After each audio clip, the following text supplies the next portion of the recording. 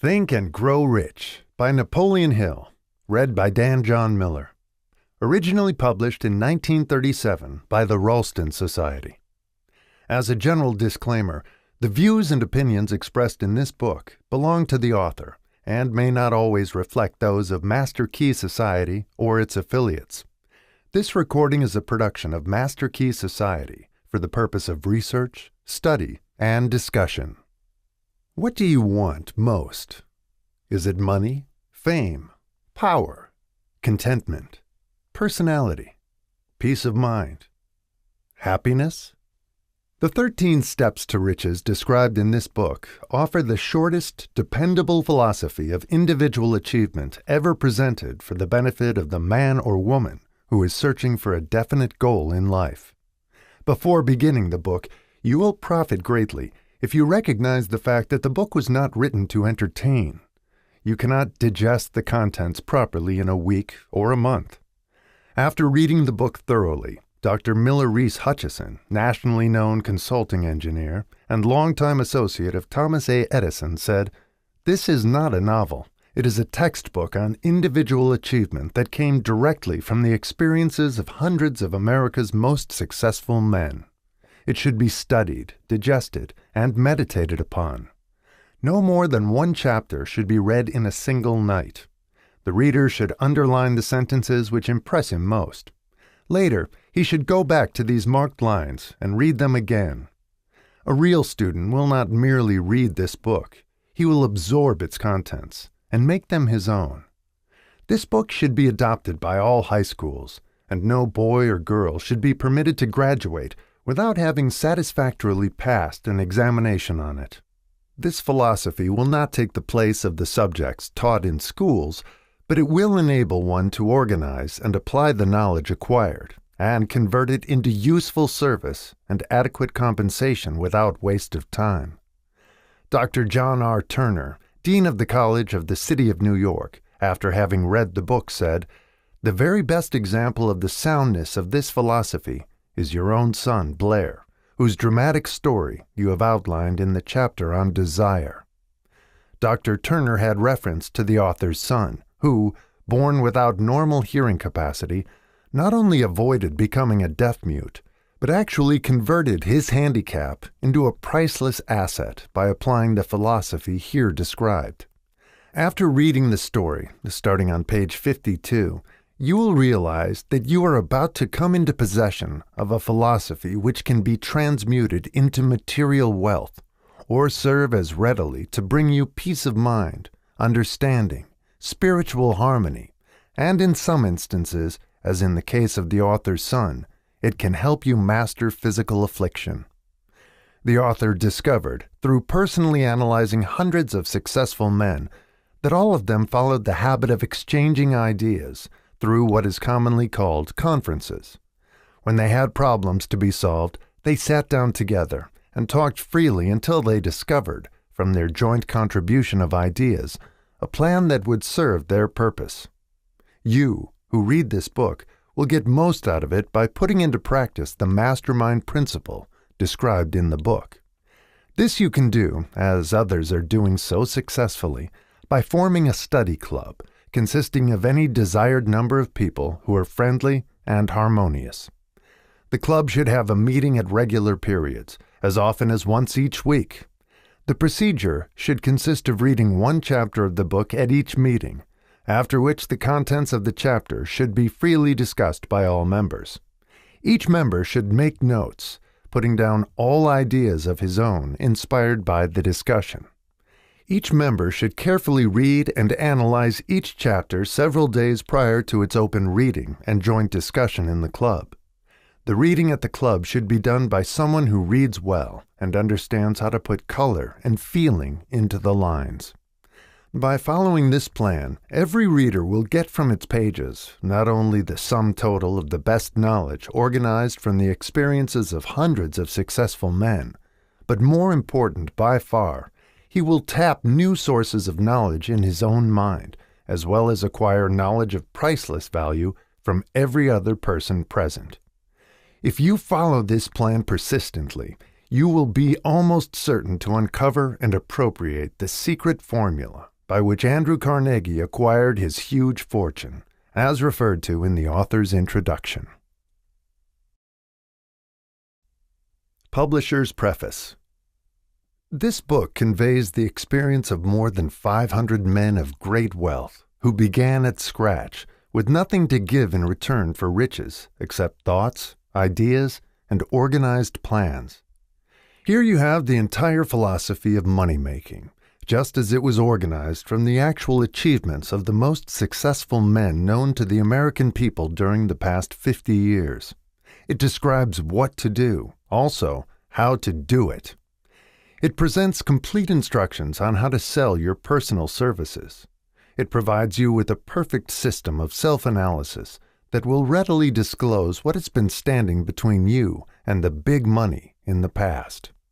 It describes the famous Andrew Carnegie formula of personal achievement by which he accumulated hundreds of millions of dollars for himself and made no fewer than a score of millionaires of men to whom he taught his secret. Perhaps you do not need all that is to be found in the book. No one of the 500 men from whose experiences it was written did. But you may need one idea, plan, or suggestion to start you toward your goal. Somewhere in the book, you will find this needed stimulus. The book was inspired by Andrew Carnegie after he had made his millions and retired. It was written by the man to whom Carnegie disclosed the astounding secret of his riches, the same man to whom the 500 wealthy men revealed the source of their riches.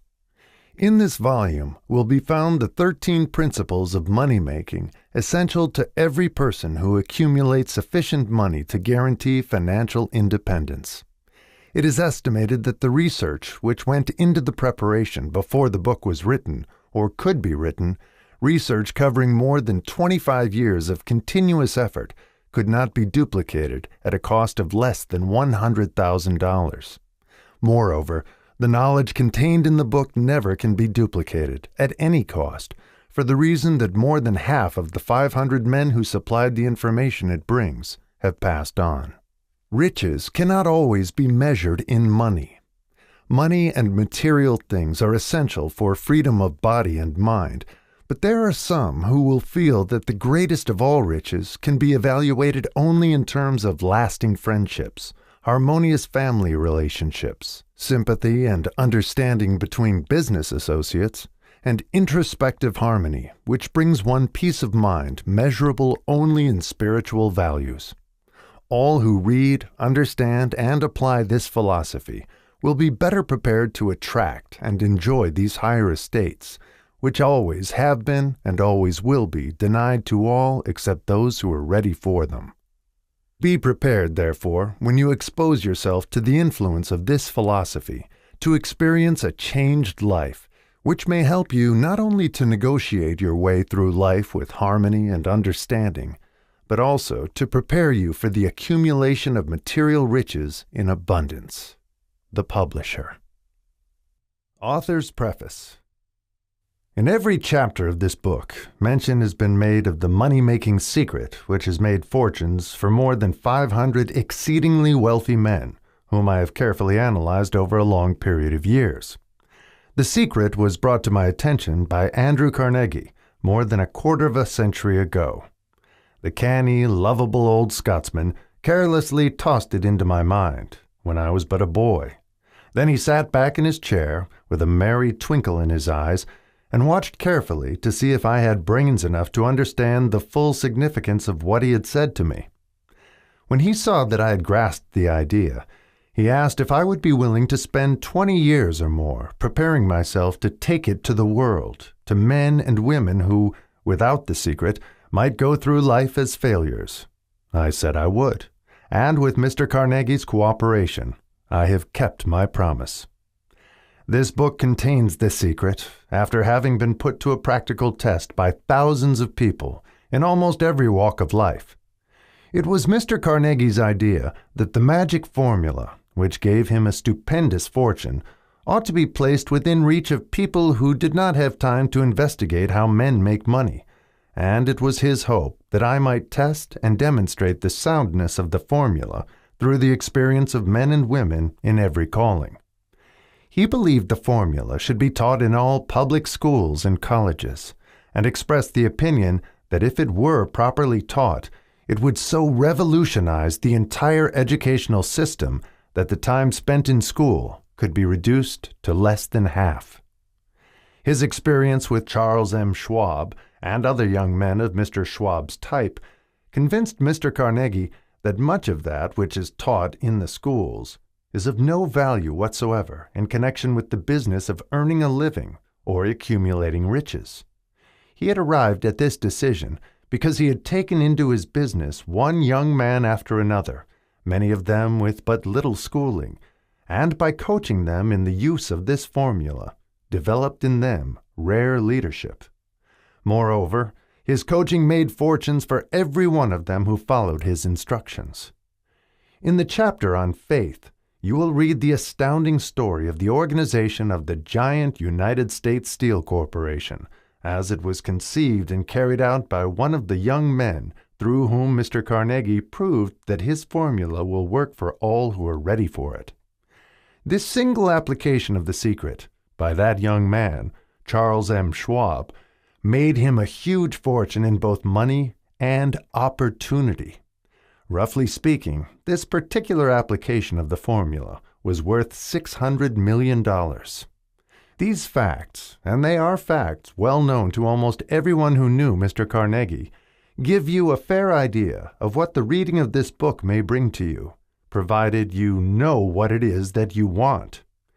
Even before it had undergone 20 years of practical testing, the secret was passed on to more than 100,000 men and women who have used it for their personal benefit, as Mr. Carnegie planned that they should. Some have made fortunes with it.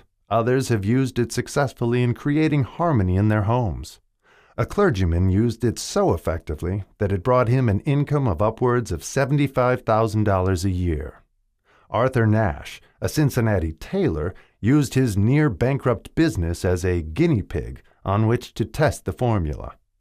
The business came to life and made a fortune for its owners. It is still thriving, although Mr. Nash has gone. The experiment was so unique that newspapers and magazines gave it more than $1 million worth of laudatory publicity. The secret was passed on to Stewart Austin Weir of Dallas, Texas. He was ready for it, so ready that he gave up his profession and studied law. Did he succeed? That story is told too. I gave the secret to Jennings Randolph the day he graduated from college, and he has used it so successfully that he is now serving his third term as a member of Congress, with an excellent opportunity to keep on using it until it carries him to the White House. While serving as advertising manager of the LaSalle Extension University, when it was little more than a name, I had the privilege of seeing J.G. Chaplin, president of the university, use the formula so effectively that he has since made the LaSalle one of the great extension schools of the country. The secret to which I refer has been mentioned no fewer than 100 times throughout this book. It has not been directly named, for it seems to work more successfully when it is merely uncovered and left in sight, where those who are ready and searching for it may pick it up. That is why Mr. Carnegie tossed it to me so quietly, without giving me its specific name. If you are ready to put it to use, you will recognize this secret at least once in every chapter. I wish I might feel privileged to tell you how you will know if you are ready, but that would deprive you of much of the benefit you will receive when you make the discovery in your own way. While this book was being written, my own son, who was then finishing the last year of his college work, picked up the manuscript of Chapter 2, read it, and discovered the secret for himself. He used the information so effectively that he went directly into a responsible position at a beginning salary greater than the average man ever earns. His story has been briefly described in Chapter 2. When you read it, perhaps you will dismiss any feeling you may have had at the beginning of the book that it promised too much. And two, if you have ever been discouraged, if you have had difficulties to surmount which took the very soul out of you, if you have tried and failed, if you were ever handicapped by illness or physical affliction, this story of my son's discovery and use of the Carnegie formula may prove to be the oasis in the desert of lost hope for which you have been searching. This secret was extensively used by President Woodrow Wilson during the World War. It was passed on to every soldier who fought in the war, carefully wrapped in the training received before going to the front.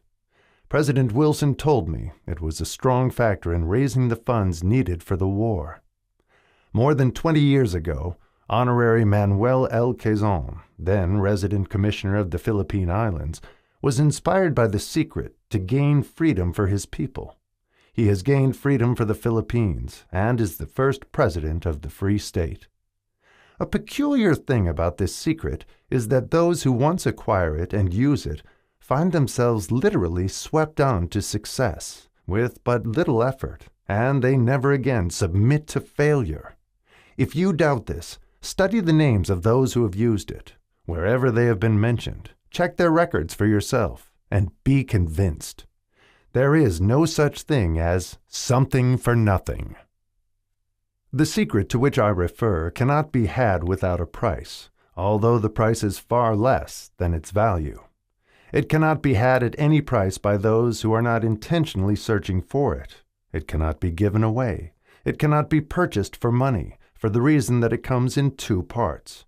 One part is already in possession of those who are ready for it. The secret serves equally well all who are ready for it. Education has nothing to do with it. Long before I was born, the secret had found its way into the possession of Thomas A. Edison, and he used it so intelligently that he became the world's leading inventor, although he had but 3 months of schooling. The secret was passed on to a business associate of Mr. Edison. He used it so effectively that, although he was then making only $12,000 a year, he accumulated a great fortune and retired from active business while still a young man. You will find his story at the beginning of the first chapter. It should convince you that riches are not beyond your reach, that you can still be what you wish to be, that money, fame, recognition, and happiness can be had by all who are ready and determined to have these blessings. How do I know these things? You should have the answer before you finish this book. You may find it in the very first chapter, or on the last page. While I was performing the 20-year task of research, which I had undertaken at Mr. Carnegie's request, I analyzed hundreds of well-known men, many of whom admitted that they had accumulated their vast fortunes through the aid of the Carnegie secret. Among these men were Henry Ford, Theodore Roosevelt, James J. Hill, Elbert Hubbard, George Eastman, Charles M. Schwab, Luther Burbank, King Gillette, Thomas A. Edison, Edwin C. Barnes, F. W. Woolworth, Arthur Nash, and so many more, as you can read. These names represent but a small fraction of the hundreds of well-known Americans whose achievements, financially and otherwise, prove that those who understand and apply the Carnegie secret reach high stations in life. I have never known anyone who was inspired to use the secret who did not achieve noteworthy success in his chosen calling. I have never known any person to distinguish himself or to accumulate riches of any consequence without possession of the secret. From these two facts, I draw the conclusion that the secret is more important as a part of the knowledge essential for self-determination than any which one receives through what is popularly known as education. What is education, anyway? This has been answered in full detail.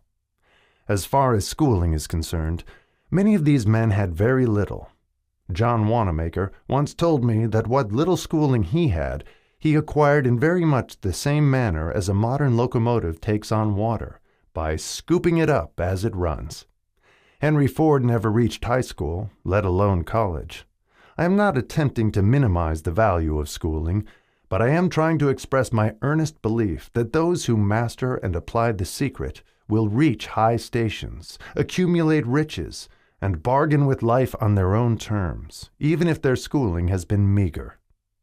Somewhere, as you read, the secret to which I refer will jump from the page and stand boldly before you, if you are ready for it. When it appears, you will recognize it. Whether you receive the sign in the first or the last chapter, stop for a moment when it presents itself and turn down a glass, for that occasion will mark the most important turning point of your life. We pass now to Chapter 1, and to the story of my very dear friend who has generously acknowledged having seen the mystic sign, and whose business achievements are evidence enough that he turned down a glass. As you read his story and the others, remember that they deal with the important problems of life, such as all men experience. The problems arising from one's endeavor to earn a living, to find hope, courage, contentment, and peace of mind, to accumulate riches, and to enjoy freedom of body and spirit. Remember, too, as you go through the book, that it deals with facts and not with fiction, its purpose being ready to convey a great universal truth through which all who are ready may learn, not only what to do, but also how to do it, and receive as well the needed stimulus to make a start. As a final word of preparation, before you begin the first chapter, may I offer one brief suggestion which may provide a clue by which the Carnegie secret may be recognized? It is this: all achievement, all earned riches have their beginning in an idea. If you are ready for the secret, you already possess one half of it. Therefore, you will readily recognize the other half the moment it reaches your mind. The author. Chapter 1. Introduction. The man who thought his way into partnership with Thomas A. Edison. Truly, thoughts are things, and powerful things at that, when they are mixed with definiteness of purpose, persistence, and a burning desire for their translation into riches or other material objects. A little more than 30 years ago, Edwin C. Barnes discovered how true it is that men really do think and grow rich. His discovery did not come about at one sitting. It came little by little, beginning with a burning desire to become a business associate of the great Edison. One of the chief characteristics of Barnes' desire was that it was definite. He wanted to work with Edison, not for him. Observe carefully the description of how he went about translating his desire into reality, and you'll have a better understanding of the 13 principles which lead to riches. When this desire, or impulse of thought, first flashed into his mind, he was in no position to act upon it. Two difficulties stood in his way. He did not know Mr. Edison, and he did not have enough money to pay his railroad fare to Orange, New Jersey. These difficulties were sufficient to have discouraged the majority of men from making any attempt to carry out the desire. But his was no ordinary desire. He was so determined to find a way to carry out his desire that he finally decided to travel by blind baggage rather than be defeated. To the uninitiated, this means that he went to East Orange on a freight train. He presented himself at Mr. Edison's laboratory and announced he had come to go into business with the inventor. In speaking of the first meeting between Barnes and Edison years later, Mr. Edison said, "He stood there before me, looking like an ordinary tramp, but there was something in the expression of his face which conveyed the impression that he was determined to get what he had come after. I had learned, from years of experience with men, that when a man really desires a thing so deeply that he is willing to stake his entire future on a single turn of the wheel in order to get it, he is sure to win. I gave him the opportunity he asked for, because I saw he had made up his mind to stand by until he succeeded. Subsequent events proved that no mistake was made." Just what young Barnes said to Mr. Edison on that occasion was far less important than that which he thought. Edison himself said so. It could not have been the young man's appearance which got him his start in the Edison office, for that was definitely against him. It was what he thought that counted. If the significance of this statement could be conveyed to every person who reads it, there would be no need for the remainder of this book. Barnes did not get his partnership with Edison on his first interview. He did get a chance to work in the Edison offices, at a very nominal wage, doing work that was unimportant to Edison, but most important to Barnes, because it gave him an opportunity to display his merchandise where his intended partner could see it. Months went by. Apparently nothing happened to bring the coveted goal which Barnes had set up in his mind as his definite major purpose. But something important was happening in Barnes's mind. He was constantly intensifying his desire to become the business associate of Edison. Psychologists have correctly said that when one is truly ready for a thing, it puts in its appearance. Barnes was ready for a business association with Edison. Moreover, he was determined to remain ready until he got that which he was seeking. He did not say to himself, "Ah, well, what's the use? I guess I'll change my mind and try for a salesman's job." But he did say, "I came here to go into business with Edison, and I'll accomplish this end if it takes the remainder of my life." He meant it. What a different story men would have to tell if only they would adopt a definite purpose and stand by that purpose until it had time to become an all-consuming obsession. Maybe young Barnes did not know it at the time, but his bulldog determination, his persistence in standing back of a single desire, was destined to mow down all opposition and bring him the opportunity he was seeking. When the opportunity came, it appeared in a different form and from a different direction than Barnes had expected. That is one of the tricks of opportunity. It has a sly habit of slipping in by the back door, and often it comes disguised in the form of misfortune or temporary defeat. Perhaps this is why so many fail to recognize opportunity. Mr. Edison had just perfected a new office device, known at that time as the Edison dictating machine, now the Ediphone. His salesmen were not enthusiastic over the machine. They did not believe it could be sold without great effort. Barnes saw his opportunity. It had crawled in quietly, hidden in a queer-looking machine which interested no one but Barnes and the inventor. Barnes knew he could sell the Edison dictating machine. He suggested this to Edison and promptly got his chance. He did sell the machine. In fact, he sold it so successfully that Edison gave him a contract to distribute and market it all over the nation. Out of that business association grew the slogan, "Made by Edison and installed by Barnes." The business alliance has been in operation for more than 30 years. Out of it, Barnes has made himself rich in money, but he has done something infinitely greater. He has proved that one really may think and grow rich. How much actual cash that original desire of Barnes has been worth to him, I have no way of knowing. Perhaps it has brought him $2 or $3 million, but the amount, whatever it is, becomes insignificant when compared with the greater asset he acquired in the form of definite knowledge that an intangible impulse of thought can be transmuted into its physical counterpart by the application of known principles. Barnes literally thought himself into a partnership with the great Edison. He thought himself into a fortune. He had nothing to start with except the capacity to know what he wanted and the determination to stand by that desire until he realized it. He had no money to begin with. He had but little education. He had no influence. But he did have initiative, faith, and the will to win. With these intangible forces, he made himself #1 man with the greatest inventor who ever lived. Now, let us look at a different situation and study a man who had plenty of tangible evidence of riches, but lost it because he stopped 3 feet short of the goal he was seeking. 3 feet from gold. One of the most common causes of failure is the habit of quitting when one is overtaken by temporary defeat. Every person is guilty of this mistake at one time or another. An uncle of R.U. Darby was caught by the gold fever in the gold rush days and went west to dig and grow rich. He had never heard that more gold has been mined from the brains of men than has ever been taken from the earth. He staked a claim and went to work with pick and shovel. The going was hard, but his lust for gold was definite. After weeks of labor, he was rewarded by the discovery of the shining ore.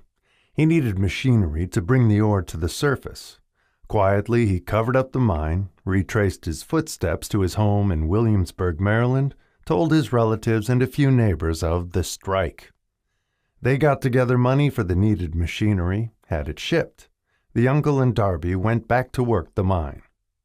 The first car of ore was mined and shipped to a smelter. The returns proved they had one of the richest mines in Colorado. A few more cars of that ore would clear the debts. Then would come the big killing in profits. Down went the drills. Up went the hopes of Darby and Uncle. Then something happened. The vein of gold ore disappeared. They had come to the end of the rainbow, and the pot of gold was no longer there. They drilled on, desperately trying to pick up the vein again, all to no avail. Finally, they decided to quit. They sold the machinery to a junkman for a few $100s and took the train back home. Some junkmen are dumb, but not this one.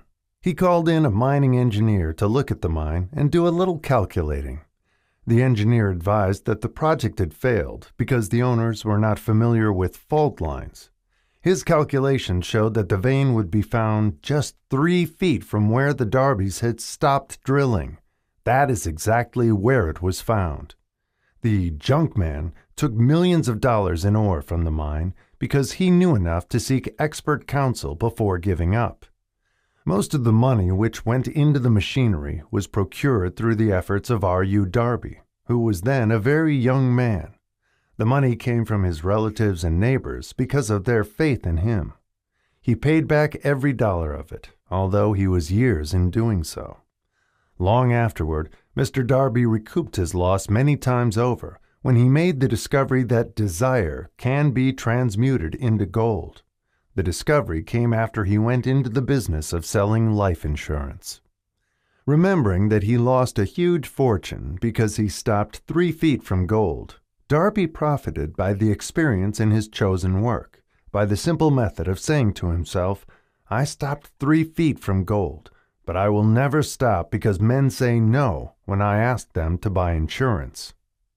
Darby is one of a small group of fewer than 50 men who sell more than $1 million in life insurance annually.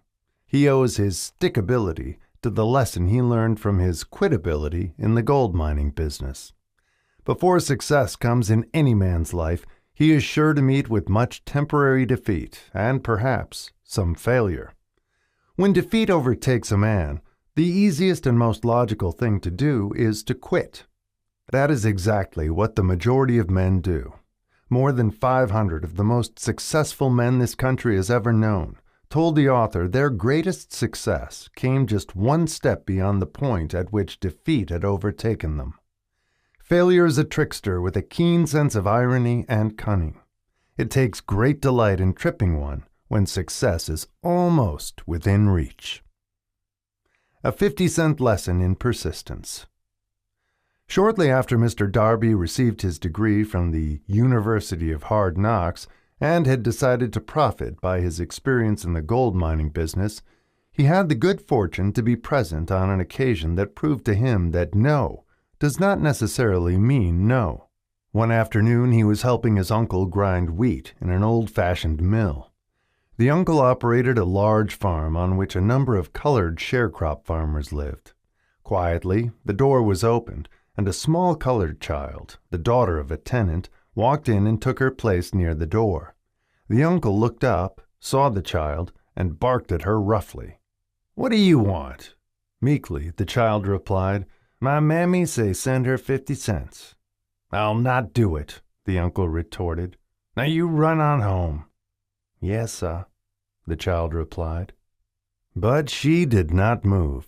The uncle went ahead with his work, so busily engaged that he did not pay enough attention to the child to observe that she did not leave. When he looked up and saw her still standing there, he yelled at her, "I told you to go on home. Now go, or I'll take a switch to you." The little girl said, "Yes, sir," but she did not budge an inch. The uncle dropped a sack of grain he was about to pour into the mill hopper, picked up a barrel stave, and started toward the child with an expression on his face that indicated trouble. Darby held his breath. He was certain he was about to witness a murder. He knew his uncle had a fierce temper. He knew that colored children were not supposed to defy white people in that part of the country. When the uncle reached the spot where the child was standing, she quickly stepped forward one step, looked up into his eyes and screamed at the top of her shrill voice, "My mammy's gotta have that 50 cents. The uncle stopped, looked at her for a minute, then slowly laid the barrel stave on the floor, put his hand in his pocket, took out $50 and gave it to her.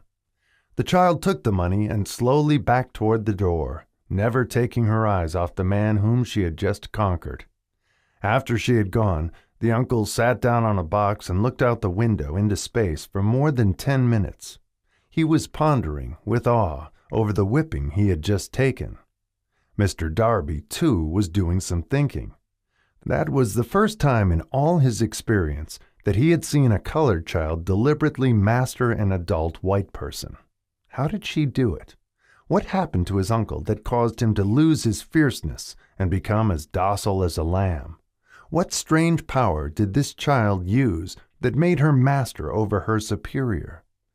These and other similar questions flashed into Darby's mind, but he did not find the answer until years later when he told me the story.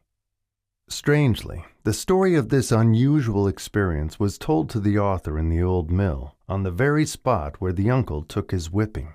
Strangely, too, I had devoted nearly a quarter of a century to the study of the power which enabled an ignorant, illiterate colored child to conquer an intelligent man. As we stood there in that musty old mill, Mr. Darby repeated the story of the unusual conquest and finished by asking, "What can you make of it? What strange power did that child use that so completely whipped my uncle?" The answer to his question will be found in the principles described in this book. The answer is full and complete.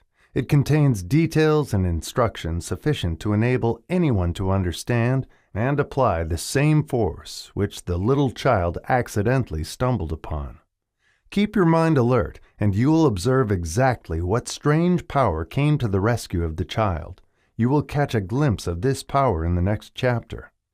Somewhere in the book you will find an idea that will quicken your receptive powers and place at your command, for your own benefit, this same irresistible power. The awareness of this power may come to you in the first chapter, or it may flash into your mind in some subsequent chapter. It may come in the form of a single idea, or it may come in the nature of a plan or a purpose.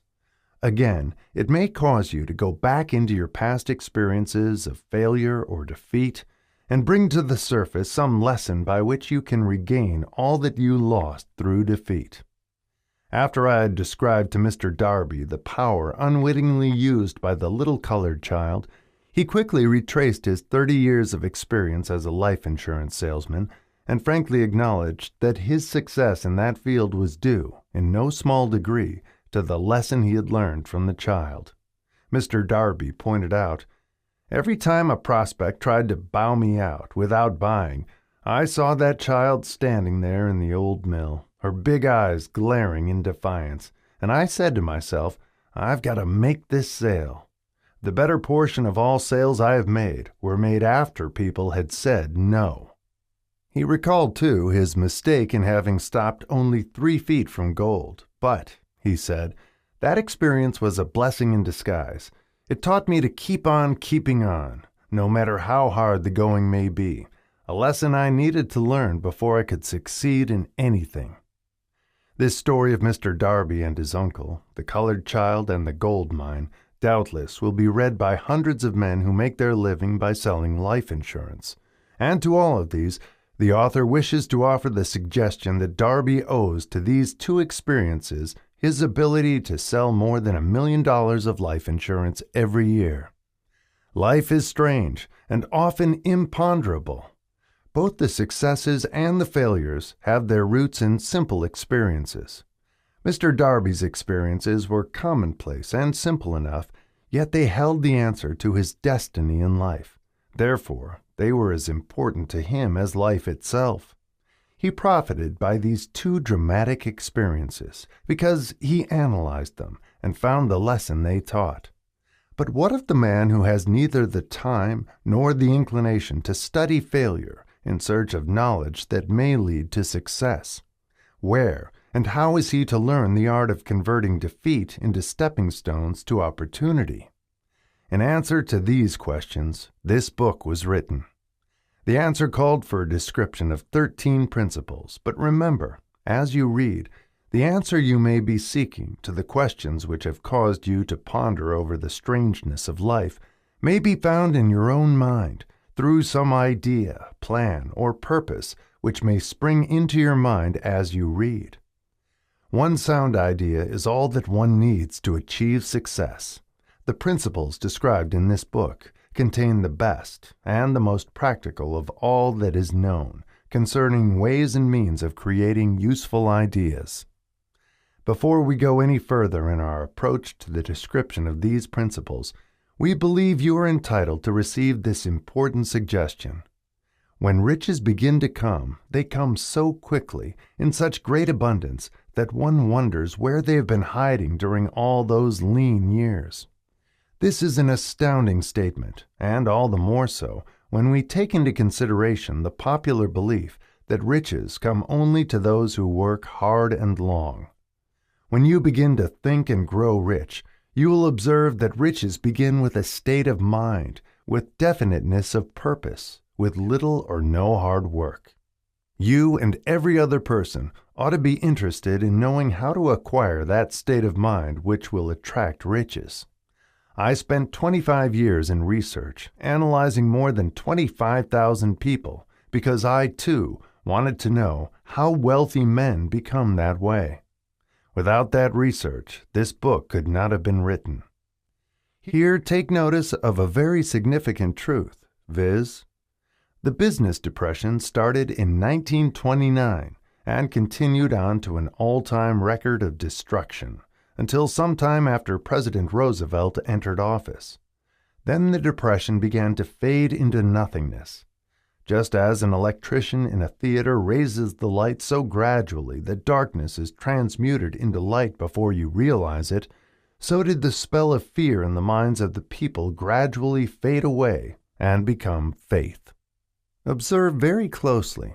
As soon as you master the principles of this philosophy and begin to follow the instructions for applying those principles, your financial status will begin to improve, and everything you touch will begin to transmute itself into an asset for your benefit. Impossible? Not at all. One of the main weaknesses of mankind is the average man's familiarity with the word impossible. He knows all the rules which will not work. He knows all the things which cannot be done. This book was written for those who seek the rules which have made others successful and are willing to stake everything on those rules. A great many years ago, I purchased a fine dictionary. The first thing I did with it was to turn to the word impossible and neatly clip it out of the book. That would not be an unwise thing for you to do. Success comes to those who become success conscious. Failure comes to those who indifferently allow themselves to become failure conscious. The object of this book is to help all who seek it to learn the art of changing their minds from failure consciousness to success consciousness. Another weakness found in altogether too many people is the habit of measuring everything and everyone by their own impressions and beliefs. Some who will read this will believe that no one can think and grow rich. They cannot think in terms of riches because their thought habits have been steeped in poverty, want, misery, failure, and defeat. These unfortunate people remind me of a prominent Chinese who came to America to be educated in American ways. He attended the University of Chicago. One day President Harper met this young Oriental on the campus, stopped to chat with him for a few minutes, and asked what had impressed him as being the most noticeable characteristic of the American people. "Why," the Chinaman exclaimed, "the queer slant of your eyes. Your eyes are off slant." What do we say about the Chinese? We refuse to believe that which we do not understand. We foolishly believe that our own limitations are the proper measure of limitations. Sure, the other fellow's eyes are off slant because they are not the same as our own. Millions of people look at the achievements of Henry Ford after he has arrived and envy him because of his good fortune or luck or genius or whatever it is that they credit for Ford's fortune.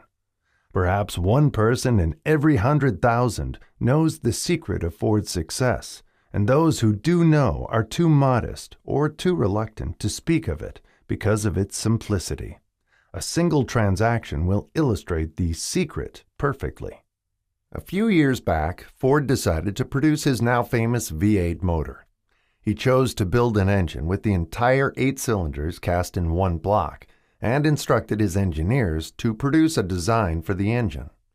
The design was placed on paper, but the engineers agreed, to a man, that it was simply impossible to cast an 8-cylinder gas engine block in one piece. Ford said, "Produce it anyway." But they replied, "It's impossible." "Go ahead," Ford commanded, "and stay on the job until you succeed, no matter how much time is required." The engineers went ahead. There was nothing else for them to do if they were to remain on the Ford staff. 6 months went by. Nothing happened. Another 6 months passed, and still nothing happened. The engineers tried every conceivable plan to carry out the orders, but the thing seemed out of the question. Impossible. At the end of the year, Ford checked with his engineers, and again they informed him they had found no way to carry out his orders. "Go right ahead," said Ford. "I want it, and I'll have it." They went ahead, and then, as if by a stroke of magic, the secret was discovered. The Ford determination had won once more. This story may not be described with minute accuracy, but the sum and substance of it is correct. Deduce from it, you who wish to think and grow rich, the secret of the Ford millions, if you can. You'll not have to look very far. Henry Ford is a success because he understands and applies the principles of success. One of these is desire, knowing what one wants. Remember this Ford story as you read, and pick out the lines in which the secret of his stupendous achievement have been described. If you can do this, if you can lay your finger on the particular group of principles which made Henry Ford rich, you can equal his achievements in almost any calling for which you are suited. You are the master of your fate, the captain of your soul, because when Henley wrote the prophetic lines, "I am the master of my fate, I am the captain of my soul," he should have informed us that we are the masters of our fate, the captains of our souls, because we have the power to control our thoughts. He should have told us that the ether in which this little earth floats, in which we move and have our being, is a form of energy moving at an inconceivably high rate of vibration, and that the ether is filled with a form of universal power which adapts itself to the nature of the thoughts we hold in our minds, and influences us in natural ways to transmute our thoughts into their physical equivalent. If the poet had told us this great truth, we would know why it is that we are the masters of our fate, the captains of our souls. He should have told us with great emphasis that this power makes no attempt to discriminate between destructive thoughts and constructive thoughts, that it will urge us to translate into physical reality thoughts of poverty just as quickly as it will influence us to act upon thoughts of riches. He should have told us, too, that our brains become magnetized with the dominating thoughts which we hold in our minds, and, by means with which no man is familiar, these magnets attract to us the forces, the people, the circumstances of life which harmonize with the nature of our dominating thoughts. He should have told us that before we can accumulate riches in great abundance, we must magnetize our minds with intense desire for riches, that we must become money conscious until the desire for money drives us to create definite plans for acquiring it.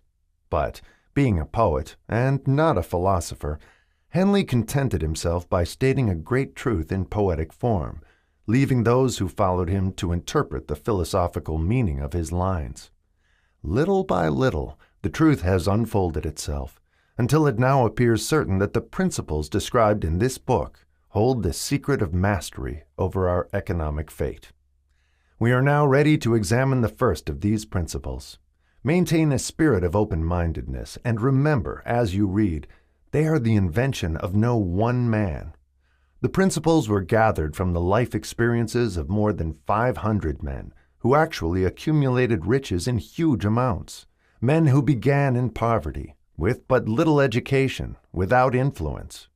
The principles worked for these men. You can put them to work for your own enduring benefit. You will find it easy, not hard, to do. Before you read the next chapter, I want you to know that it conveys factual information which might easily change your entire financial destiny, as it has so definitely brought changes of stupendous proportions to two people described. I want you to know also that the relationship between these two men and myself is such that I could have taken no liberties with the facts, even if I had wished to do so. One of them has been my closest personal friend for almost 25 years. The other is my own son. The unusual success of these two men, success which they generally accredit to the principle described in the next chapter, more than justifies this personal reference as a means of emphasizing the far-flung power of this principle. Almost 15 years ago, I delivered the commencement address at Salem College, Salem, West Virginia. I emphasized the principle described in the next chapter with so much intensity that one of the members of the graduating class definitely appropriated it and made it a part of his own philosophy. The young man is now a member of Congress and an important factor in the present administration. Just before this book went to the publisher, he wrote me a letter in which he so clearly stated his opinion of the principle outlined in the next chapter that I have chosen to publish his letter as an introduction to that chapter. It gives you an idea of the rewards to come. My dear Napoleon, my service as a member of Congress, having given me an insight into the problems of men and women, I am writing to offer a suggestion which may become helpful to thousands of worthy people. With apologies, I must state that the suggestion, if acted upon, will mean several years of labor and responsibility for you. But I am enheartened to make this suggestion because I know your great love for rendering useful service.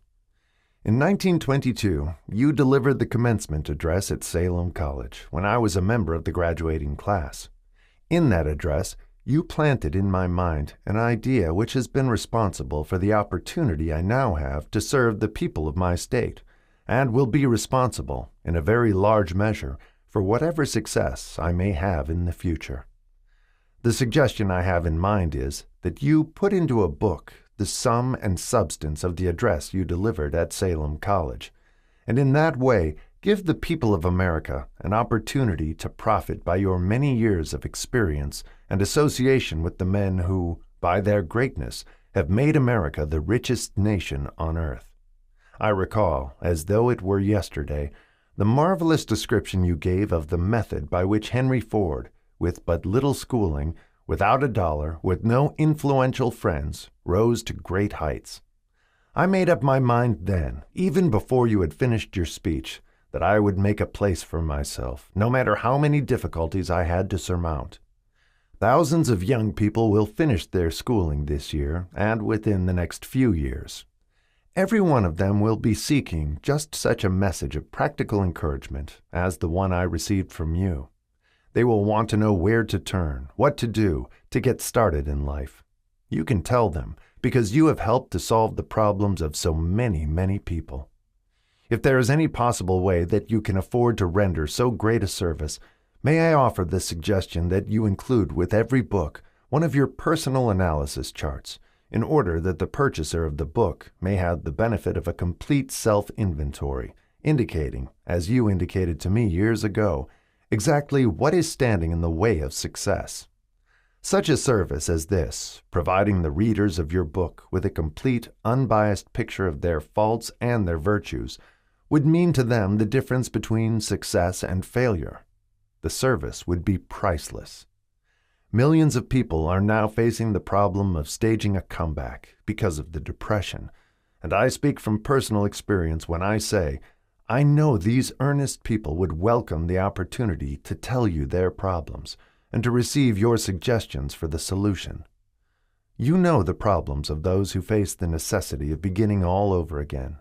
There are thousands of people in America today who would like to know how they can convert ideas into money, people who just start at scratch without finances and recoup their losses.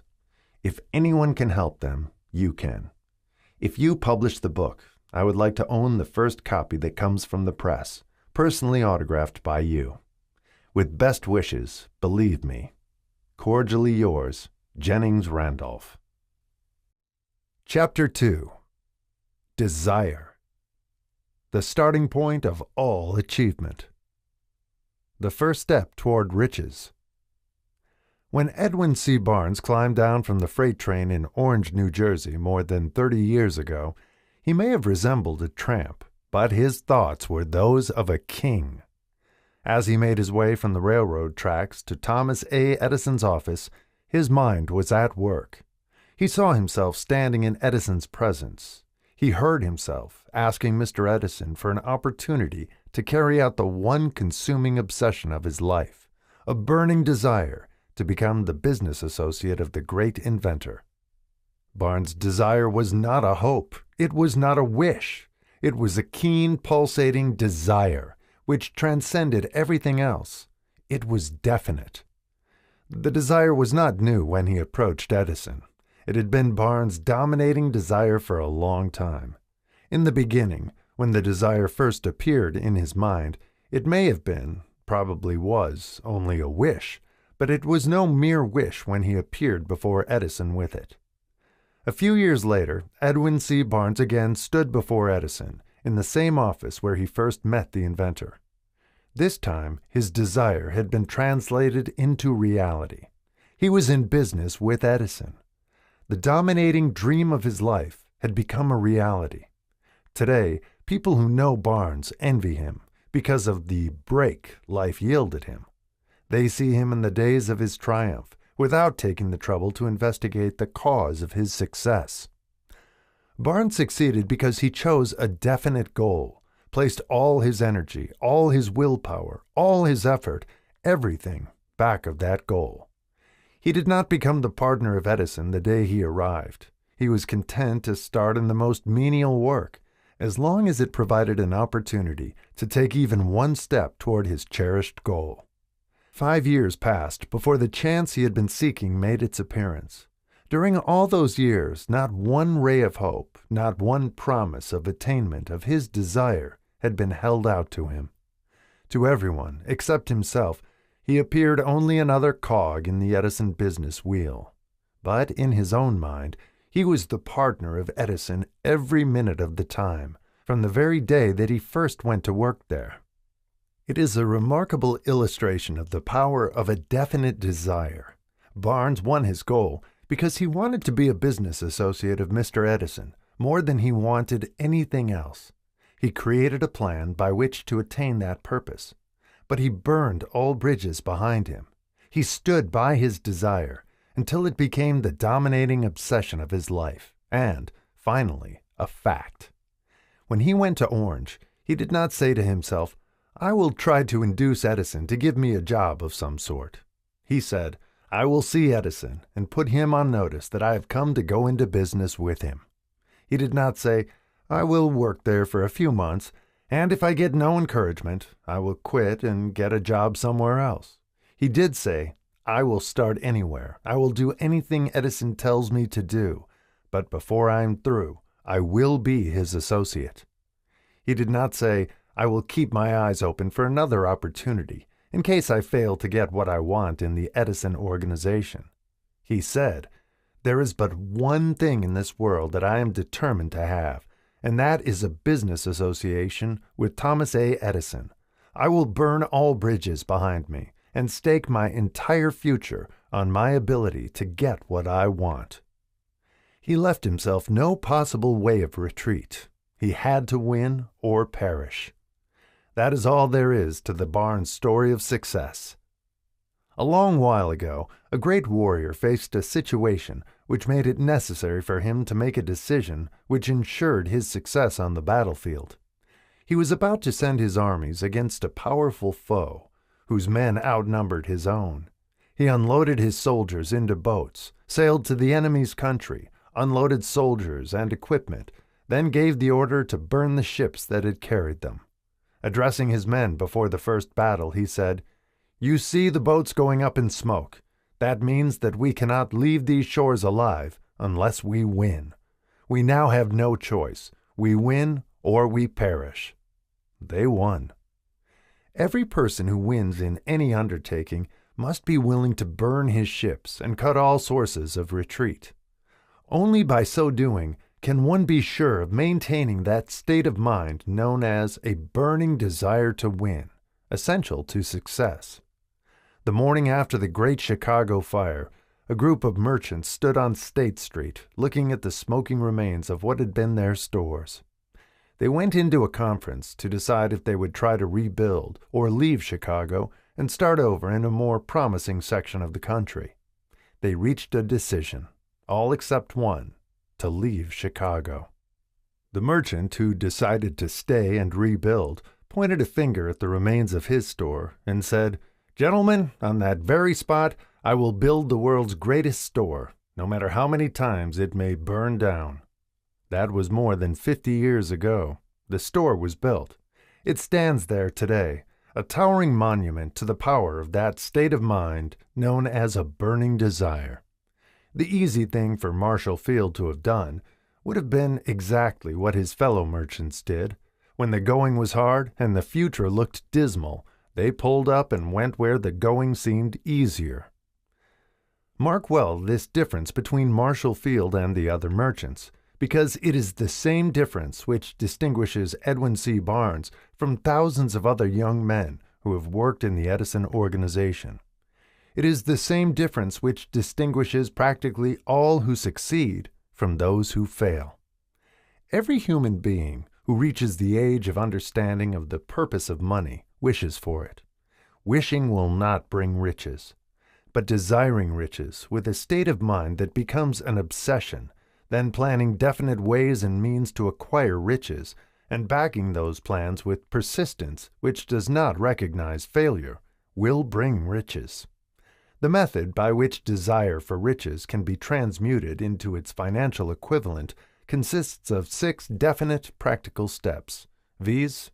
First, fix in your mind the exact amount of money you desire.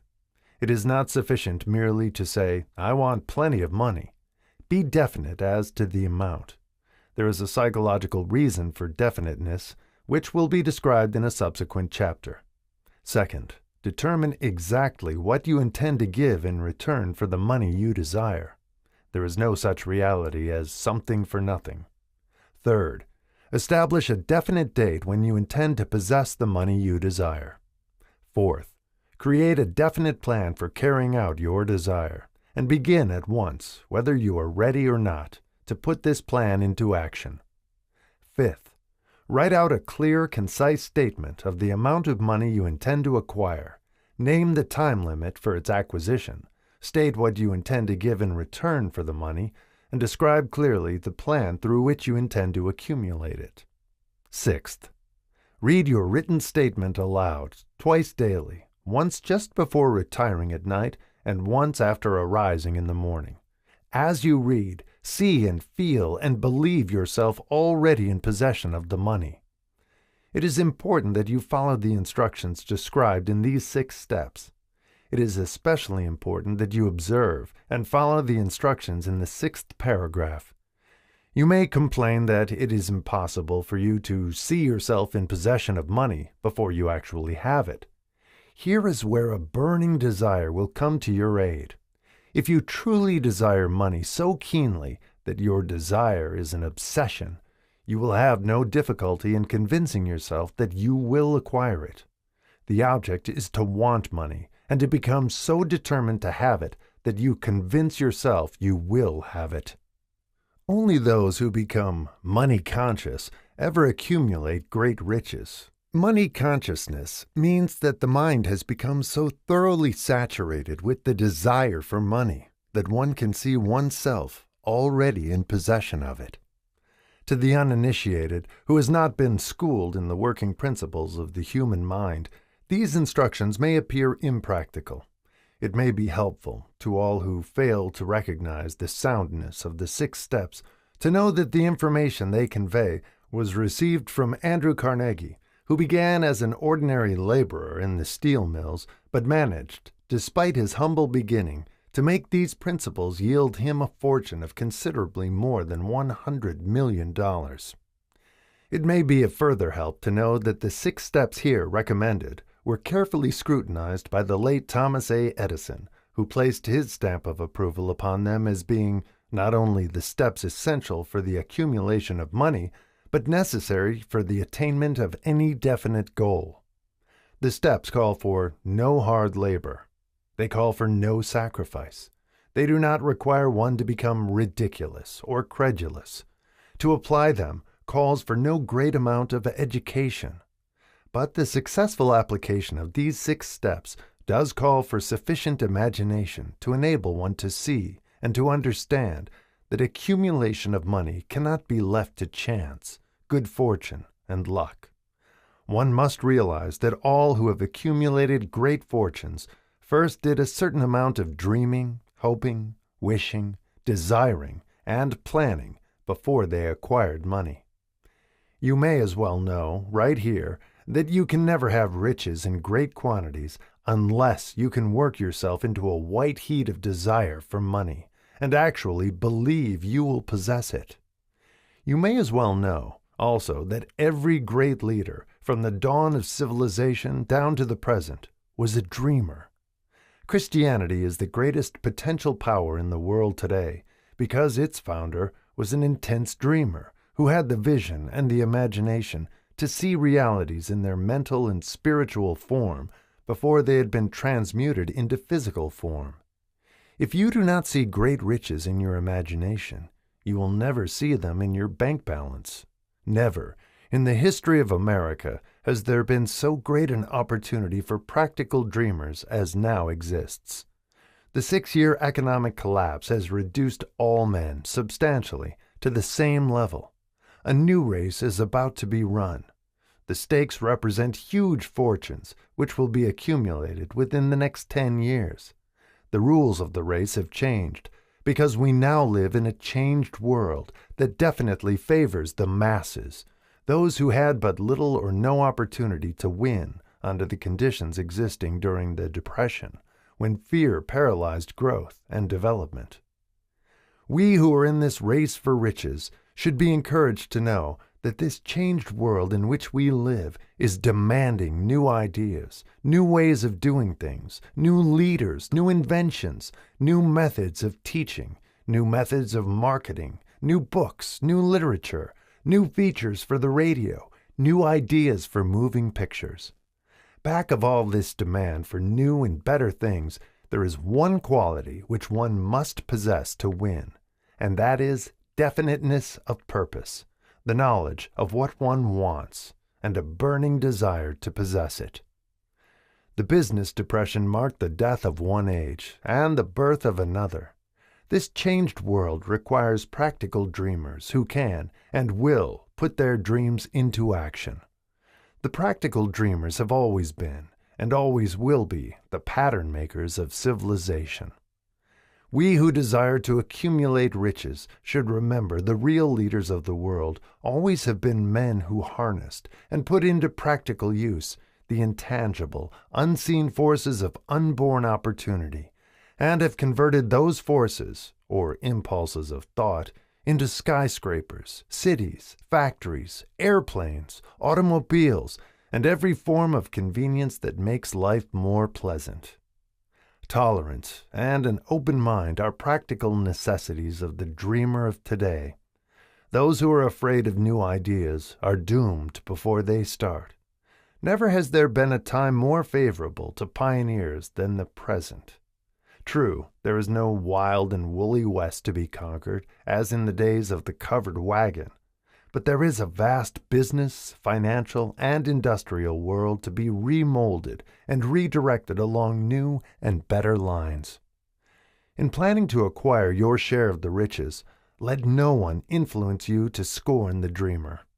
To win the big stakes in this changed world, you must catch the spirit of the great pioneers of the past, whose dreams have given to civilization all that it has of value, the spirit which serves as the lifeblood of our own country, your opportunity and mine to develop and market our talents. Let us not forget, Columbus dreamed of an unknown world, staked his life on the existence of such a world, and discovered it. Copernicus, the great astronomer, dreamed of a multiplicity of worlds, and revealed them. No one denounced him as impractical after he had triumphed. Instead, the world worshipped at his shrine, thus proving once more that success requires no apologies, failure permits no alibis. If the thing you wish to do is right, and you believe in it, go ahead and do it. Put your dream across, and never mind what they say if you meet with temporary defeat, for they, perhaps, do not know that every failure brings with it the seed of an equivalent success. Henry Ford, poor and uneducated, dreamed of a horseless carriage, went to work with what tools he possessed, without waiting for opportunity to favor him, and now evidence of his dream belts the entire earth. He has put more wheels into operation than any man who ever lived, because he was not afraid to back his dreams. Thomas Edison dreamed of a lamp that could be operated by electricity, began where he stood to put his dream into action, and despite more than 10,000 failures, he stood by that dream until he made it a physical reality. Practical dreamers do not quit. Whalen dreamed of a chain of cigar stores, transformed his dream into action, and now the United Cigar Stores occupy the best corners in America. Lincoln dreamed of freedom for the black slaves, put his dream into action, and barely missed living to see a united North and South translate his dream into reality. The Wright brothers dreamed of a machine that would fly through the air. Now one may see evidence all over the world that they dreamed soundly. Marconi dreamed of a system for harnessing the intangible forces of the ether. Evidence that he did not dream in vain may be found in every wireless and radio in the world. Moreover, Marconi's dream brought the humblest cabin and the most stately manor house side by side. It made the people of every nation on earth backdoor neighbors. It gave the President of the United States a medium by which he may talk to all the people of America at one time and on short notice.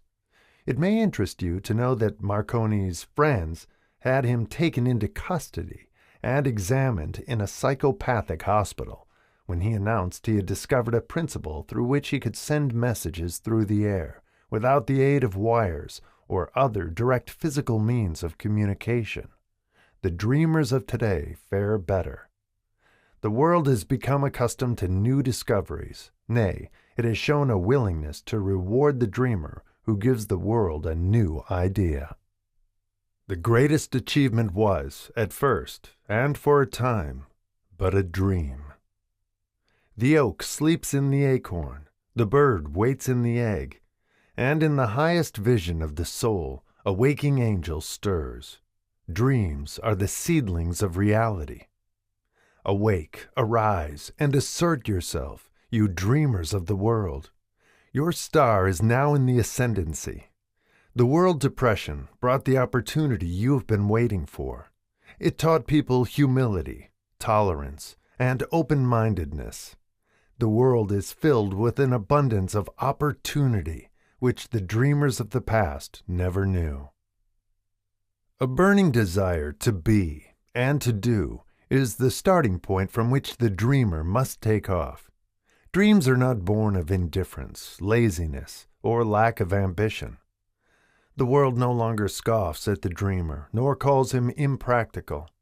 If you think it does, take a trip to Tennessee and witness what a dreamer president has done in the way of harnessing and using the great water power of America.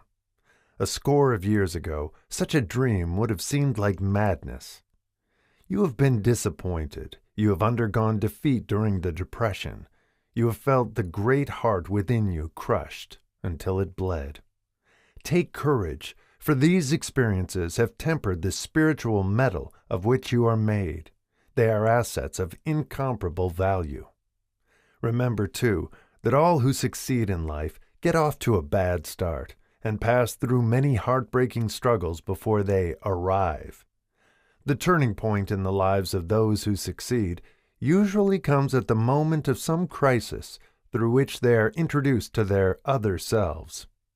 John Bunyan wrote The Pilgrim's Progress, which is among the finest of all English literature, after he had been confined in prison and sorely punished, because of his views on the subject of religion. O. Henry discovered the genius which slept within his brain after he had met with great misfortune and was confined in a prison cell in Columbus, Ohio. Being forced, through misfortune, to become acquainted with his other self and to use his imagination, he discovered himself to be a great author instead of a miserable criminal and outcast. Strange and varied are the ways of life, and stranger still are the ways of infinite intelligence, through which men are sometimes forced to undergo all sorts of punishment before discovering their own brains and their own capacity to create useful ideas through imagination. Edison, the world's greatest inventor and scientist, was a tramp telegraph operator. He failed innumerable times before he was driven, finally, to the discovery of the genius which slept within his brain. Charles Dickens began by pasting labels on blacking pots. The tragedy of his first love penetrated the depths of his soul and converted him into one of the world's truly great authors. That tragedy produced first David Copperfield, then a succession of other works that made this a richer and better world for all who read his books. Disappointment over love affairs generally has the effect of driving men to drink and women to ruin, and this because most people never learn the art of transmuting their strongest emotions into dreams of a constructive nature. Helen Keller became deaf, dumb, and blind shortly after birth. Despite her greatest misfortune, she has written her name indelibly in the pages of the history of the great. Her entire life has served as evidence that no one is ever defeated until defeat has been accepted as a reality. Robert Burns was an illiterate country lad. He was cursed by poverty and grew up to be a drunkard in the bargain. The world was made better for his having lived because he clothed beautiful thoughts in poetry and thereby plucked a thorn and planted a rose in its place. Booker T. Washington was born in slavery, handicapped by race and color. Because he was tolerant, had an open mind at all times, on all subjects, and was a dreamer, he left his impress for good on an entire race. Beethoven was deaf, Milton was blind, but their names will last as long as time endures, because they dreamed and translated their dreams into organized thought. Before passing to the next chapter, kindle anew in your mind the fire of hope, faith, courage, and tolerance. If you have these states of mind and a working knowledge of the principles described, all else that you need will come to you when you are ready for it. Let Emerson state the thought in these words: "Every proverb, every book, every byword that belongs to thee for aid and comfort shall surely come home through open or winding passages. Every friend whom not thy fantastic will, but the great and tender soul in thee craveth, shall lock thee in his embrace." There is no difference between wishing for a thing and being ready to receive it. No one is ready for a thing until he believes he can acquire it. The state of mind must be belief, not mere hope or wish. Open-mindedness is essential for belief. Closed minds do not inspire faith, courage, and belief. Remember, no more effort is required to aim high in life, to demand abundance and prosperity, than is required to accept misery and poverty. A great poet has correctly stated this universal truth through these lines: "I bargained with life for a penny, and life would pay no more. However, I begged at evening, when I counted my scanty store. For life is a just employer, he gives you what you ask, but once you have set the wages, why you must bear the task. I worked for a menial's hire, only to learn dismayed that any wage I had asked of life, life would have willingly paid." Desire outwits Mother Nature. As a fitting climax to this chapter, I wish to introduce one of the most unusual persons I have ever known. I first saw him 24 years ago, a few minutes after he was born. He came into the world without any physical sign of ears, and the doctor admitted, when pressed for an opinion, that the child might be deaf and mute for life. I challenged the doctor's opinion. I had the right to do so. I was the child's father. I too reached a decision and rendered an opinion, but I expressed the opinion silently, in the secrecy of my own heart. I decided that my son would hear and speak. Nature could send me a child without ears, but nature could not induce me to accept the reality of the affliction. In my own mind, I knew that my son would hear and speak. How? I was sure there must be a way, and I knew I would find it. I thought of the words of the immortal Emerson. The whole course of things goes to teach us faith. We need only obey. There is guidance for each of us, and by lowly listening, we shall hear the right word. The right word? Desire. More than anything else, I desired that my son should not be a deaf-mute. From that desire I never receded, not for a second. Many years previously, I had written, "Our only limitations are those we set up in our own minds." For the first time, I wondered if that statement were true. Lying on the bed in front of me was a newly born child, without the natural equipment of hearing. Even though he might hear and speak, he was obviously disfigured for life. Surely, this was a limitation which that child had not set up in his own mind. What could I do about it? Somehow, I would find a way to transplant into that child's mind my own burning desire for ways and means of conveying sound to his brain without the aid of ears. As soon as the child was old enough to cooperate, I would fill his mind so completely with a burning desire to hear that nature would, by methods of her own, translate it into physical reality. All this thinking took place in my own mind, but I spoke of it to no one. Every day I renewed the pledge I had made to myself, not to accept a deaf-mute for a son. As he grew older and began to take notice of things around him, we observed that he had a slight degree of hearing.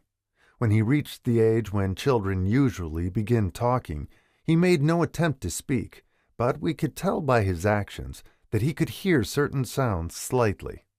That was all I wanted to know. I was convinced that if he could hear, even slightly, he might develop still greater hearing capacity. Then something happened which gave me hope. It came from an entirely unexpected source.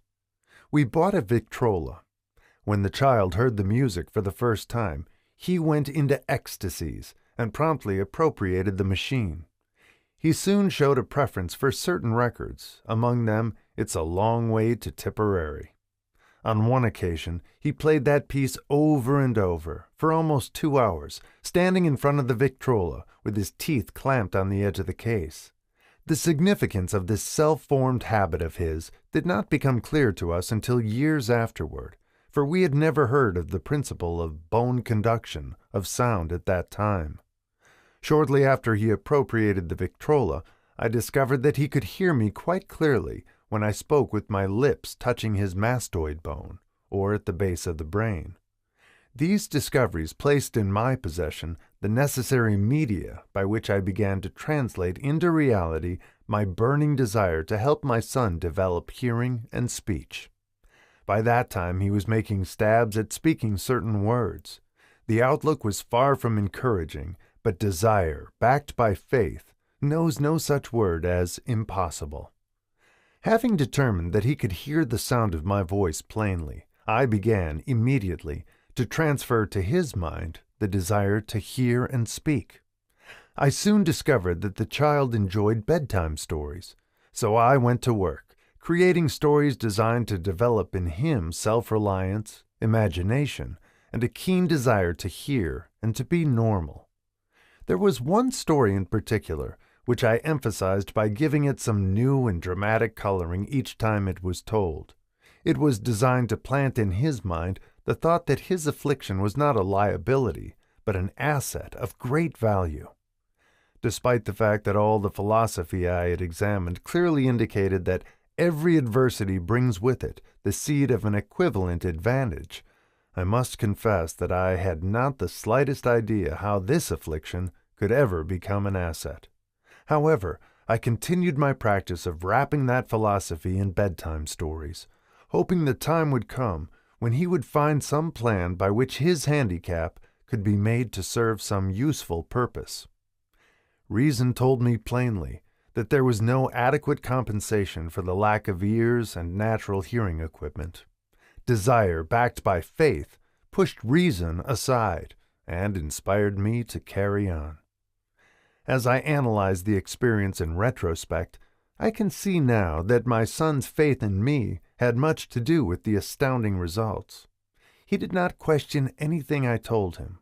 I sold him the idea that he had a distinct advantage over his older brother, and that this advantage would reflect itself in many ways. For example, the teachers in school would observe that he had no ears, and, because of this, they would show him special attention and treat him with extraordinary kindness. They always did. His mother saw to that by visiting the teachers and arranging with them to give the child the extra attention necessary. I sold him the idea, too, that when he became old enough to sell newspapers — his older brother had already become a newspaper merchant — he would have a big advantage over his brother, for the reason that people would pay him extra money for his wares, because they could see that he was a bright, industrious boy, despite the fact he had no ears. We could notice that gradually the child's hearing was improving. Moreover, he had not the slightest tendency to be self-conscious because of his affliction. When he was about 7, he showed the first evidence that our method of servicing his mind was bearing fruit. For several months he begged for the privilege of selling newspapers, but his mother would not give her consent.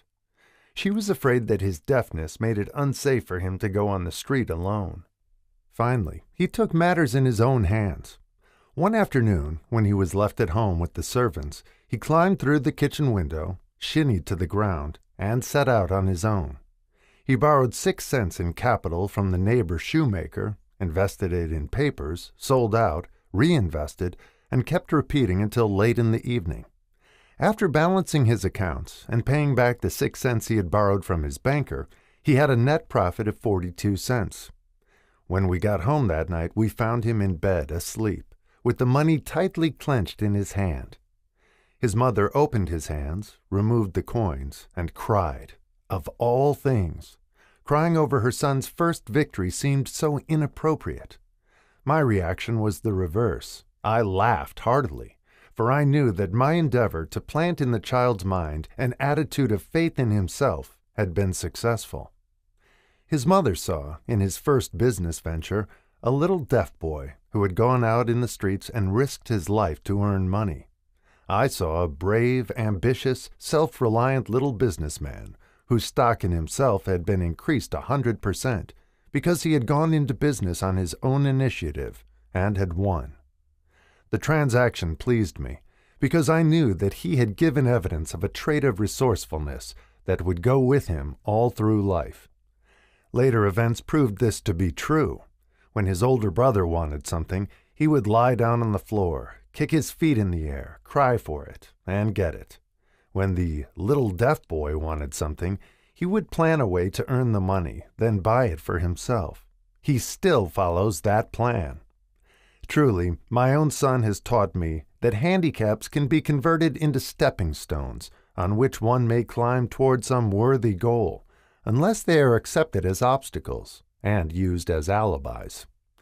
The little deaf boy went through the grades, high school and college, without being able to hear his teachers, excepting when they shouted loudly at close range. He did not go to a school for the deaf. We would not permit him to learn the sign language. We were determined that he should live a normal life and associate with normal children, and we stood by that decision, although it cost us many heated debates with school officials. While he was in high school, he tried an electrical hearing aid, but it was of no value to him, due, we believed, to a condition that was disclosed when the child was 6 by Dr. J. Gordon Wilson of Chicago, when he operated on one side of the boy's head and discovered that there was no sign of natural hearing equipment. During his last week in college, 18 years after the operation, something happened which marked the most important turning point of his life. Through what seemed to be mere chance, he came into possession of another electrical hearing device, which was sent to him on trial. He was slow about testing it due to his disappointment with a similar device. Finally, he picked the instrument up and more or less carelessly placed it on his head, hooked up the battery, and lo, as if by a stroke of magic, his lifelong desire for normal hearing became a reality. For the first time in his life, he heard practically as well as any person with normal hearing. God moves in mysterious ways, his wonders to perform. Overjoyed because of the changed world which had been brought to him through his hearing device, he rushed to the telephone, called his mother, and heard her voice perfectly. The next day he plainly heard the voices of his professors in class for the first time in his life. Previously, he could hear them only when they shouted at short range. He heard the radio. He heard the talking pictures. For the first time in his life, he could converse freely with other people, without the necessity of their having to speak loudly. Truly, he had come into possession of a changed world.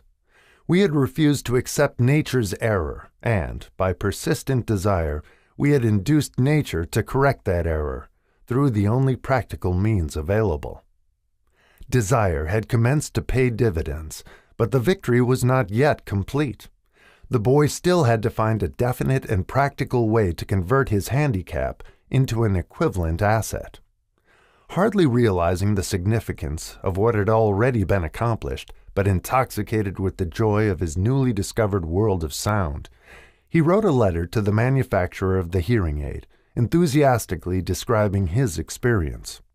Something in his letter, something, perhaps, which was not written on the lines, but back of them, caused the company to invite him to New York. When he arrived, he was escorted through the factory, and while talking with the chief engineer, telling him about his changed world, a hunch, an idea, or an inspiration, call it what you wish, flashed into his mind. It was this impulse of thought which converted his affliction into an asset, destined to pay dividends in both money and happiness to thousands for all time to come. The sum and substance of that impulse of thought was this. It occurred to him that he might be of help to the millions of deafened people who go through life without the benefit of hearing devices, if he could find a way to tell them the story of his changed world. Then and there, he reached a decision to devote the remainder of his life to rendering useful service to the hard of hearing. For an entire month, he carried on an intensive research, during which he analyzed the entire marketing system of the manufacturer of the hearing device, and created ways and means of communicating with the hard of hearing all over the world for the purpose of sharing with them his newly discovered changed world. When this was done, he put in writing a 2-year plan based upon his findings.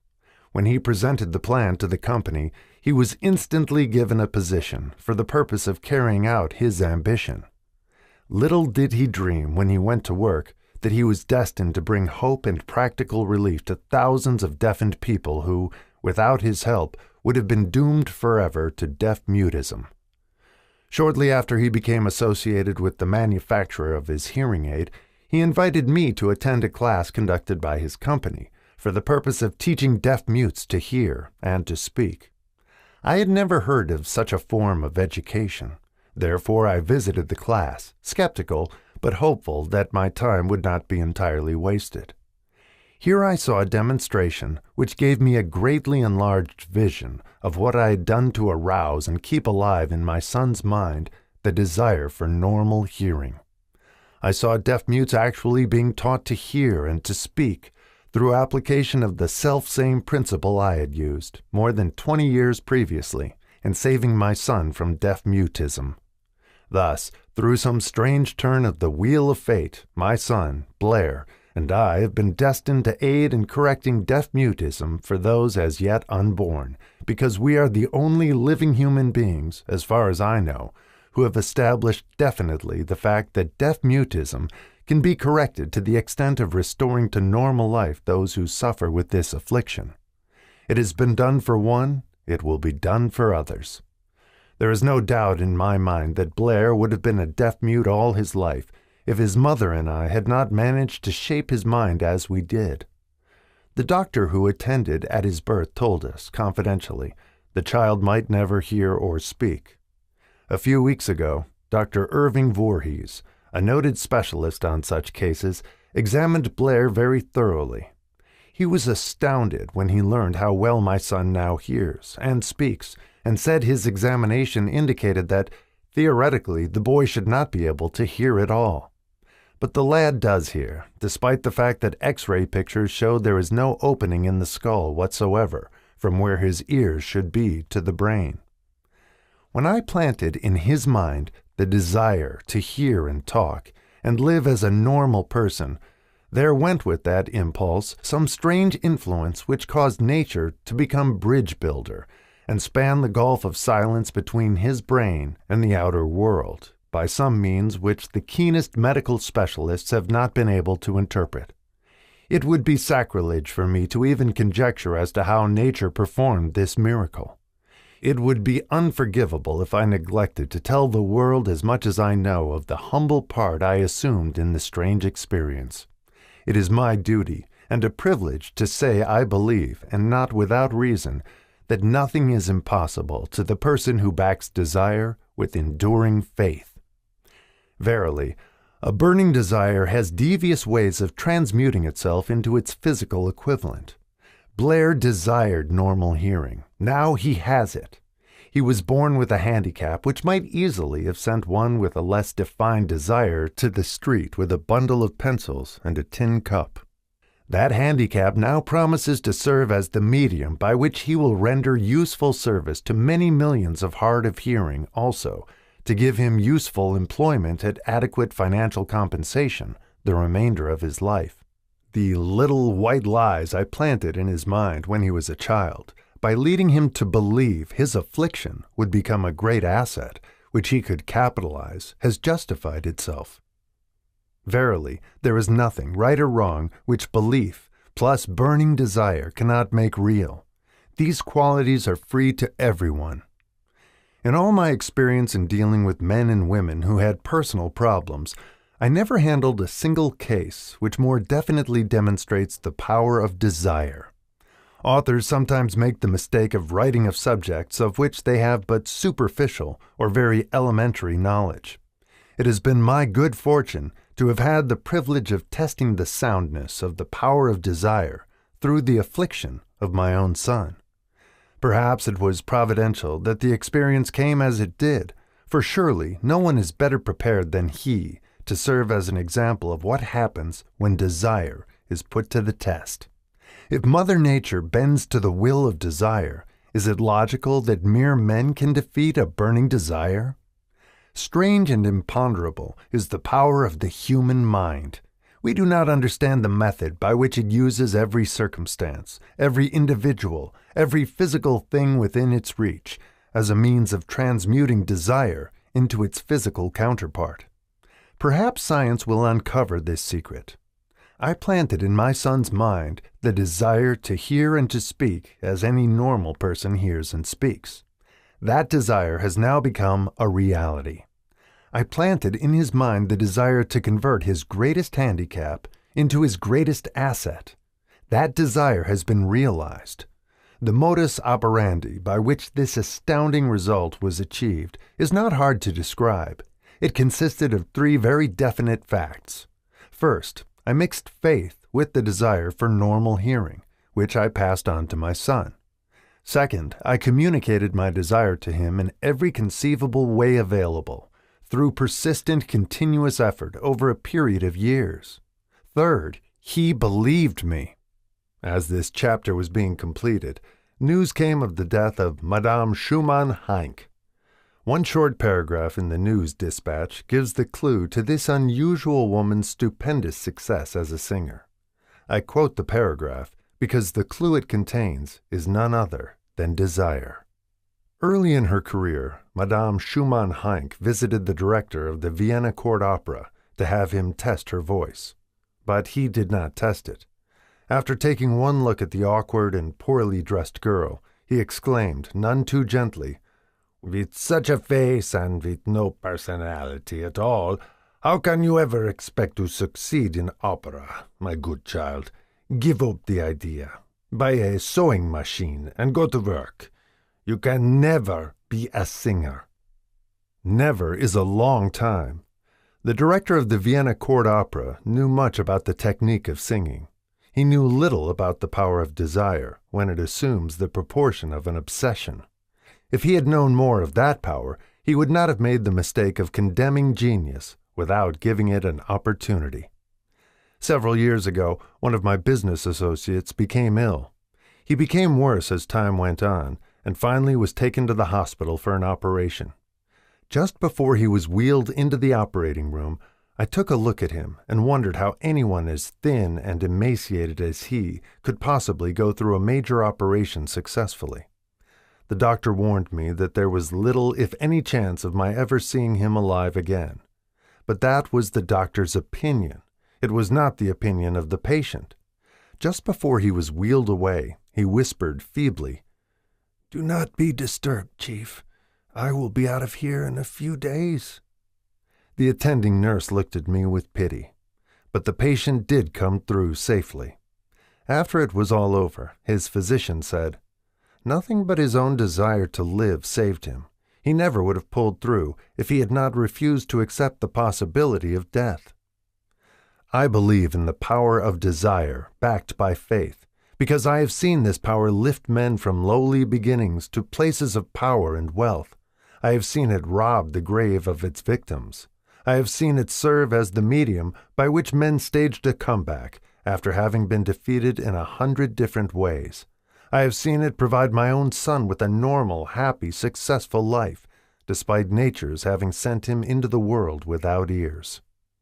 How can one harness and use the power of desire? This has been answered through this and the subsequent chapters of this book. This message is going out to the world at the end of the longest and perhaps the most devastating depression America has ever known. It is reasonable to presume that the message may come to the attention of many who have been wounded by the depression, those who have lost their fortunes, others who have lost their positions, and great numbers who must reorganize their plans and stage a comeback.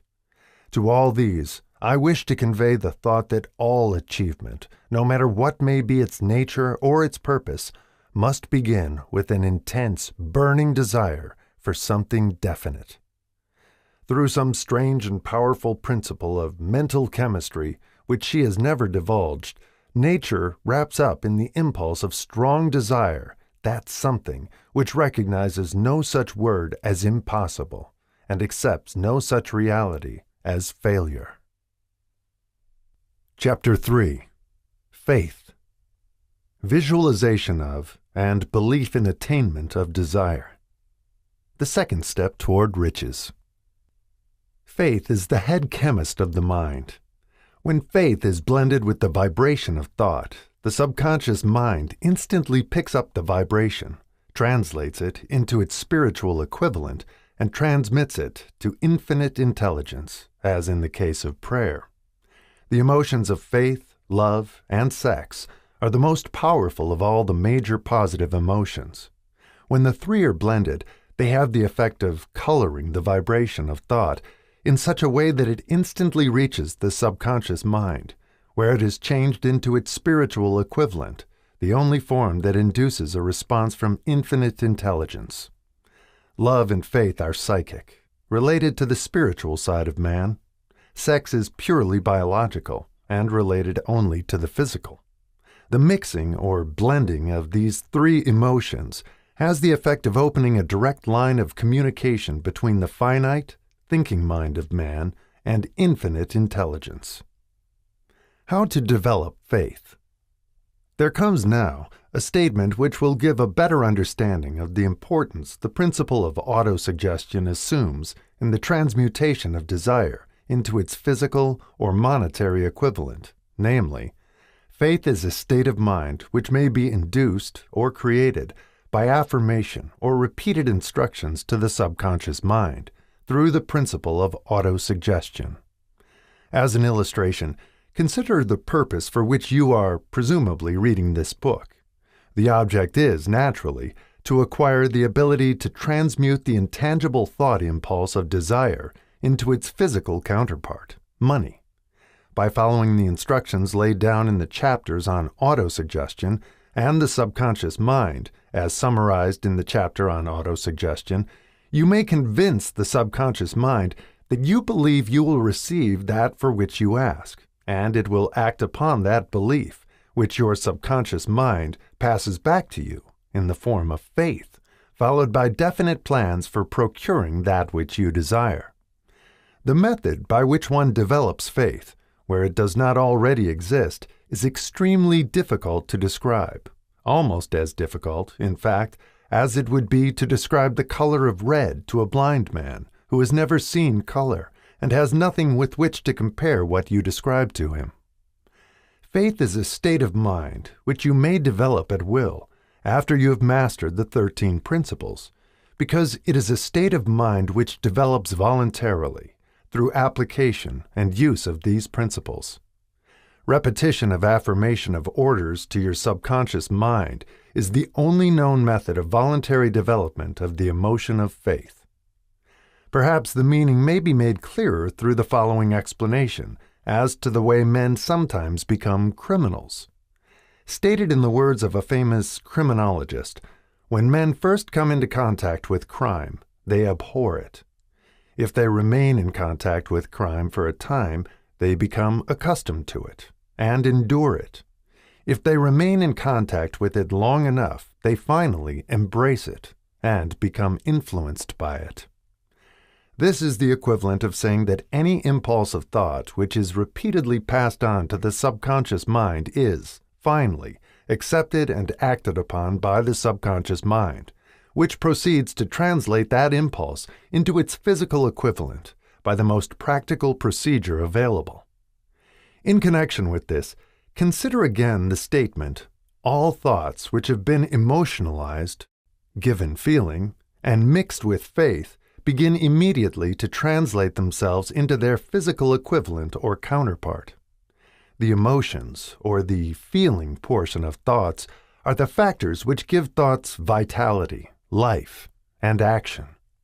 The emotions of faith, love, and sex, when mixed with any thought impulse, give it greater action than any of these emotions can do singly.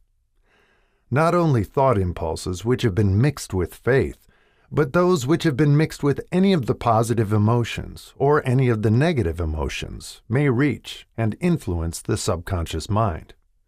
From this statement, you will understand that the subconscious mind will translate into its physical equivalent a thought impulse of a negative or destructive nature just as readily as it will act upon thought impulses of a positive or constructive nature.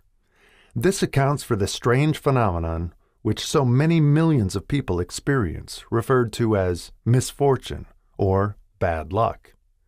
There are millions of people who believe themselves doomed to poverty and failure because of some strange force over which they believe they have no control. They are the creators of their own misfortunes because of this negative belief, which is picked up by the subconscious mind and translated into its physical equivalent.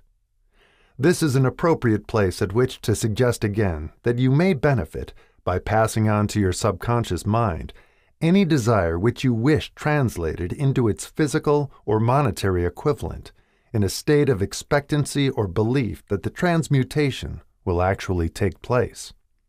Your belief, or faith, is the element which determines the action of your subconscious mind.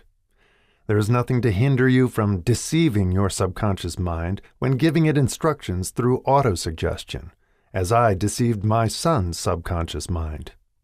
To make this deceit more realistic, conduct yourself just as you would if you were already in possession of the material thing which you are demanding when you call upon your subconscious mind. the subconscious mind will transmute into its physical equivalent, by the most direct and practical media available, any order which is given to it in a state of belief or faith that the order will be carried out.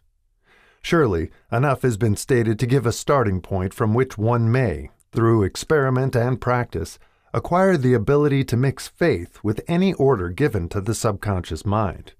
Perfection will come through practice. It cannot come by merely reading instructions.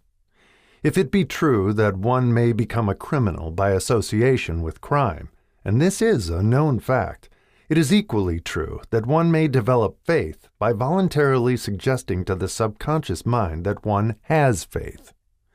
The mind comes, finally, to take on the nature of the influences which dominate it. Understand this truth, and you will know why it is essential for you to encourage the positive emotions as dominating forces of your mind and discourage and eliminate negative emotions. A mind dominated by positive emotions becomes a favorable abode for the state of mind known as faith. A mind so dominated may, at will, give the subconscious mind instructions, which it will accept and act upon immediately. Faith is a state of mind which may be induced by autosuggestion. All down the ages, the religionists have admonished struggling humanity to have faith in this, that, and the other dogma or creed, but they have failed to tell people how to have faith. They have not stated that faith is a state of mind, and that it may be induced by self-suggestion.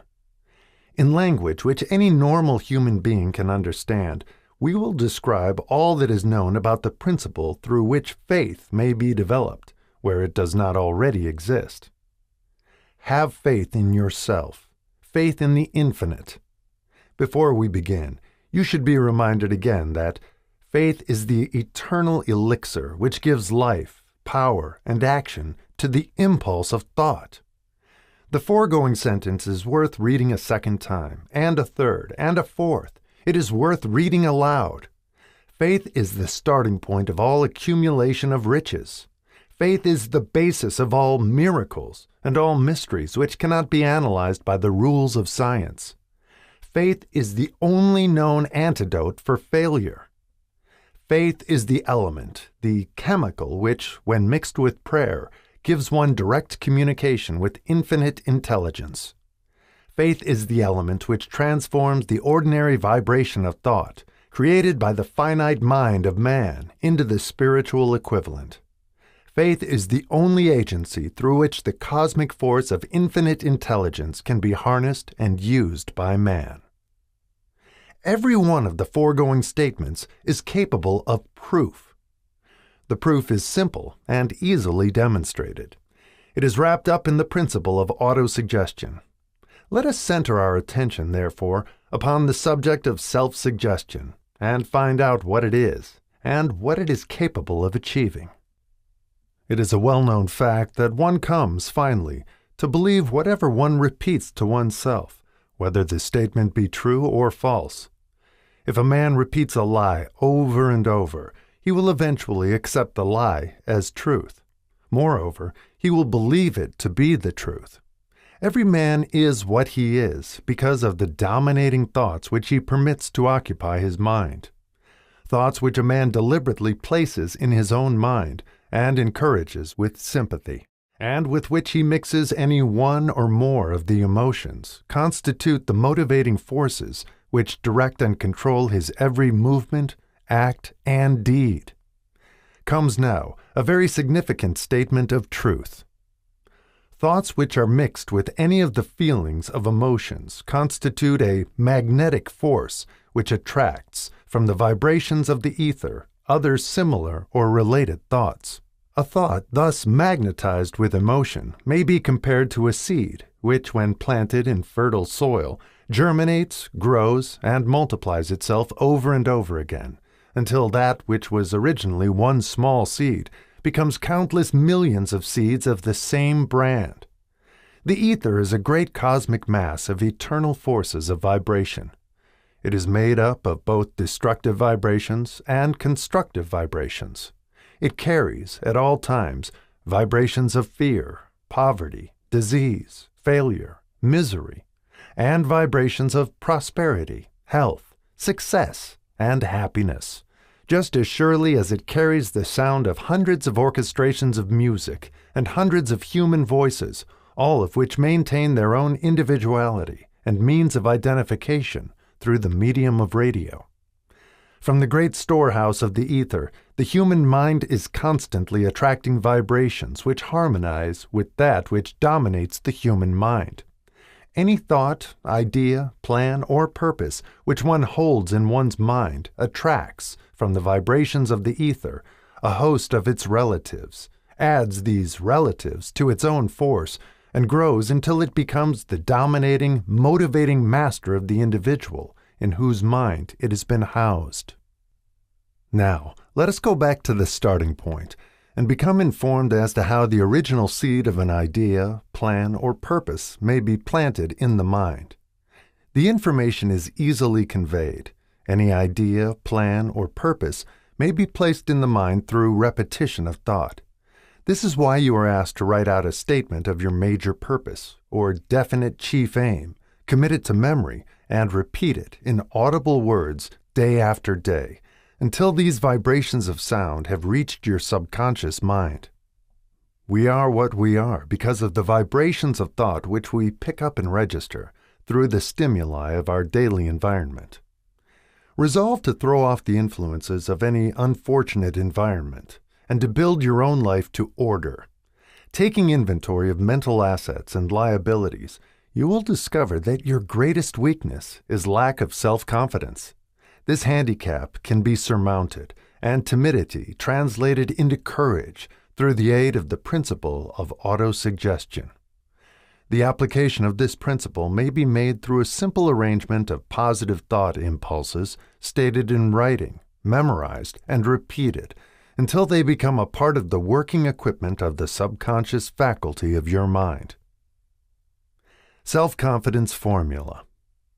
First, I know that I have the ability to achieve the object of my definite purpose in life. Therefore, I demand of myself persistent, continuous action toward its attainment, and I here and now promise to render such action. Second, I realize the dominating thoughts of my mind will eventually reproduce themselves in outward physical action, and gradually transform themselves into physical reality. Therefore, I will concentrate my thoughts for 30 minutes daily upon the task of thinking of the person I intend to become, thereby creating in my mind a clear mental picture of that person. Third, I know through the principle of autosuggestion any desire that I persistently hold in my mind will eventually seek expression through some practical means of attaining the object back of it. Therefore, I will devote 10 minutes daily to demanding of myself the development of self-confidence. Fourth, I have clearly written down a description of my definite chief aim in life, and I will never stop trying until I shall have developed sufficient self-confidence for its attainment. Fifth, I fully realize that no wealth or position can long endure unless built upon truth and justice. Therefore, I will engage in no transaction which does not benefit all whom it affects. I will succeed by attracting to myself the forces I wish to use and the cooperation of other people. I will induce others to serve me because of my willingness to serve others. I will eliminate hatred, envy, jealousy, selfishness, and cynicism by developing love for all humanity, because I know that a negative attitude toward others can never bring me success. I will cause others to believe in me, because I will believe in them and in myself. I will sign my name to this formula, commit it to memory, and repeat it aloud once a day with full faith that it will gradually influence my thoughts and actions so that I will become a self-reliant and successful person. Back of this formula is a law of nature which no man has yet been able to explain. It has baffled the scientists of all ages. The psychologists have named this law autosuggestion and let it go at that. The name by which one calls this law is of little importance. The important fact about it is, it works for the glory and success of mankind, if it is used constructively. On the other hand, if used destructively, it will destroy just as readily. In this statement may be found a very significant truth, namely, that those who go down in defeat and end their lives in poverty, misery, and distress do so because of negative application of the principle of autosuggestion. The cause may be found in the fact that all impulses of thought have a tendency to clothe themselves in their physical equivalent. The subconscious mind, the chemical laboratory in which all thought impulses are combined and made ready for translation into physical reality, makes no distinction between constructive and destructive thought impulses. It works with the material we feed it, through our thought impulses. The subconscious mind will translate into reality a thought driven by fear just as readily as it will translate into reality a thought driven by courage or faith. The pages of medical history are rich with illustrations of cases of suggestive suicide. A man may commit suicide through negative suggestion just as effectively as by any other means. In a Midwestern city, a man by the name of Joseph Grant, a bank official, borrowed a large sum of the bank's money without the consent of the directors. He lost the money through gambling. One afternoon, the bank examiner came and began to check the accounts. Grant left the bank, took a room in a local hotel, and when they found him 3 days later, he was lying in bed, wailing and moaning, repeating over and over these words, "My God, this will kill me. I cannot stand the disgrace." In a short time, he was dead. The doctors pronounced the case one of mental suicide. Just as electricity will turn the wheels of industry and render useful service if used constructively, or snuff out life if wrongly used, so will the law of autosuggestion lead you to peace and prosperity, or down into the valley of misery, failure, and death, according to your degree of understanding and application of it. If you fill your mind with fear, doubt, and unbelief in your ability to connect with and use the forces of infinite intelligence, the law of autosuggestion will take this spirit of unbelief and use it as a pattern by which your subconscious mind will translate it into its physical equivalent. This statement is as true as the statement that 2 and 2 are 4. Like the wind which carries one ship east and another west, the law of autosuggestion will lift you up or pull you down, according to the way you set your sails of thought. The law of autosuggestion, through which any person may rise to altitudes of achievement which stagger the imagination, is well described in the following verse. If you think you are beaten, you are. If you think you dare not, you don't. If you like to win, but you think you can't, it is almost certain you won't. If you think you'll lose, you're lost. For out of the world we find, success begins with a fellow's will. It's all in the state of mind. If you think you are outclassed, you are. You've got to think high to rise. You've got to be sure of yourself before you can ever win a prize. Life's battles don't always go to the stronger or faster man, but soon or late the man who wins is the man who thinks he can.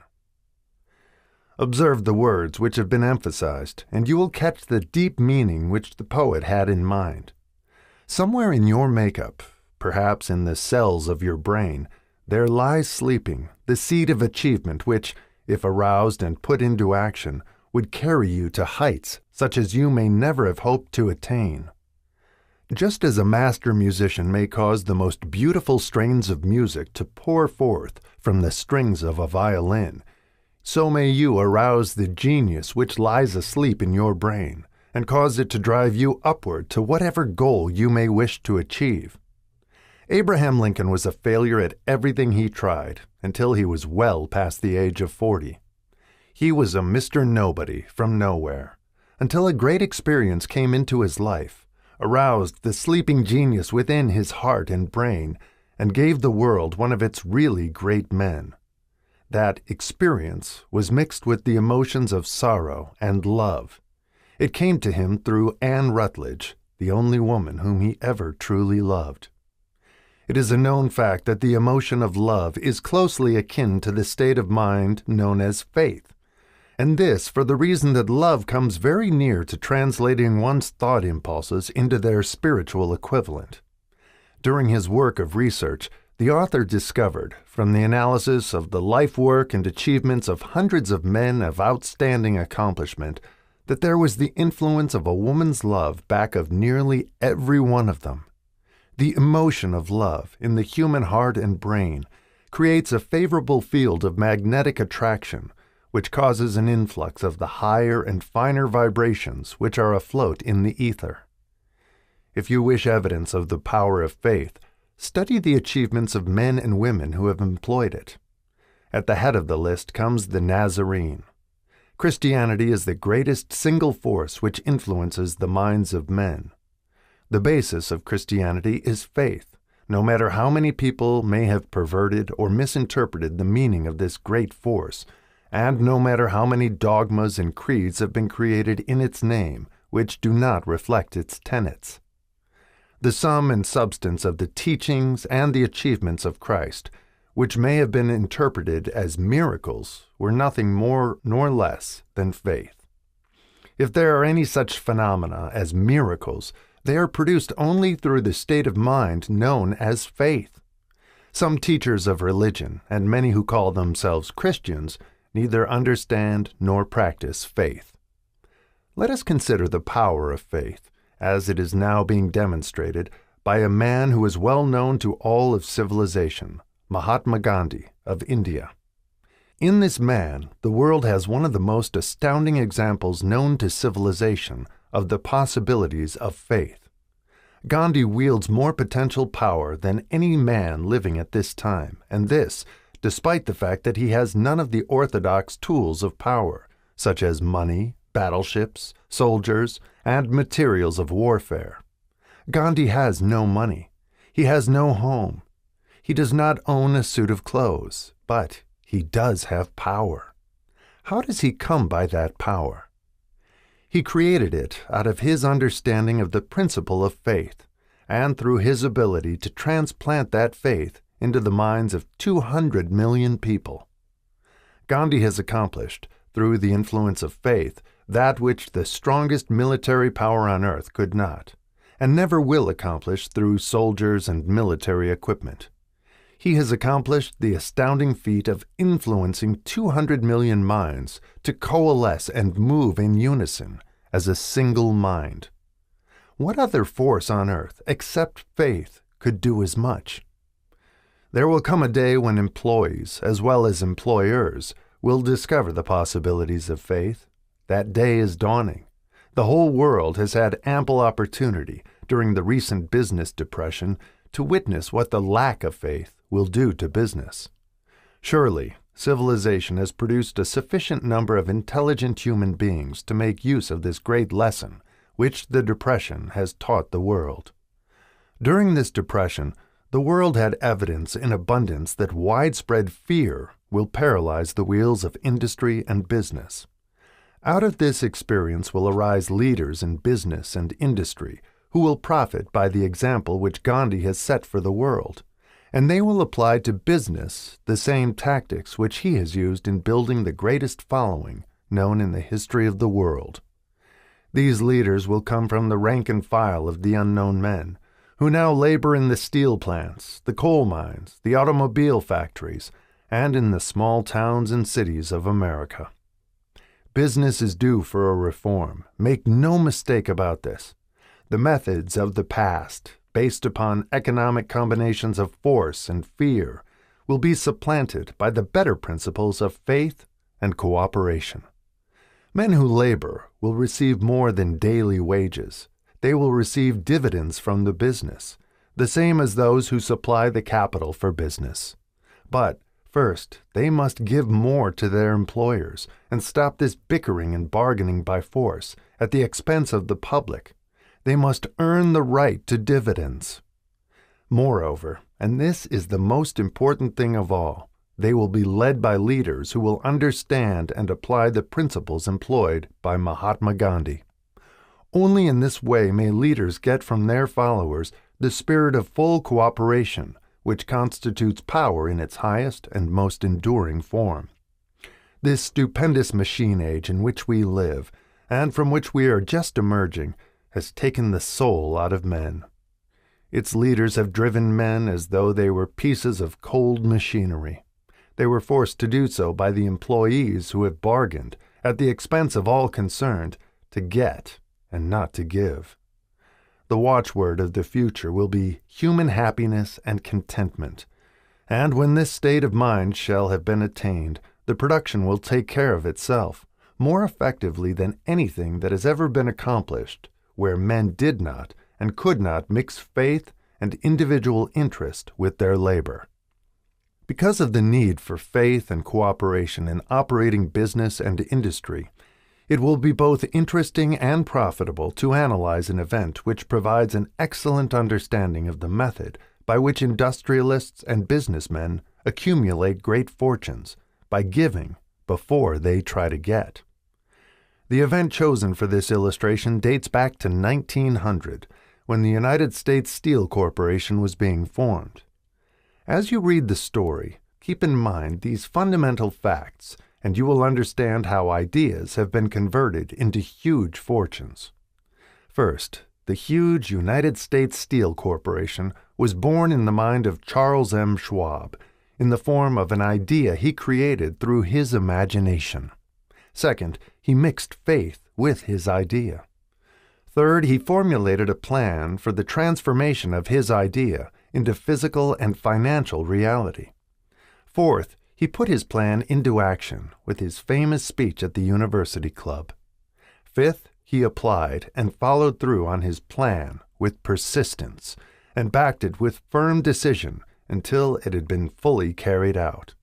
Sixth, he prepared the way for success by a burning desire for success.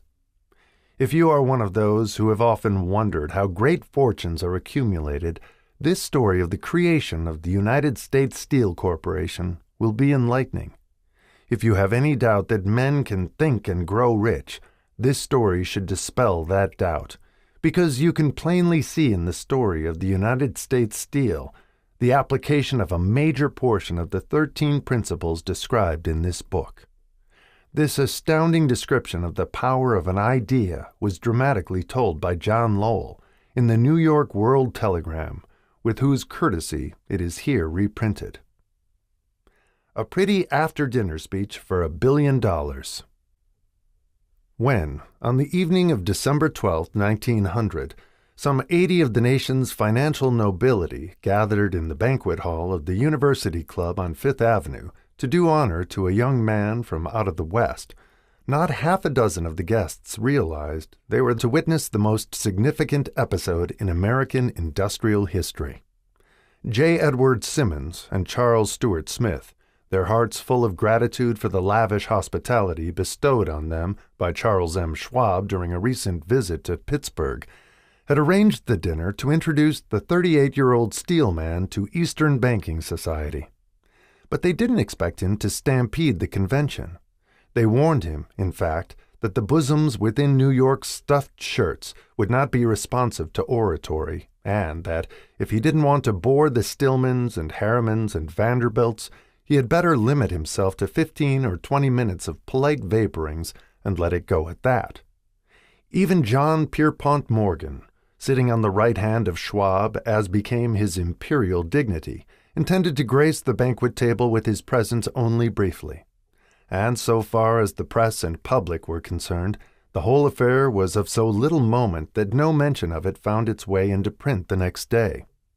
So the two hosts and their distinguished guests ate their way through the usual 7 or 8 courses. There was little conversation, and what there was of it was restrained. Few of the bankers and brokers had met Schwab, whose career had flowered along the banks of the Monongahela, and none knew him well. But before the evening was over, they, and with them Money Master Morgan, were to be swept off their feet, and $1 billion baby, the United States Steel Corporation, was to be conceived. It is perhaps unfortunate, for the sake of history, that no record of Charlie Schwab's speech at the dinner was ever made. He repeated some parts of it at a later date during a similar meeting of Chicago bankers. And still later, when the government brought suit to dissolve the Steel Trust, he gave his own version, from the witness stand, of the remarks that stimulated Morgan into a frenzy of financial activity. It is probable, however, that it was a homely speech, somewhat ungrammatical, for the niceties of language never bothered Schwab, full of epigram and threaded with wit. But aside from that, it had a galvanic force and effect upon the 5 billions of estimated capital that was represented by the diners. After it was over, and the gathering was still under its spell, although Schwab had talked for 90 minutes, Morgan led the orator to a recessed window where, dangling their legs from the high, uncomfortable seat, they talked for an hour more.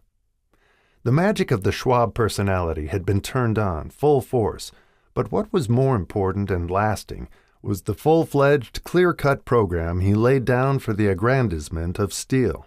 Many other men had tried to interest Morgan in slapping together a steel trust after the pattern of the biscuit, wire and hoop, sugar, rubber, whiskey, oil, or chewing gum combinations. John W. Gates, the gambler, had urged it, but Morgan distrusted him. The Moore boys, Bill and Jim, Chicago's stock jobbers, who had glued together a match trust and a cracker corporation, had urged it and failed. Elbert H. Gary, the sanctimonious country lawyer, wanted to foster it, but he wasn't big enough to be impressive. Until Schwab's eloquence took J.P. Morgan to the heights from which he could visualize the solid results of the most daring financial undertaking ever conceived, the project was regarded as a delirious dream of easy money crackpots. The financial magnetism that began a generation ago to attract thousands of small and sometimes inefficiently managed companies into large and competition-crushing combinations had become operative in the steel world through the devices of that jovial business pirate, John W. Gates. Gates already had formed the American Steel and Wire Company out of a chain of small concerns, and together with Morgan had created the Federal Steel Company. The National Tube and American Bridge Companies were 2 more Morgan concerns, and the Moore brothers had forsaken the match and cookie business to form the American Group, Tin Plate, Steel Hoop, Sheet Steel, and the National Steel Company. But by the side of Andrew Carnegie's gigantic vertical trust, a trust owned and operated by 53 partners, those other combinations were picayune. They might combine to their heart's content, but the whole lot of them couldn't make a dent in the Carnegie organization, and Morgan knew it. The eccentric old Scot knew it too. From the magnificent heights of Skibo Castle he had viewed, first with amusement and then with resentment, the attempts of Morgan's smaller companies to cut into his business. When the attempts became too bold, Carnegie's temper was translated into anger and retaliation. He decided to duplicate every mill owned by his rivals. Hitherto, he hadn't been interested in wire, pipe, hoops, or sheet. Instead, he was content to sell such companies the raw steel and let them work it into whatever shape they wanted. Now, with Schwab as his chief and able lieutenant, he planned to drive his enemies to the wall. So it was that in the speech of Charles M. Schwab, Morgan saw the answer to his problem of combination. A trust without Carnegie, giant of them all, would be no trust at all, a plum pudding, as one writer said, without the plums. Schwab's speech on the night of December 12, 1900, undoubtedly carried the inference, though not the pledge, that the vast Carnegie enterprise could be brought under the Morgan tent. He talked of the world future for steel, of reorganization for efficiency, of specialization, of the scrapping of unsuccessful mills and concentration of effort on the flourishing properties, of economies in the ore traffic, of economies in overhead and administrative departments, of capturing foreign markets. More than that, he told the buccaneers among them wherein lay the errors of their customary piracy. Their purposes, he inferred, had been to create monopolies, raise prices, and pay themselves fat dividends out of privilege. Schwab condemned the system in his heartiest manner. The short-sightedness of such a policy, he told his hearers, lay in the fact that it restricted the market in an era when everything cried for expansion. By cheapening the cost of steel, he argued, an ever-expanding market would be created, more uses for steel would be devised, and a goodly portion of the world trade could be captured. Actually, though he did not know it, Schwab was an apostle of modern mass production. So the dinner at the University Club came to an end. Morgan went home to think about Schwab's rosy predictions. Schwab went back to Pittsburgh to run the steel business for Andrew Carnegie, while Gary and the rest went back to their stock tickers to fiddle around in anticipation of the next move. It was not long coming. It took Morgan about 1 week to digest the feast of reason Schwab had placed before him. When he had assured himself that no financial indigestion was to result, he sent for Schwab and found that young man rather coy. Mr. Carnegie, Schwab indicated, might not like it if he found his trusted company president had been flirting with the Emperor of Wall Street, the street upon which Carnegie was resolved never to tread. Then it was suggested by John W. Gates, the go-between, that if Schwab happened to be in the Bellevue Hotel in Philadelphia, J.P. Morgan might also happen to be there. When Schwab arrived, however, Morgan was inconveniently ill at his New York home, and so, on the elder man's pressing invitation, Schwab went to New York and presented himself at the door of the financier's library. Now, certain economic historians have professed the belief that from the beginning to the end of the drama, the stage was set by Andrew Carnegie, that the dinner to Schwab, the famous speech, the Sunday night conference between Schwab and the Money King were events arranged by the canny Scot. The truth is exactly the opposite.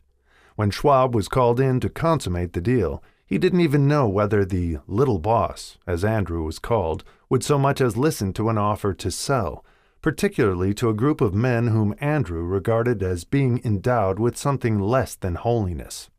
But Schwab did take into the conference with him, in his own handwriting, 6 sheets of copper-plate figures, representing to his mind the physical worth and the potential earning capacity of every steel company he regarded as an essential star in the new metal firmament.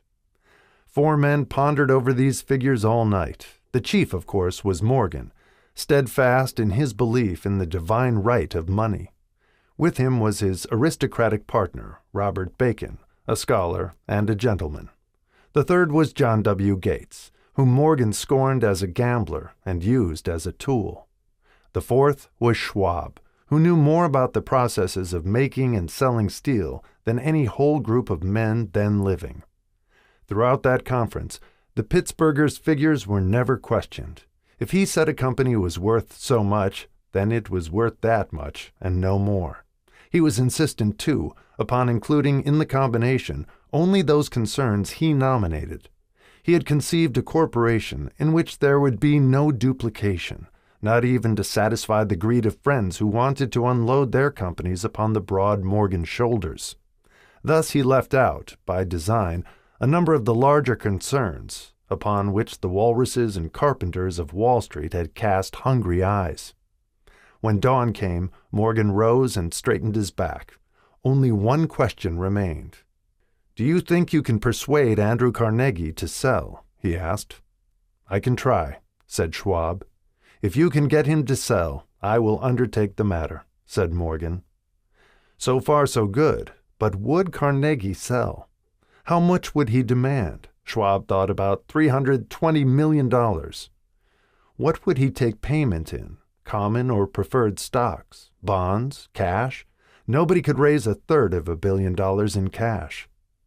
There was a golf game in January on the frost-cracking heath of the St. Andrews Links in Westchester, with Andrew bundled up in sweaters against the cold, and Charlie talking volubly, as usual, to keep his spirits up. But no word of business was mentioned until the pair sat down in the cozy warmth of the Carnegie cottage nearby.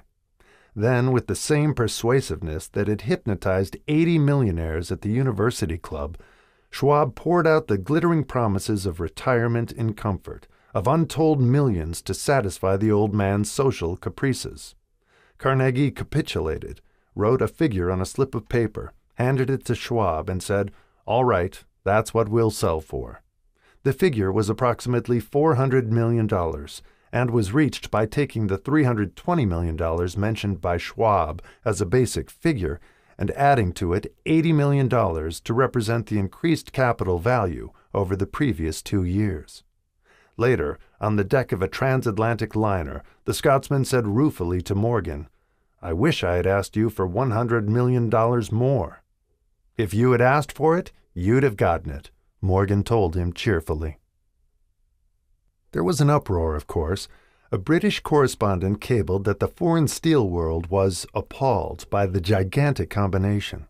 President Hadley of Yale declared that unless trusts were regulated, the country might expect an emperor in Washington within the next 25 years. But that able stock manipulator, Keene, went at his work of shoving the new stock at the public so vigorously that all the excess water, estimated by some at nearly $600 million, was absorbed in a twinkling. So Carnegie had his millions, and the Morgan Syndicate had $62 million for all its trouble, and all the boys from Gates to Gary had their millions. The 38-year-old Schwab had his reward. He was made president of the new corporation and remained in control until 1903. The dramatic story of big business, which you have just finished, was included in this book because it is a perfect illustration of the method by which desire can be transmuted into its physical equivalent. I imagine some readers will question the statement that a mere intangible desire can be converted into its physical equivalent.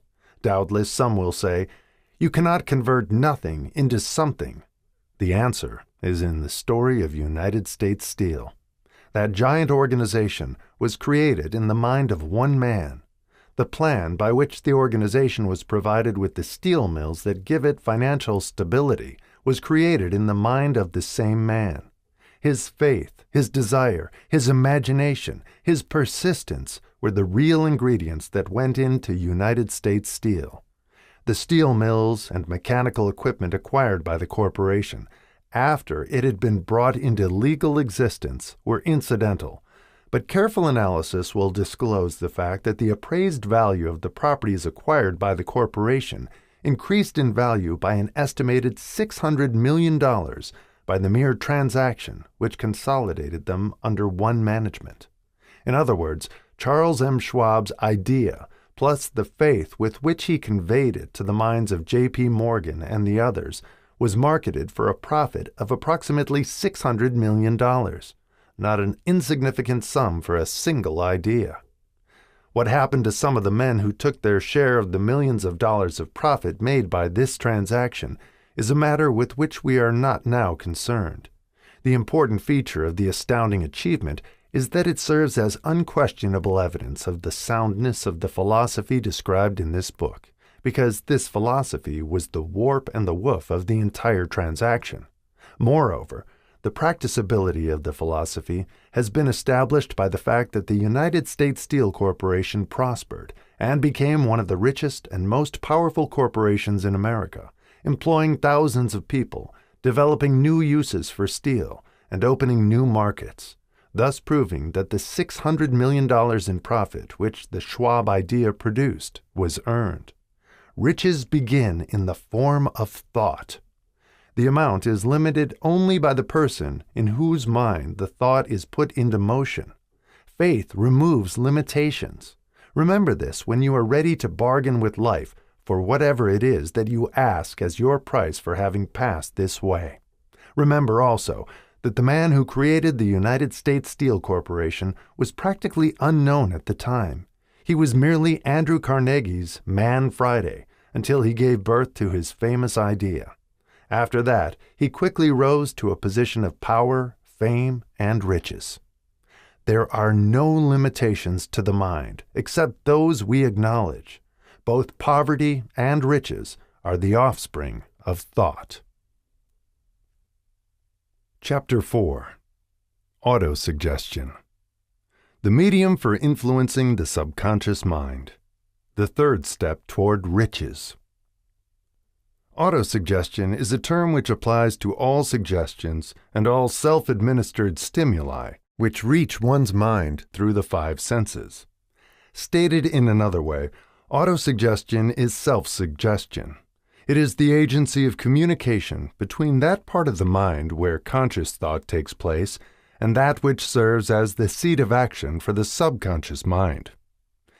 Through the dominating thoughts which one permits to remain in the conscious mind, whether these thoughts be negative or positive is immaterial, the principle of autosuggestion voluntarily reaches the subconscious mind and influences it with these thoughts. No thought, whether it be negative or positive, can enter the subconscious mind without the aid of the principle of autosuggestion, with the exception of thoughts picked up from the ether. Stated differently, all sense impressions which are perceived through the five senses are stopped by the conscious thinking mind, and may be either passed on to the subconscious mind or rejected at will. The conscious faculty serves, therefore, as an outer guard to the approach of the subconscious. Nature has so built man that he has absolute control over the material which reaches his subconscious mind through his five senses, although this is not meant to be construed as a statement that man always exercises this control. In the great majority of instances, he does not exercise it, which explains why so many people go through life in poverty. Recall what has been said about the subconscious mind resembling a fertile garden spot in which weeds will grow in abundance if the seeds of more desirable crops are not sown therein.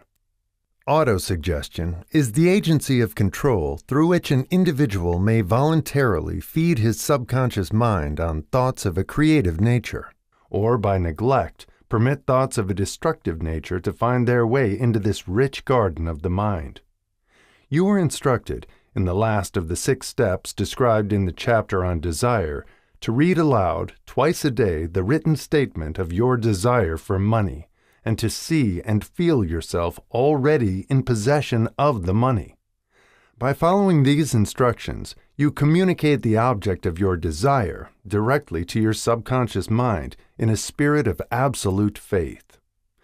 Through repetition of this procedure, you voluntarily create thought habits which are favorable to your efforts to transmute desire into its monetary equivalent. Go back to these 6 steps described in Chapter 2 and read them again very carefully before you proceed further. Then, when you come to it, read very carefully the 4 instructions for the organization of your mastermind group described in the chapter on organized planning. By comparing these 2 sets of instructions with that which has been stated on autosuggestion, you, of course, will see that the instructions involve the application of the principle of autosuggestion. Remember, therefore, when reading aloud the statement of your desire, through which you are endeavoring to develop a money consciousness, that the mere reading of the words is of no consequence, unless you mix emotion or feeling with your words. If you repeat 1,000,000 times the famous Emile Coué formula, day by day, in every way, I am getting better and better, without mixing emotion and faith with your words, you will experience no desirable results. Your subconscious mind recognizes and acts upon only thoughts which have been well mixed with emotion or feeling. This is a fact of such importance as to warrant repetition in practically every chapter, because the lack of understanding of this is the main reason the majority of people who try to apply the principle of autosuggestion get no desirable results. Plain, unemotional words do not influence the subconscious mind. You will get no appreciable results until you learn to reach your subconscious mind with thoughts or spoken words which have been well emotionalized with belief. Do not become discouraged if you cannot control and direct your emotions the first time you try to do so. Remember, there is no such possibility as something for nothing. Ability to reach and influence your subconscious mind has its price, and you must pay that price. You cannot cheat, even if you desire to do so. The price of ability to influence your subconscious mind is everlasting persistence in applying the principles described here. You cannot develop the desired ability for a lower price. You, and you alone, must decide whether or not the reward for which you are striving, the money consciousness, is worth the price you must pay for it in effort. Wisdom and cleverness alone will not attract and retain money except in a few very rare instances where the law of averages favors the attraction of money through these sources. The method of attracting money described here does not depend upon the law of averages. Moreover, the method plays no favorites. It will work for one person as effectively as it will for another. Where failure is experienced, it is the individual, not the method, which has failed. If you try and fail, make another effort, and still another, until you succeed. Your ability to use the principle of autosuggestion will depend, very largely, upon your capacity to concentrate upon a given desire until that desire becomes a burning obsession. When you begin to carry out the instructions in connection with the 6 steps described in the 2nd chapter, it will be necessary for you to make use of the principle of concentration. Let us here offer suggestions for the effective use of concentration. When you begin to carry out the first of the 6 steps, which instructs you to fix in your own mind the exact amount of money you desire, hold your thoughts on that amount of money by concentration or fixation of attention with your eyes closed until you can actually see the physical appearance of the money. Do this at least once each day.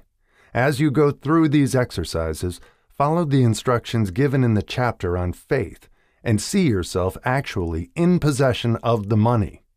Here is a most significant fact. The subconscious mind takes any orders given it in a spirit of absolute faith and acts upon those orders, although the orders often have to be presented over and over again, through repetition, before they are interpreted by the subconscious mind. Following the preceding statement, consider the possibility of playing a perfectly legitimate trick on your subconscious mind by making it believe, because you believe it, that you must have the amount of money you are visualizing, that this money is already awaiting your claim, that the subconscious mind must hand over to you practical plans for acquiring the money which is yours. Hand over the thought suggested in the preceding paragraph to your imagination and see what your imagination can or will do to create practical plans for the accumulation of money through transmutation of your desire. Do not wait for a definite plan through which you intend to exchange services or merchandise in return for the money you are visualizing, but begin at once to see yourself in possession of the money, demanding and expecting meanwhile that your subconscious mind will hand over the plan or plans you need. Be on the alert for these plans, and when they appear, put them into action immediately. When the plans appear, they will probably flash into your mind through the 6th sense, in the form of an inspiration. This inspiration may be considered a direct telegram or message from infinite intelligence. Treat it with respect and act upon it as soon as you receive it. Failure to do this will be fatal to your success. In the 4th of the 6 steps, you are instructed to create a definite plan for carrying out your desire and begin at once to put this plan into action. You should follow this instruction in the manner described in the preceding paragraph. Do not trust to your reason when creating your plan for accumulating money through the transmutation of desire. Your reason is faulty. Moreover, your reasoning faculty may be lazy, and, if you depend entirely upon it to serve you, it may disappoint you. When visualizing the money you intend to accumulate, with closed eyes, see yourself rendering the service or delivering the merchandise you intend to give in return for this money. This is important. Summary of instructions. The fact that you are reading this book is an indication that you earnestly seek knowledge. It is also an indication that you are a student of this subject. If you are only a student, there is a chance that you may learn much that you did not know, but you will learn only by assuming an attitude of humility. If you choose to follow some of the instructions but neglect or refuse to follow others, you will fail. To get satisfactory results, You must follow all instructions in a spirit of faith. The instructions given in connection with the 6 steps in the 2nd chapter will now be summarized and blended with the principles covered by this chapter as follows. First, go into some quiet spot, preferably in bed at night, where you will not be disturbed or interrupted. Close your eyes and repeat aloud, so you may hear your own words, the written statement of the amount of money you intend to accumulate, the time limit for its accumulation, and a description of the service or merchandise you intend to give in return for the money. As you carry out these instructions, see yourself already in possession of the money. For example, suppose that you intend to accumulate $50,000 by the 1st of January, 5 years hence, that you intend to give personal services in return for the money in the capacity of a salesman. Your written statement of your purpose should be similar to the following. By the 1st day of January 19, I will have in my possession $50,000, which will come to me in various amounts from time to time during the interim. In return for this money, I will give the most efficient service of which I am capable, rendering the fullest possible quantity and the best possible quality of service in the capacity of salesman of, describe the service or merchandise you intend to sell. I believe that I will have this money in my possession. My faith is so strong that I can now see this money before my eyes. I can touch it with my hands. It is now awaiting transfer to me at the time, and in the proportion that I deliver the service I intend to render in return for it. I am awaiting a plan by which to accumulate this money, and I will follow that plan when it is received. Second, repeat this program night and morning until you can see, in your imagination, the money you intend to accumulate. Third, place a written copy of your statement where you can see it night and morning, and read it just before retiring and upon arising until it has been memorized.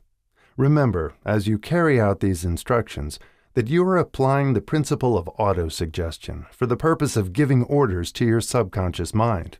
Remember also that your subconscious mind will act only upon instructions which are emotionalized and handed over to it with feeling.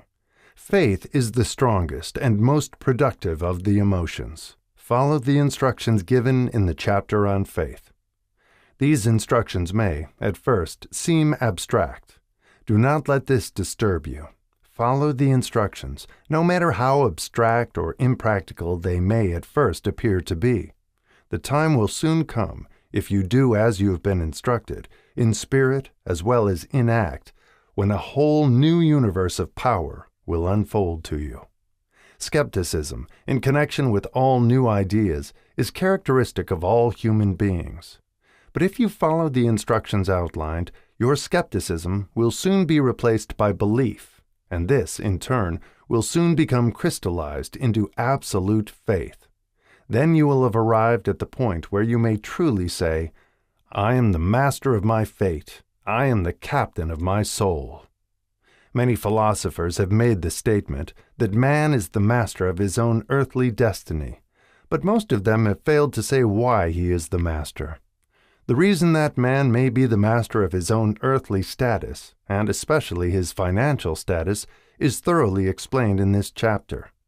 Man may become the master of himself and of his environment because he has the power to influence his own subconscious mind, and through it gain the cooperation of infinite intelligence. You are now reading the chapter, which represents the keystone to the arch of this philosophy. The instructions contained in this chapter must be understood and applied with persistence if you succeed in transmuting desire into money. The actual performance of transmuting desire into money involves the use of autosuggestion as an agency by which one may reach and influence the subconscious mind. The other principles are simply tools with which to apply autosuggestion. Keep this thought in mind, and you will, at all times, be conscious of the important part the principle of autosuggestion is to play in your efforts to accumulate money through the methods described in this book. Carry out these instructions as though you were a small child. Inject into your efforts something of the faith of a child. The author has been most careful to see that no impractical instructions were included because of his sincere desire to be helpful. After you have read the entire book, come back to this chapter and follow in spirit and in action this instruction. Read the entire chapter aloud once every night until you become thoroughly convinced that the principle of autosuggestion is sound, that it will accomplish for you all that has been claimed for it. As you read, underscore with a pencil every sentence which impresses you favorably. Follow the foregoing instruction to the letter, and it will open the way for a complete understanding and mastery of the principles of success. Chapter 5. Specialized Knowledge. Personal experiences or observations. The fourth step toward riches. There are two kinds of knowledge. One is general, the other is specialized. General knowledge, no matter how great in quantity or variety it may be, is of but little use in the accumulation of money. The faculties of the great universities possess, in the aggregate, practically every form of general knowledge known to civilization. Most of the professors have but little or no money. They specialize on teaching knowledge, but they do not specialize on the organization or the use of knowledge. Knowledge will not attract money unless it is organized and intelligently directed through practical plans of action to the definite end of accumulation of money. Lack of understanding of this fact has been the source of confusion to millions of people who falsely believe that knowledge is power. It is nothing of the sort. Knowledge is only potential power. It becomes power only when and if it is organized into definite plans of action and directed to a definite end. This missing link in all systems of education known to civilization today may be found in the failure of educational institutions to teach their students how to organize and use knowledge after they acquire it. Many people make the mistake of assuming that because Henry Ford had but little schooling, he is not a man of education. Those who make this mistake do not know Henry Ford, nor do they understand the real meaning of the word educate. That word is derived from the Latin word educo, meaning to educe, to draw out, to develop from within.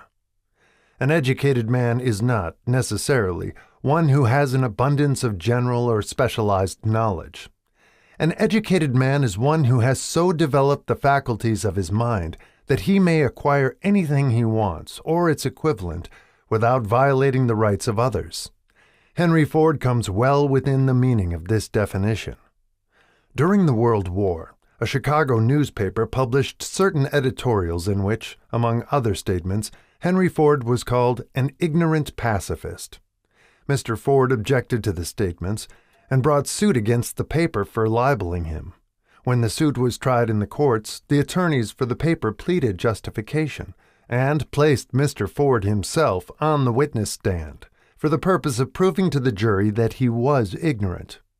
The attorneys asked Mr. Ford a great variety of questions, all of them intended to prove, by his own evidence, that while he might possess considerable specialized knowledge pertaining to the manufacture of automobiles, he was, in the main, ignorant.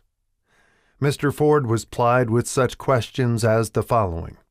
Who was Benedict Arnold? And how many soldiers did the British send over to America to put down the rebellion of 1776? In answer to the last question, Mr. Ford replied, I do not know the exact number of soldiers the British sent over, but I have heard that it was a considerably larger number than ever went back. Finally, Mr. Ford became tired of this line of questioning, and in reply to a particularly offensive question, he leaned over, pointed his finger at the lawyer who had asked the question, and said, If I should really want to answer the foolish question you have just asked, or any of the other questions you have been asking me, let me remind you that I have a row of electric push buttons on my desk, and by pushing the right button, I can summon to my aid men who can answer any question I desire to ask concerning the business to which I am devoting most of my efforts. Now, will you kindly tell me why I should clutter up my mind with general knowledge for the purpose of being able to answer questions when I have men around me who can supply any knowledge I require? There certainly was good logic to that reply. That answer floored the lawyer. Every person in the courtroom realized it was the answer, not of an ignorant man, but of a man of education. Any man is educated who knows where to get knowledge when he needs it, and how to organize that knowledge into definite plans of action. Through the assistance of his mastermind group, Henry Ford had at his command all the specialized knowledge he needed to enable him to become one of the wealthiest men in America. It was not essential that he have this knowledge in his own mind. Surely no person who has sufficient inclination and intelligence to read a book of this nature can possibly miss the significance of this illustration. Before you can be sure of your ability to transmute desire into its monetary equivalent, you will require specialized knowledge of the service, merchandise, or profession which you intend to offer in return for fortune. Perhaps you may need much more specialized knowledge than you have the ability or the inclination to acquire, and if this should be true, you may bridge your weakness through the aid of your mastermind group. Andrew Carnegie stated that he, personally, knew nothing about the technical end of the steel business. Moreover, he did not particularly care to know anything about it. The specialized knowledge which he required for the manufacture and marketing of steel he found available through the individual units of his mastermind group. The accumulation of great fortunes calls for power, and power is acquired through highly organized and intelligently directed specialized knowledge. But that knowledge does not necessarily have to be in the possession of the man who accumulates the fortune. The preceding paragraph should give hope and encouragement to the man with ambition to accumulate a fortune, who has not possessed himself of the necessary education to supply such specialized knowledge as he may require. Men sometimes go through life suffering from inferiority complexes because they are not men of education. The man who can organize and direct a mastermind group of men who possess knowledge useful in the accumulation of money is just as much a man of education as any man in the group. Remember this: if you suffer from a feeling of inferiority because your schooling has been limited, Thomas Edison had only 3 months of schooling during his entire life. He did not lack education, neither did he die poor. Henry Ford had less than a 6th grade schooling, but he has managed to do pretty well by himself financially. Specialized knowledge is among the most plentiful and the cheapest forms of service which may be had. If you doubt this, consult the payroll of any university. It pays to know how to purchase knowledge. First of all, decide the sort of specialized knowledge you require and the purpose for which it is needed. To a large extent, your major purpose in life, the goal toward which you are working, will help determine what knowledge you need. With this question settled, your next move requires that you have accurate information concerning dependable sources of knowledge. The more important of these are A. One's own experience and education. B. Experience and education available through cooperation of others. Mastermind alliance. C. Colleges and universities. D. Public libraries. Through books and periodicals in which may be found all the knowledge organized by civilization. E. Special training courses. Through night schools and home study schools in particular. As knowledge is acquired, it must be organized and put into use for a definite purpose through practical plans. Knowledge has no value except that which can be gained from its application toward some worthy end. This is one reason why college degrees are not valued more highly.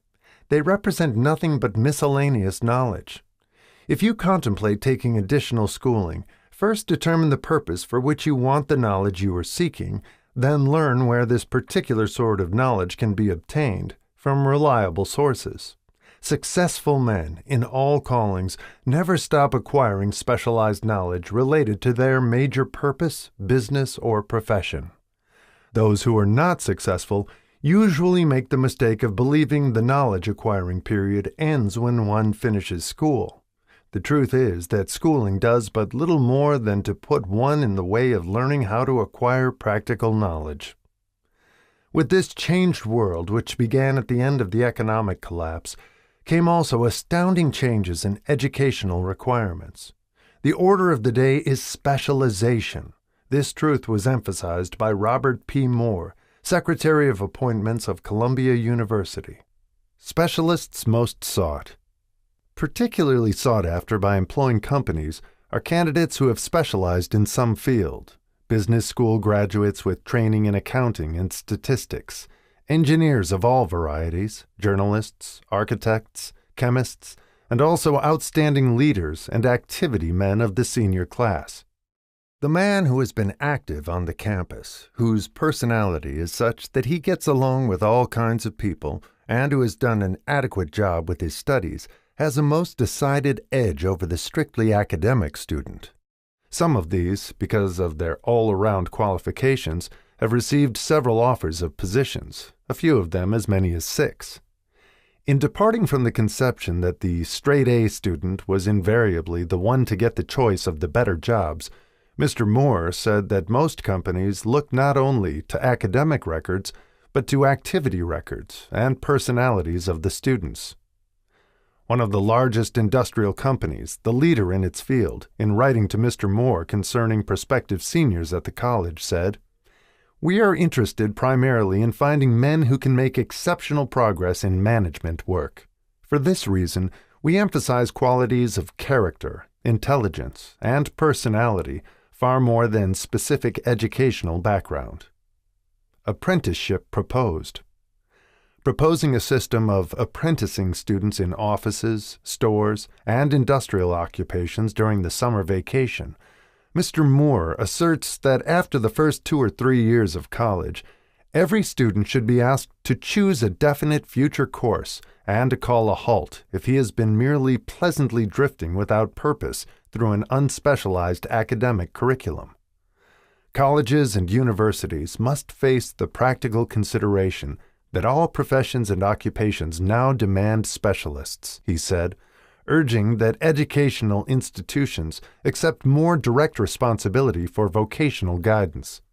One of the most reliable and practical sources of knowledge available to those who need specialized schooling is the night schools operated in most large cities.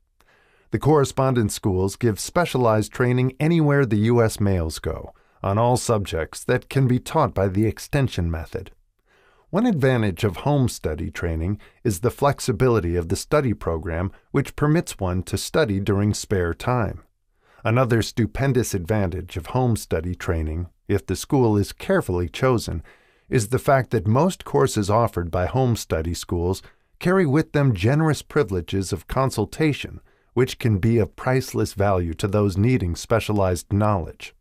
No matter where you live, you can share the benefits. Anything acquired without effort and without cost is generally unappreciated, often discredited. Perhaps this is why we get so little from our marvelous opportunity in public schools. The self-discipline one receives from a definite program of specialized study makes up to some extent for the wasted opportunity when knowledge was available without cost. Correspondence schools are highly organized business institutions. Their tuition fees are so low that they are forced to insist upon prompt payments.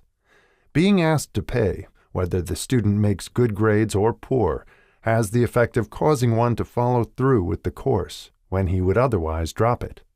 The correspondence schools have not stressed this point sufficiently, for the truth is that their collection departments constitute the very finest sort of training on decision, promptness, action, and the habit of finishing that which one begins. I learned this from experience more than 25 years ago. I enrolled for a home study course in advertising. After completing 8 or 10 lessons, I stopped studying, but the school did not stop sending me bills. Moreover, it insisted upon payment, whether I kept up my studies or not. I decided that if I had to pay for the course, which I had legally obligated myself to do, I should complete the lessons and get my money's worth. I felt, at the time, that the collection system of the school was somewhat too well organized, but I learned later in life that it was a valuable part of my training for which no charge had been made. Being forced to pay, I went ahead and completed the course. Later in life, I discovered that the efficient collection system of that school had been worth much in the form of money earned because of the training in advertising I had so reluctantly taken. We have in this country what is said to be the greatest public school system in the world. We have invested fabulous sums for fine buildings. We have provided convenient transportation for children living in the rural districts, so they may attend the best schools. But there is one astounding weakness to this marvelous system. It is free. One of the strange things about human beings is that they value only that which has a price. The free schools of America and the free public libraries do not impress people because they are free. This is the major reason why so many people find it necessary to acquire additional training after they quit school and go to work. It is also one of the major reasons why employers give greater consideration to employees who take home study courses. They have learned from experience that any person who has the ambition to give up a part of his spare time to studying at home has in him those qualities which make for leadership. This recognition is not a charitable gesture. It is sound business judgment upon the part of the employers. There is one weakness in people for which there is no remedy. It is the universal weakness of lack of ambition. Persons, especially salaried people, who schedule their spare time to provide for home study seldom remain at the bottom very long. Their action opens the way for the upward climb, removes many obstacles from their path, and gains the friendly interest of those who have the power to put them in the way of opportunity. The home study method of training is especially suited to the needs of employed people who find, after leaving school, that they must acquire additional specialized knowledge, but cannot spare the time to go back to school. The changed economic conditions prevailing since the Depression have made it necessary for thousands of people to find additional or new sources of income. For the majority of these, the solution to their problem may be found only by acquiring specialized knowledge. Many will be forced to change their occupations entirely. When a merchant finds that a certain line of merchandise is not selling, he usually supplants it with another that is in demand. The person whose business is that of marketing personal services must also be an efficient merchant. If his services do not bring adequate returns in one occupation, he must change to another, where broader opportunities are available. Stewart Austin Weir prepared himself as a construction engineer and followed this line of work until the Depression limited his market to where it did not give him the income he required. He took inventory of himself, decided to change his profession to law, went back to school, and took special courses by which he prepared himself as a corporation lawyer. Despite the fact the Depression had not ended, he completed his training, passed the bar examination, and quickly built a lucrative law practice in Dallas, Texas. In fact, he is turning away clients. Just to keep the record straight and to anticipate the alibis of those who will say, "I couldn't go to school because I have a family to support," or "I'm too old," I will add the information that Mr. Weir was past 40 and married when he went back to school. Moreover, by carefully selecting highly specialized courses in colleges best prepared to teach the subjects chosen, Mr. Weir completed in 2 years the work for which the majority of law students require 4 years. It pays to know how to purchase knowledge. The person who stops studying merely because he has finished school is forever hopelessly doomed to mediocrity, no matter what may be his calling. The way of success is the way of continuous pursuit of knowledge. Let us consider a specific instance. During the Depression, a salesman in a grocery store found himself without a position. Having had some bookkeeping experience, he took a special course in accounting, familiarized himself with all the latest bookkeeping and office equipment, and went into business for himself. Starting with the grocer for whom he had formerly worked, he made contracts with more than 100 small merchants to keep their books at a very nominal monthly fee. His idea was so practical that he soon found it necessary to set up a portable office in a light delivery truck, which he equipped with modern bookkeeping machinery. He now has a fleet of these bookkeeping offices on wheels and employs a large staff of assistants, thus providing small merchants with accounting service equal to the best that money can buy, at very nominal cost. Specialized knowledge plus imagination were the ingredients that went into this unique and successful business. Last year, the owner of that business paid an income tax of almost 10 times as much as was paid by the merchant for whom he worked, when the Depression forced upon him a temporary adversity which proved to be a blessing in disguise. The beginning of this successful business was an idea. Inasmuch as I had the privilege of supplying the unemployed salesman with that idea, I now assume the further privilege of suggesting another idea, which has within it the possibility of even greater income, also the possibility of rendering useful service to thousands of people who badly need that service. The idea was suggested by the salesman who gave up selling and went into the business of keeping books on a wholesale basis. When the plan was suggested as a solution of his unemployment problem, he quickly exclaimed, "I like the idea, but I would not know how to turn it into cash." In other words, he complained that he would not know how to market his bookkeeping knowledge after he acquired it. So, that brought up another problem which had to be solved. With the aid of a young woman typist, clever at hand lettering, and who could put the story together, a very attractive book was prepared, describing the advantages of the new system of bookkeeping. The pages were neatly typed and pasted in an ordinary scrapbook, which was used as a silent salesman, with which the story of this new business was so effectively told that its owner soon had more accounts than he could handle. There are thousands of people all over the country who need the services of a merchandising specialist capable of preparing an attractive brief for use in marketing personal services. The aggregate annual income from such a service might easily exceed that received by the largest employment agency, and the benefits of the service might be made far greater to the purchaser than any to be obtained from an employment agency. The idea here described was born of necessity, to bridge an emergency which had to be covered, but it did not stop by merely serving one person. The woman who created the idea has a keen imagination. She saw in her newly born brainchild the making of a new profession, one that is destined to render valuable service to thousands of people who need practical guidance in marketing personal services. Spurred to action by the instantaneous success of her first prepared plan to market personal services, this energetic woman turned next to the solution of a similar problem for her son, who had just finished college, but had been totally unable to find a market for his services. The plan she originated for his use was the finest specimen of merchandising of personal services I have ever seen.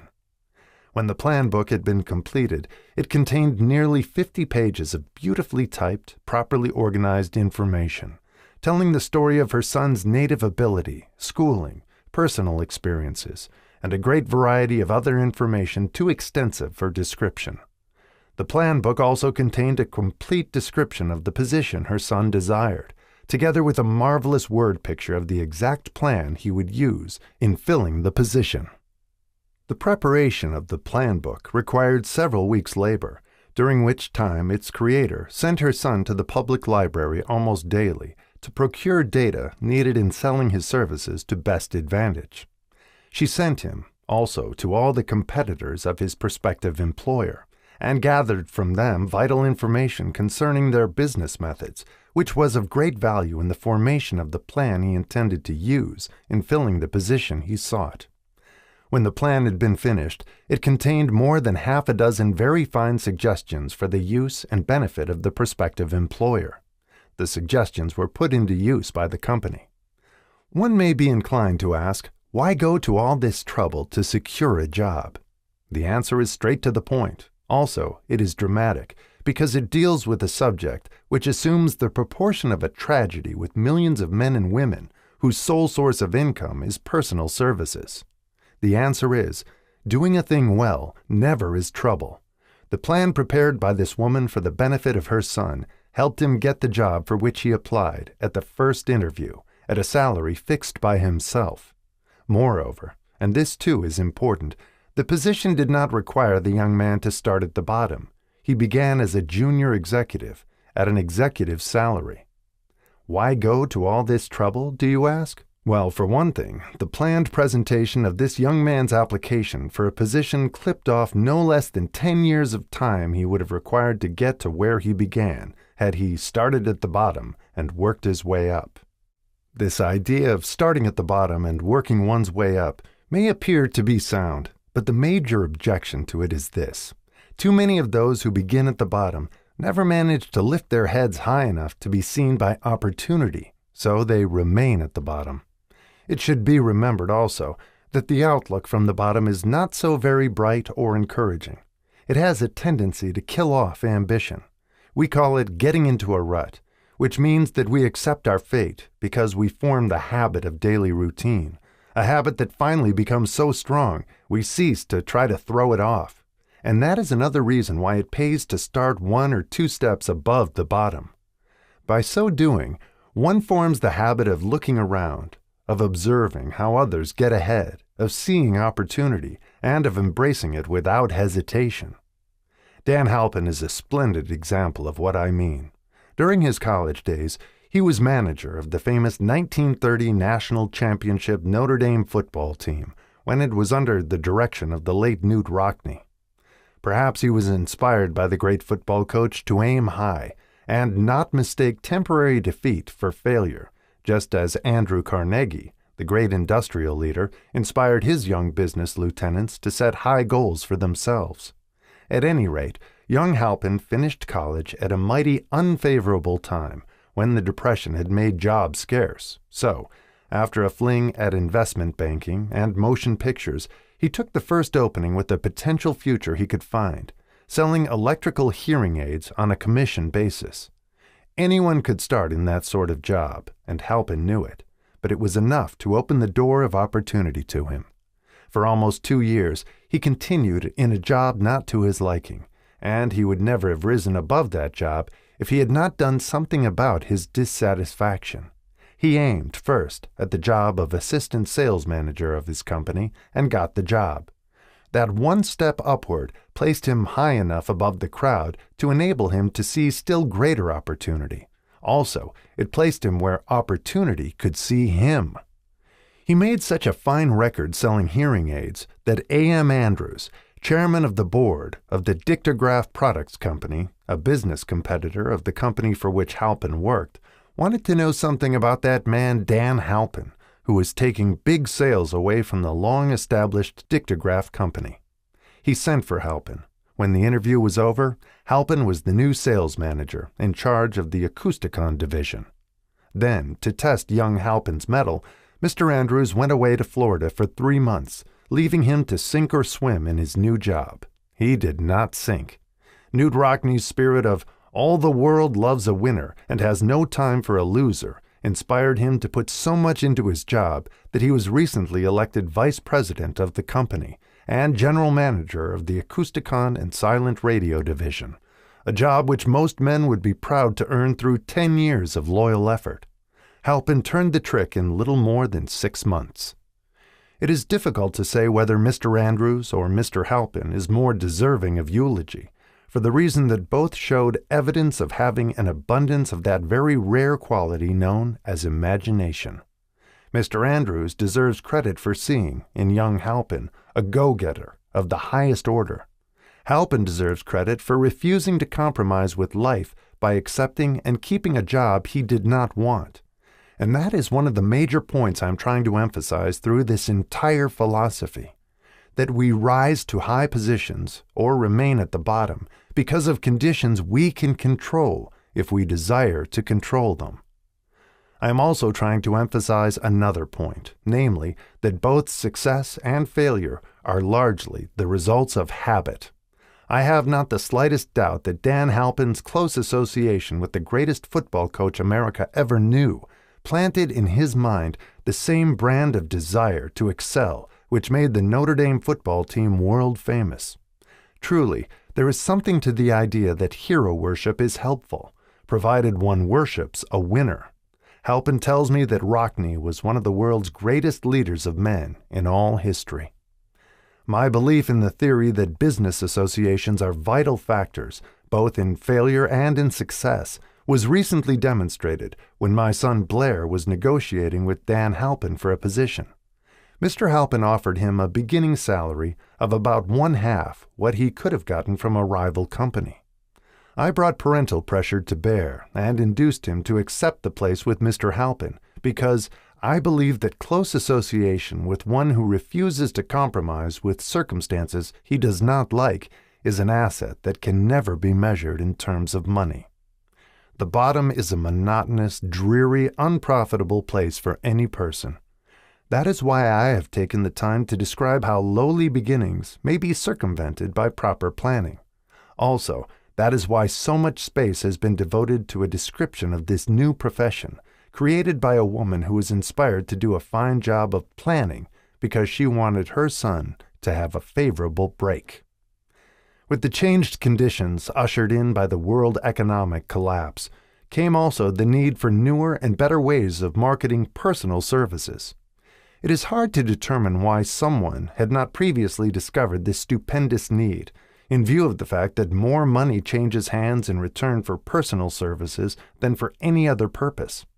The sum paid out monthly to people who work for wages and salaries is so huge that it runs into hundreds of millions, and the annual distribution amounts to billions. Perhaps some will find, in the idea here briefly described, the nucleus of the riches they desire. Ideas with much less merit have been the seedlings from which great fortunes have grown. Woolworth's 5 and 10 cent store idea, for example, had far less merit, but it piled up a fortune for its creator. Those seeing opportunity lurking in this suggestion will find valuable aid in the chapter on organized planning. Incidentally, an efficient merchandiser of personal services would find a growing demand for his services wherever there are men and women who seek better markets for their services. By applying the mastermind principle, a few people with suitable talent could form an alliance and have a paying business very quickly. One would need to be a fair writer with a flair for advertising and selling, one handy at typing and hand lettering, and one should be a first-class business getter who would let the world know about the service. If one person possessed all these abilities, he might carry on the business alone until it outgrew him. The woman who prepared the personal service sales plan for her son now receives requests from all parts of the country for her cooperation in preparing similar plans for others who desire to market their personal services for more money. She has a staff of expert typists, artists, and writers who have the ability to dramatize the case history so effectively that one's personal services can be marketed for much more money than the prevailing wages for similar services. She is so confident of her ability that she accepts, as the major portion of her fee, a percentage of the increased pay she helps her clients to earn. It must not be supposed that her plan merely consists of clever salesmanship by which she helps men and women to demand and receive more money for the same services they formerly sold for less pay. She looks after the interests of the purchaser as well as the seller of personal services, and so prepares her plans that the employer receives full value for the additional money he pays.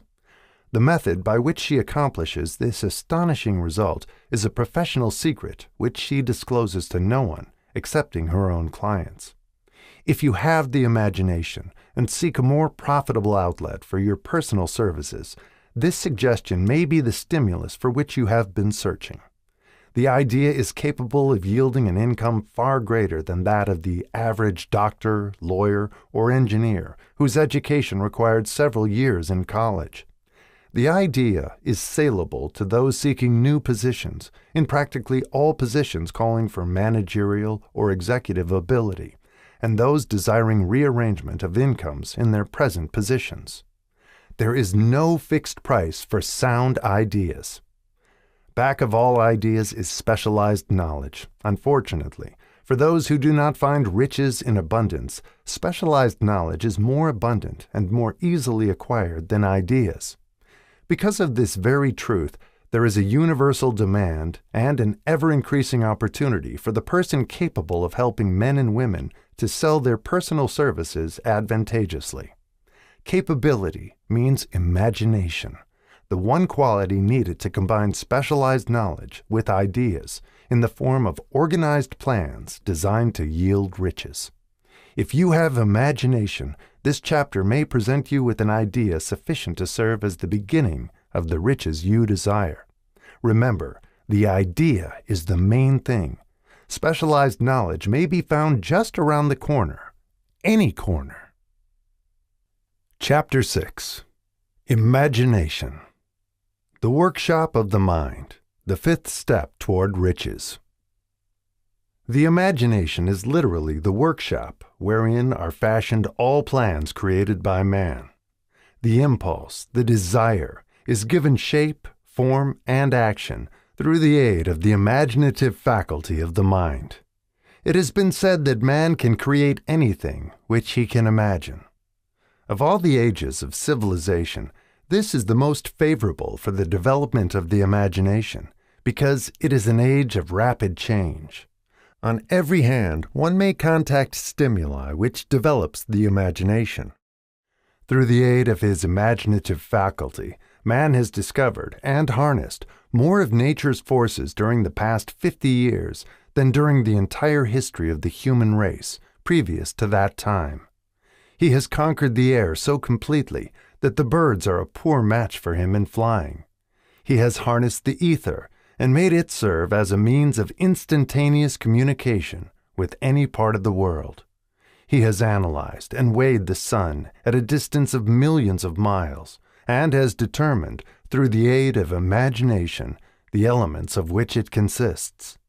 He has discovered that his own brain is both a broadcasting and a receiving station for the vibration of thought, and he is beginning now to learn how to make practical use of this discovery. He has increased the speed of locomotion until he may now travel at a speed of more than 300 miles an hour. The time will come soon when a man may breakfast in New York and lunch in San Francisco. Man's only limitation, within reason, lies in his development and use of his imagination. He has not yet reached the apex of development in the use of his imaginative faculty. He has merely discovered that he has an imagination, and has commenced to use it in a very elementary way. Two forms of imagination. The imaginative faculty functions in two forms. One is known as synthetic imagination, and the other as creative imagination. Synthetic imagination. Through this faculty, one may arrange old concepts, ideas, or plans into new combinations. This faculty creates nothing. It merely works with the material of experience, education, and observation with which it is fed. It is the faculty used most by the inventor, with the exception of the genius, who draws upon the creative imagination when he cannot solve his problem through synthetic imagination. Creative imagination. Through the faculty of creative imagination, the finite mind of man has direct communication with infinite intelligence. It is the faculty through which hunches and inspirations are received. It is by this faculty that all basic or new ideas are handed over to man. It is through this faculty that thought vibrations from the minds of others are received. It is through this faculty that one individual may tune in or communicate with the subconscious minds of other men. The creative imagination works automatically in the manner described in subsequent pages. This faculty functions only when the conscious mind is vibrating at an exceedingly rapid rate, as, for example, when the conscious mind is stimulated through the emotion of a strong desire. The creative faculty becomes more alert, more receptive to vibrations from the sources mentioned in proportion to its development through use. This statement is significant. Ponder over it before passing on. Keep in mind as you follow these principles that the entire story of how one may convert desire into money cannot be told in one statement. The story will be complete only when one has mastered, assimilated, and begun to make use of all the principles. The great leaders of business, industry, finance, and the great artists, musicians, poets, and writers became great because they developed the faculty of creative imagination. Both the synthetic and creative faculties of imagination become more alert with use, just as any muscle or organ of the body develops through use. Desire is only a thought, an impulse. It is nebulous and ephemeral. It is abstract and of no value until it has been transformed into its physical counterpart. While the synthetic imagination is the one which will be used most frequently in the process of transforming the impulse of desire into money, you must keep in mind the fact that you may face circumstances and situations which demand use of the creative imagination as well. Your imaginative faculty may have become weak through inaction. It can be revived and made alert through use. This faculty does not die, though it may become quiescent through lack of use. Center your attention for the time being on the development of the synthetic imagination, because this is the faculty which you will use more often in the process of converting desire into money. Transformation of the intangible impulse of desire into the tangible reality of money calls for the use of a plan or plans. These plans must be formed with the aid of the imagination and mainly with the synthetic faculty. Read the entire book through, then come back to this chapter and begin at once to put your imagination to work on the building of a plan or plans for the transformation of your desire into money. Detailed instructions for the building of plans have been given in almost every chapter. Carry out the instructions best suited to your needs. Reduce your plan to writing if you have not already done so. The moment you complete this, you will have definitely given concrete form to the intangible desire. Read the preceding sentence once more. Read it aloud, very slowly. And as you do so, remember that the moment you reduce the statement of your desire and a plan for its realization to writing, you have actually taken the first of a series of steps which will enable you to convert the thought into its physical counterpart. The earth on which you live, you, yourself, and every other material thing are the result of evolutionary change, through which microscopic bits of matter have been organized and arranged in an orderly fashion. Moreover, and this statement is of stupendous importance, this earth, every one of the billions of individual cells of your body, and every atom of matter, began as an intangible form of energy. Desire is thought impulse. Thought impulses are forms of energy. When you begin with the thought impulse, desire, to accumulate money, you are drafting into your service the same stuff that nature used in creating this earth, and every material form in the universe, including the body and brain in which the thought impulses function. As far as science has been able to determine, the entire universe consists of but two elements, matter and energy. Through the combination of energy and matter has been created everything perceptible to man, from the largest star which floats in the heavens down to and including man himself. You are now engaged in the task of trying to profit by nature's method. You are, sincerely and earnestly we hope, trying to adapt yourself to nature's laws by endeavoring to convert desire into its physical or monetary equivalent. You can do it. It has been done before. You can build a fortune through the aid of laws, which are immutable. But first, you must become familiar with these laws and learn to use them. Through repetition, and by approaching the description of these principles from every conceivable angle, the author hopes to reveal to you the secret through which every great fortune has been accumulated. Strange and paradoxical as it may seem, the secret is not a secret. Nature herself advertises it in the earth on which we live, the stars, the planets suspended within our view, in the elements above and around us, in every blade of grass, and every form of life within our vision. Nature advertises this secret in the terms of biology, in the conversion of a tiny cell, so small that it may be lost on the point of a pin, into the human being now reading this line.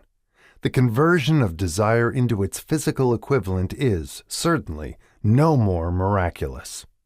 Do not become discouraged if you do not fully comprehend all that has been stated. Unless you have long been a student of the mind, it is not to be expected that you will assimilate all that is in this chapter upon a first reading. But you will, in time, make good progress. The principles which follow will open the way for understanding of imagination. Assimilate that which you understand as you read this philosophy for the first time. Then, when you reread and study it, you will discover that something has happened to clarify it and give you a broader understanding of the whole. Above all, do not stop, nor hesitate in your study of these principles until you have read the book at least 3 times, for then you will not want to stop. How to make practical use of imagination. Ideas are the beginning points of all fortunes. Ideas are products of the imagination. Let us examine a few well-known ideas which have yielded huge fortunes, with the hope that these illustrations will convey definite information concerning the method by which imagination may be used in accumulating riches. The Enchanted Kettle. 50 years ago, an old country doctor drove to town, hitched his horse, quietly slipped into a drugstore by the back door, and began dickering with the young drug clerk. His mission was destined to yield great wealth to many people. It was destined to bring to the South the most far-flung benefit since the Civil War. For more than an hour, behind the prescription counter, the old doctor and the clerk talked in low tones. Then the doctor left. He went out to the buggy and brought back a large, old-fashioned kettle, a big wooden paddle, used for stirring the contents of the kettle, and deposited them in the back of the store. The clerk inspected the kettle, reached into his inside pocket, took out a roll of bills, and handed it over to the doctor. The roll contained exactly $500, the clerk's entire savings.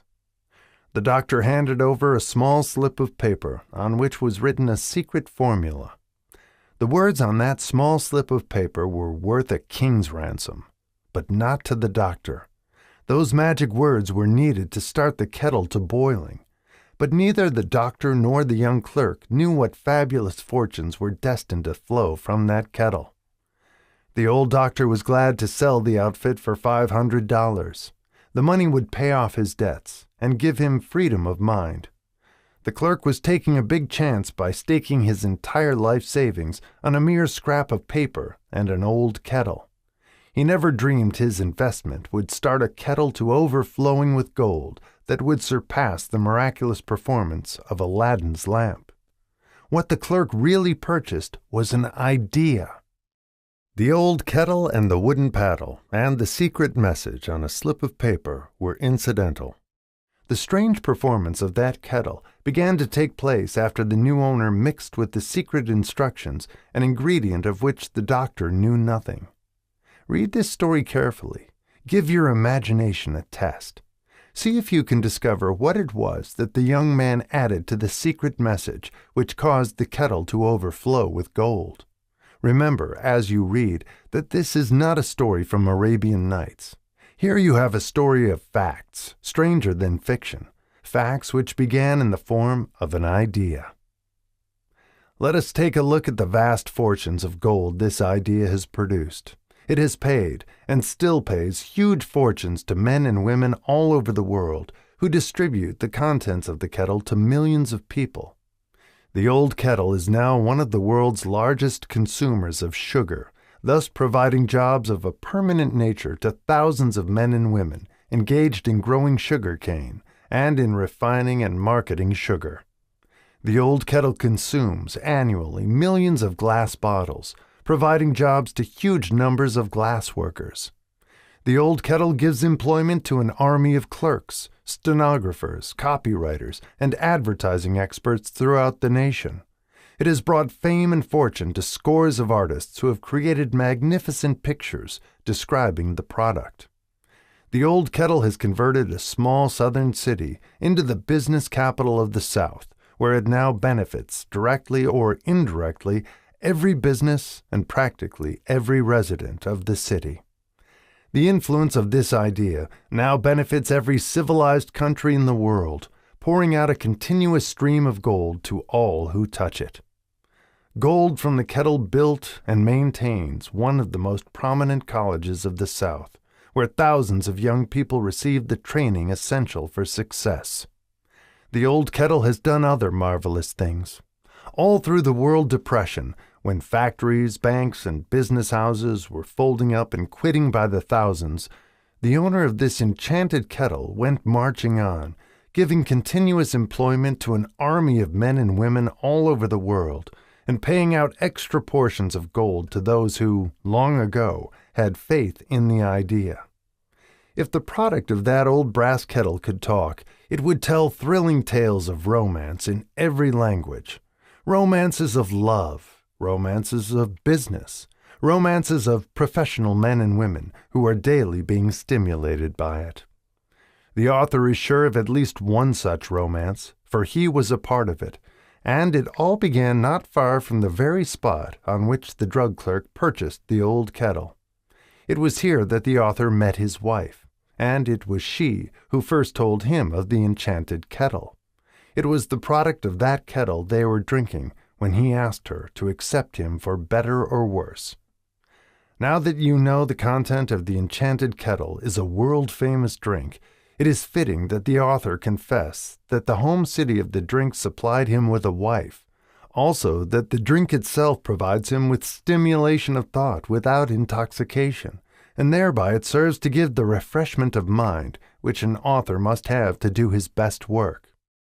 Whoever you are, wherever you may live, whatever occupation you may be engaged in, just remember in the future, every time you see the words Coca-Cola, that its vast empire of wealth and influence grew out of a single idea, and that the mysterious ingredient the drug clerk, Asa Candler, mixed with the secret formula was imagination. Stop and think of that for a moment. Remember also that the 13 steps to riches described in this book were the media through which the influence of Coca-Cola has been extended to every city, town, village, and crossroads of the world, and that any idea you may create, as sound and meritorious as Coca-Cola, has the possibility of duplicating the stupendous record of this worldwide thirst killer. Truly, thoughts are things, and their scope of operation is the world itself. What I would do if I had $1 million. This story proves the truth of that old saying, where there's a will, there's a way.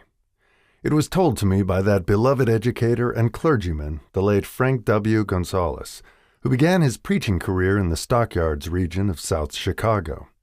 While Dr. Gonzalez was going through college, he observed many defects in our educational system, defects which he believed he could correct if he were the head of a college.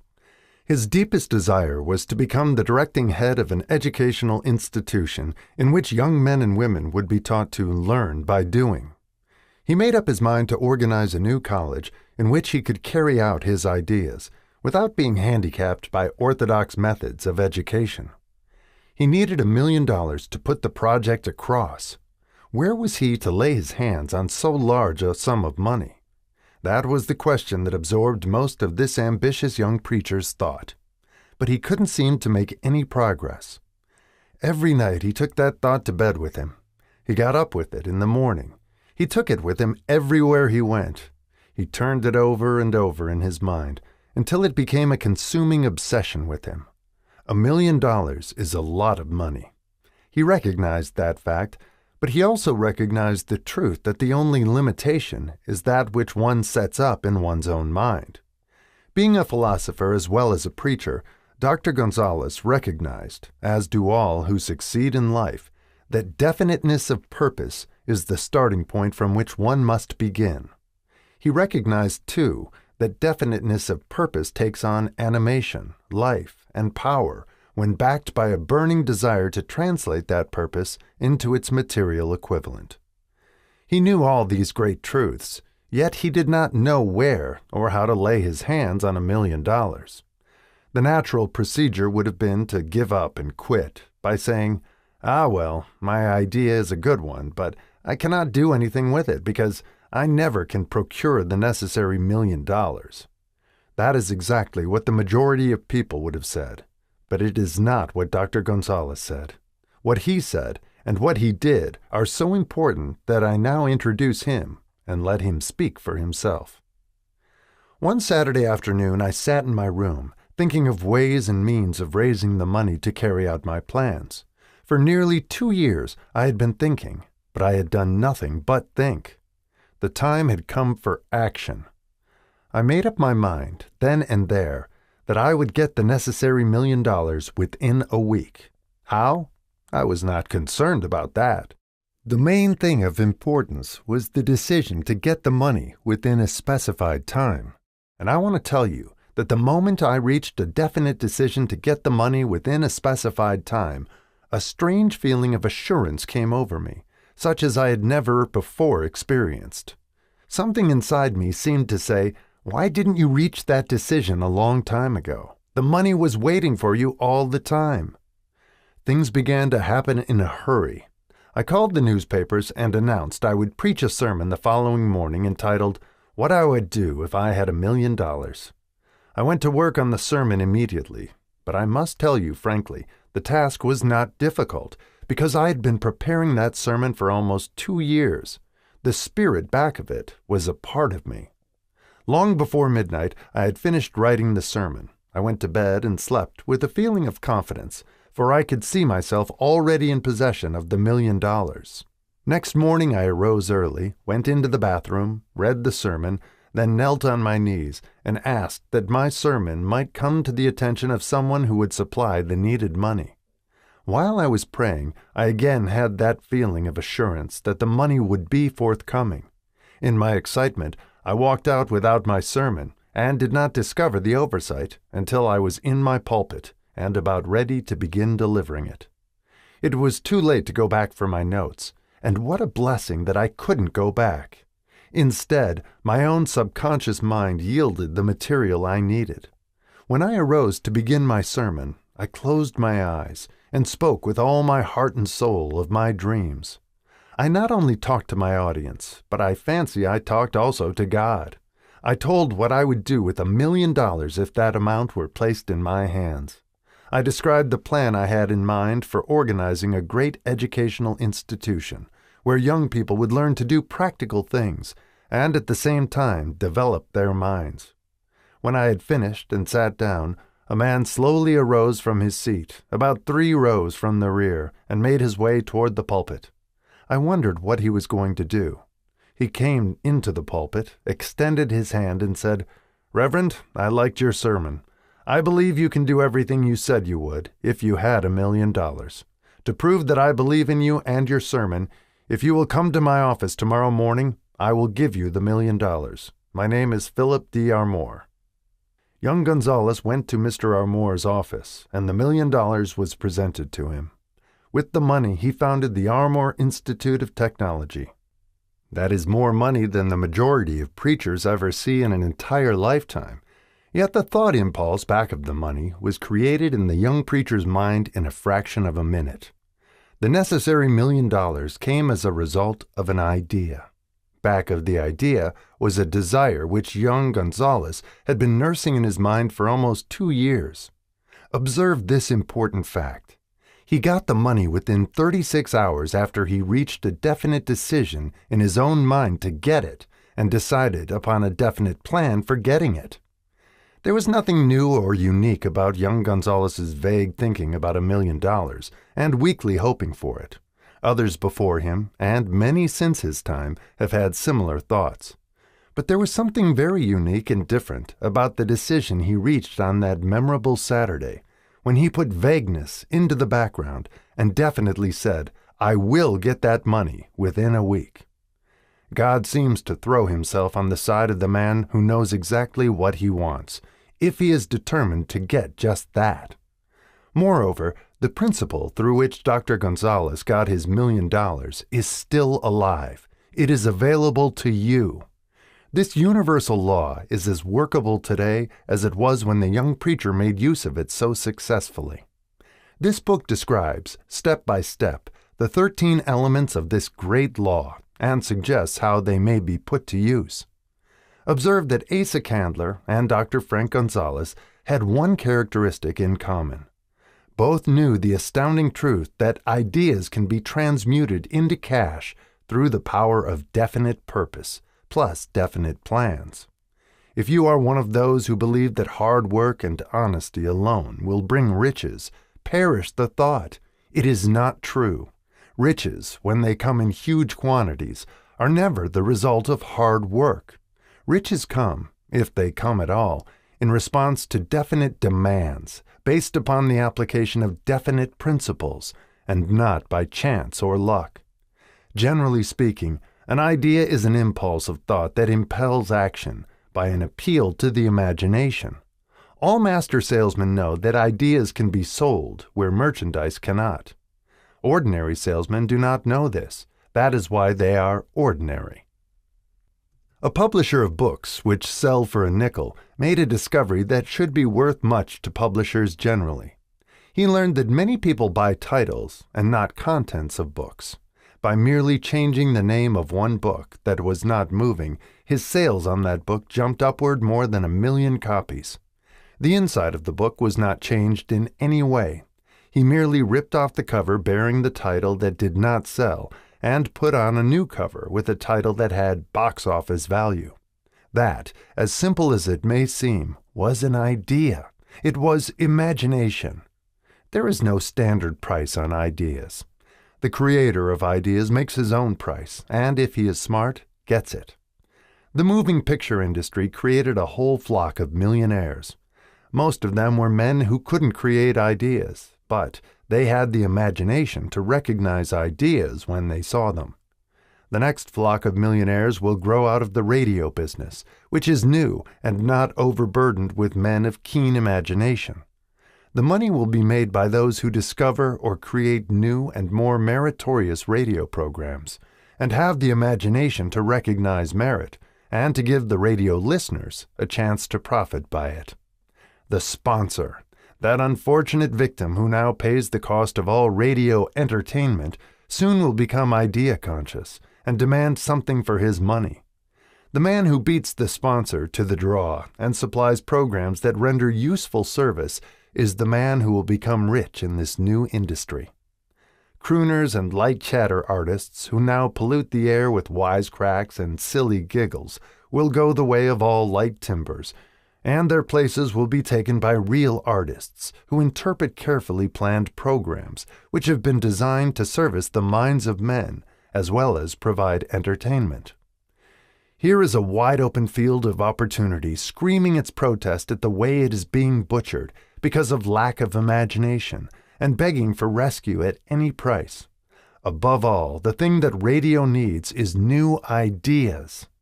If this new field of opportunity intrigues you, perhaps you might profit by the suggestion that the successful radio programs of the future will give more attention to creating buyer audiences and less attention to listener audiences. Stated more plainly, the builder of radio programs who succeeds in the future must find practical ways to convert listeners into buyers. Moreover, the successful producer of radio programs in the future must key his features so that he can definitely show its effect upon the audience. Sponsors are becoming a bit weary of buying glib selling talks based upon statements grabbed out of thin air. They want, and in the future will demand, indisputable proof that the Who's It program not only gives millions of people the silliest giggle ever, but that the silly giggler can sell merchandise. Another thing that might as well be understood by those who contemplate entering this new field of opportunity, radio advertising is going to be handled by an entirely new group of advertising experts, separate and distinct from the old-time newspaper and magazine advertising agency men. The old-timers in the advertising game cannot read the modern radio scripts because they have been schooled to see ideas. The new radio technique demands men who can interpret ideas from a written manuscript in terms of sound. It cost the author a year of hard labor and many thousands of dollars to learn this. Radio right now is about where the moving pictures were when Mary Pickford and her curls first appeared on the screen. There is plenty of room in radio for those who can produce or recognize ideas. If the foregoing comment on the opportunities of radio has not started your idea factory to work, you had better forget it. Your opportunity is in some other field.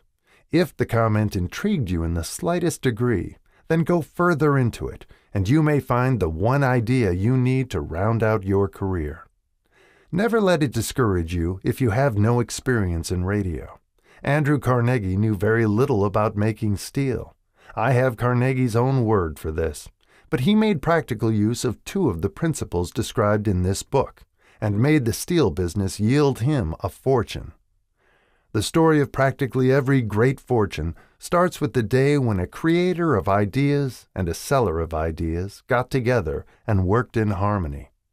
Carnegie surrounded himself with men who could do all that he could not do, men who created ideas, and men who put ideas into operation, and made himself and the others fabulously rich.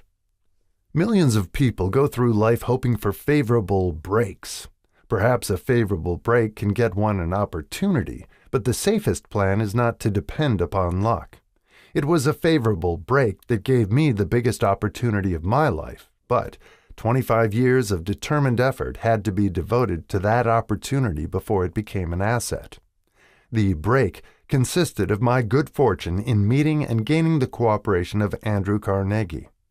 On that occasion, Carnegie planted in my mind the idea of organizing the principles of achievement into a philosophy of success. Thousands of people have profited by the discoveries made in the 25 years of research, and several fortunes have been accumulated through the application of the philosophy. The beginning was simple. It was an idea which anyone might have developed. The favorable break came through Carnegie, but what about the determination, definiteness of purpose, and the desire to attain the goal, and the persistent effort of 25 years? It was no ordinary desire that survived disappointment, discouragement, temporary defeat, criticism, and the constant reminding of waste of time. It was a burning desire, an obsession. When the idea was first planted in my mind by Mr. Carnegie, it was coaxed, nursed, and enticed to remain alive. Gradually, the idea became a giant under its own power, and it coaxed, nursed, and drove me. Ideas are like that. First, you give life and action and guidance to ideas, then they take on a power of their own and sweep aside all opposition. Ideas are intangible forces, but they have more power than the physical brains that give birth to them. They have the power to live on after the brain that creates them has returned to dust. For example, take the power of Christianity. That began with a simple idea, born in the brain of Christ. Its chief tenet was, "Do unto others as you would have others do unto you." Christ has gone back to the source from whence he came, but his idea goes marching on. Someday it may grow up and come into its own. Then it will have fulfilled Christ's deepest desire. The idea has been developing only 2,000 years. Give it time. Success requires no explanations. Failure permits no alibis. Chapter 7. Organized Planning. The crystallization of desire into action. The sixth step toward riches. You have learned that everything man creates or acquires begins in the form of desire. That desire is taken on the first lap of its journey, from the abstract to the concrete, into the workshop of the imagination, where plans for its transition are created and organized.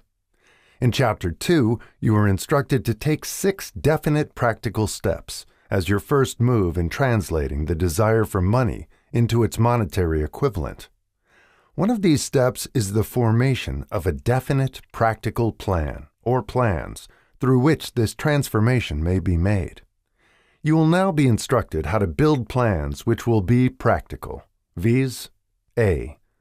Ally yourself with a group of as many people as you may need for the creation and carrying out of your plan or plans for the accumulation of money, making use of the mastermind principle described in a later chapter.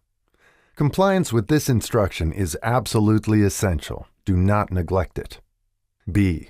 Before forming your mastermind alliance, decide what advantages and benefits you may offer the individual members of your group in return for their cooperation.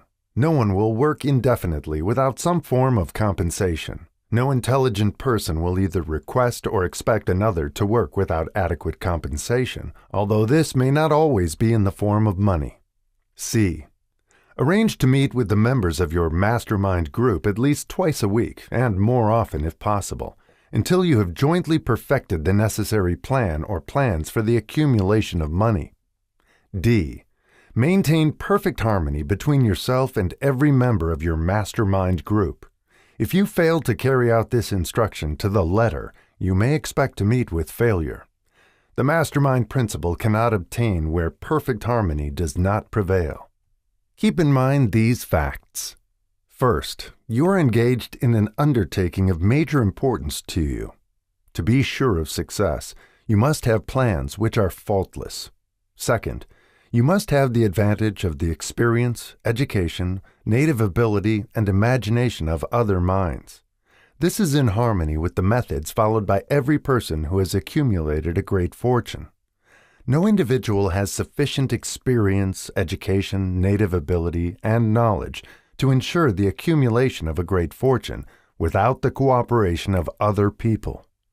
Every plan you adopt in your endeavor to accumulate wealth should be the joint creation of yourself and every other member of your mastermind group. You may originate your own plans, either in whole or in part, but see that those plans are checked and approved by the members of your mastermind alliance. If the first plan which you adopt does not work successfully, replace it with a new plan. If this new plan fails to work, replace it, in turn with still another, and so on, until you find a plan which does work. Right here is the point at which the majority of men meet with failure, because of their lack of persistence in creating new plans to take the place of those which fail. The most intelligent man living cannot succeed in accumulating money, nor in any other undertaking, without plans which are practical and workable.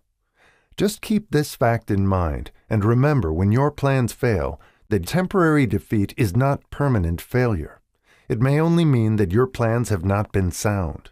Build other plans. Start all over again.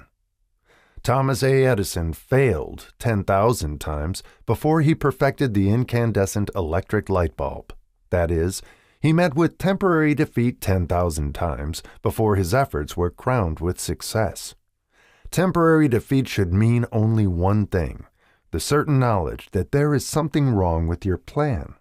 Millions of men go through life in misery and poverty because they lack a sound plan through which to accumulate a fortune. Henry Ford accumulated a fortune not because of his superior mind, but because he adopted and followed a plan which proved to be sound. 1,000 men could be pointed out, each with a better education than Ford's, yet each of whom lives in poverty because he does not possess the right plan for the accumulation of money. Your achievement can be no greater than your plans are sound. That may seem to be an axiomatic statement, but it is true. Samuel Insull lost his fortune of over $100 million. The Insull fortune was built on plans which were sound. The business depression forced Mr. Insull to change his plans, and the change brought temporary defeat because his new plans were not sound.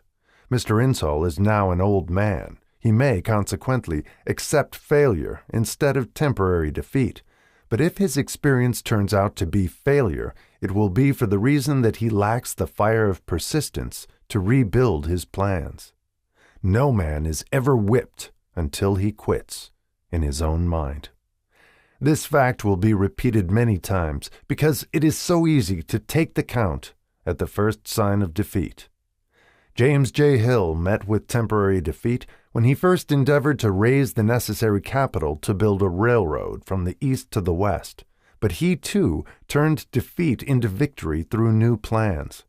Henry Ford met with temporary defeat, not only at the beginning of his automobile career, but after he had gone far toward the top. He created new plans and went marching on to financial victory. We see men who have accumulated great fortunes, but we often recognize only their triumph, overlooking the temporary defeats which they had to surmount before arriving. No follower of this philosophy can reasonably expect to accumulate a fortune without experiencing temporary defeat. When defeat comes, accept it as a signal that your plans are not sound. Rebuild those plans and set sail once more toward your coveted goal. If you give up before your goal has been reached, you are a quitter. A quitter never wins, and a winner never quits. Lift this sentence out, write it on a piece of paper in letters an inch high, and place it where you will see it every night before you go to sleep, and every morning before you go to work. When you begin to select members for your mastermind group, endeavor to select those who do not take defeat seriously. Some people foolishly believe that only money can make money. This is not true. Desire, transmuted into its monetary equivalent through the principles laid down here, is the agency through which money is made. Money of itself is nothing but inert matter. It cannot move, think, or talk, but it can hear when a man who desires it calls it to come. Planning the sale of services. The remainder of this chapter has been given over to a description of ways and means of marketing personal services. The information here conveyed will be of practical help to any person having any form of personal services to market, but it will be of priceless benefit to those who aspire to leadership in their chosen occupations. Intelligent planning is essential for success in any undertaking designed to accumulate riches. Here will be found detailed instructions to those who must begin the accumulation of riches by selling personal services. It should be encouraging to know that practically all the great fortunes began in the form of compensation for personal services, or from the sale of ideas. What else, except ideas and personal services, would one not possessed of property have to give in return for riches? Broadly speaking, there are two types of people in the world. One type is known as leaders, and the other as followers. Decide at the outset whether you intend to become a leader in your chosen calling or remain a follower. The difference in compensation is vast. The follower cannot reasonably expect the compensation to which a leader is entitled, although many followers make the mistake of expecting such pay. It is no disgrace to be a follower. On the other hand, it is no credit to remain a follower. Most great leaders began in the capacity of followers. They became great leaders because they were intelligent followers. With few exceptions, the man who cannot follow a leader intelligently cannot become an efficient leader. The man who can follow a leader most efficiently is usually the man who develops into leadership most rapidly. An intelligent follower has many advantages, among them the opportunity to acquire knowledge from his leader. The major attributes of leadership. The following are important factors of leadership. 1. Unwavering courage based upon knowledge of self and of one's occupation. No follower wishes to be dominated by a leader who lacks self-confidence and courage. No intelligent follower will be dominated by such a leader very long. 2. Self-control. The man who cannot control himself can never control others. Self-control sets a mighty example for one's followers, which the more intelligent will emulate. 3. A keen sense of justice. Without a sense of fairness and justice, no leader can command and retain the respect of his followers. 4. Definiteness of decision. The man who wavers in his decisions shows that he is not sure of himself. He cannot lead others successfully. 5. Definiteness of plans. The successful leader must plan his work and work his plan. A leader who moves by guesswork without practical, definite plans is comparable to a ship without a rudder. Sooner or later, he will land on the rocks. 6. The habit of doing more than paid for. One of the penalties of leadership is the necessity of willingness, upon the part of the leader, to do more than he requires of his followers. 7. A pleasing personality. No slovenly, careless person can become a successful leader. Leadership calls for respect. Followers will not respect a leader who does not grade high on all of the factors of a pleasing personality. 8. Sympathy and understanding. The successful leader must be in sympathy with his followers. Moreover, he must understand them and their problems. 9. Mastery of detail. Successful leadership calls for mastery of details of the leader's position. 10. Willingness to assume full responsibility. The successful leader must be willing to assume responsibility for the mistakes and the shortcomings of his followers. If he tries to shift this responsibility, he will not remain the leader. If one of his followers makes a mistake and shows himself incompetent, the leader must consider that it is he who failed. 11. Cooperation. The successful leader must understand and apply the principle of cooperative effort and be able to induce his followers to do the same. Leadership calls for power, and power calls for cooperation. There are two forms of leadership. The first, and by far the most effective, is leadership by consent of and with the sympathy of the followers. The second is leadership by force, without the consent and sympathy of the followers. History is filled with evidences that leadership by force cannot endure. The downfall and disappearance of dictators and kings is significant. It means that people will not follow forced leadership indefinitely. The world has just entered a new era of relationship between leaders and followers, which very clearly calls for new leaders and a new brand of leadership in business and industry. Those who belong to the old school of leadership by force must acquire an understanding of the new brand of leadership, cooperation, or be relegated to the rank and file of the followers. There is no other way out for them. The relationship of employer and employee, or of leader and follower, in the future, will be one of mutual cooperation based upon an equitable division of the profits of business. In the future, the relationship of employer and employee will be more like a partnership than it has been in the past. Napoleon, Kaiser Wilhelm of Germany, the Tsar of Russia, and the King of Spain were examples of leadership by force. Their leadership passed. Without much difficulty, one might point to the prototypes of these ex-leaders among the business, financial, and labor leaders of America who have been dethroned or slated to go. Leadership by consent of the followers is the only brand which can endure. Men may follow the forced leadership temporarily, but they will not do so willingly. The new brand of leadership will embrace the 11 factors of leadership described in this chapter, as well as some other factors. The man who makes these the basis of his leadership will find abundant opportunity to lead in any walk of life. The Depression was prolonged, largely, because the world lacked leadership of the new brand. At the end of the Depression, the demand for leaders who were competent to apply the new methods of leadership has greatly exceeded the supply. Some of the old type of leaders will reform and adapt themselves to the new brand of leadership, but generally speaking, the world will have to look for new timber for its leadership. This necessity may be your opportunity.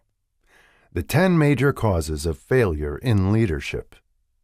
We come now to the major faults of leaders who fail, because it is just as essential to know what not to do as it is to know what to do. 1. Inability to organize details. Efficient leadership calls for ability to organize and to master details. No genuine leader is ever too busy to do anything which may be required of him in his capacity as leader. When a man, whether he is a leader or follower, admits that he is too busy to change his plans or to give attention to any emergency, he admits his inefficiency. The successful leader must be the master of all details connected with his position. That means, of course, that he must acquire the habit of relegating details to capable lieutenants. 2. Unwillingness to render humble service. Truly great leaders are willing, when occasion demands, to perform any sort of labor which they would ask another to perform. "The greatest among ye shall be the servant of all," is a truth which all able leaders observe and respect. 3. Expectation of pay for what they know instead of what they do with that which they know. The world does not pay men for that which they know. It pays them for what they do or induce others to do. 4. Fear of competition from followers. The leader who fears that one of his followers may take his position is practically sure to realize that fear sooner or later. The able leader trains understudies to whom he may delegate, at will, any of the details of his position. Only in this way may a leader multiply himself and prepare himself to be at many places and give attention to many things at one time. It is an eternal truth that men receive more pay for their ability to get others to perform than they could possibly earn by their own efforts. An efficient leader may, through his knowledge of his job and the magnetism of his personality, greatly increase the efficiency of others and induce them to render more service and better service than they could render without his aid. 5. Lack of imagination. Without imagination, the leader is incapable of meeting emergencies and of creating plans by which to guide his followers efficiently. 6. Selfishness. The leader who claims all the honor for the work of his followers is sure to be met by resentment. The really great leader claims none of the honors. He is contented to see the honors, when there are any, go to his followers, because he knows that most men will work harder for commendation and recognition than they will for money alone. 7. Intemperance. Followers do not respect an intemperate leader.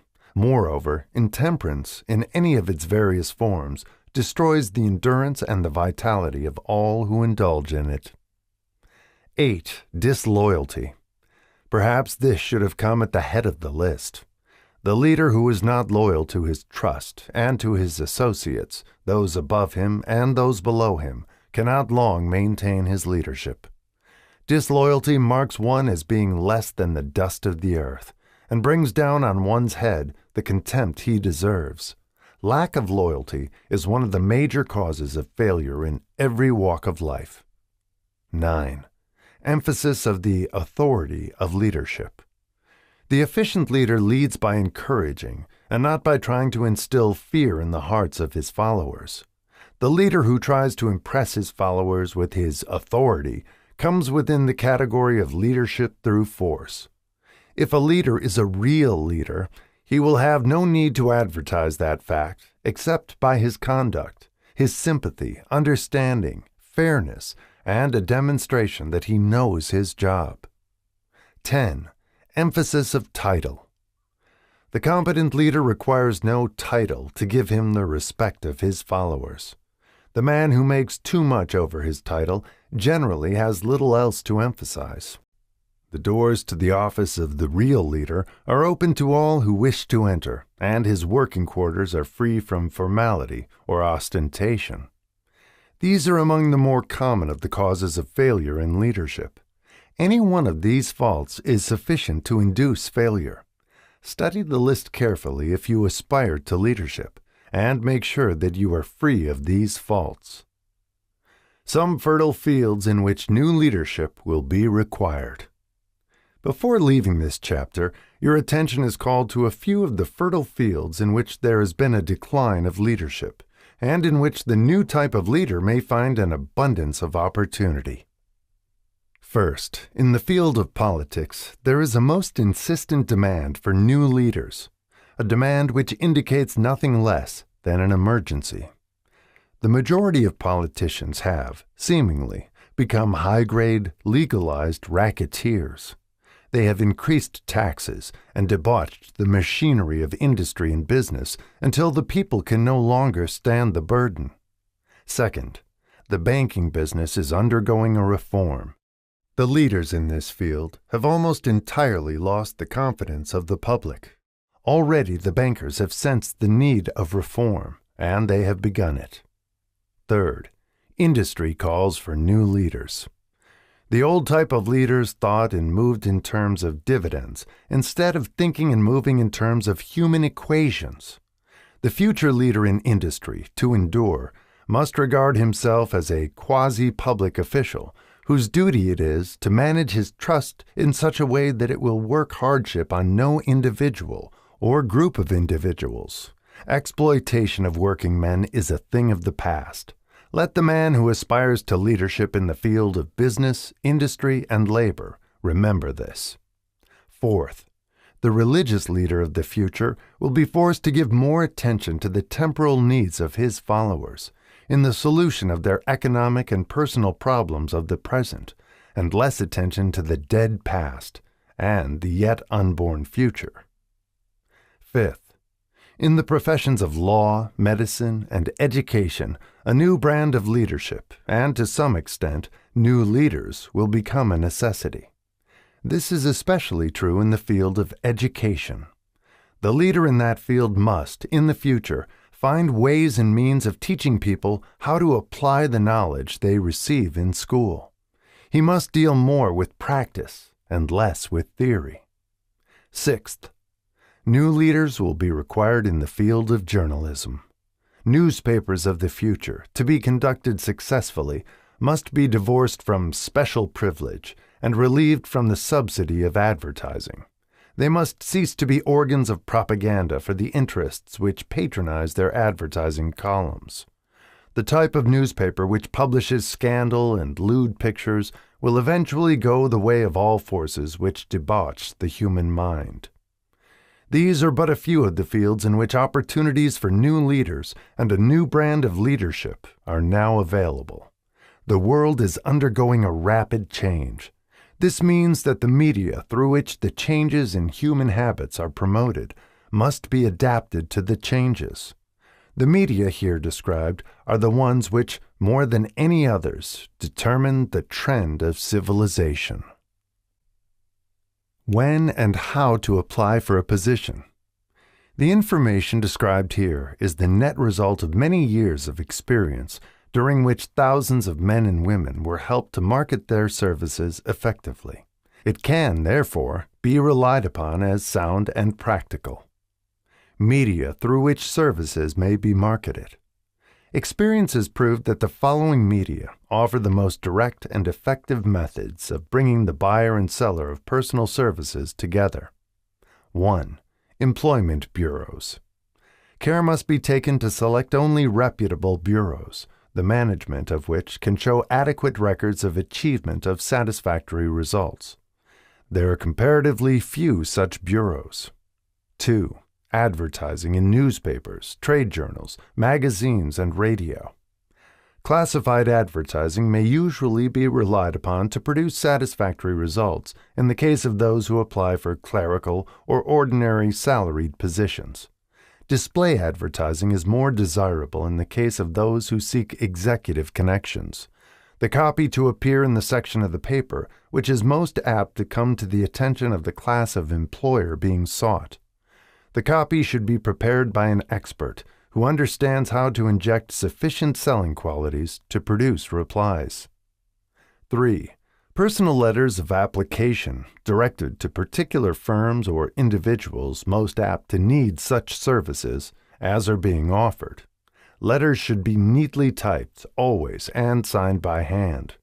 With the letter should be sent a complete brief or outline of the applicant's qualifications. Both the letter of application and the brief of experience or qualifications should be prepared by an expert. See instructions as to information to be supplied. 4. Application through personal acquaintances. When possible, the applicant should endeavor to approach prospective employers through some mutual acquaintance. This method of approach is particularly advantageous in the case of those who seek executive connections and do not wish to appear to be peddling themselves. 5. Application in person. In some instances, it may be more effective if the applicant offers personally his services to prospective employers, in which event a complete written statement of qualifications for the position should be presented, for the reason that prospective employers often wish to discuss with associates one's record. Information to be supplied in a written brief. This brief should be prepared as carefully as a lawyer would prepare the brief of a case to be tried in court. Unless the applicant is experienced in the preparation of such briefs, an expert should be consulted, and his services enlisted for this purpose. Successful merchants employ men and women who understand the art and the psychology of advertising to present the merits of their merchandise. One who has personal services for sale should do the same. The following information should appear in the brief. 1. Education. State briefly, but definitely, what schooling you have had and in what subjects you specialized in school, giving the reasons for that specialization. 2. Experience. If you have had experience in connection with positions similar to the one you seek, describe it fully. State names and addresses of former employers. Be sure to bring out clearly any special experience you may have had which would equip you to fill the position you seek. 3. References. Practically every business firm desires to know all about the previous records, antecedents, etc. of prospective employees who seek positions of responsibility. Attach to your brief photostatic copies of letters from A. Former employers, B. Teachers under whom you studied, C. Prominent people whose judgment may be relied upon. 4. Photograph of self. Attach to your brief a recent, unmounted photograph of yourself. 5. Apply for a specific position. Avoid application for a position without describing exactly what particular position you seek. Never apply for just a position. That indicates you lack specialized qualifications. 6. State your qualifications for the particular position for which you apply. Give full details as to the reason you believe you are qualified for the particular position you seek. This is the most important detail of your application. It will determine, more than anything else, what consideration you receive. 7. Offer to go to work on probation. In the majority of instances, if you are determined to have the position for which you apply, it will be most effective if you offer to work for a week or a month, or for a sufficient length of time to enable your prospective employer to judge your value without pay. This may appear to be a radical suggestion, but experience has proved that it seldom fails to win at least a trial.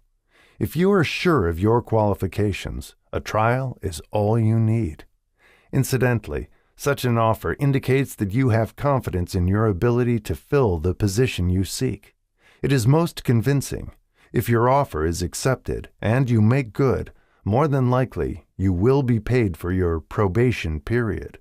Make clear the fact that your offer is based upon A. Your confidence in your ability to fill the position. B. Your confidence in your prospective employer's decision to employ you after trial. C. Your determination to have the position you seek. 8. Knowledge of your prospective employer's business. Before applying for a position, do sufficient research in connection with the business to familiarize yourself thoroughly with that business and indicate in your brief the knowledge you have acquired in this field.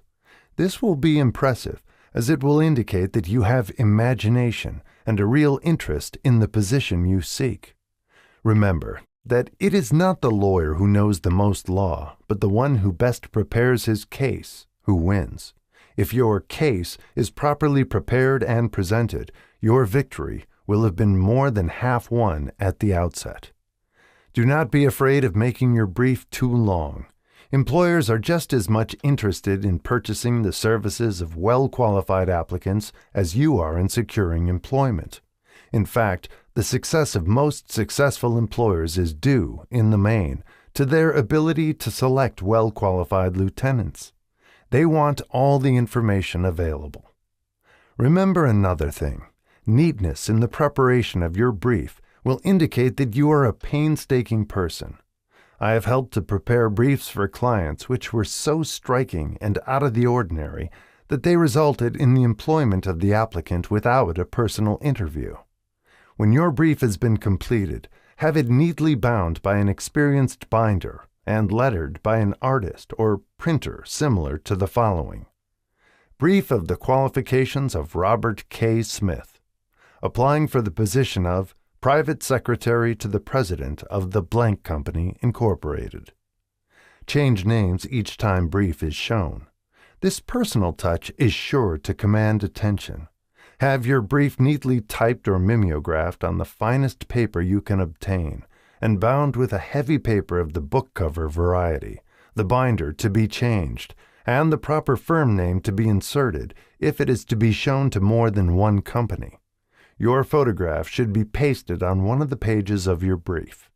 Follow these instructions to the letter, improving upon them wherever your imagination suggests. Successful salesmen groom themselves with care. They understand that first impressions are lasting. Your brief is your salesman. Give it a good suit of clothes, so it will stand out in bold contrast to anything your prospective employer ever saw, in the way of an application for a position. If the position you seek is worth having, it is worth going after with care. Moreover, if you sell yourself to an employer in a manner that impresses him with your individuality, you probably will receive more money for your services from the very start than you would if you applied for employment in the usual conventional way. If you seek employment through an advertising agency or an employment agency, have the agent use copies of your brief in marketing your services. This will help to gain preference for you, both with the agent and the prospective employers. How to get the exact position you desire. Everyone enjoys doing the kind of work for which he is best suited. An artist loves to work with paints, a craftsman with his hands, a writer loves to write. Those with less definite talents have their preferences for certain fields of business and industry. If America does anything well, it offers a full range of occupations, tilling the soil, manufacturing, marketing, and the professions. First, decide exactly what kind of a job you want. If the job doesn't already exist, perhaps you can create it. Second, choose the company or individual for whom you wish to work. Third, study your prospective employer as to policies, personnel, and chances of advancement. Fourth, by analysis of yourself, your talents, and capabilities, figure what you can offer and plan ways and means of giving advantages, services, developments, ideas that you believe you can successfully deliver. Fifth, forget about a job. Forget whether or not there is an opening. Forget the usual routine of, "Have you got a job for me?" Concentrate on what you can give. Sixth, once you have your plan in mind, arrange with an experienced writer to put it on paper in neat form and in full detail. Seventh, present it to the proper person with authority, and he will do the rest. Every company is looking for men who can give something of value, whether it be ideas, services, or connections. Every company has room for the man who has a definite plan of action, which is to the advantage of that company. This line of procedure may take a few days or weeks of extra time, but the difference in income, in advancement, and in gaining recognition will save years of hard work at small pay. It has many advantages, the main one being that it will often save from 1 to 5 years of time in reaching a chosen goal. Every person who starts or gets in halfway up the ladder does so by deliberate and careful planning, excepting, of course, the boss's son. The new way of marketing services. Jobs are now partnerships.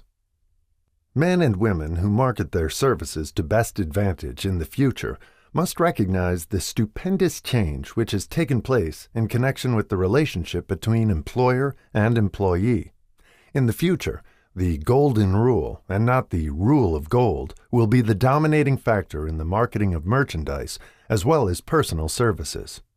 The future relationship between employers and their employees will be more in the nature of a partnership consisting of A, the employer, B, the employee, C, the public they serve. This new way of marketing personal services is called new for many reasons. First, both the employer and the employee of the future will be considered as fellow employees whose business it will be to serve the public efficiently. In times past, employers and employees have bartered among themselves, driving the best bargains they could with one another, not considering that in the final analysis they were, in reality, bargaining at the expense of the third party, the public they served. The Depression served as a mighty protest from an injured public, whose rights had been trampled upon in every direction by those who were clamoring for individual advantages and profits. When the debris of the Depression shall have been cleared away, and business shall have been once again restored to balance, both employers and employees will recognize that they are no longer privileged to drive bargains at the expense of those whom they serve. The real employer of the future will be the public. This should be kept uppermost in mind by every person seeking to market personal services effectively.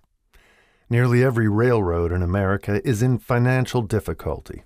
Who does not remember the day when, if a citizen inquired at the ticket office the time of departure of a train, he was abruptly referred to the bulletin board instead of being politely given the information? The streetcar companies have experienced a change of times also. There was a time not so very long ago when streetcar conductors took pride in giving argument to passengers. Many of the streetcar tracks have been removed and passengers ride on a bus whose driver is the last word in politeness. All over the country, streetcar tracks are rusting from abandonment or have been taken up. Wherever streetcars are still in operation, passengers may now ride without argument, and one may even hail the car in the middle of the block, and the motorman will obligingly pick him up. How times have changed! That is just the point I'm trying to emphasize. Times have changed. Moreover, the change is reflected not merely in railroad offices and on streetcars, but in other walks of life as well. The public be damned policy is now passé. It has been supplanted by the "we are obligingly at your service, sir" policy. The bankers have learned a thing or two during this rapid change which has taken place during the past few years. Impoliteness on the part of a bank official or bank employee today is as rare as it was conspicuous a dozen years ago. In the years past, some bankers, not all of them, of course, carried an atmosphere of austerity, which gave every would-be borrower a chill when he even thought of approaching his banker for a loan. The thousands of bank failures during the Depression had the effect of removing the mahogany doors behind which bankers formerly barricaded themselves. They now sit at desks in the open, where they may be seen and approached at will by any depositor, or by anyone who wishes to see them, and the whole atmosphere of the bank is one of courtesy and understanding. It used to be customary for customers to have to stand and wait at the corner grocery until the clerks were through passing the time of day with friends, and the proprietor had finished making up his bank deposit before being waited upon. Chain stores, managed by courteous men who do everything in the way of service, short of shining the customer's shoes, have pushed the old-time merchants into the background. Time marches on. Courtesy and service are the watchwords of merchandising today, and apply to the person who is marketing personal services even more directly than to the employer whom he serves, because, in the final analysis, both the employer and his employee are employed by the public they serve. If they fail to serve well, they pay by the loss of their privilege of serving. We can all remember the time when the gas meter reader pounded on the door hard enough to break the panels. When the door was opened, he pushed his way in, uninvited, with a scowl on his face, which plainly said, "What the hell did you keep me waiting for?" All that has undergone a change. The meterman now conducts himself as a gentleman who is delighted to be at your service, sir. Before the gas companies learned that their scowling metermen were accumulating liabilities never to be cleared away, the polite salesman of oil burners came along and did a land office business. During the Depression, I spent several months in the anthracite coal region of Pennsylvania, studying conditions which all but destroyed the coal industry. Among several very significant discoveries was the fact that greed on the part of operators and their employees was the chief cause of the loss of business for the operators and loss of jobs for the miners. Through the pressure of a group of overzealous labor leaders representing the employees and the greed for profits on the part of the operators, the anthracite business suddenly dwindled. The coal operators and their employees drove sharp bargains with one another, adding the cost of the bargaining to the price of the coal, until finally they discovered they had built up a wonderful business for the manufacturers of oil-burning outfits and the producers of crude oil. The wages of sin is death. Many have read this in the Bible, but few have discovered its meaning. Now, and for several years, the entire world has been listening by force to a sermon which might well be called, "Whatsoever a man soweth, that shall he also reap." Nothing as widespread and effective as the Depression could possibly be just a coincidence. Behind the Depression was a cause. Nothing ever happens without a cause. In the main, the cause of the Depression is traceable directly to the worldwide habit of trying to reap without sowing. This should not be mistaken to mean that the Depression represents a crop which the world is being forced to reap without having sown. The trouble is that the world sowed the wrong sort of seed. Any farmer knows he cannot sow the seed of thistles and reap a harvest of grain. Beginning at the outbreak of the World War, the people of the world began to sow the seed of service inadequate in both quality and quantity. Nearly everyone was engaged in the pastime of trying to get without giving. These illustrations are brought to the attention of those who have personal services to market, to show that we are where we are, and what we are, because of our own conduct. If there is a principle of cause and effect which controls business, finance, and transportation, this same principle controls individuals and determines their economic status. What is your QQS rating?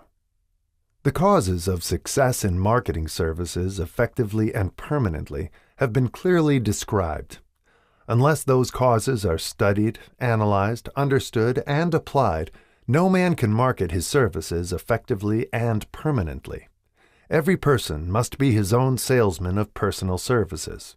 The quality and the quantity of service rendered, and the spirit in which it is rendered, determine to a large extent the price and the duration of employment. To market personal services effectively, which means a permanent market at a satisfactory price under pleasant conditions, one must adopt and follow the QQS formula, which means that quality plus quantity plus the proper spirit of cooperation equals perfect salesmanship of service. Remember the QQS formula, but do more. Apply it as a habit. Let us analyze the formula to make sure we understand exactly what it means. 1. Quality of service shall be construed to mean the performance of every detail in connection with your position in the most efficient manner possible, with the object of greater efficiency always in mind. 2. Quantity of service shall be understood to mean the habit of rendering all the service of which you are capable at all times, with the purpose of increasing the amount of service rendered as greater skill is developed through practice and experience. Emphasis is again placed on the word habit. 3. Spirit of service shall be construed to mean the habit of agreeable, harmonious conduct, which will induce cooperation from associates and fellow employees. Adequacy of quality and quantity of service is not sufficient to maintain a permanent market for your services. The conduct, or the spirit in which you deliver service, is a strong determining factor in connection with both the price you receive and the duration of employment. Andrew Carnegie stressed this point more than others in connection with his description of the factors which lead to success in the marketing of personal services. He emphasized again and again the necessity for harmonious conduct. He stressed the fact that he would not retain any man, no matter how great a quantity or how efficient the quality of his work, unless he worked in a spirit of harmony. Mr. Carnegie insisted upon men being agreeable. To prove that he placed a high value upon this quality, he permitted many men who conformed to his standards to become very wealthy. Those who did not conform had to make room for others. The importance of a pleasing personality has been stressed, because it is a factor which enables one to render service in the proper spirit. If one has a personality which pleases and renders service in a spirit of harmony, these assets often make up for deficiencies in both the quality and the quantity of service one renders. Nothing, however, can be successfully substituted for pleasing conduct. The capital value of your services. The person whose income is derived entirely from the sale of personal services is no less a merchant than the man who sells commodities, and it might well be added, such a person is subject to exactly the same rules of conduct as the merchant who sells merchandise. This has been emphasized because the majority of people who live by the sale of personal services make the mistake of considering themselves free from the rules of conduct and the responsibilities attached to those who are engaged in marketing commodities. The new way of marketing services has practically forced both employer and employee into partnership alliances, through which both take into consideration the rights of the third party, the public they serve. The day of the go-getter has passed. He has been supplanted by the go-giver. High-pressure methods in business finally blew the lid off. There will never be the need to put the lid back on because, in the future, business will be conducted by methods that will require no pressure. The actual capital value of your brains may be determined by the amount of income you can produce by marketing your services. A fair estimate of the capital value of your services may be made by multiplying your annual income by 16 2/3, as it is reasonable to estimate that your annual income represents 6% of your capital value. Money rents for 6% per annum. Money is worth no more than brains. It is often worth much less. Competent brains, if effectively marketed, represent a much more desirable form of capital than that which is required to conduct a business dealing in commodities, because brains are a form of capital which cannot be permanently depreciated through depressions, nor can this form of capital be stolen or spent. Moreover, the money which is essential for the conduct of business is as worthless as a sand dune until it has been mixed with efficient brains. The 30 major causes of failure. How many of these are holding you back? Life's greatest tragedy consists of men and women who earnestly try and fail. The tragedy lies in the overwhelmingly large majority of people who fail, as compared to the few who succeed. I have had the privilege of analyzing several thousand men and women, 98% of whom were classed as failures. There is something radically wrong with a civilization and a system of education which permit 98% of the people to go through life as failures. But I did not write this book for the purpose of moralizing on the rights and wrongs of the world. That would require a book 100 times the size of this one. My analysis work proved that there are 30 major reasons for failure and 13 major principles through which people accumulate fortunes. In this chapter, a description of the 30 major causes of failure will be given. As you go over the list, check yourself by it, point by point, for the purpose of discovering how many of these causes of failure stand between you and success. 1. Unfavorable hereditary background. There is but little, if anything, which can be done for people who are born with a deficiency in brain power. This philosophy offers but one method of bridging this weakness, through the aid of the mastermind. Observe with profit, however, that this is the only one of the 30 causes of failure which may not be easily corrected by any individual. 2. Lack of a well-defined purpose in life. There is no hope of success for the person who does not have a central purpose or definite goal at which to aim. 98 out of every 100 of those whom I have analyzed had no such aim. Perhaps this was the major cause of their failure. 3. Lack of ambition to aim above mediocrity. We offer no hope for the person who is so indifferent as not to want to get ahead in life, and who is not willing to pay the price. 4. Insufficient education. This is a handicap which may be overcome with comparative ease. Experience has proven that the best educated people are often those who are known as self-made or self-educated. It takes more than a college degree to make one a person of education. Any person who is educated is one who has learned to get whatever he wants in life without violating the rights of others. Education consists not so much of knowledge, but of knowledge effectively and persistently applied.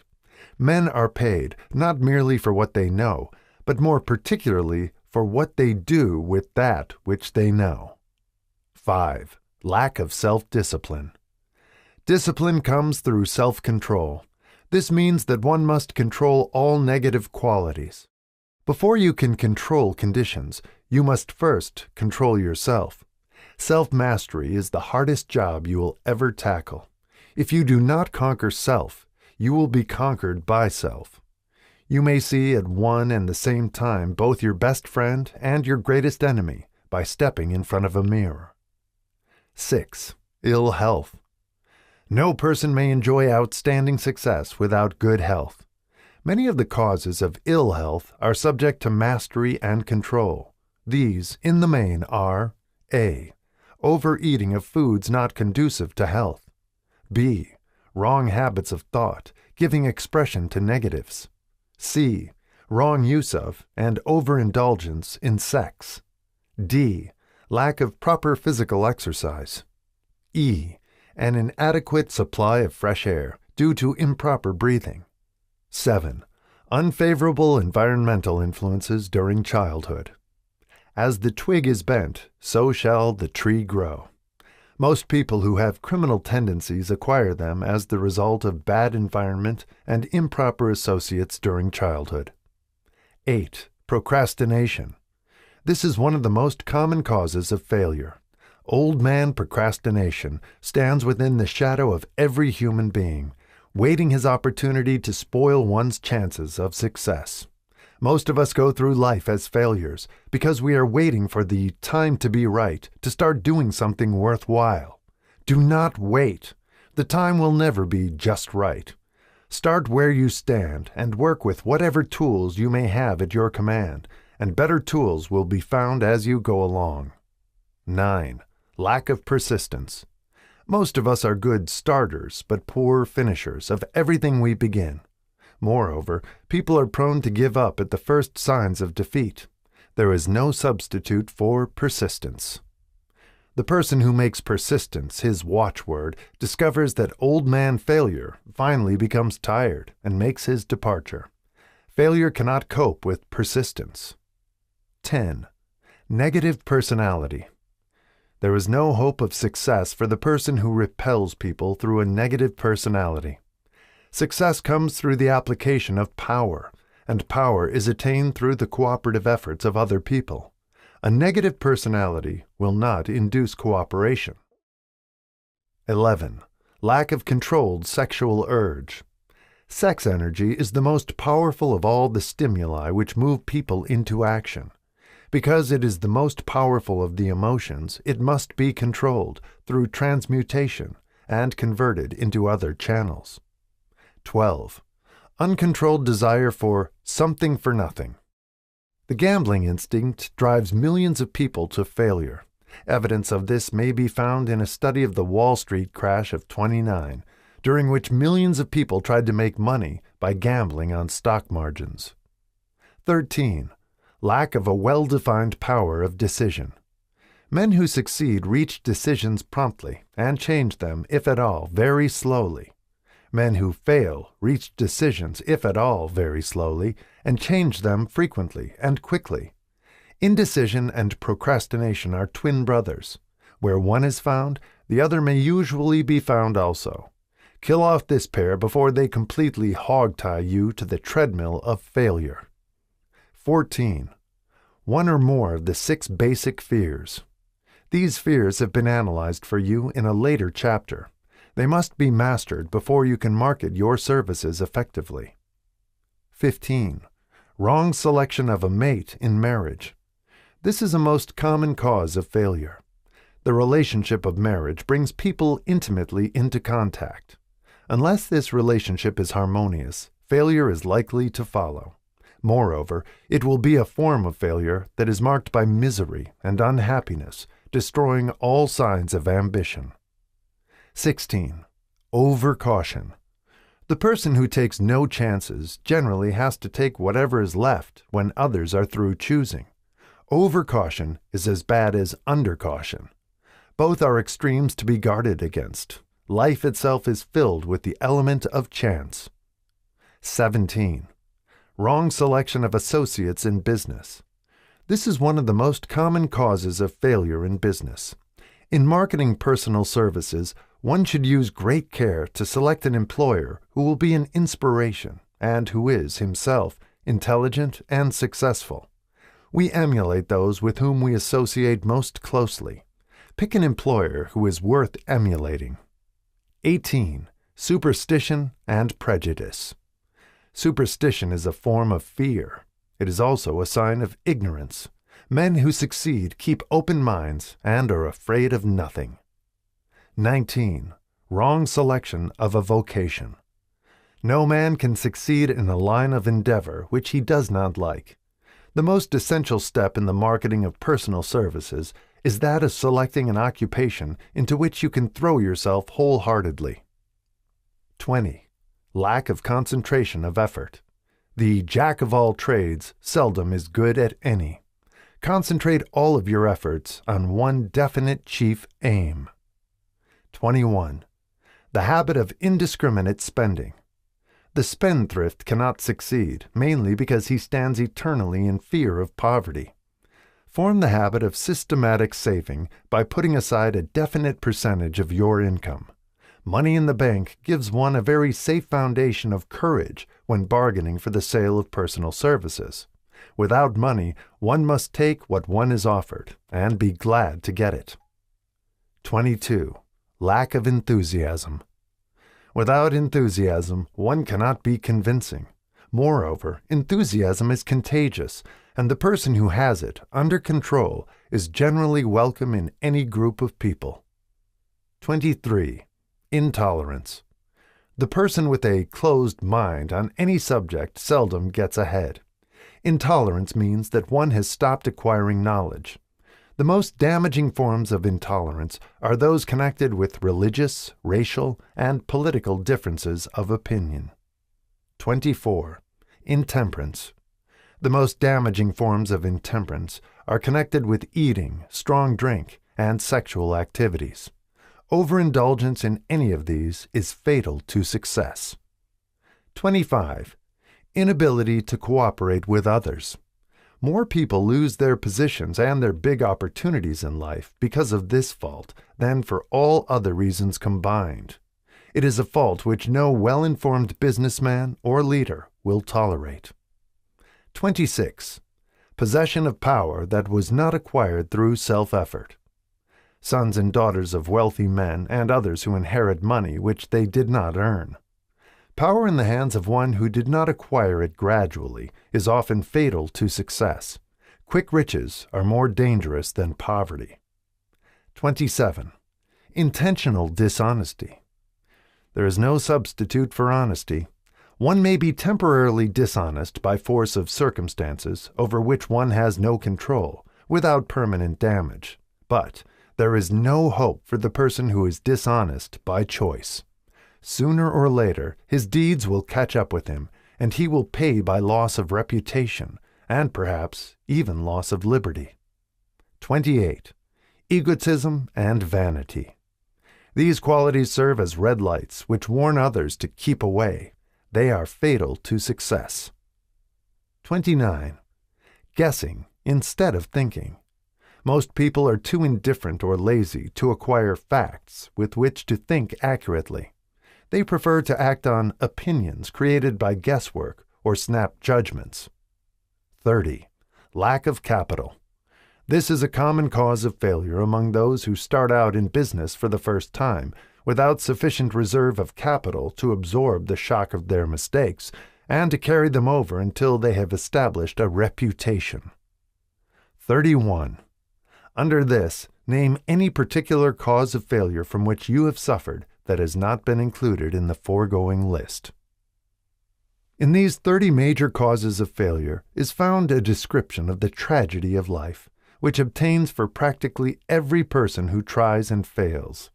It will be helpful if you can induce someone who knows you well to go over this list with you and help to analyze you by the 30 causes of failure.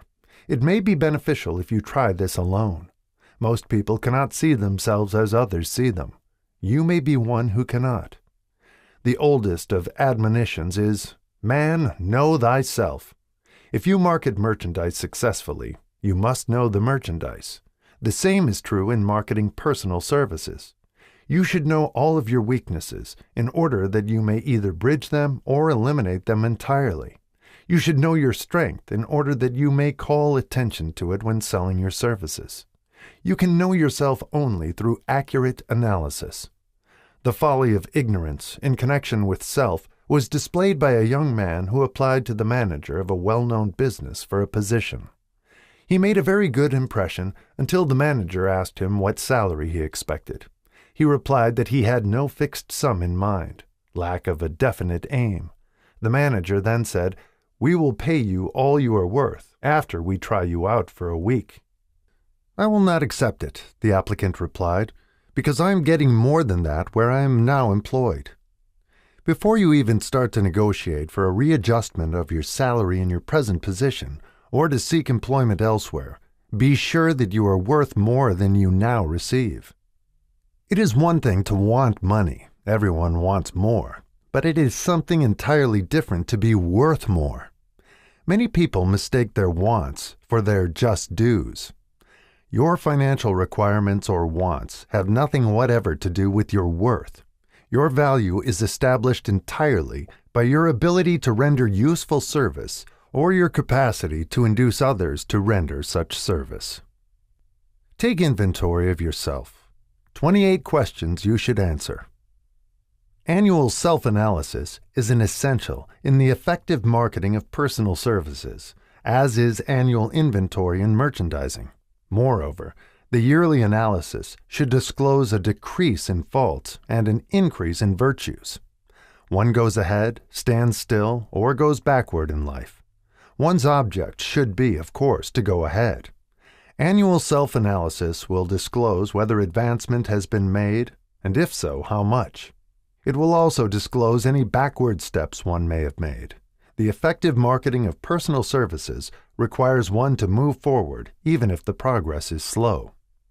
Your annual self-analysis should be made at the end of each year, so you can include in your New Year's resolutions any improvements which the analysis indicates should be made. Take this inventory by asking yourself the following questions, and by checking your answers with the aid of someone who will not permit you to deceive yourself as to their accuracy. Self-analysis questionnaire for personal inventory. 1. Have I attained the goal which I established as my objective for this year? You should work with a definite yearly objective to be attained as a part of your major life objective. 2. Have I delivered service of the best possible quality of which I was capable, or could I have improved any part of this service? 3. Have I delivered service in the greatest possible quantity of which I was capable? 4. Has the spirit of my conduct been harmonious and cooperative at all times? 5. Have I permitted the habit of procrastination to decrease my efficiency, and if so, to what extent? 6. Have I improved my personality, and if so, in what ways? 7. Have I been persistent in following my plans through to completion? 8. Have I reached decisions promptly and definitely on all occasions? 9. Have I permitted any one or more of the 6 basic fears to decrease my efficiency? 10. Have I been either overcautious or undercautious? 11. Has my relationship with my associates in work been pleasant or unpleasant? If it has been unpleasant, has the fault been partly or wholly mine? 12. Have I dissipated any of my energy through lack of concentration of effort? 13. Have I been open-minded and tolerant in connection with all subjects? 14. In what way have I improved my ability to render service? 15. Have I been intemperate in any of my habits? 16. Have I expressed, either openly or secretly, any form of egotism? 17. Has my conduct toward my associates been such that it has induced them to respect me? 18. Have my opinions and decisions been based upon guesswork or accuracy of analysis and thought? 19. Have I followed the habit of budgeting my time, my expenses, and my income, and have I been conservative in these budgets? 20. How much time have I devoted to unprofitable effort, which I might have used to better advantage? 21. How may I rebudget my time and change my habits so I will be more efficient during the coming year? 22. Have I been guilty of any conduct which was not approved by my conscience? 23. In what ways have I rendered more service and better service than I was paid to render? 24. Have I been unfair to anyone, and if so, in what way? 25. If I had been the purchaser of my own services for the year, would I be satisfied with my purchase? 26. Am I in the right vocation, and if not, why not? 27. Has the purchaser of my services been satisfied with the service I have rendered, and if not, why not? 28. What is my present rating on the fundamental principles of success? Make this rating fairly and frankly, and have it checked by someone who is courageous enough to do it accurately. Having read and assimilated the information conveyed through this chapter, you are now ready to create a practical plan for marketing your personal services. In this chapter will be found an adequate description of every principle essential in planning the sale of personal services, including the major attributes of leadership, the most common causes of failure in leadership, a description of the fields of opportunity for leadership, the main causes of failure in all walks of life, and the important questions which should be used in self-analysis. This extensive and detailed presentation of accurate information has been included because it will be needed by all who must begin the accumulation of riches by marketing personal services. Those who have lost their fortunes and those who are just beginning to earn money have nothing but personal services to offer in return for riches. Therefore, it is essential that they have available the practical information needed to market services to best advantage. The information contained in this chapter will be of great value to all who aspire to attain leadership in any calling. It will be particularly helpful to those aiming to market their services as business or industrial executives. Complete assimilation and understanding of the information here conveyed will be helpful in marketing one's own services, and it will also help one to become more analytical and capable of judging people. The information will be priceless to personnel directors, employment managers, and other executives charged with the selection of employees and the maintenance of efficient organizations. If you doubt this statement, test its soundness by answering in writing the 28 self-analysis questions. That might be both interesting and profitable, even though you do not doubt the soundness of the statement. Where and how one may find opportunities to accumulate riches.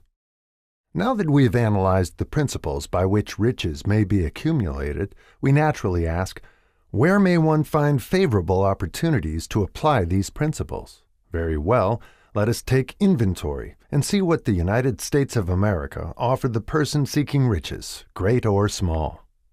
To begin with, let us remember, all of us, that we live in a country where every law-abiding citizen enjoys freedom of thought and freedom of deed unequaled anywhere in the world.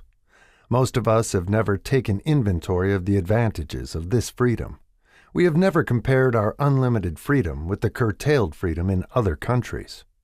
Here we have freedom of thought, freedom in the choice and enjoyment of education, freedom in religion, freedom in politics, freedom in the choice of a business, profession, or occupation, freedom to accumulate and own without molestation all the property we can accumulate, freedom to choose our place of residence, freedom in marriage, freedom through equal opportunity to all races, freedom of travel from one state to another, freedom in our choice of foods, and freedom to aim for any station in life for which we have prepared ourselves, even for the presidency of the United States. We have other forms of freedom, but this list will give a bird's-eye view of the most important, which constitute opportunity of the highest order.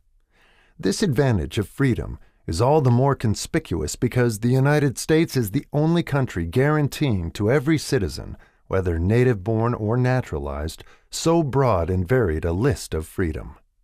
Next, let us recount some of the blessings which our widespread freedom has placed within our hands. Take the average American family, for example, meaning the family of average income, and sum up the benefits available to every member of the family in this land of opportunity and plenty. A. Food. Next to freedom of thought and deed comes food, clothing, and shelter, the three basic necessities of life. Because of our universal freedom, the average American family has available, at its very door, the choicest selection of food to be found anywhere in the world, and at prices within its financial range.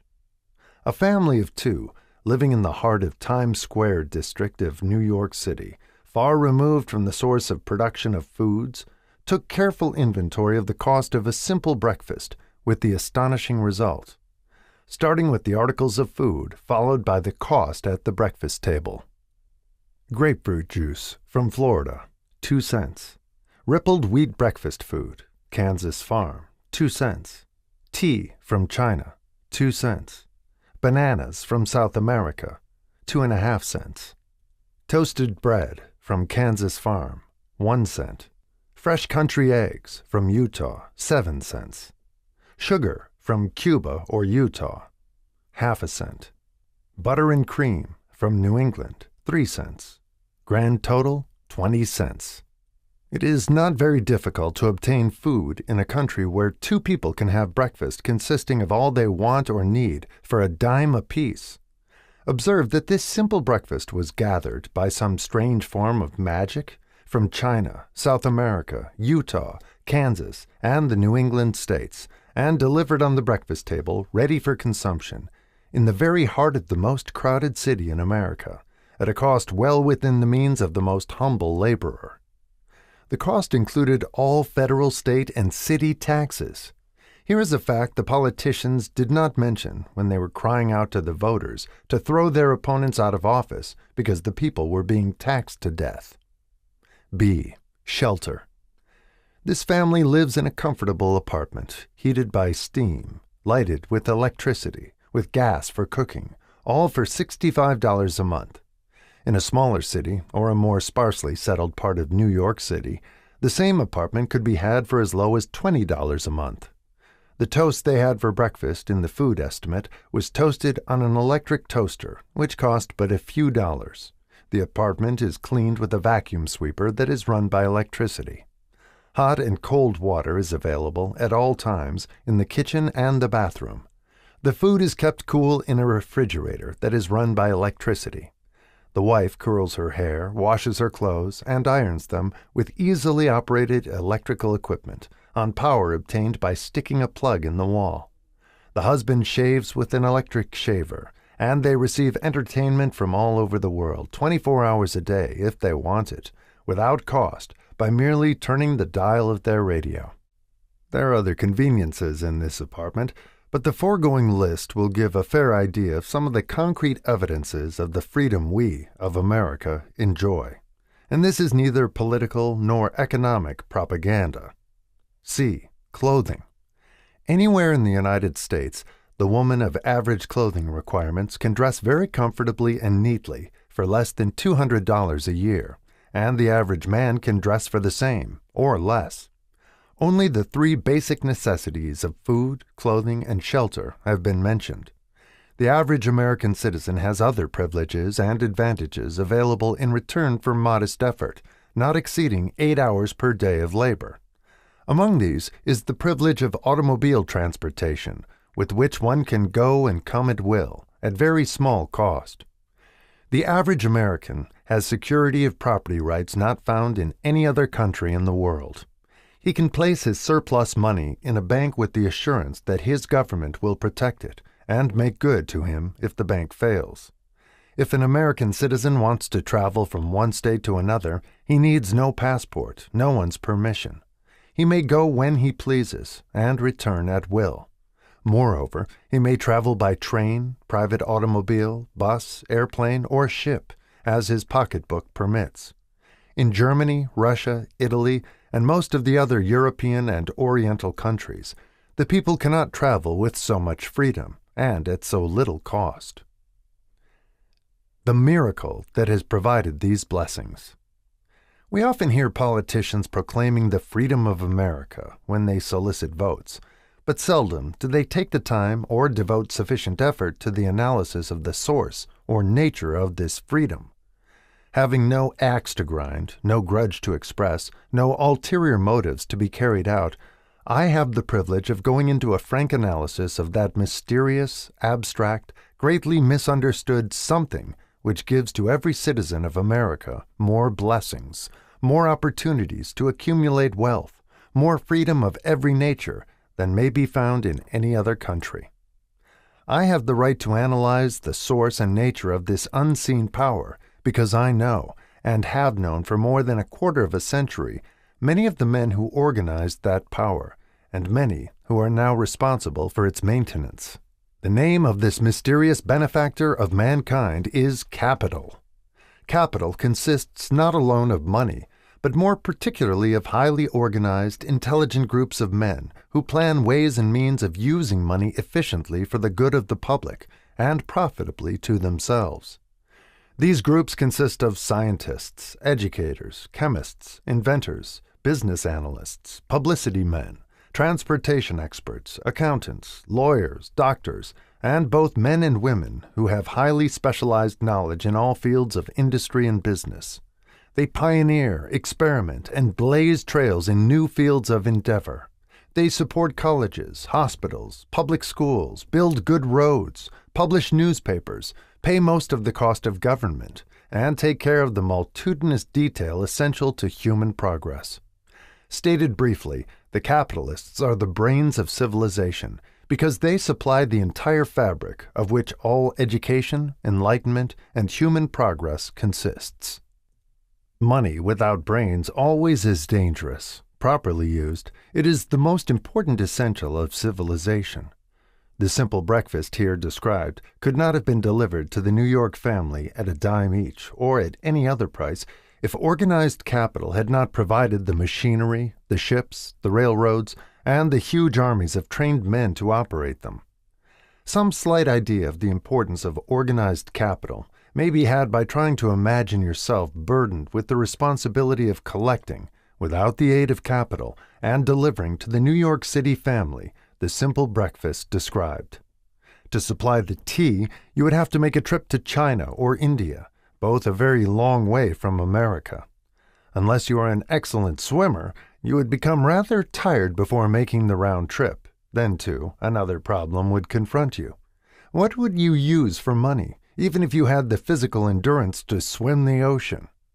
To supply the sugar, you would have to take another long swim to Cuba or a long walk to the sugar beet section of Utah. But even then, you might come back without the sugar because organized effort and money are necessary to produce sugar, to say nothing of what is required to refine, transport, and deliver it to the breakfast table anywhere in the United States. The eggs you could deliver easily enough from the barnyards near New York City, but you would have a very long walk to Florida and return before you could serve the 2 glasses of grapefruit juice. You would have another long walk to Kansas or one of the other wheat-growing states when you went after the 4 slices of wheat bread. The rippled wheat biscuits would have to be omitted from the menu because they would not be available except through the labor of a trained organization of men and suitable machinery, all of which call for capital. While resting, you could take off for another little swim down to South America, where you would pick up a couple of bananas, and on your return, you could take a short walk to the nearest farm having a dairy and pick up some butter and cream. Then your New York City family would be ready to sit down and enjoy breakfast, and you could collect your 2 dimes for your labor. Seems absurd, doesn't it? Well, the procedure described would be the only possible way these simple items of food could be delivered to the heart of New York City if we had no capitalistic system. The sum of money required for the building and maintenance of the railroads and steamships used in the delivery of that simple breakfast is so huge that it staggers one's imagination. It runs into hundreds of millions of dollars, not to mention the armies of trained employees required to man the ships and trains. But transportation is only a part of the requirements of modern civilization in capitalistic America. Before there can be anything to haul, something must be grown from the ground or manufactured and prepared for market. This calls for more millions of dollars for equipment, machinery, boxing, marketing, and for the wages of millions of men and women. Steamships and railroads do not spring up from the earth and function automatically.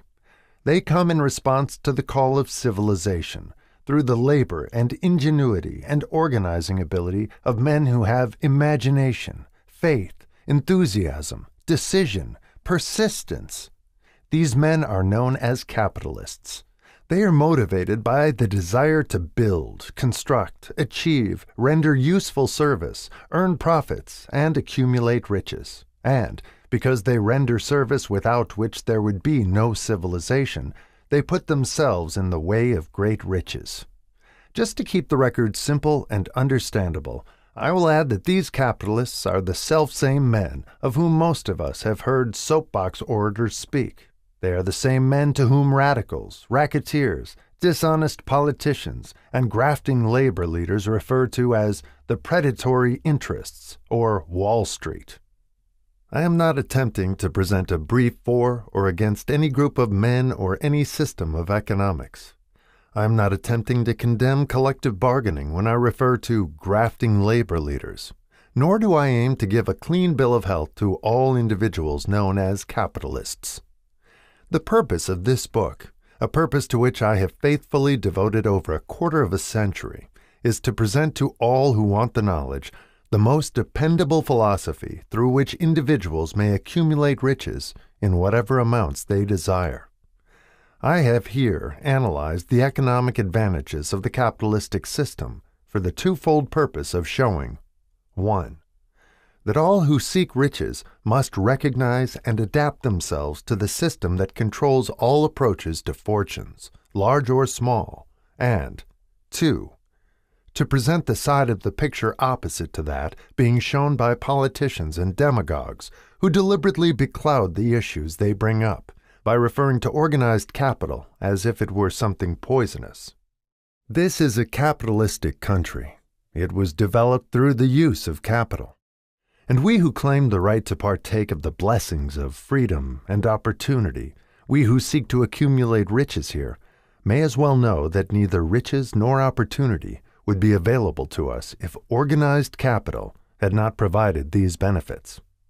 For more than 20 years, it has been a somewhat popular and growing pastime for radicals, self-seeking politicians, racketeers, crooked labor leaders, and on occasion religious leaders to take potshots at Wall Street, the money changers, and big business. The practice became so general that we witnessed during the business depression the unbelievable sight of high government officials lining up with the cheap politicians and labor leaders with the openly avowed purpose of throttling the system which has made industrial America the richest country on earth. The lineup was so general and so well organized that it prolonged the worst depression America has ever known. It cost millions of men their jobs, because those jobs were inseparably a part of the industrial and capitalistic system which formed the very backbone of the nation. During this unusual alliance of government officials and self-seeking individuals who were endeavoring to profit by declaring open season on the American system of industry, a certain type of labor leader joined forces with the politicians and offered to deliver voters in return for legislation designed to permit men to take riches away from industry by organized force of numbers, instead of the better method of giving a fair day's work for a fair day's pay. Millions of men and women throughout the nation are still engaged in this popular pastime of trying to get without giving. Some of them are lined up with labor unions, where they demand shorter hours and more pay. Others do not take the trouble to work at all. They demand government relief, and are getting it. Their idea of their rights of freedom was demonstrated in New York City, where violent complaint was registered with the postmaster by a group of relief beneficiaries, because the postman awakened them at 7:30 a.m. to deliver government relief checks. They demanded that the time of delivery be set up to 10 o'clock. If you are one of those who believe that riches can be accumulated by the mere act of men who organize themselves into groups and demand more pay for less service, if you are one of those who demand government relief without early morning disturbance when the money is delivered to you, if you are one of those who believe in trading their votes to politicians in return for the passing of laws which permit the raiding of the public treasury, you may rest securely on your belief, with certain knowledge that no one will disturb you, because this is a free country where every man may think as he pleases, where nearly everybody can live with but little effort, where many may live well without doing any work whatsoever. However, you should know the full truth concerning this freedom of which so many people boast and so few understand. As great as it is, as far as it reaches, as many privileges as it provides, it does not and cannot bring riches without effort. There is but one dependable method of accumulating and legally holding riches, and that is by rendering useful service. No system has ever been created by which men can legally acquire riches through mere force of numbers, or without giving in return an equivalent value of one form or another. There is a principle known as the law of economics. This is more than a theory. It is a law no man can beat. Mark well the name of the principle, and remember it, because it is far more powerful than all the politicians and political machines. It is above and beyond the control of all the labor unions. It cannot be swayed, nor influenced, nor bribed by racketeers or self-appointed leaders in any calling. Moreover, it has an all-seeing eye and a perfect system of bookkeeping, in which it keeps an accurate account of the transactions of every human being engaged in the business of trying to get without giving. Sooner or later its auditors come around, look over the records of individuals both great and small, and demand an accounting. Wall Street, big business, capital predatory interests, or whatever name you choose to give the system which has given us American freedom, represents a group of men who understand, respect, and adapt themselves to this powerful law of economics. Their financial continuation depends upon their respecting the law. Most people living in America like this country, its capitalistic system and all. I must confess I know of no better country where one may find greater opportunities to accumulate riches. Judging by their acts and deeds, there are some in this country who do not like it. That, of course, is their privilege. If they do not like this country, its capitalistic system, its boundless opportunities, they have the privilege of clearing out. Always there are other countries, such as Germany, Russia, and Italy, where one may try one's hand at enjoying freedom and accumulating riches providing one is not too particular. America provides all the freedom and all the opportunity to accumulate riches that any honest person may acquire. When one goes hunting for game, one selects hunting grounds where game is plentiful. When seeking riches, the same rule would naturally obtain. If it is riches you are seeking, do not overlook the possibilities of a country whose citizens are so rich that women alone spend over $200 million annually for lipsticks, rouge, and cosmetics. Think twice, you who are seeking riches, before trying to destroy the capitalistic system of a country whose citizens spend over $50 million a year for greeting cards with which to express their appreciation of their freedom. If it is money you are seeking, consider carefully a country that spends hundreds of millions of dollars annually for cigarettes, the bulk of the income from which goes to only 4 major companies engaged in supplying this national builder of nonchalance and quiet nerves. By all means, give plenty of consideration to a country whose people spend annually more than $15 million for the privilege of seeing moving pictures, and toss in a few additional millions for liquor, narcotics, and other less potent soft drinks and giggle waters. Do not be in too big a hurry to get away from a country whose people willingly, even eagerly, hand over millions of dollars annually for football, baseball, and prize fights. And, by all means, stick by a country whose inhabitants give up more than $1 million a year for chewing gum and another $1 million for safety razor blades.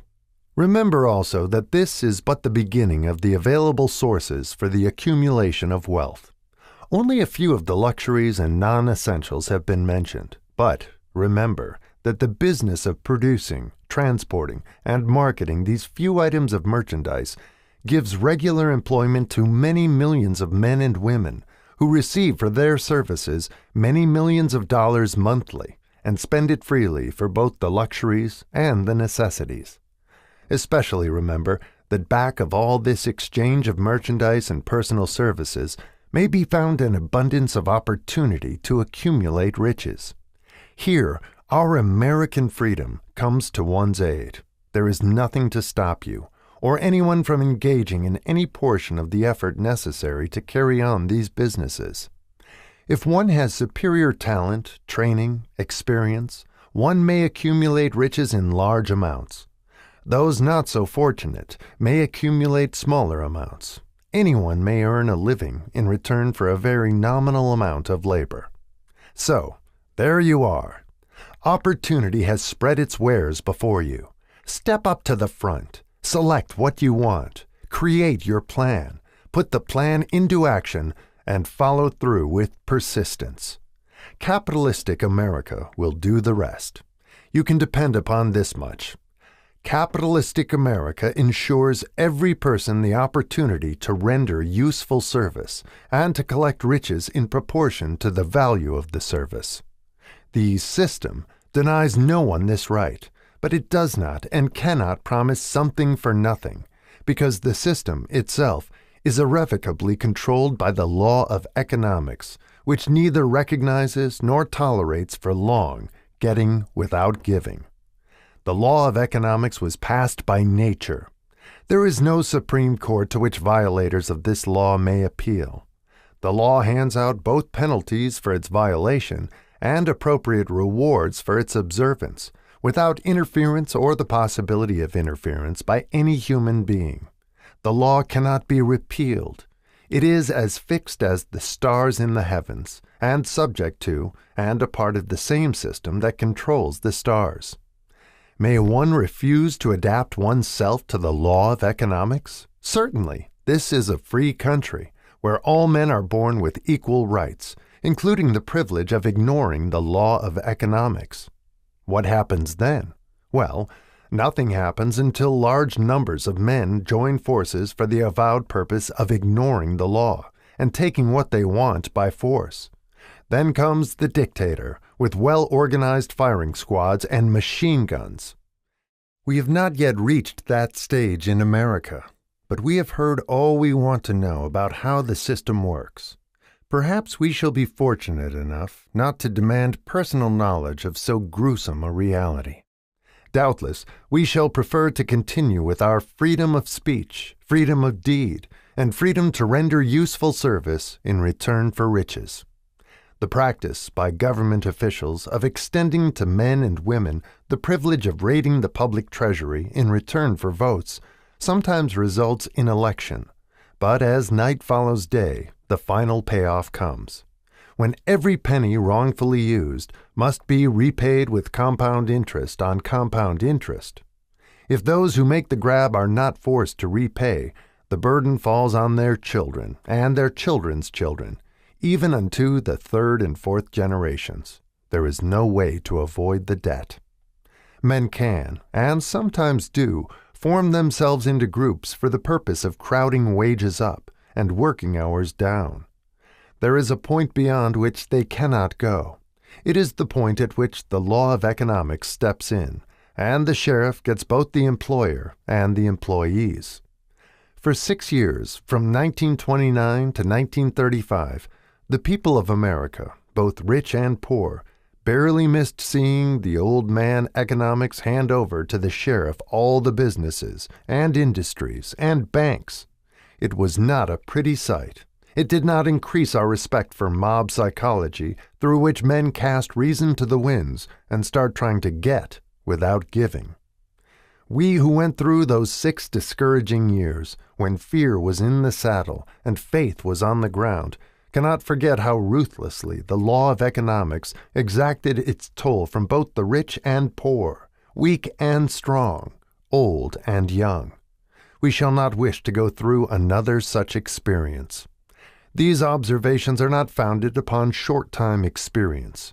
They are the result of 25 years of careful analysis of the methods of both the most successful and the most unsuccessful men America has known. Chapter 8. Decision.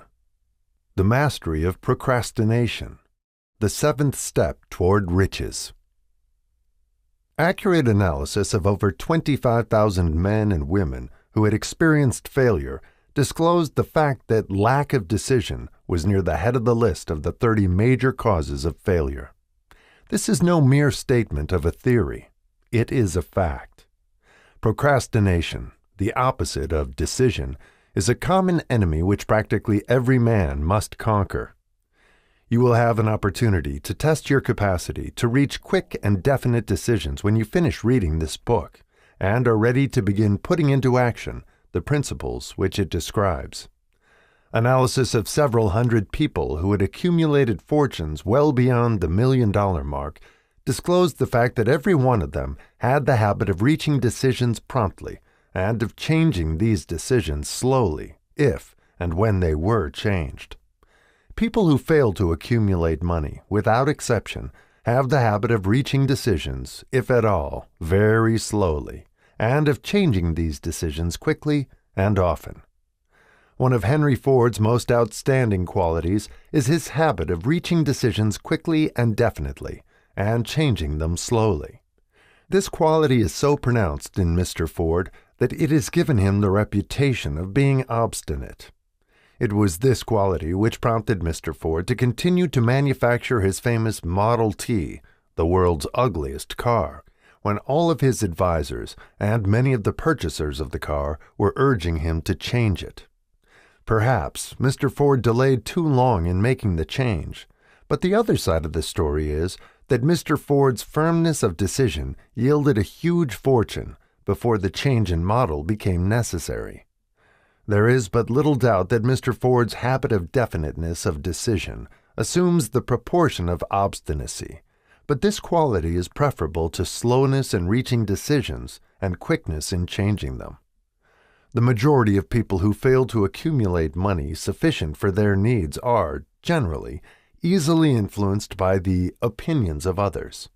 They permit the newspapers and the gossiping neighbors to do their thinking for them. Opinions are the cheapest commodities on earth. Everyone has a flock of opinions ready to be wished upon anyone who will accept them. If you are influenced by opinions when you reach decisions, you will not succeed in any undertaking, much less in that of transmuting your own desire into money. If you are influenced by the opinions of others, you will have no desire of your own. Keep your own counsel when you begin to put into practice the principles described here by reaching your own decisions and following them. Take no one into your confidence except the members of your mastermind group, and be very sure in your selection of this group that you choose only those who will be in complete sympathy and harmony with your purpose. Close friends and relatives, while not meaning to do so, often handicap one through opinions, and sometimes through ridicule, which is meant to be humorous. Thousands of men and women carry inferiority complexes with them all through life, because some well-meaning but ignorant person destroyed their confidence through opinions or ridicule. You have a brain and mind of your own. Use it, and reach your own decisions. If you need facts or information from other people to enable you to reach decisions, as you probably will in many instances, acquire these facts or secure the information you need quietly, without disclosing your purpose. It is characteristic of people who have but a smattering or a veneer of knowledge to try to give the impression that they have much knowledge. Such people generally do too much talking and too little listening. Keep your eyes and ears wide open and your mouth closed if you wish to acquire the habit of prompt decision. Those who talk too much do little else. If you talk more than you listen, you not only deprive yourself of many opportunities to accumulate useful knowledge, but you also disclose your plans and purposes to people who will take great delight in defeating you because they envy you. Remember also that every time you open your mouth in the presence of a person who has an abundance of knowledge, you display to that person your exact stock of knowledge, or your lack of it. Genuine wisdom is usually conspicuous through modesty and silence. Keep in mind the fact that every person with whom you associate is, like yourself, seeking the opportunity to accumulate money. If you talk about your plans too freely, you may be surprised when you learn that some other person has beaten you to your goal by putting into action ahead of you the plans of which you talked unwisely. Let one of your first decisions be to keep a closed mouth and open ears and eyes. As a reminder to yourself to follow this advice, it will be helpful if you copy the following epigram in large letters and place it where you will see it daily. Tell the world what you intend to do, but first show it. This is the equivalent of saying that deeds, and not words, are what count most. Freedom or death on a decision. The value of decisions depends upon the courage required to render them. The great decisions, which served as the foundation of civilization, were reached by assuming great risks, which often meant the possibility of death. Lincoln's decision to issue his famous Proclamation of Emancipation, which gave freedom to the colored people of America, was rendered with full understanding that his act would turn thousands of friends and political supporters against him. He knew, too, that the carrying out of that proclamation would mean death to thousands of men on the battlefield. In the end, it cost Lincoln his life. That required courage. Socrates' decision to drink the cup of poison rather than compromise in his personal belief was a decision of courage. It turned time ahead 1,000 years and gave to people then unborn the right to freedom of thought and of speech. The decision of General Robert E. Lee, when he came to the parting of the way with the Union and took up the cause of the South, was a decision of courage, for he well knew that it might cost him his own life, that it would surely cost the lives of others. But the greatest decision of all time, as far as any American citizen is concerned, was reached in Philadelphia, July 4th, 1776, when 56 men signed their names to a document, which they well knew would bring freedom to all Americans, or leave every one of the 56 hanging from a gallows. You have heard of this famous document, but you may not have drawn from it the great lesson in personal achievement it so plainly taught. We all remember the date of this momentous decision, but few of us realize what courage that decision required. We remember our history as it was taught. We remember dates and the names of the men who fought. We remember Valley Forge and Yorktown. We remember George Washington and Lord Cornwallis. But we know little of the real forces back of these names, dates, and places. We know still less of that intangible power which ensured us freedom long before Washington's armies reached Yorktown. We read the history of the Revolution and falsely imagine that George Washington was the father of our country, that it was he who won our freedom, while the truth is, Washington was only an accessory after the fact, because victory for his armies had been ensured long before Lord Cornwallis surrendered. This is not intended to rob Washington of any of the glory he so richly merited. Its purpose, rather, is to give greater attention to the astounding power that was the real cause of his victory. It is nothing short of tragedy that the writers of history have missed entirely even the slightest reference to the irresistible power which gave birth and freedom to the nation destined to set up new standards of independence for all the peoples of the earth.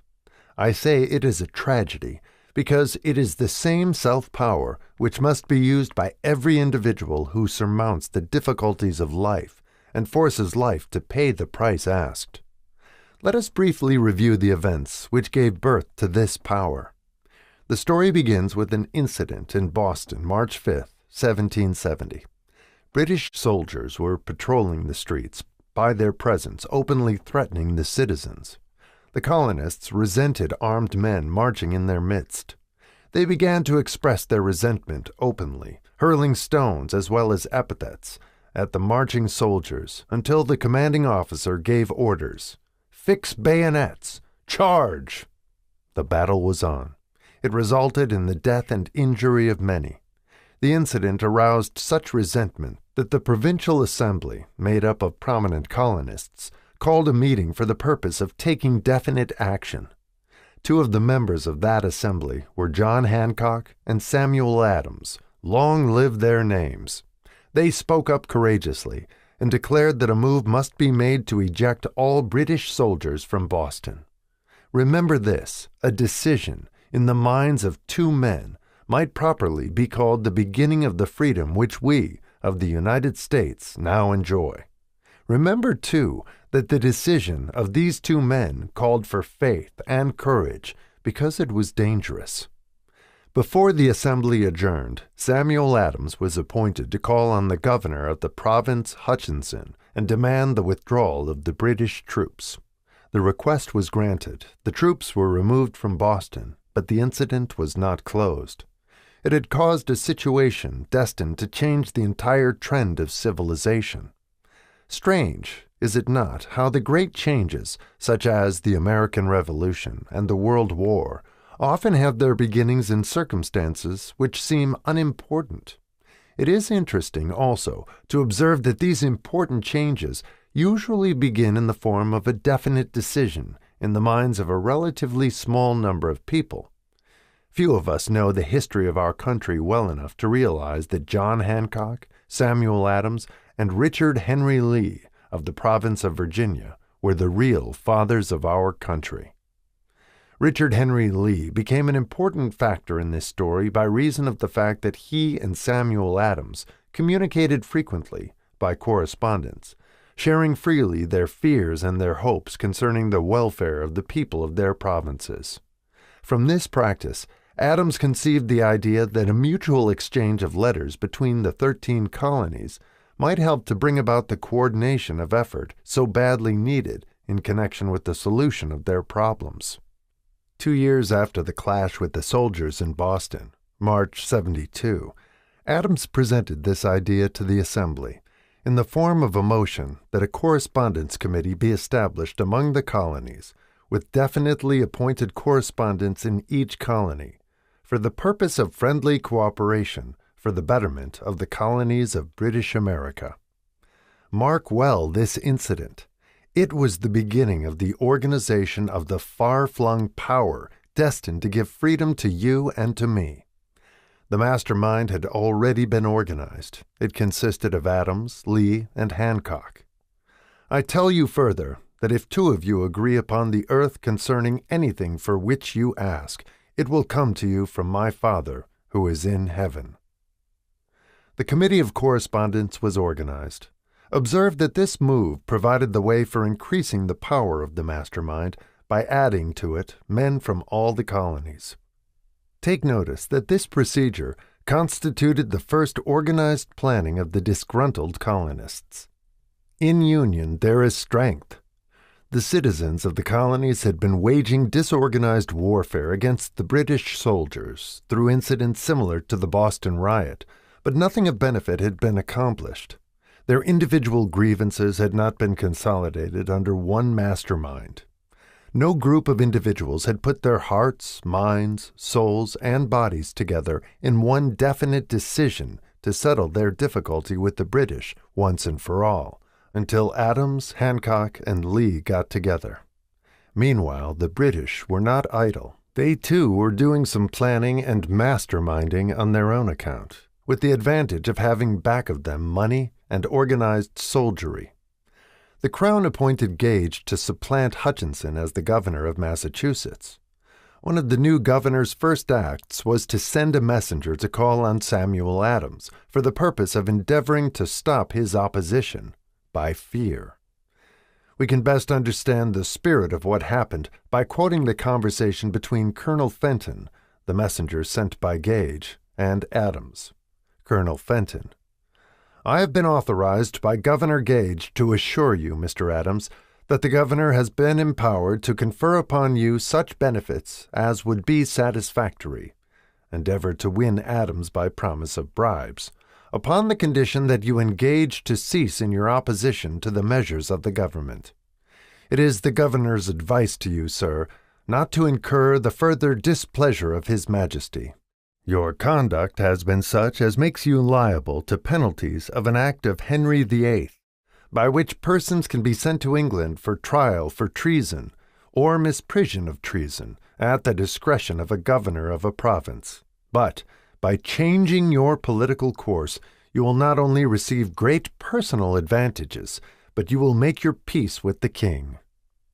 Samuel Adams had the choice of two decisions. He could cease his opposition and receive personal bribes, or he could continue and run the risk of being hanged. Clearly, the time had come when Adams was forced to reach instantly a decision which could have cost his life.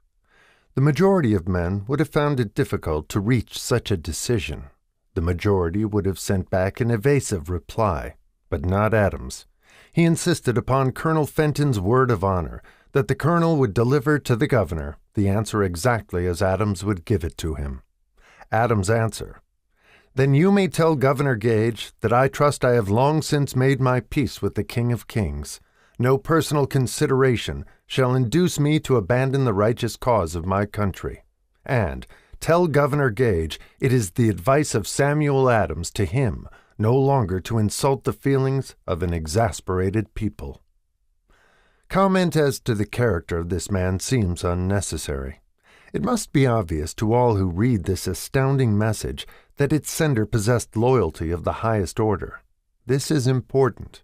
Racketeers and dishonest politicians have prostituted the honor for which such men as Adams died. When Governor Gage received Adams' caustic reply, he flew into a rage and issued a proclamation which read, "I do hereby, in His Majesty's name, offer and promise His most gracious pardon to all persons who shall forthwith lay down their arms and return to the duties of peaceable subjects, excepting only from the benefit of such pardon Samuel Adams and John Hancock, whose offenses are of too flagitious a nature to admit of any other consideration but that of condign punishment." As one might say in modern slang, Adams and Hancock were on the spot. The threat of the irate governor forced the two men to reach another decision, equally as dangerous. They hurriedly called a secret meeting of their staunchest followers. Here the mastermind began to take on momentum. After the meeting had been called to order, Adams locked the door, placed the key in his pocket, and informed all present that it was imperative that a Congress of the colonists be organized, and that no man should leave the room until the decision for such a Congress had been reached. Great excitement followed. Some weighed the possible consequences of such radicalism, old man fear. Some expressed grave doubt as to the wisdom of so definite a decision in defiance of the Crown. Locked in that room were two men immune to fear, blind to the possibility of failure, Hancock and Adams. Through the influence of their minds, the others were induced to agree that, through the Correspondence Committee, arrangements should be made for a meeting of the First Continental Congress to be held in Philadelphia, September 5th, 1774. Remember this date. It is more important than July 4th, 1776. If there had been no decision to hold a Continental Congress, there could have been no signing of the Declaration of Independence. Before the first meeting of the new Congress, another leader, in a different section of the country, was deep in the throes of publishing a summary view of the rights of British America. He was Thomas Jefferson, of the province of Virginia, whose relationship to Lord Dunmore, representative of the Crown in Virginia, was as strained as that of Hancock and Adams with their governor.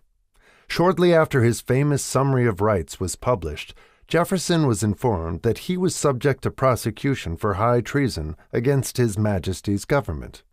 Inspired by the threat, one of Jefferson's colleagues, Patrick Henry, boldly spoke his mind, concluding his remarks with a sentence which shall remain forever a classic. "If this be treason, then make the most of it."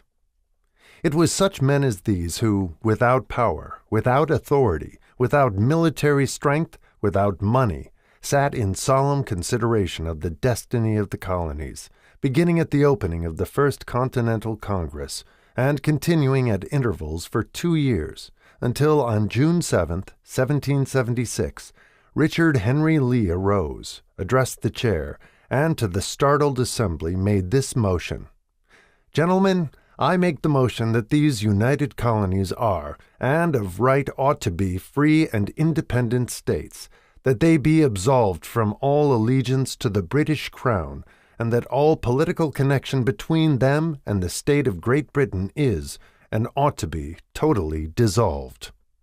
Lee's astounding motion was discussed fervently, and at such length that he began to lose patience. Finally, after days of argument, he again took the floor and declared in a clear, firm voice, "Mr. President, we have discussed this issue for days. It is the only course for us to follow. Why then, sir, do we longer delay? Why still deliberate? Let this happy day give birth to an American republic. Let her arise, not to devastate and to conquer, but to reestablish the reign of peace and of law. The eyes of Europe are fixed upon us.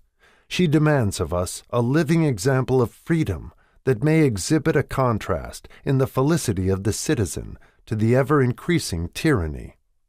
Before his motion was finally voted upon, Lee was called back to Virginia because of serious family illness, but before leaving, he placed his cause in the hands of his friend, Thomas Jefferson, who promised to fight until favorable action was taken. Shortly thereafter, the President of the Congress, Hancock, appointed Jefferson as chairman of a committee to draw up a Declaration of Independence.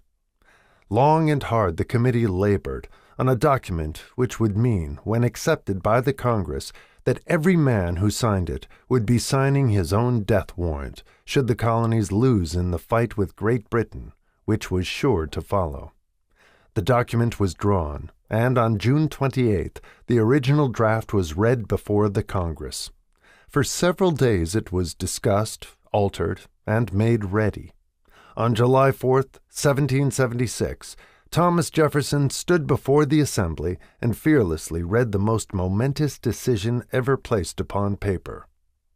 "When in the course of human events it is necessary for one people to dissolve the political bands which have connected them with another, and to assume, among the powers of the earth, the separate and equal station to which the laws of nature and of nature's God entitle them, a decent respect to the opinions of mankind requires that they should declare the causes which impelled them to the separation. When Jefferson finished, the document was voted upon, accepted, and signed by the 56 men, every one staking his own life upon his decision to write his name. By that decision came into existence a nation destined to bring to mankind forever the privilege of making decisions. By decisions made in a similar spirit of faith, and only by such decisions, can men solve their personal problems and win for themselves high estates of material and spiritual wealth. Let us not forget this. Analyze the events which led to the Declaration of Independence, and be convinced that this nation, which now holds a position of commanding respect and power among all nations of the world, was born of a decision created by a mastermind consisting of 56 men. Note well the fact that it was their decision which ensured the success of Washington's armies, because the spirit of that decision was in the heart of every soldier who fought with him, and served as a spiritual power which recognizes no such thing as failure. Note also, with great personal benefit, that the power which gave this nation its freedom is the self-same power that must be used by every individual who becomes self-determining. This power is made up of the principles described in this book. It will not be difficult to detect in the story of the Declaration of Independence at least 6 of these principles: desire, decision, faith, persistence, the mastermind, and organized planning. Throughout this philosophy will be found the suggestion that thought, backed by strong desire, has a tendency to transmute itself into its physical equivalent. Before passing on, I wish to leave you with the suggestion that one may find in this story, and in the story of the organization of the United States Steel Corporation, a perfect description of the method by which thought makes this astounding transformation. In your search for the secret of the method, do not look for a miracle, because you will not find it. You will find only the eternal laws of nature. These laws are available to every person who has the faith and the courage to use them. They may be used to bring freedom to a nation or to accumulate riches. There is no charge save the time necessary to understand and appropriate them. Those who reach decisions promptly and definitely know what they want and generally get it. The leaders in every walk of life decide quickly and firmly. That is the major reason why they are leaders. The world has the habit of making room for the man whose words and actions show that he knows where he is going. Indecision is a habit which usually begins in youth. The habit takes on permanency as the youth goes through graded school, high school, and even through college, without definiteness of purpose. The major weakness of all educational systems is that they neither teach nor encourage the habit of definite decision.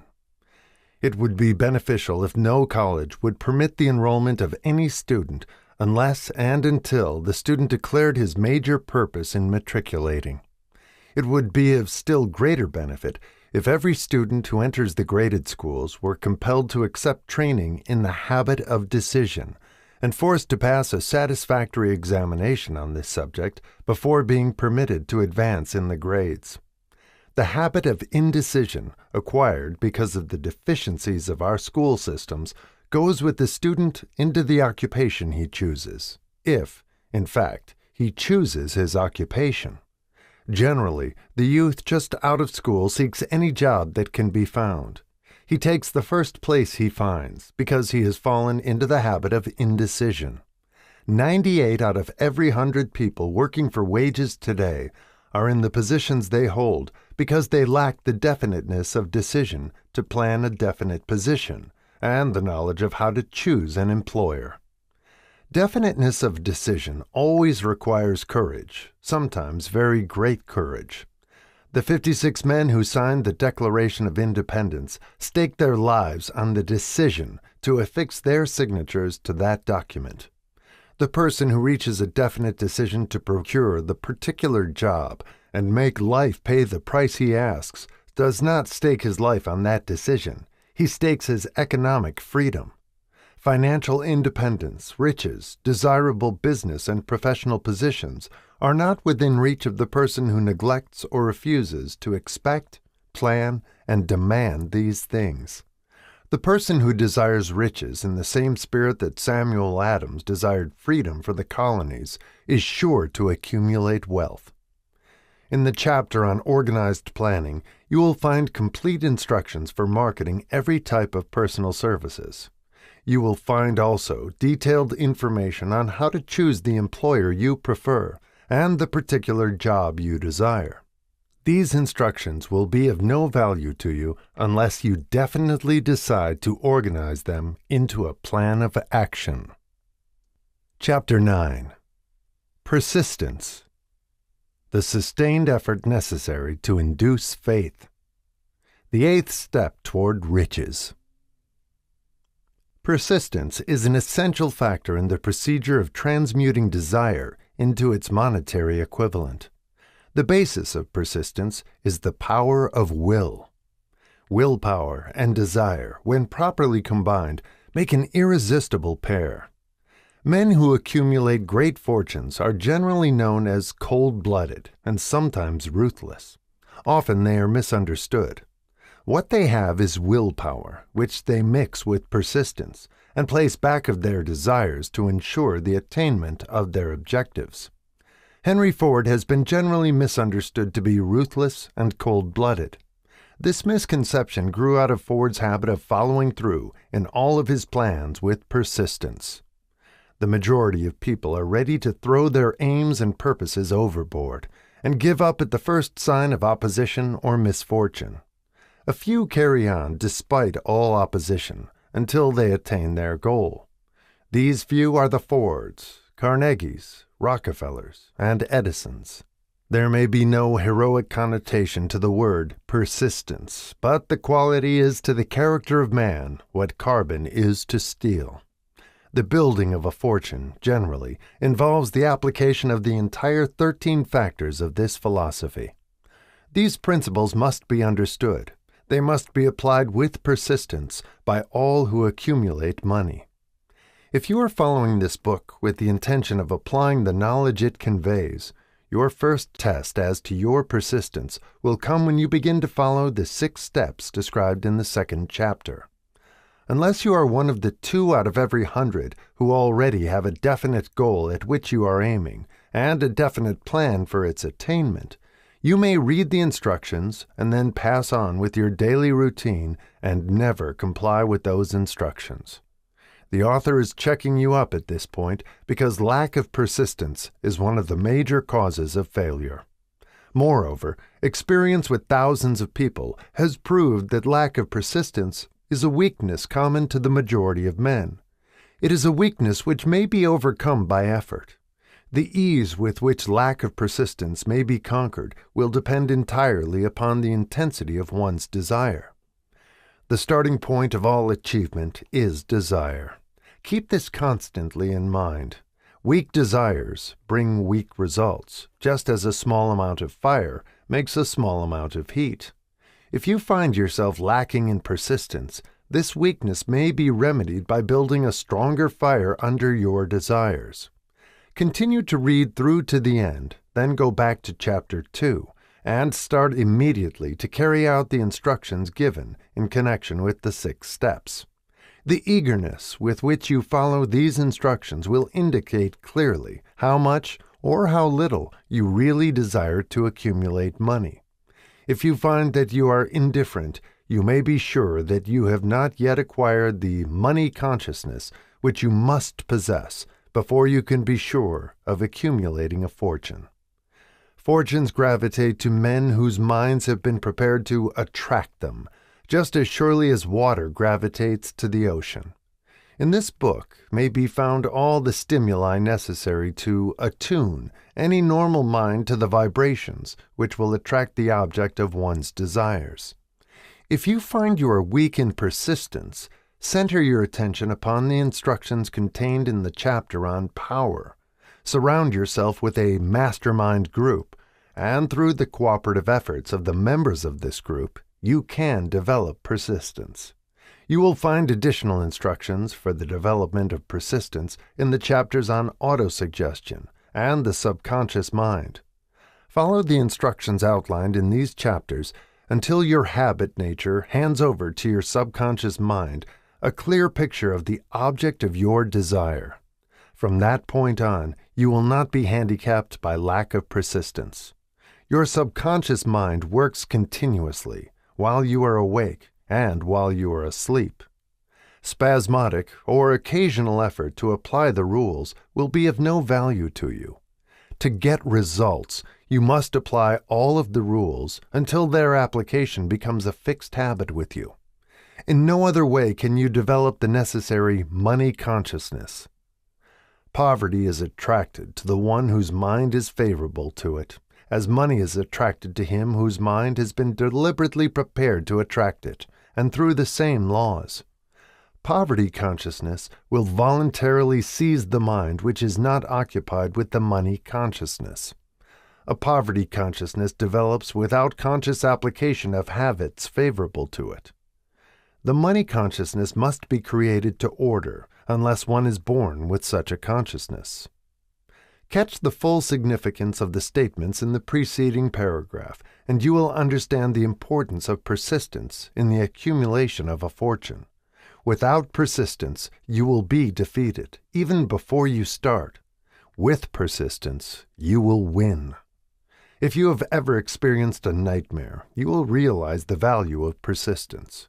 You are lying in bed, half awake, with a feeling that you are about to smother.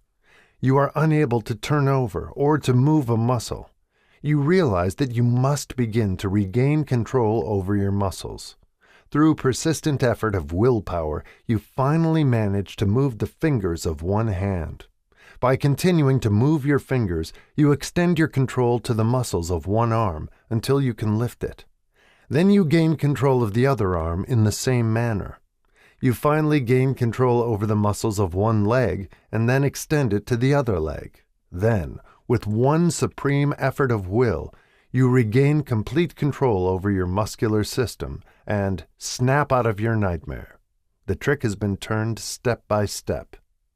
You may find it necessary to snap out of your mental inertia through a similar procedure, moving slowly at first, then increasing your speed, until you gain complete control over your will.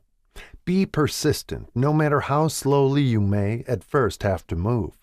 With persistence will come success. If you select your mastermind group with care, you will have in it at least one person who will aid you in the development of persistence. Some men who have accumulated great fortunes did so because of necessity. They developed the habit of persistence because they were so closely driven by circumstances that they had to become persistent. There is no substitute for persistence. It cannot be supplanted by any other quality. Remember this, and it will hearten you in the beginning when the going may seem difficult and slow. Those who have cultivated the habit of persistence seem to enjoy insurance against failure. No matter how many times they are defeated, they finally arrive up toward the top of the ladder. Sometimes it appears that there is a hidden guide whose duty is to test men through all sorts of discouraging experiences. Those who pick themselves up after defeat and keep on trying arrive, and the world cries, "Bravo! I knew you could do it." The hidden guide lets no one enjoy great achievement without passing the persistence test. Those who can't take it simply do not make the grade. Those who can take it are bountifully rewarded for their persistence. They receive as their compensation whatever goal they are pursuing. That is not all. They receive something infinitely more important than material compensation: the knowledge that every failure brings with it the seed of an equivalent advantage. There are exceptions to this rule. A few people know from experience the soundness of persistence. They are the ones who have not accepted defeat as being anything more than temporary. They are the ones whose desires are so persistently applied that defeat is finally changed into victory. We who stand on the sidelines of life see the overwhelmingly large number who go down in defeat, never to rise again. We see the few who take the punishment of defeat as an urge to greater effort. These, fortunately, never learn to accept life's reverse gear. But what we do not see, what most of us never suspect of existing, is the silent but irresistible power which comes to the rescue of those who fight on in the face of discouragement. If we speak of this power at all, we call it persistence, and let it go at that. One thing we all know, if one does not possess persistence, one does not achieve noteworthy success in any calling. As these lines are being written, I look up from my work and see before me, less than a block away, the great mysterious Broadway, the graveyard of dead hopes, and the front porch of opportunity. From all over the world, people have come to Broadway, seeking fame, fortune, power, love, or whatever it is that human beings call success. Once in a great while, someone steps out from the long procession of seekers, and the world hears that another person has mastered Broadway. But Broadway is not easily nor quickly conquered. She acknowledges talent, recognizes genius, pays off in money, only after one has refused to quit. Then we know he has discovered the secret of how to conquer Broadway. The secret is always inseparably attached to one word: persistence. The secret is told in the struggle of Fannie Hurst, whose persistence conquered the Great White Way. She came to New York in 1915 to convert writing into riches. The conversion did not come quickly, but it came. For 4 years, Miss Hurst learned about the sidewalks of New York from first-hand experience. She spent her days laboring and her nights hoping. When hope grew dim, she did not say, "All right, Broadway, you win." She said, "Very well, Broadway, you may whip some, but not me. I'm going to force you to give up." One publisher, the Saturday Evening Post, sent her 36 rejection slips before she broke the ice and got a story across. The average writer, like the average in other walks of life, would have given up the job when the first rejection slip came. She pounded the pavements for 4 years to the tune of the publisher's no, because she was determined to win. Then came the payoff. The spell had been broken. The unseen guide had tested Fannie Hurst, and she could take it. From that time on, publishers had a beaten path to her door. Money came so fast she hardly had time to count it. Then the moving picture men discovered her, and money came not in small change, but in floods. The moving picture rights to her latest novel, Great Laughter, brought $100,000, said to be the highest price ever paid for a story before publication. Her royalties from the sale of the book probably will run much more. Briefly, you have a description of what persistence is capable of achieving. Fannie Hurst is no exception. Wherever men and women accumulate great riches, you may be sure they first acquired persistence. Broadway will give any beggar a cup of coffee and a sandwich, but it demands persistence of those who go after the big stakes. Kate Smith will say amen when she reads this. For years she sang, without money and without price, before any microphone she could reach. Broadway said to her, "Come and get it, if you can take it."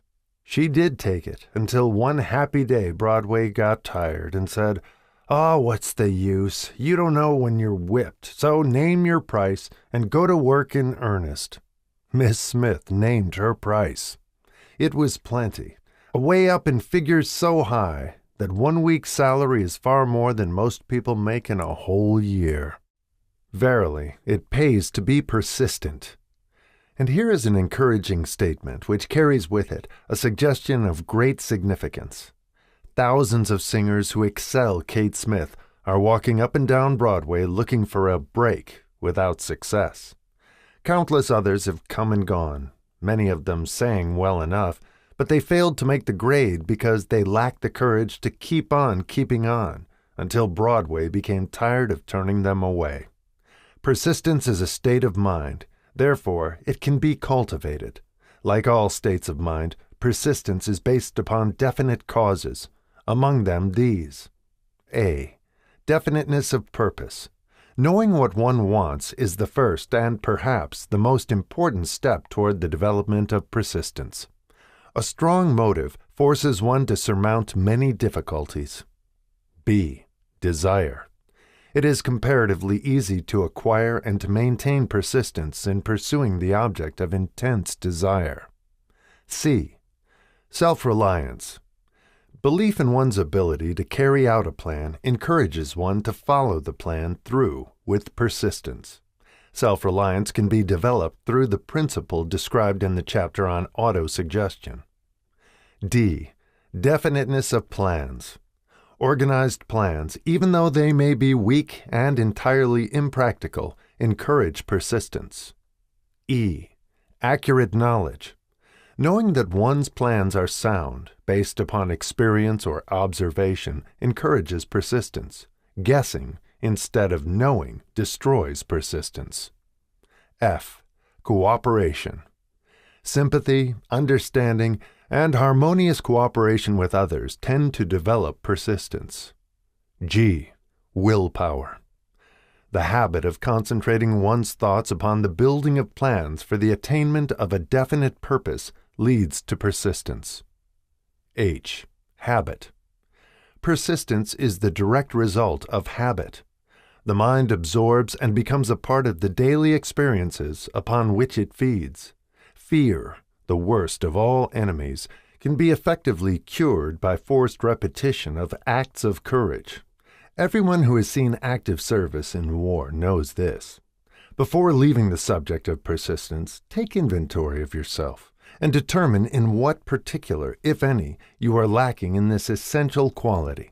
Measure yourself courageously, point by point, and see how many of the 8 factors of persistence you lack. The analysis may lead to discoveries that will give you a new grip on yourself. Symptoms of lack of persistence. Here you will find the real enemies which stand between you and noteworthy achievement. Here you will find not only the symptoms indicating weakness of persistence, but also the deeply seated subconscious causes of this weakness. Study the list carefully and face yourself squarely if you really wish to know who you are and what you are capable of doing. These are the weaknesses which must be mastered by all who accumulate riches. Number 1. Failure to recognize and to clearly define exactly what one wants. 2. Procrastination, with or without cause, usually backed up with a formidable array of alibis and excuses. 3. Lack of interest in acquiring specialized knowledge. 4. Indecision, the habit of passing the buck on all occasions instead of facing issues squarely, also backed by alibis. 5. The habit of relying upon alibis instead of creating definite plans for the solution of problems. 6. Self-satisfaction. There is but little remedy for this affliction and no hope for those who suffer from it. 7. Indifference. Usually reflected in one's readiness to compromise on all occasions, rather than meet opposition and fight it. 8. The habit of blaming others for one's mistakes and accepting unfavorable circumstances as being unavoidable. 9. Weakness of desire, due to neglect in the choice of motives that impel action. 10. Willingness, even eagerness, to quit at the first sign of defeat, based upon one or more of the 6 basic fears. 11. Lack of organized plans, placed in writing where they may be analyzed. 12. The habit of neglecting to move on ideas or to grasp opportunity when it presents itself. 13. Wishing instead of willing. 14. The habit of compromising with poverty instead of aiming at riches. General absence of ambition to be, to do, and to own. 15. Searching for all the shortcuts to riches, trying to get without giving a fair equivalent, usually reflected in the habit of gambling, endeavoring to drive sharp bargains. 16. Fear of criticism, failure to create plans and to put them into action because of what other people will think, do, or say. This enemy belongs at the head of the list because it generally exists in one's subconscious mind, where its presence is not recognized. See the 6 basic fears in a later chapter. Let us examine some of the symptoms of the fear of criticism. The majority of people permit relatives, friends, and the public at large to so influence them that they cannot live their own lives because they fear criticism. Huge numbers of people make mistakes in marriage, stand by the bargain, and go through life miserable and unhappy because they fear criticism which may follow if they correct the mistake. Anyone who is submitted to this form of fear knows the irreparable damage it does by destroying ambition, self-reliance, and the desire to achieve. Millions of people neglect to acquire belated educations after having left school because they fear criticism. Countless numbers of men and women, both young and old, permit relatives to wreck their lives in the name of duty because they fear criticism. Duty does not require any person to submit to the destruction of his personal ambitions and the right to live his own life in his own way. People refuse to take chances in business because they fear the criticism which may follow if they fail. The fear of criticism, in such cases, is stronger than the desire for success. Too many people refuse to set high goals for themselves, or even neglect selecting a career because they fear the criticism of relatives and friends who may say, "Don't aim so high, people will think you are crazy." When Andrew Carnegie suggested that I devote 20 years to the organization of a philosophy of individual achievement, my first impulse of thought was fear of what people might say. The suggestion set up a goal for me, far out of proportion to any I had ever conceived. As quick as a flash, my mind began to create alibis and excuses, all of them traceable to the inherent fear of criticism. Something inside of me said, "You can't do it. The job is too big and requires too much time. What will your relatives think of you? How will you earn a living? No one has ever organized a philosophy of success. What right have you to believe you can do it? Who are you anyway, to aim so high? Remember your humble birth. What do you know about philosophy? People will think you are crazy." And they did. Why hasn't some other person done this before now? These and many other questions flashed into my mind and demanded attention. It seemed as if the whole world had suddenly turned its attention to me with the purpose of ridiculing me into giving up all desire to carry out Mr. Carnegie's suggestion. I had a fine opportunity, then and there, to kill off ambition before it gained control of me. Later in life, after having analyzed thousands of people, I discovered that most ideas are stillborn and need the breath of life injected into them through definite plans of immediate action. The time to nurse an idea is at the time of its birth. Every minute it lives gives it a better chance of surviving. The fear of criticism is at the bottom of the destruction of most ideas which never reach the planning and action stage. Many people believe that material success is the result of favorable breaks. There is an element of ground for the belief, but those depending entirely upon luck are nearly always disappointed, because they overlook another important factor which must be present before one can be sure of success. It is the knowledge with which favorable breaks can be made to order. During the Depression, W.C. Fields, the comedian, lost all his money and found himself without income, without a job, and his means of earning a living, vaudeville, no longer existed. Moreover, he was past 60, when many men consider themselves old. He was so eager to stage a comeback that he offered to work without pay in a new field, movies. In addition to his other troubles, he fell and injured his neck. To many that would have been the place to give up and quit.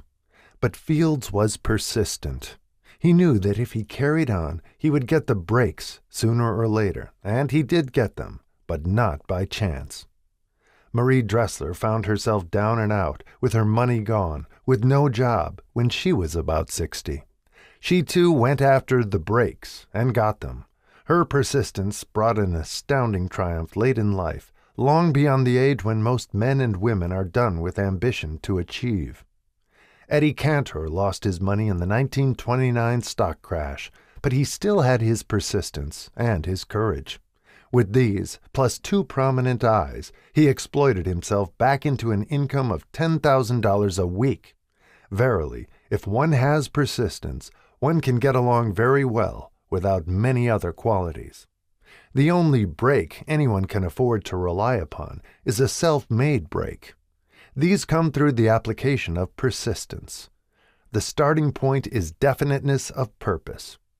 Examine the first 100 people you meet. Ask them what they want most in life, and 98 of them will not be able to tell you. If you press them for an answer, some will say security, many will say money, a few will say happiness, others will say fame and power, and still others will say social recognition, ease in living, ability to sing, dance, or write, but none of them will be able to define these terms or give the slightest indication of a plan by which they hope to attain these vaguely expressed wishes. Riches do not respond to wishes. They respond only to definite plans, backed by definite desires, through constant persistence.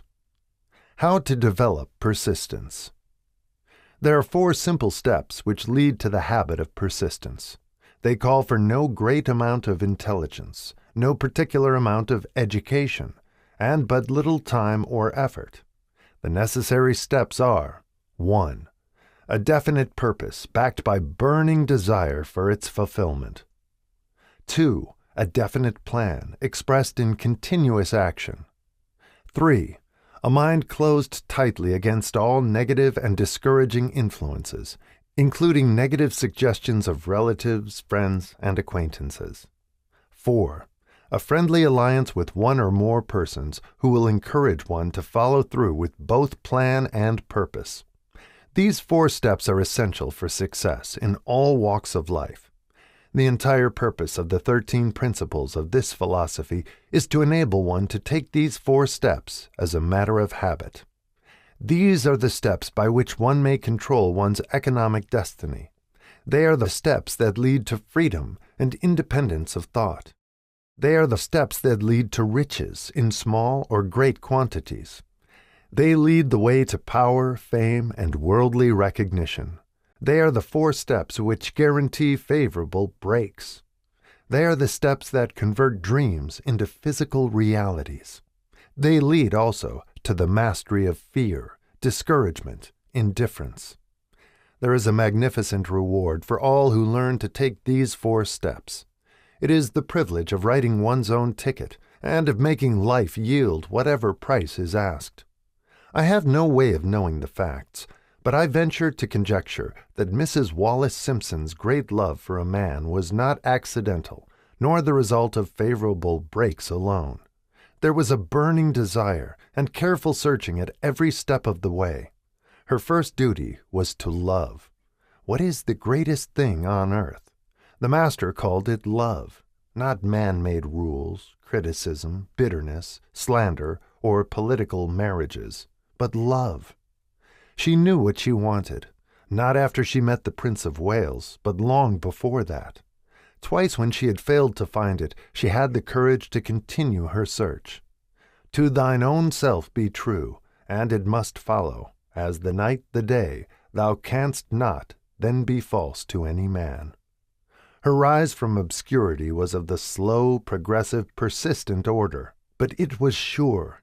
She triumphed over unbelievably long odds. And no matter who you are, or what you may think of Wallace Simpson or the king who gave up his crown for her love, she is an astounding example of applied persistence, an instructor on the rules of self-determination, from whom the entire world might profitably take lessons.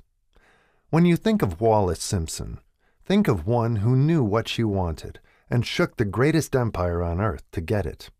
Women who complain that this is a man's world, that women do not have an equal chance to win, owe it to themselves to study carefully the life of this unusual woman, who, at an age which most women consider old, captured the affections of the most desirable bachelor in the entire world. And what of King Edward? What lesson may we learn from his part in the world's greatest drama of recent times? Did he pay too high a price for the affections of the woman of his choice? Surely no one but he can give the correct answer. The rest of us can only conjecture. This much we know. The king came into the world without his own consent. He was born to great riches without requesting them. He was persistently sought in marriage. Politicians and statesmen throughout Europe tossed dowagers and princesses at his feet. Because he was the firstborn of his parents, he inherited a crown, which he did not seek, and perhaps did not desire. For more than 40 years he was not a free agent, could not live his life in his own way, had but little privacy, and finally assumed duties inflicted upon him when he ascended the throne. Some will say, with all these blessings, King Edward should have found peace of mind, contentment, and joy of living.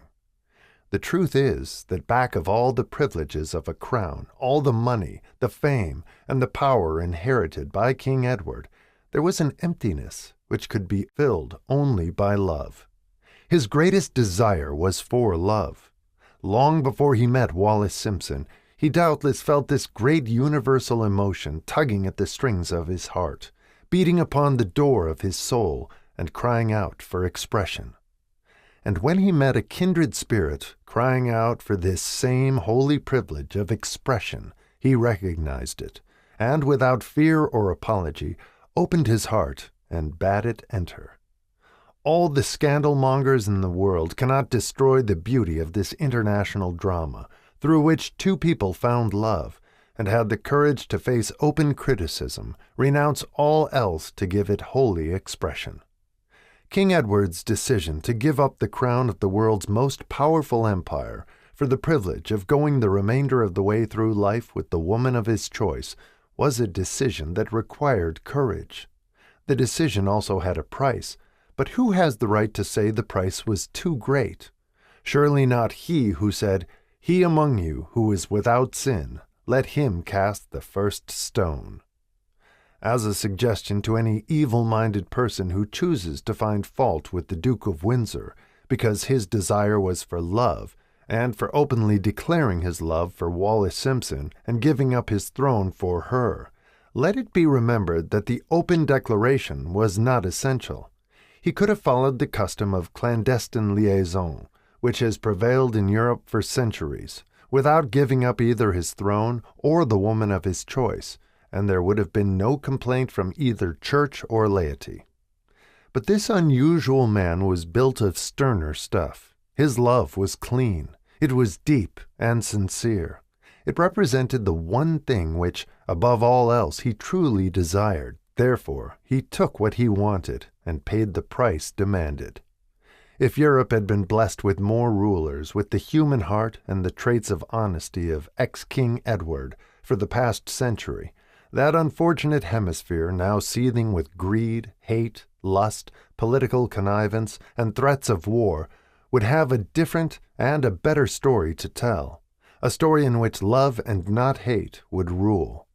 In the words of Stuart Austin Weir, we raise our cup and drink this toast to ex-King Edward and Wallis Simpson. Blessed is the man who has come to know that our muted thoughts are our sweetest thoughts. Blessed is the man who, from the blackest depths, can see the luminous figure of love, and seeing, sing, and singing say, "Sweeter far than uttered lays are the thoughts I have of you." In these words would we pay tribute to the two people who, more than all others of modern times, have been the victims of criticism and recipients of abuse, because they found life's greatest treasure and claimed it. Note that Mrs. Simpson read and approved this analysis.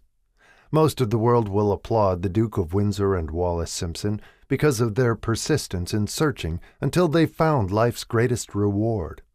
All of us can profit by following their example in our own search for that which we demand of life. What mystical power gives to men of persistence the capacity to master difficulties? does the quality of persistence set up in one's mind some form of spiritual, mental, or chemical activity which gives one access to supernatural forces? Does infinite intelligence throw itself on the side of the person who still fights on, after the battle has been lost, with the whole world on the opposing side?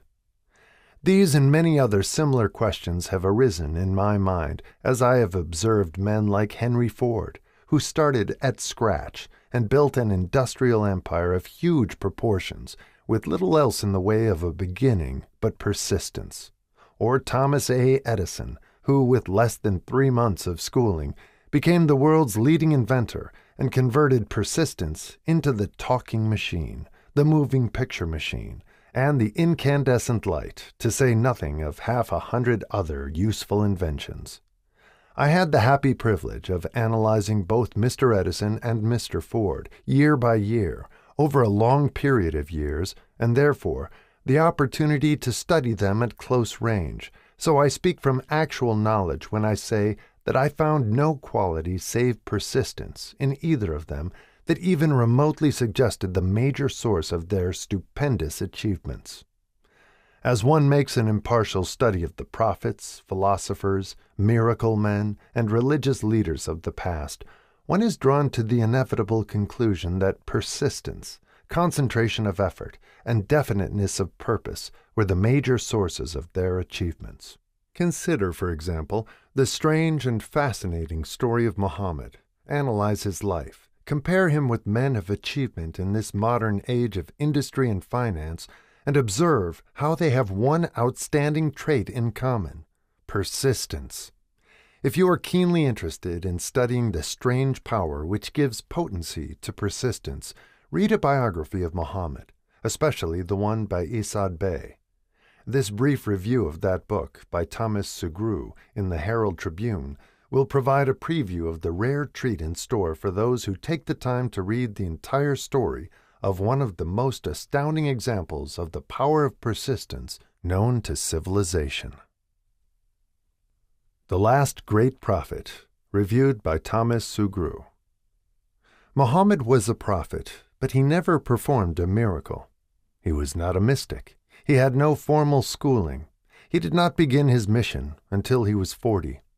When he announced that he was the messenger of God, bringing word of the true religion, he was ridiculed and labeled a lunatic. Children tripped him, and women threw filth upon him.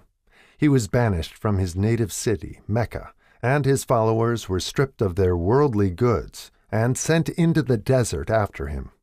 When he had been preaching 10 years, he had nothing to show for it but banishment, poverty, and ridicule. Yet before another 10 years had passed, he was dictator of all Arabia, ruler of Mecca, and the head of a new world religion, which was to sweep to the Danube and the Pyrenees before exhausting the impetus he gave it. That impetus was threefold: the power of words, the efficacy of prayer, and man's kinship with God. His career never made sense. Muhammad was born to impoverished members of a leading family of Mecca. Because Mecca, the crossroads of the world, home of the magic stone called the Kaaba, great city of trade and the center of trade routes, was unsanitary, its children were sent to be raised in the desert by Bedouins. Muhammad was thus nurtured, drawing strength and health from the milk of nomad, vicarious mothers. He tended sheep and soon hired out to a rich widow as leader of her caravans. He traveled to all parts of the Eastern world, talked with many men of diverse beliefs, and observed the decline of Christianity into warring sects. When he was 28, Khadijah, the widow, looked upon him with favor and married him. Her father would have objected to such a marriage, so she got him drunk and held him up while he gave the paternal blessing. For the next 12 years, Muhammad lived as a rich and respected and very shrewd trader. Then he took to wandering in the desert, and one day he returned with the first verse of the Koran and told Khadijah that the archangel Gabriel had appeared to him and said that he was to be the messenger of God. The Koran, the revealed word of God, was the closest thing to a miracle in Muhammad's life. He had not been a poet. He had no gift of words. Yet the verses of the Koran, as he received them and recited them to the faithful, were better than any verses which the professional poets of the tribes could produce. This, to the Arabs, was a miracle. To them the gift of words was the greatest gift. The poet was all-powerful. In addition, the Quran said that all men were equal before God, that the world should be a democratic state, Islam. It was this political heresy, plus Muhammad's desire to destroy all the 360 idols in the courtyard of the Kaaba, which brought about his banishment. The idols brought the desert tribes to Mecca, and that meant trade. So the businessmen of Mecca, the capitalists, of which he had been one, set upon Muhammad. Then he retreated to the desert and demanded sovereignty over the world. The rise of Islam began. Out of the desert came a flame which would not be extinguished, a democratic army fighting as a unit and prepared to die without wincing. Muhammad had invited the Jews and Christians to join him, for he was not building a new religion. He was calling all who believed in one God to join in a single faith. If the Jews and Christians had accepted his invitation, Islam would have conquered the world. They didn't. They would not even accept Muhammad's innovation of humane warfare. When the armies of the Prophet entered Jerusalem, not a single person was killed because of his faith. When the Crusaders entered the city centuries later, not a Muslim man, woman, or child was spared. But the Christians did accept one Muslim idea, the place of learning, the university. Chapter 10. Power of the Mastermind.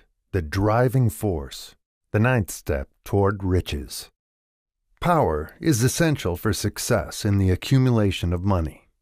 Plans are inert and useless without sufficient power to translate them into action. This chapter will describe the method by which an individual may attain and apply power. Power may be defined as organized and intelligently directed knowledge. Power, as the term is here used, refers to organized effort, sufficient to enable an individual to transmute desire into its monetary equivalent. Organized effort is produced through the coordination of effort of two or more people who work toward a definite end in a spirit of harmony. Power is required for the accumulation of money. Power is necessary for the retention of money after it has been accumulated. Let us ascertain how power may be acquired. If power is organized knowledge, let us examine the sources of knowledge. A. Infinite intelligence. This source of knowledge may be contacted through the procedure described in another chapter, with the aid of creative imagination. B. Accumulated experience. The accumulated experience of man, or that portion of it which has been organized and recorded, may be found in any well-equipped public library. An important part of this accumulated experience is taught in public schools and colleges, where it has been classified and organized. C. Experiment and research. In the field of science, and in practically every other walk of life, men are gathering, classifying, and organizing new facts daily. This is the source to which one must turn when knowledge is not available through accumulated experience. Here, too, the creative imagination must often be used. Knowledge may be acquired from any of the foregoing sources. It may be converted into power by organizing it into definite plans and by expressing those plans in terms of action. Examination of the three major sources of knowledge will readily disclose the difficulty an individual would have if he depended upon his efforts alone in assembling knowledge and expressing it through definite plans in terms of action. If his plans are comprehensive, and if they contemplate large proportions, he must, generally, induce others to cooperate with him before he can inject into them the necessary element of power. Gaining power through the mastermind. The mastermind may be defined as coordination of knowledge and effort in a spirit of harmony between two or more people for the attainment of a definite purpose. No individual may have great power without availing himself of the mastermind. In a preceding chapter, instructions were given for the creation of plans for the purpose of translating desire into its monetary equivalent. If you carry out these instructions with persistence and intelligence, and use discrimination in the selection of your mastermind group, your objective will have been halfway reached, even before you begin to recognize it.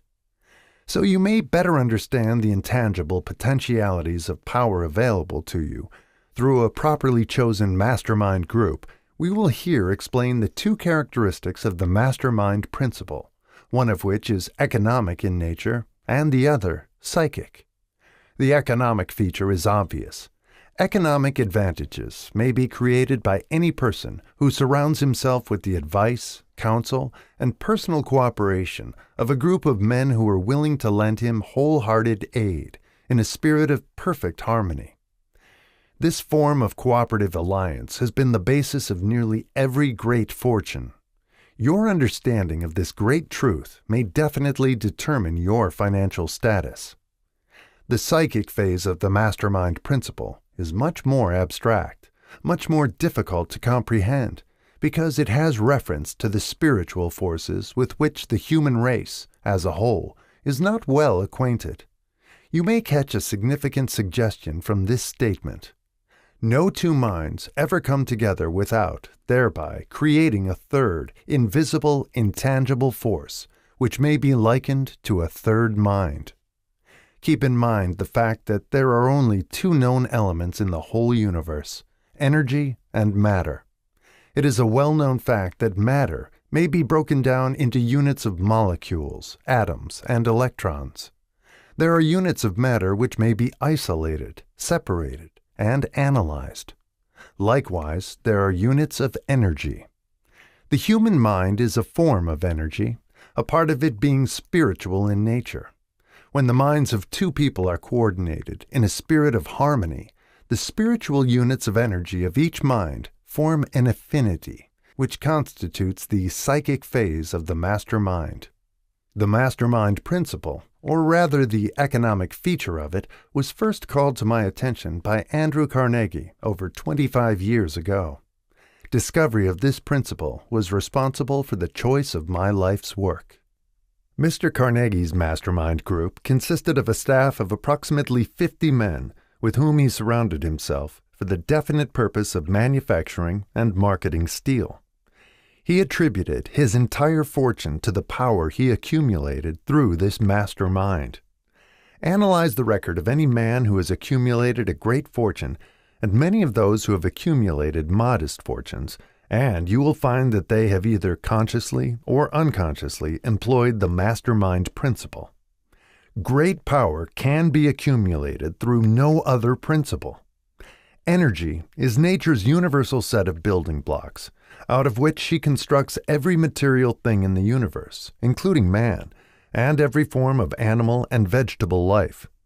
Through a process which only nature completely understands, she translates energy into matter. Nature's building blocks are available to man in the energy involved in thinking. Man's brain may be compared to an electric battery. It absorbs energy from the ether, which permeates every atom of matter and fills the entire universe. It is a well-known fact that a group of electric batteries will provide more energy than a single battery. It is also a well-known fact that an individual battery will provide energy in proportion to the number and capacity of the cells it contains. The brain functions in a similar fashion.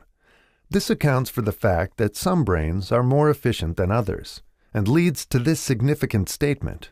A group of brains coordinated or connected in a spirit of harmony will provide more thought energy than a single brain, just as a group of electric batteries will provide more energy than a single battery. Through this metaphor, it becomes immediately obvious that the mastermind principle holds the secret of the power wielded by men who surround themselves with other men of brains. There follows now another statement, which will lead still nearer to an understanding of the psychic phase of the mastermind principle. When a group of individual brains are coordinated and function in harmony, the increased energy created through that alliance becomes available to every individual brain in the group. It is a well-known fact that Henry Ford began his business career under the handicap of poverty, illiteracy, and ignorance.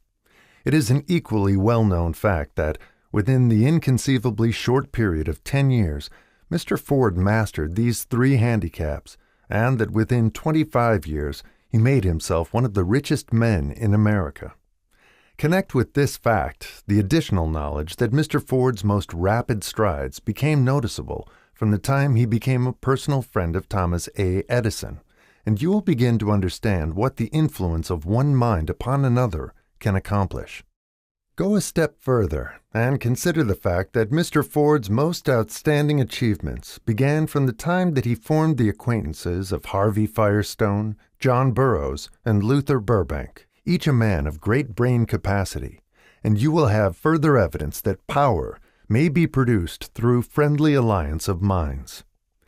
There is little, if any, doubt that Henry Ford is one of the best informed men in the business and industrial world. The question of his wealth needs no discussion. Analyze Mr. Ford's intimate personal friends, some of whom have already been mentioned, and you will be prepared to understand the following statement.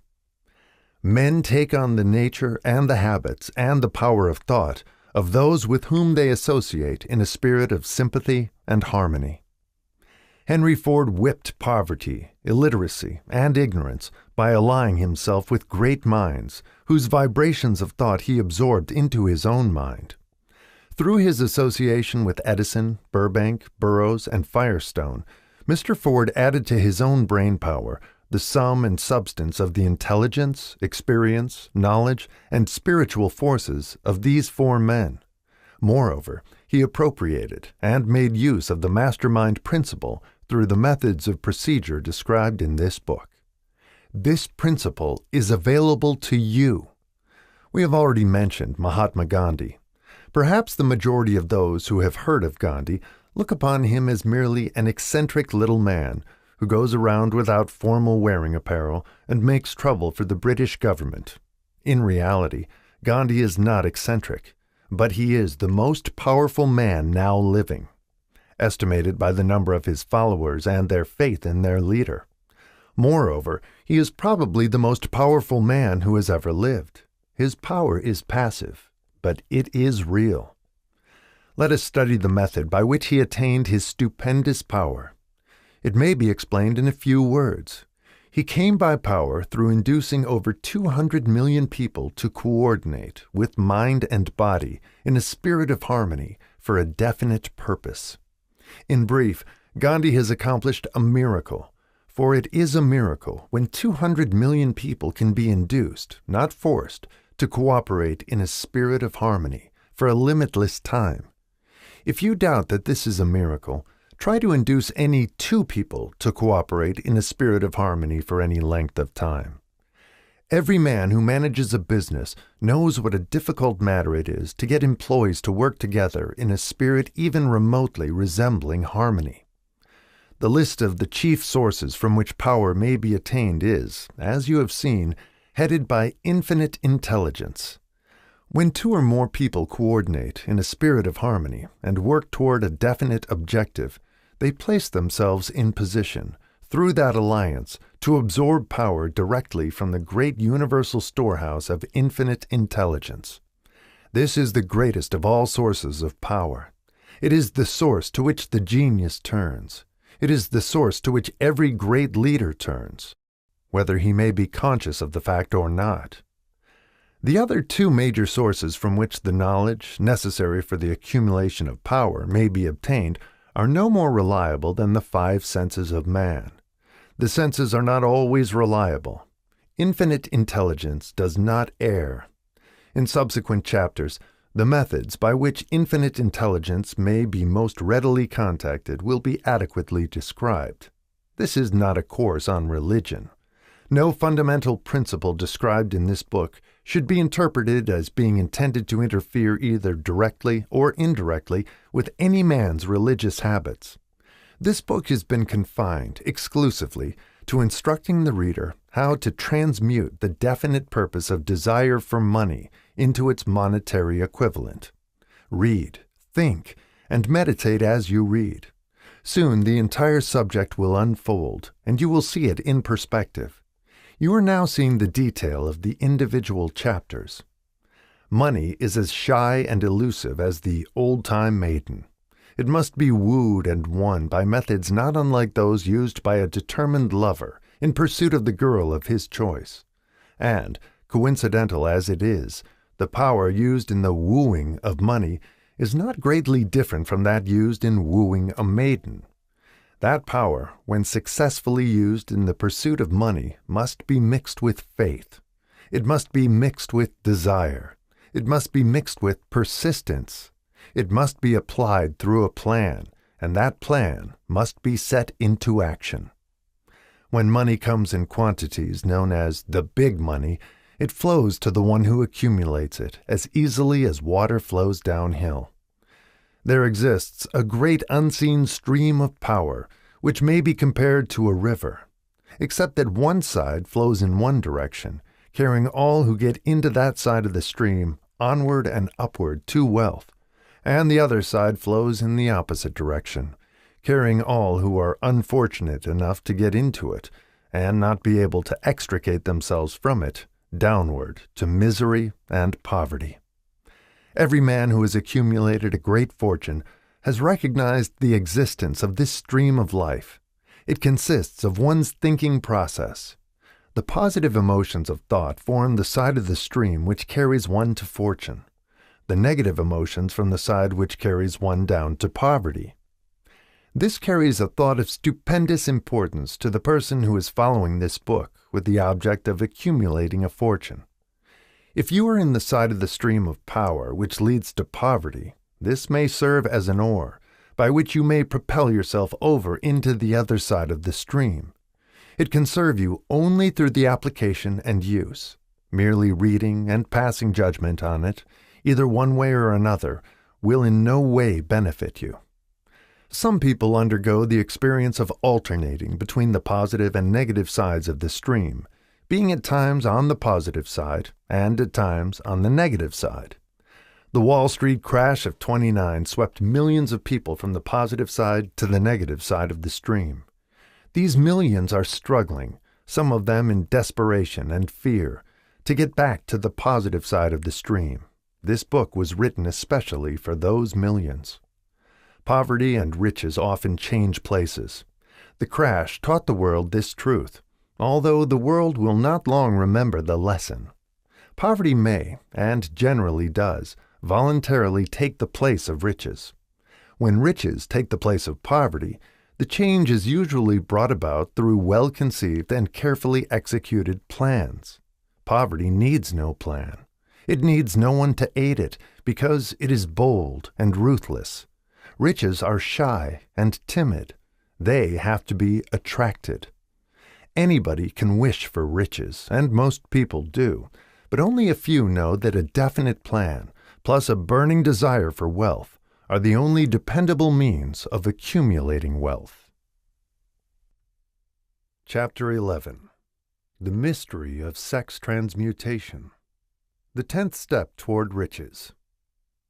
The meaning of the word transmute is, in simple language, the changing or transferring of one element or form of energy into another. The emotion of sex brings into being a state of mind. Because of ignorance on the subject, this state of mind is generally associated with the physical, and because of improper influences to which most people have been subjected in acquiring knowledge of sex, things essentially physical have highly biased the mind. The emotion of sex has back of it the possibility of 3 constructive potentialities. They are: 1. The perpetuation of mankind. 2. The maintenance of health. As a therapeutic agency, it has no equal.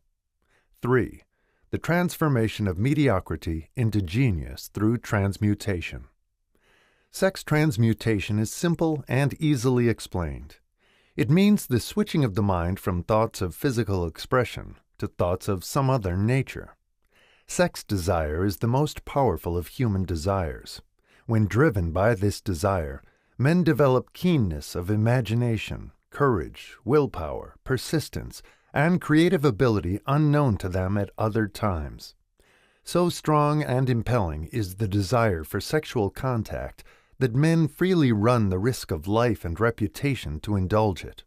When harnessed and redirected along other lines, this motivating force maintains all of its attributes of keenness of imagination, courage, etc., which may be used as powerful creative forces in literature, art, or in any other profession or calling, including, of course, the accumulation of riches. The transmutation of sex energy calls for the exercise of willpower, to be sure, but the reward is worth the effort. The desire for sexual expression is inborn and natural. The desire cannot and should not be submerged or eliminated, but it should be given an outlet through forms of expression which enrich the body, mind, and spirit of man. If not given this form of outlet through transmutation, it will seek outlets through purely physical channels.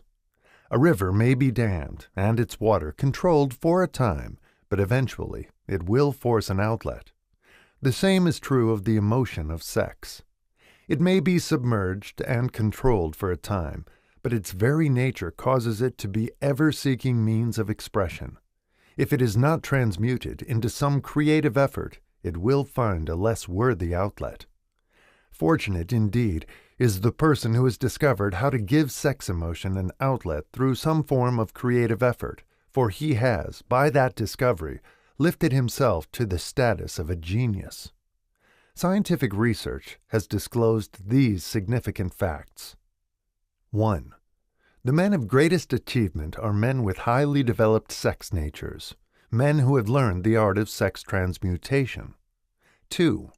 The men who have accumulated great fortunes and achieved outstanding recognition in literature, art, industry, architecture, and the professions were motivated by the influence of a woman. The research from which these astounding discoveries were made went back through the pages of biography and history for more than 2,000 years. Wherever there was evidence available in connection with the lives of men and women of great achievement, it indicated most convincingly that they possessed highly developed sex natures. The emotion of sex is an irresistible force, against which there can be no such opposition as an immovable body. When driven by this emotion, men become gifted with a superpower for action. Understand this truth, and you will catch the significance of the statement that sex transmutation will lift one to the status of a genius. The emotion of sex contains the secret of creative ability. Destroy the sex glands, whether in man or beast, and you have removed the major source of action. For proof of this, observe what happens to any animal after it has been castrated. A bull becomes as docile as a cow after it has been altered sexually. Sex alteration takes out of the male, whether man or beast, all the fight that was in him. Sex alteration of the female has the same effect. The 10 mind stimuli. The human mind responds to stimuli through which it may be keyed up to high rates of vibration, known as enthusiasm, creative imagination, intense desire, etc. The stimuli to which the mind responds most freely are 1. The desire for sex expression. 2. Love. 3. A burning desire for fame, power, or financial gain, money. 4. Music. 5. Friendship between either those of the same sex or those of the opposite sex. 6. A mastermind alliance based upon the harmony of 2 or more people who ally themselves for spiritual or temporal advancement. 7. Mutual suffering, such as that experienced by people who are persecuted. 8. Autosuggestion. 9. Fear. 10. Narcotics and alcohol. The desire for sex expression comes at the head of the list of stimuli, which most effectively step up the vibrations of the mind and start the wheels of physical action. 8 of these stimuli are natural and constructive. 2 are destructive. The list here is presented for the purpose of enabling you to make a comparative study of the major sources of mind stimulation. From this study, it will be readily seen that the emotion of sex is, by great odds, the most intense and powerful of all mind stimuli.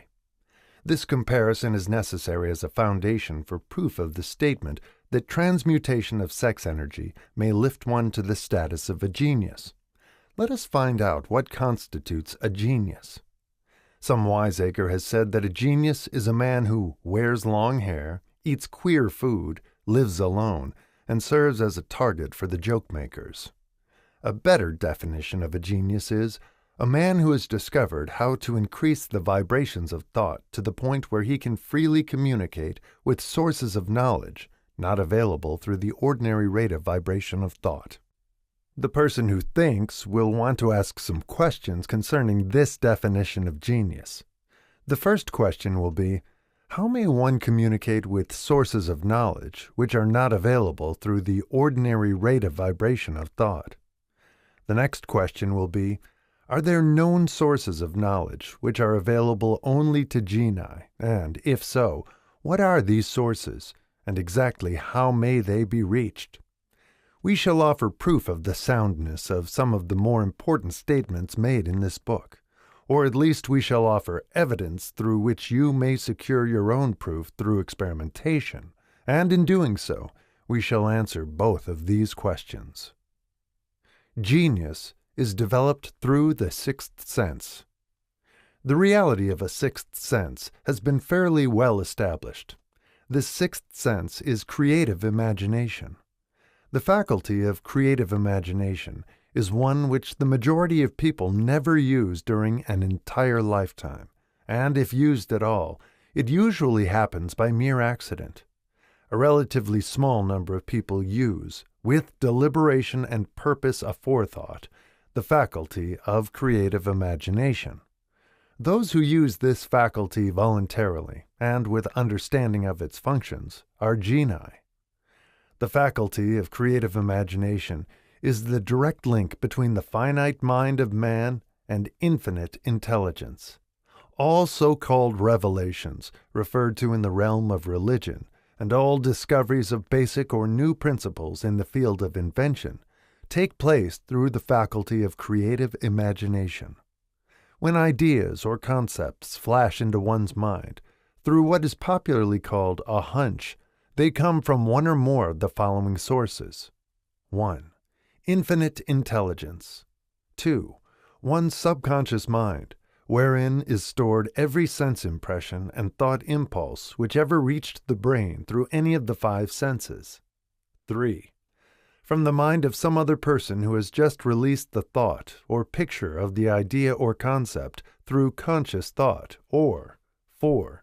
From the other person's subconscious storehouse. There are no other known sources from which inspired ideas or hunches may be received.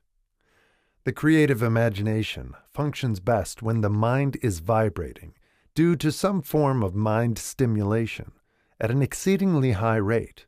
That is, when the mind is functioning at a rate of vibration higher than that of ordinary, normal thought.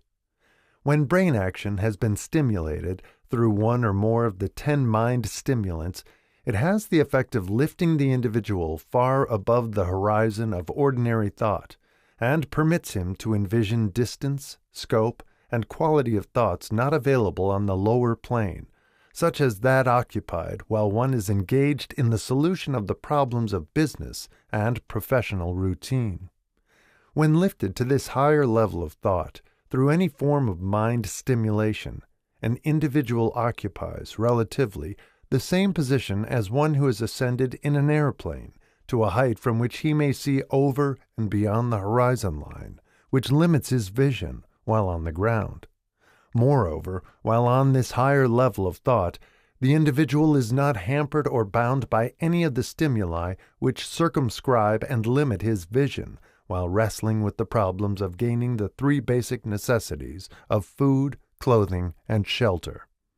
He is in a world of thought in which the ordinary workaday thoughts have been as effectively removed as are the hills and valleys and other limitations of physical vision when he rises in an airplane.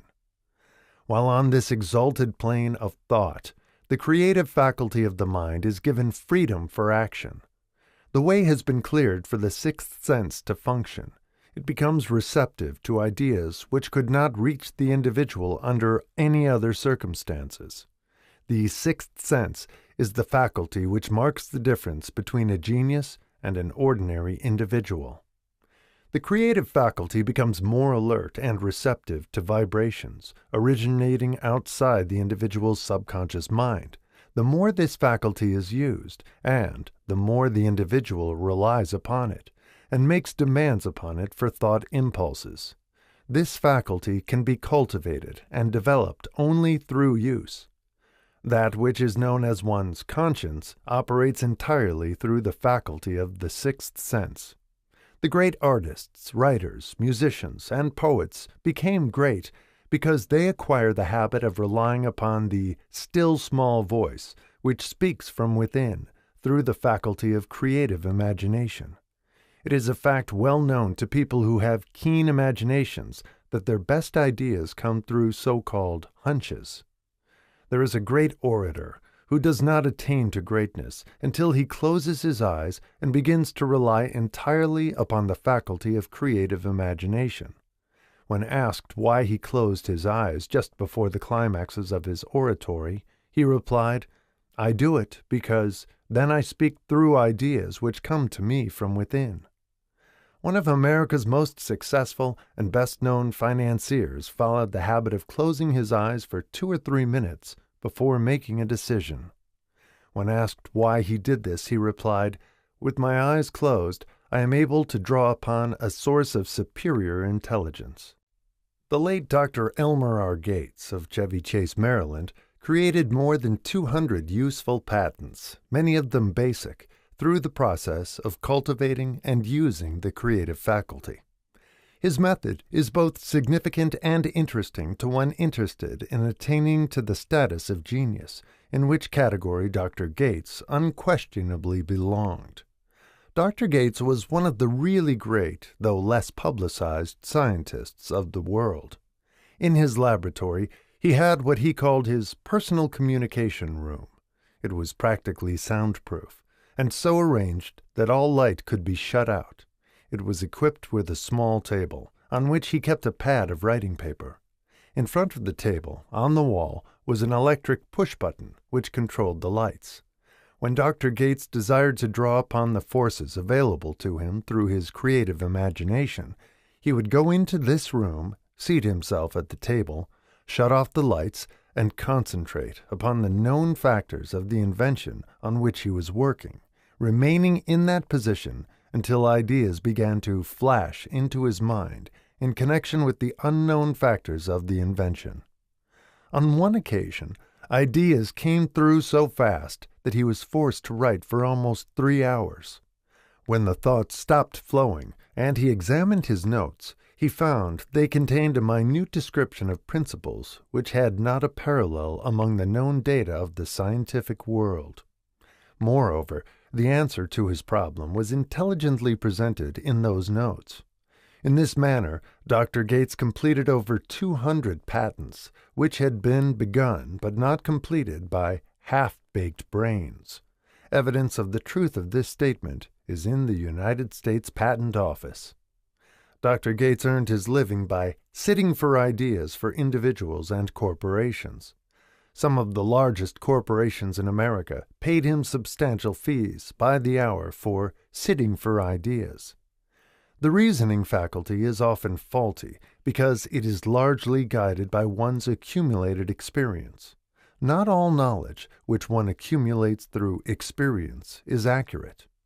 Ideas received through the creative faculty are much more reliable, for the reason that they come from sources more reliable than any which are available to the reasoning faculty of the mind.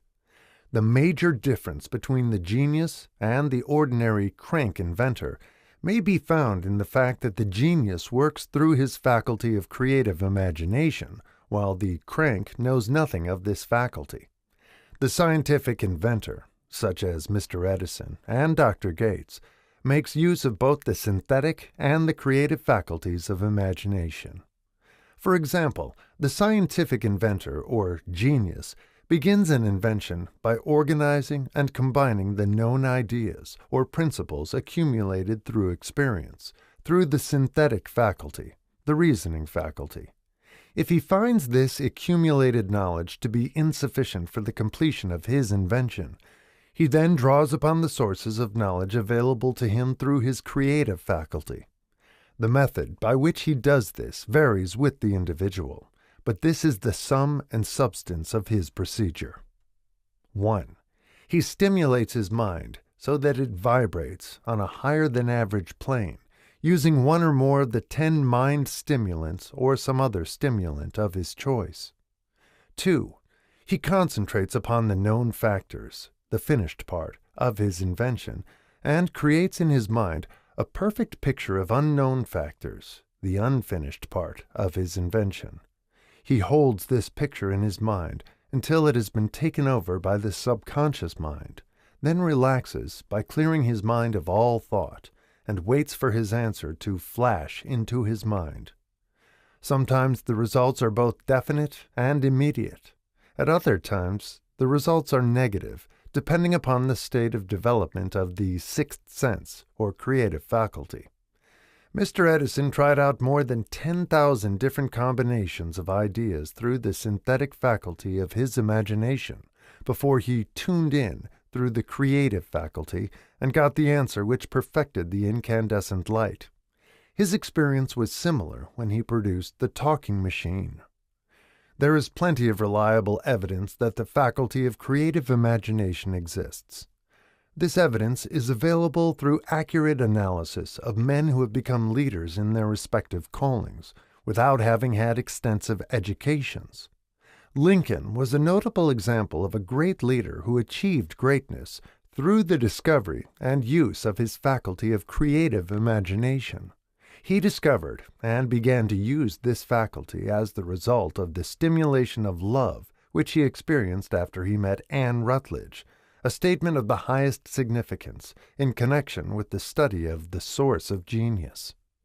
The pages of history are filled with the records of great leaders whose achievements may be traced directly to the influence of women who aroused the creative faculties of their minds through the stimulation of sex desire. Napoleon Bonaparte was one of these. When inspired by his first wife, Josephine, he was irresistible and invincible. When his better judgment or reasoning faculty prompted him to put Josephine aside, he began to decline. His defeat and St. Helena were not far distant. If good taste would permit, we might easily mention scores of men, well known to the American people, who climbed to great heights of achievement under the stimulating influence of their wives, only to drop back to destruction after money and power went to their heads, and they put aside the old wife for a new one. Napoleon was not the only man to discover that sex influence from the right source is more powerful than any substitute of expediency, which may be created by mere reason. The human mind responds to stimulation. Among the greatest and most powerful of these stimuli is the urge of sex. When harnessed and transmuted, this driving force is capable of lifting men into that higher sphere of thought, which enables them to master the sources of worry and petty annoyance which beset their pathway on the lower plane. Unfortunately, only the genii have made the discovery. Others have accepted the experience of sex urge without discovering one of its major potentialities, a fact which accounts for the great number of others as compared to the limited number of genii. For the purpose of refreshing the memory, in connection with the facts available from the biographies of certain men, we here present the names of a few men of outstanding achievement, each of whom was known to have been of a highly sexed nature. The genius which was theirs undoubtedly found its source of power in transmuted sex energy. George Washington, Napoleon Bonaparte, William Shakespeare, Abraham Lincoln, Ralph Waldo Emerson, Robert Burns, Thomas Jefferson, Albert Hubbard, Albert H. Gary, Oscar Wilde, Woodrow Wilson, John H. Patterson, Andrew Jackson, Enrico Caruso. Your own knowledge of biography will enable you to add to this list. Find, if you can, a single man in all history of civilization who achieved outstanding success in any calling who was not driven by a well-developed sex nature. If you do not wish to rely upon biographies of men not now living, take inventory of those whom you know to be men of great achievement, and see if you can find one among them who is not highly sexed. Sex energy is the creative energy of all genii. There never has been, and never will be, a great leader, builder, or artist lacking in this driving force of sex. Surely no one will misunderstand these statements to mean that all who are highly sexed are genii. Man attains to the status of a genius only when, and if, he stimulates his mind so that it draws upon the forces available through the creative faculty of the imagination. Chief among the stimuli with which this stepping up of the vibrations may be produced is sex energy. The mere possession of this energy is not sufficient to produce a genius. The energy must be transmuted from desire for physical contact into some other form of desire and action before it will lift one to the status of a genius. Far from becoming genii because of great sex desires, the majority of men lower themselves through misunderstanding and misuse of this great force to the status of the lower animals. Why men seldom succeed before 40. I discovered from the analysis of over 25,000 people that men who succeed in an outstanding way seldom do so before the age of 40, and more often they do not strike their real pace until they are well beyond the age of 50. This fact was so astounding that it prompted me to go into the study of its cause most carefully, carrying the investigation over a period of more than 12 years. This study disclosed the fact that the major reason why the majority of men who succeed do not begin to do so before the age of 40 to 50 is their tendency to dissipate their energies through overindulgence in physical expression of the emotion of sex. The majority of men never learn that the urge of sex has other possibilities, which far transcend in importance that of mere physical expression. The majority of those who make this discovery do so after having wasted many years at a period when the sex energy is at its height prior to the age of 45 to 50. This usually is followed by noteworthy achievement. The lives of many men up to, and sometimes well past the age of 40, reflect a continued dissipation of energies, which could have been more profitably turned into better channels. Their finer and more powerful emotions are sown wildly to the four winds. Out of this habit of the male grew the term sowing his wild oats. The desire for sexual expression is by far the strongest and most impelling of all the human emotions, and for this very reason this desire, when harnessed and transmuted into action other than that of physical expression, may raise one to the status of a genius. One of America's most able businessmen frankly admitted that his attractive secretary was responsible for most of the plans he created. He admitted that her presence lifted him to heights of creative imagination, such as he could experience under no other stimulus. One of the most successful men in America owes most of his success to the influence of a very charming young woman who has served as his source of inspiration for more than 12 years. Everyone knows the man to whom this reference is made, but not everyone knows the real source of his achievements. History is not lacking in examples of men who attained to the status of genii as the result of the use of artificial mind stimulants in the form of alcohol and narcotics. Edgar Allan Poe wrote The Raven while under the influence of liquor, dreaming dreams that mortal never dared to dream before. James Whitcomb Riley did his best writing while under the influence of alcohol. Perhaps it was thus he saw the ordered intermingling of the real and the dream, the mill above the river and the mist above the stream. Robert Burns wrote best when intoxicated. For old lang syne, my dear, we'll take a cup of kindness yet, for auld lang syne. But let it be remembered that many such men have destroyed themselves in the end. Nature has prepared her own potions, with which men may safely stimulate their minds so they vibrate on a plane that enables them to tune into fine and rare thoughts which come from no man knows where. No satisfactory substitute for nature's stimulants has ever been found. It is a fact well known to psychologists that there is a very close relationship between sex desires and spiritual urges, a fact which accounts for the peculiar behavior of people who participate in the orgies known as religious revivals, common among the primitive types. The world is ruled, and the destiny of civilization is established by the human emotions. People are influenced in their actions, not by reason so much as by feelings. The creative faculty of the mind is set into action entirely by emotions, and not by cold reason. The most powerful of all human emotions is that of sex.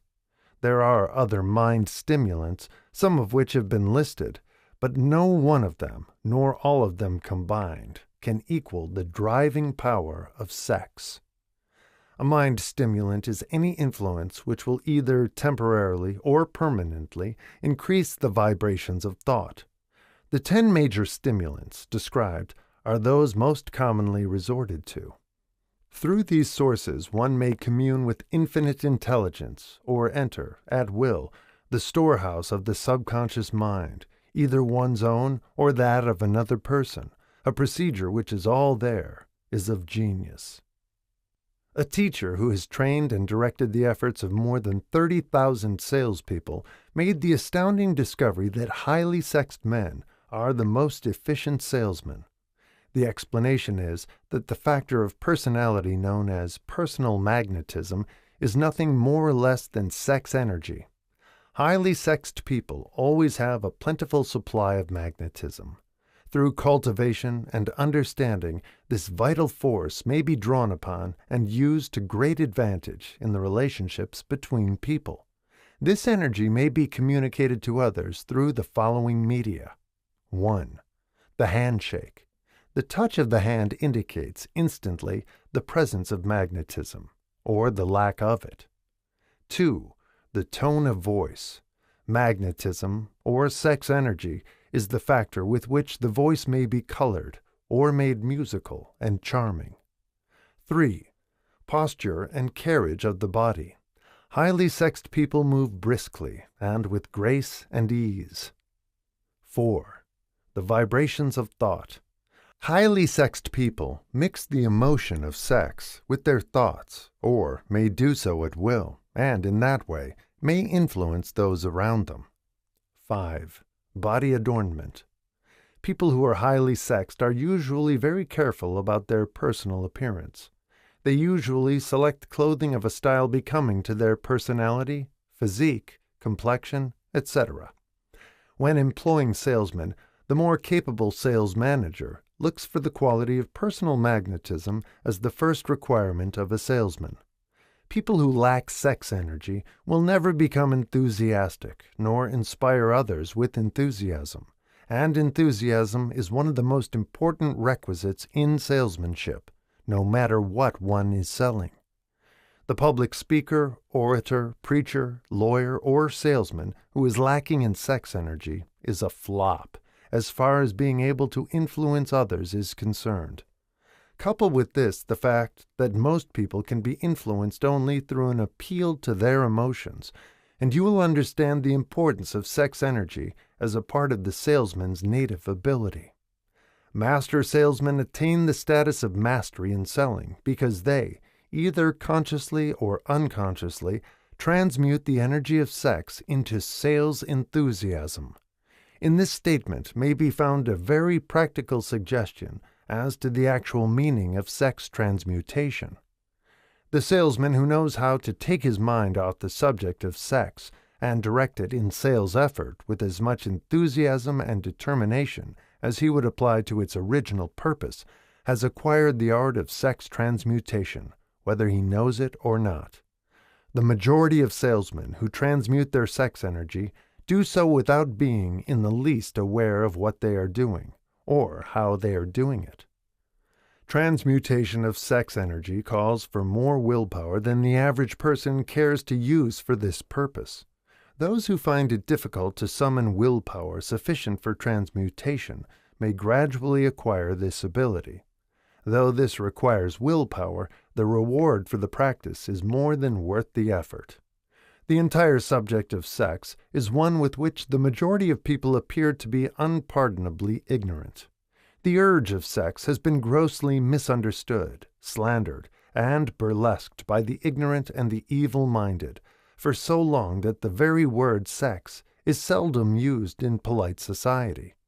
Men and women who are known to be blessed, yes, blessed, with highly sexed natures, are usually looked upon as being people who will bear watching. Instead of being called blessed, they are usually called cursed.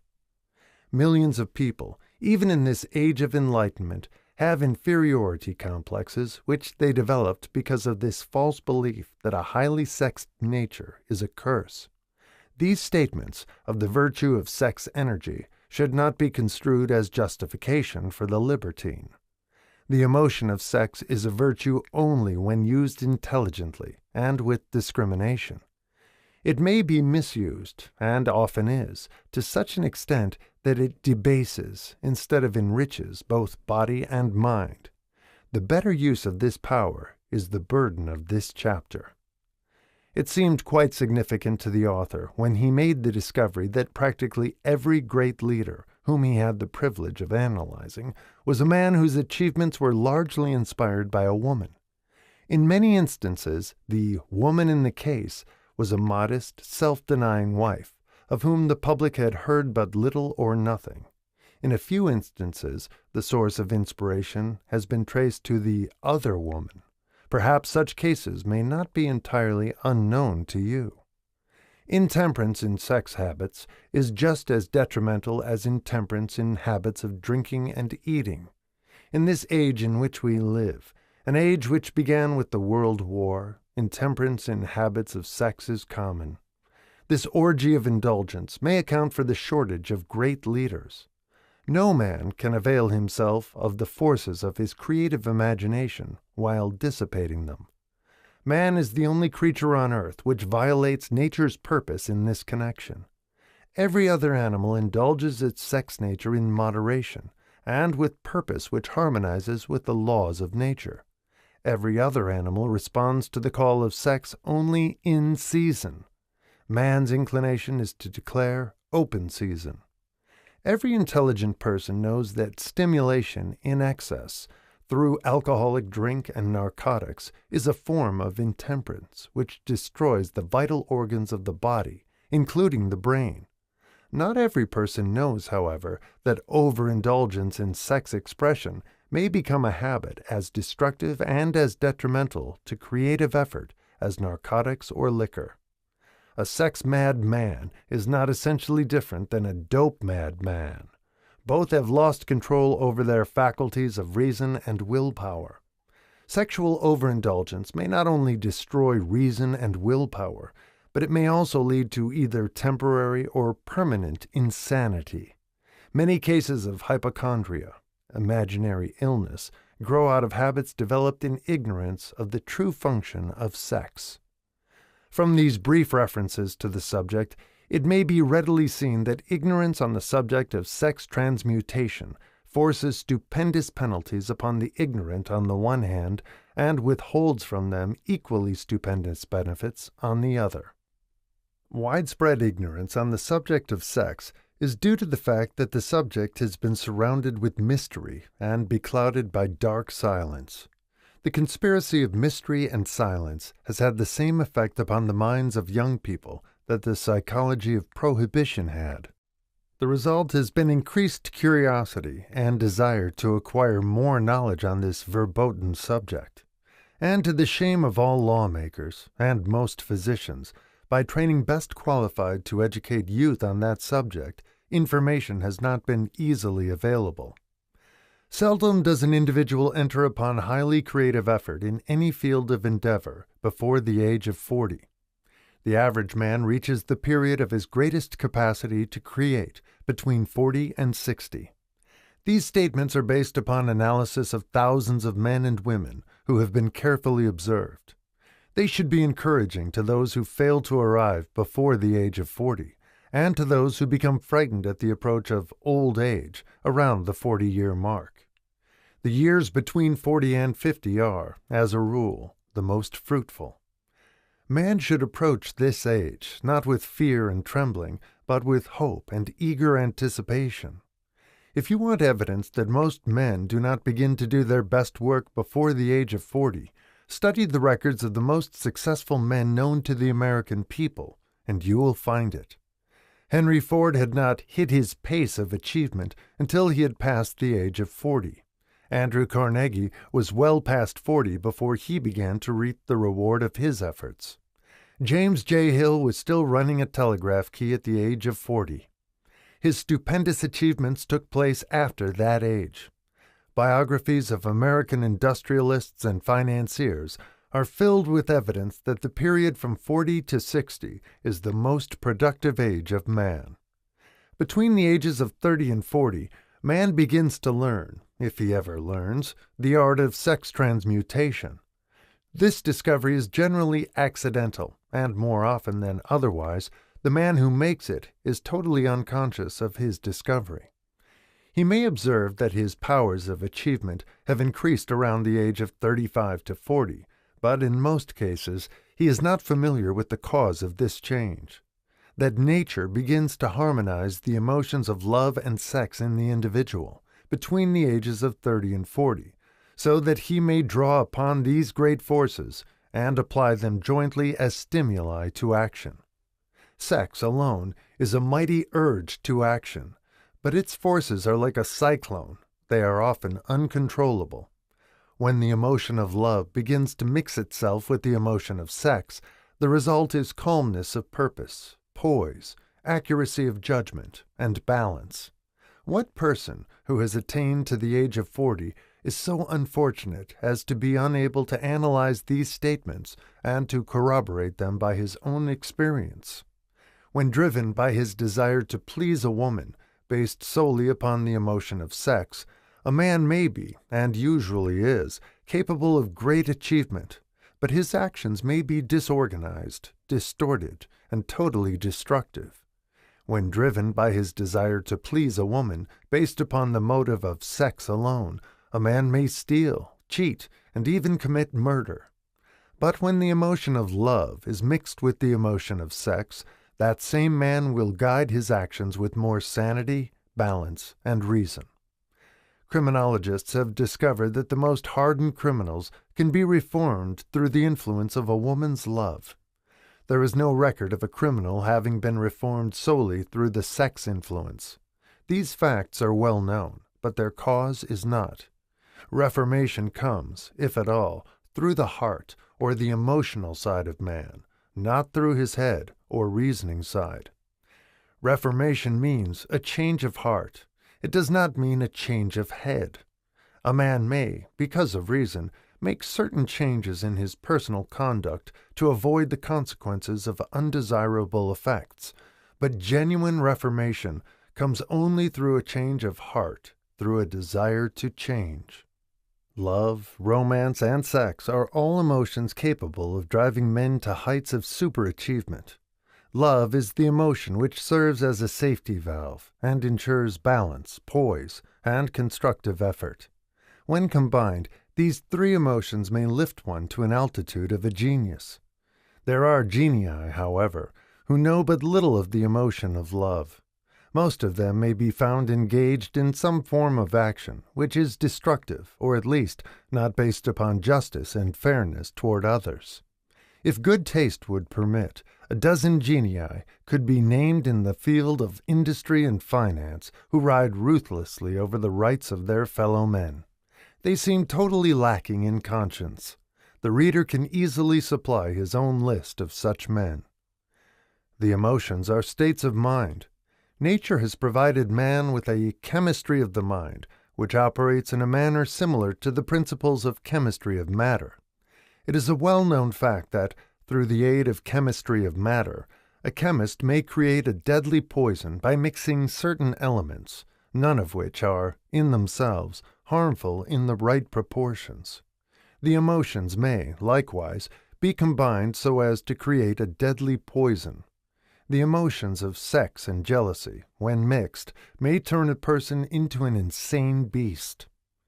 The presence of any one or more of the destructive emotions in the human mind, through the chemistry of the mind, sets up a poison which may destroy one's sense of justice and fairness. In extreme cases, the presence of any combination of these emotions in the mind may destroy one's reason. The road to genius consists of the development, control, and use of sex, love, and romance. Briefly, the process may be stated as follows. Encourage the presence of these emotions as the dominating thoughts in one's mind, and discourage the presence of all the destructive emotions. The mind is a creature of habit. It thrives upon the dominating thoughts fed it. Through the faculty of willpower, one may discourage the presence of any emotion and encourage the presence of any other. Control of the mind through the power of will is not difficult. Control comes from persistence and habit. The secret of control lies in understanding the process of transmutation. When any negative emotion presents itself in one's mind, it can be transmuted into a positive or constructive emotion by the simple procedure of changing one's thoughts. There is no other road to genius than through voluntary self-effort. A man may attain to great heights of financial or business achievement solely by the driving force of sex energy. But history is filled with evidence that he may, and usually does, carry with him certain traits of character which rob him of the ability to either hold or enjoy his fortune. This is worthy of analysis, thought, and meditation, for it states a truth, the knowledge of which may be helpful to women as well as men. Ignorance of this has cost thousands of people their privilege of happiness, even though they possessed riches. The emotions of love and sex leave their unmistakable marks upon the features. Moreover, these signs are so visible that all who wish may read them. The man who is driven by the storm of passion, based upon sex desires alone, plainly advertises that fact to the entire world by the expression of his eyes and the lines of his face. The emotion of love, when mixed with the emotion of sex, softens, modifies, and beautifies the facial expression. No character analyst is needed to tell you this. You may observe it for yourself. The emotion of love brings out and develops the artistic and the aesthetic nature of man. It leaves its impress upon one's very soul, even after the fire has been subdued by time and circumstance. Memories of love never pass. They linger, guide, and influence long after the source of stimulation has faded. There is nothing new in this. Every person who has been moved by genuine love knows that it leaves enduring traces upon the human heart. The effect of love endures because love is spiritual in nature. The man who cannot be stimulated to great heights of achievement by love is hopeless. He is dead, though he may seem to live. Even the memories of love are sufficient to lift one to a higher plane of creative effort. The major force of love may spend itself and pass away, like a fire which has burned itself out, but it leaves behind indelible marks as evidence that it passed that way. Its departure often prepares the human heart for a still greater love. Go back into your yesterdays, at times, and bathe your mind in the beautiful memories of past love. It will soften the influence of the present worries and annoyances. It will give you a source of escape from the unpleasant realities of life, and maybe, who knows, your mind will yield to you during this temporary retreat into the world of fantasy, ideas, or plans, which may change the entire financial or spiritual status of your life. If you believe yourself unfortunate because you have loved and lost, perish the thought. One who has loved truly can never lose entirely. Love is whimsical and temperamental. Its nature is ephemeral and transitory. It comes when it pleases and goes away without warning. Accept and enjoy it while it remains, but spend no time worrying about its departure. Worry will never bring it back. Dismiss also the thought that love never comes but once.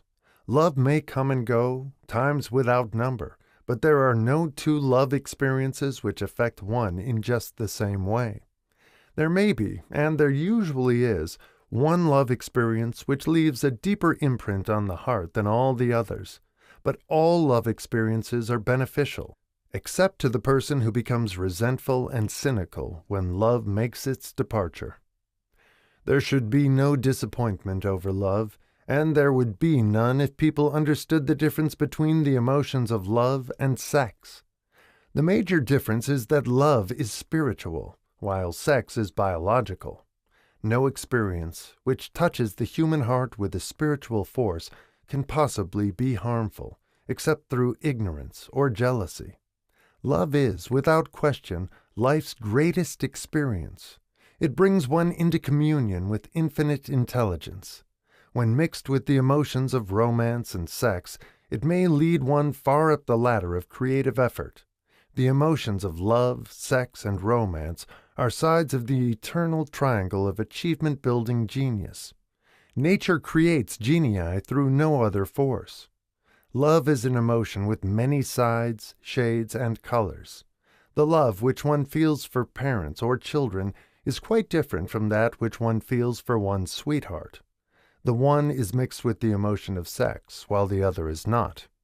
The love which one feels in true friendship is not the same as that felt for one's sweetheart, parents, or children, but it, too, is a form of love. Then, there is the emotion of love for things inanimate, such as the love of nature's handiwork. But the most intense and burning of all these various kinds of love is that experienced in the blending of the emotions of love and sex. Marriages, not blessed with the eternal affinity of love, properly balanced and proportioned, with sex, cannot be happy ones, and seldom endure. Love alone will not bring happiness in marriage, nor will sex alone. When these two beautiful emotions are blended, marriage may bring about a state of mind closest to the spiritual that one may ever know on this earthly plane. When the emotion of romance is added to those of love and sex, the obstructions between the finite mind of man and infinite intelligence are removed. Then a genius has been born. What a different story is this than those usually associated with the emotion of sex. Here is an interpretation of the emotion which lifts it out of the commonplace and makes of it potter's clay in the hands of God, from which he fashions all that is beautiful and inspiring. It is an interpretation which would, when properly understood, bring harmony out of the chaos which exists in too many marriages. The disharmonies often expressed in the form of nagging may usually be traced to lack of knowledge on the subject of sex. Where love, romance, and the proper understanding of the emotion and function of sex abide, there is no disharmony between married people. Fortunate is the husband whose wife understands the true relationship between the emotions of love, sex, and romance. When motivated by this holy triumvirate, no form of labor is burdensome, because even the most lowly form of effort takes on the nature of a labor of love. It is a very old saying that a man's wife may either make him or break him, but the reason is not always understood. The making and breaking is the result of the wife's understanding, or lack of understanding, of the emotions of love, sex, and romance. Despite the fact that men are polygamous by the very nature of their biological inheritance, it is true that no woman has as great an influence on a man as his wife, unless he is married to a woman totally unsuited to his nature. If a woman permits her husband to lose interest in her and become more interested in other women, it is usually because of her ignorance or indifference toward the subjects of sex, love, and romance. This statement presupposes, of course, that genuine love once existed between a man and his wife. The facts are equally applicable to a man who permits his wife's interest in him to die. Married people often bicker over a multitude of trivialities. If these are analyzed accurately, the real cause of the trouble will often be found to be indifference or ignorance on these subjects. Man's greatest motivating force is his desire to please woman.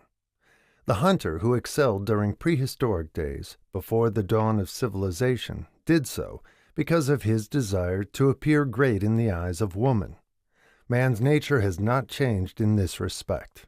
The hunter of today brings home no skins of wild animals, but he indicates his desire for her favor by supplying fine clothes, motor cars, and wealth. Man has the same desire to please woman that he had before the dawn of civilization. The only thing that has changed is his method of pleasing.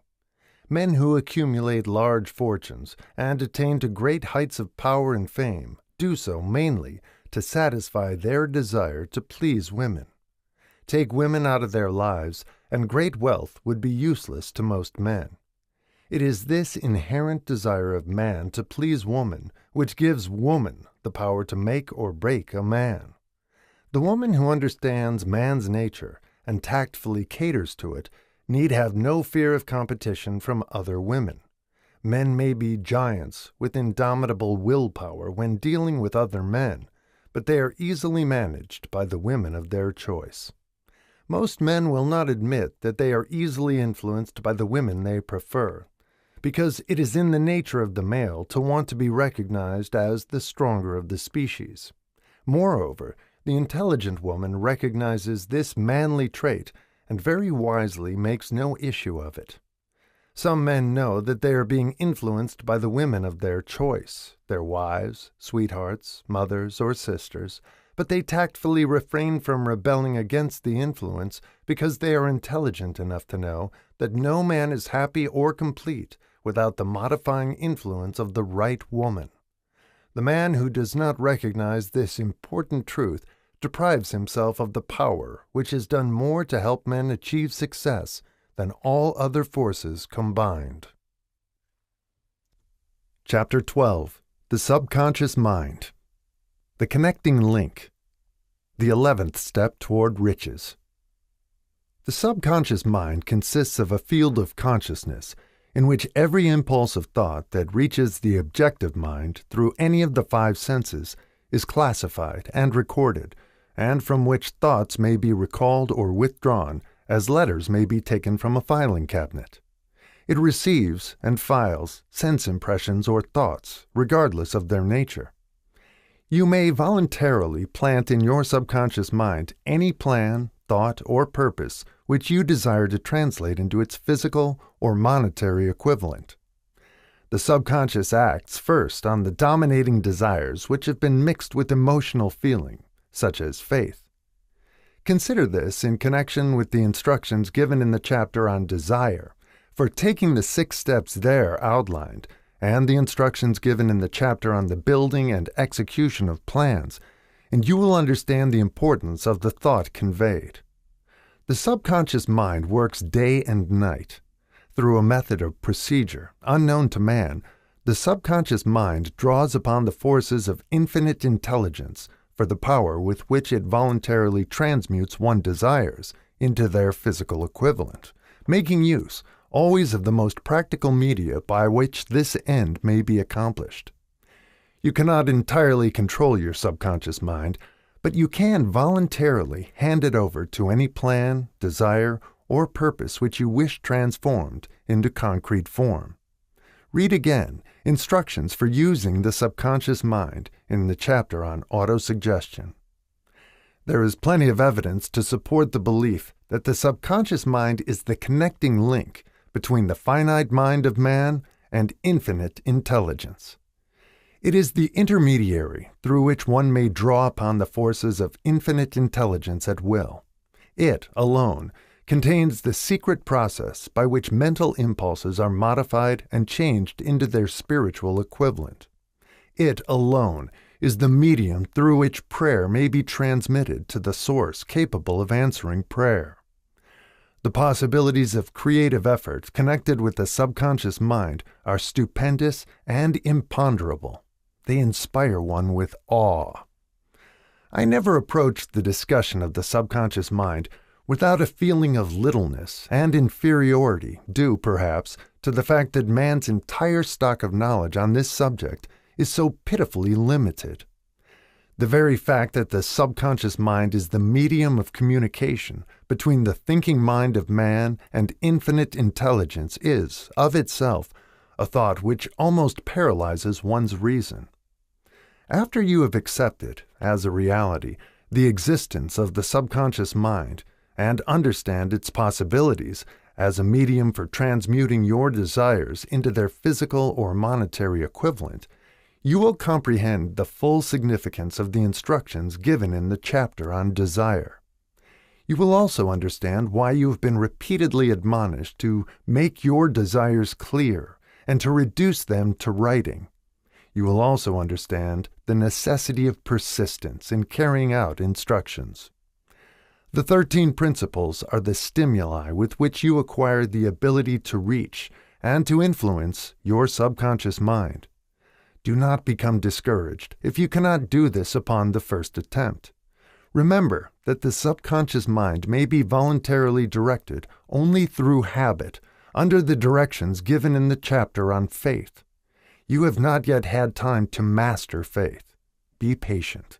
Be persistent. A good many statements in the chapters on faith and autosuggestion will be repeated here for the benefit of your subconscious mind. Remember, your subconscious mind functions voluntarily, whether you make any effort to influence it or not. This, naturally, suggests to you that thoughts of fear and poverty and all negative thoughts serve as stimuli to your subconscious mind, unless you master these impulses and give it more desirable food upon which it may feed. The subconscious mind will not remain idle. If you fail to plant desires in your subconscious mind, it will feed upon the thoughts which reach it as the result of your neglect. We have already explained that thought impulses, both negative and positive, are reaching the subconscious mind continuously from the 4 sources which were mentioned in the chapter on sex transmutation. For the present, it is sufficient if you remember that you are living daily in the midst of all manner of thought impulses, which are reaching your subconscious mind without your knowledge. Some of these impulses are negative, some are positive. You are now engaged in trying to help shut off the flow of negative impulses and to aid in voluntarily influencing your subconscious mind through positive impulses of desire. When you achieve this, you will possess the key which unlocks the door to your subconscious mind. Moreover, you will control that door so completely that no undesirable thought may influence your subconscious mind. Everything which man creates begins in the form of a thought impulse. Man can create nothing which he does not first conceive in thought. Through the aid of the imagination, thought impulses may be assembled into plans. The imagination, when under control, may be used for the creation of plans or purposes that lead to success in one's chosen occupation. All thought impulses, intended for transmutation into their physical equivalent, voluntarily planted in the subconscious mind, must pass through the imagination and be mixed with faith. The mixing of faith with a plan or purpose intended for submission to the subconscious mind may be done only through the imagination. From these statements, you will readily observe that voluntary use of the subconscious mind calls for coordination and application of all the principles. Ella Wheeler Wilcox gave evidence of her understanding of the power of the subconscious mind when she wrote, "You never can tell what a thought will do in bringing you hate or love.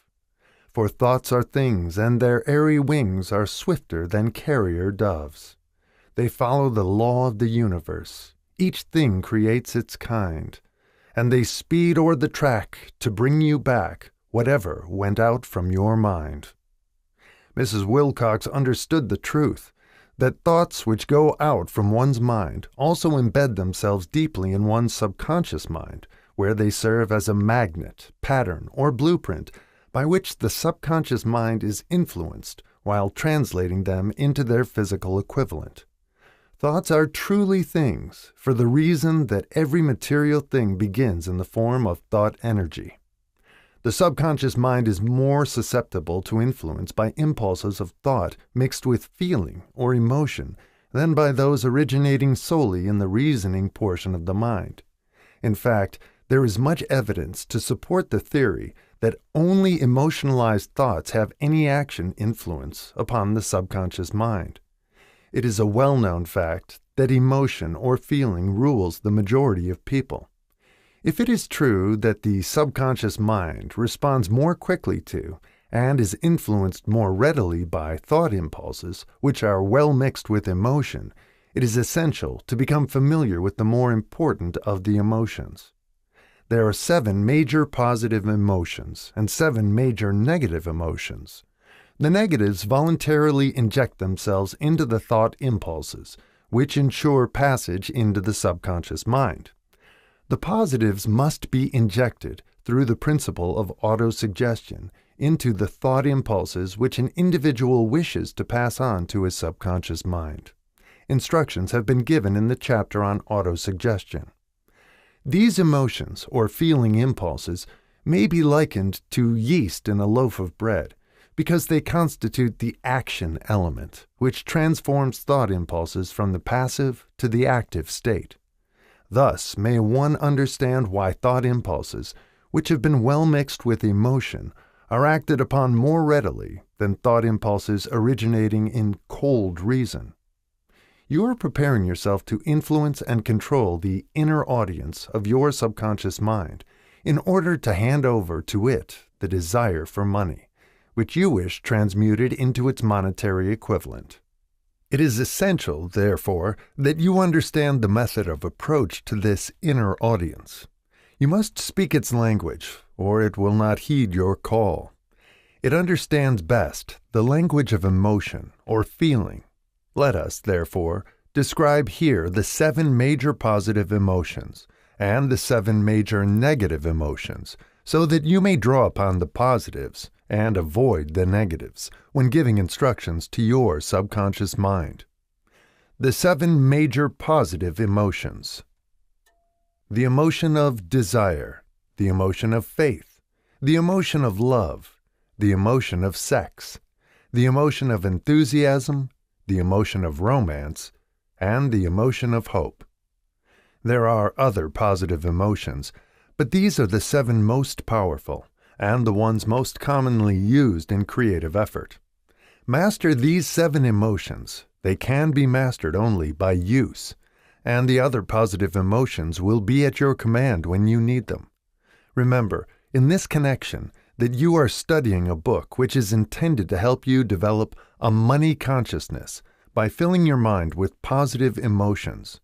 One does not become money conscious by filling one's mind with negative emotions. The 7 major negative emotions to be avoided. The emotion of fear, the emotion of jealousy, the emotion of hatred, the emotion of revenge, the emotion of greed, the emotion of superstition, the emotion of anger. Positive and negative emotions cannot occupy the mind at the same time. One or the other must dominate. It is your responsibility to make sure that positive emotions constitute the dominating influence of your mind. Here the law of habit will come to your aid. Form the habit of applying and using the positive emotions. Eventually, they will dominate your mind so completely that the negatives cannot enter it. Only by following these instructions literally and continuously can you gain control over your subconscious mind. The presence of a single negative in your conscious mind is sufficient to destroy all chances of constructive aid from your subconscious mind. If you are an observing person, you must have noticed that most people resort to prayer only after everything else has failed, or else they pray by a ritual of meaningless words. And, because it is a fact that most people who pray do so only after everything else has failed, they go to prayer with their minds filled with fear and doubt, which are the emotions the subconscious mind acts upon and passes on to infinite intelligence. Likewise, that is the emotion which infinite intelligence receives and acts upon. If you pray for a thing, but have fear as you pray, that you may not receive it, or that your prayer will not be acted upon by infinite intelligence, your prayer will have been in vain. Prayer does sometimes result in the realization of that for which one prays. If you have ever had the experience of receiving that for which you prayed, go back in your memory and recall your actual state of mind while you were praying, and you will know for sure that the theory here described is more than a theory. The time will come when the schools and educational institutions of the country will teach the science of prayer. Moreover, then prayer may be and will be reduced to a science. When that time comes, it will come as soon as mankind is ready for it and demands it. No one will approach the universal mind in a state of fear, for the very good reason that there will be no such emotion as fear. Ignorance, superstition, and false teaching will have disappeared, and man will have attained his true status as a child of infinite intelligence. A few have already attained this blessing. If you believe this prophecy is far-fetched, take a look at the human race in retrospect. Less than 100 years ago, men believed the lightning to be evidence of the wrath of God and feared it. Now, thanks to the power of faith, men have harnessed the lightning and made it turn the wheels of industry. Much less than 100 years ago, men believed the space between the planets to be nothing but a great void, a stretch of dead nothingness. Now, thanks to this same power of faith, men know that far from being either dead or a void, the space between the planets is very much alive, that it is the highest form of vibration known, excepting, perhaps, the vibration of thought.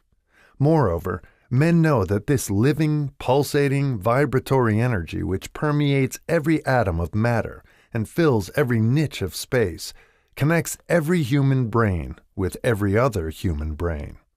What reason have men to believe that this same energy does not connect every human brain with infinite intelligence?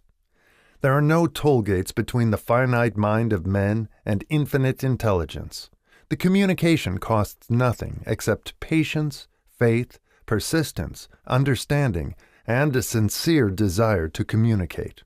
Moreover, the approach can be made only by the individual himself. Paid prayers are worthless. Infinite intelligence does no business by proxy. You either go direct or you do not communicate. You may buy prayer books and repeat them until the day of your doom, without avail. Thoughts which you wish to communicate to infinite intelligence must undergo transformation, such as can be given only through your own subconscious mind.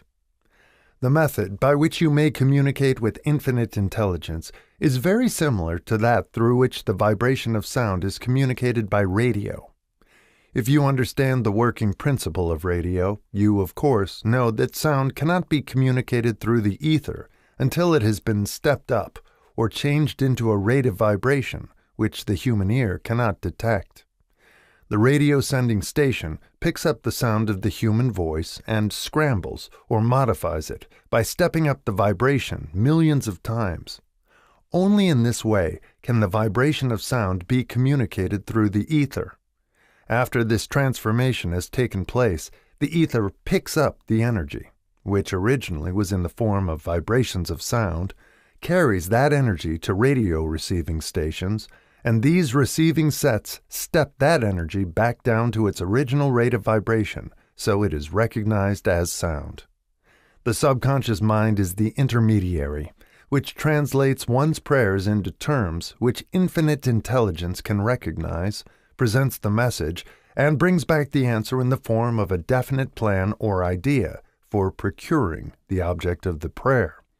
Understand this principle, and you will know why mere words read from a prayer book cannot and will never serve as an agency of communication between the mind of man and infinite intelligence. Before your prayer will reach infinite intelligence, a statement of the author's theory only. It probably is transformed from its original thought vibration into terms of spiritual vibration. Faith is the only known agency which will give your thoughts a spiritual nature. Faith and fear make poor bedfellows. Where one is found, the other cannot exist. Chapter 13. The Brain. A broadcasting and receiving station for thought. The 12th step toward riches. More than 20 years ago, the author, working in conjunction with the late Dr. Alexander Graham Bell and Dr. Elmer R. Gates, observed that every human brain is both a broadcasting and receiving station for the vibration of thought.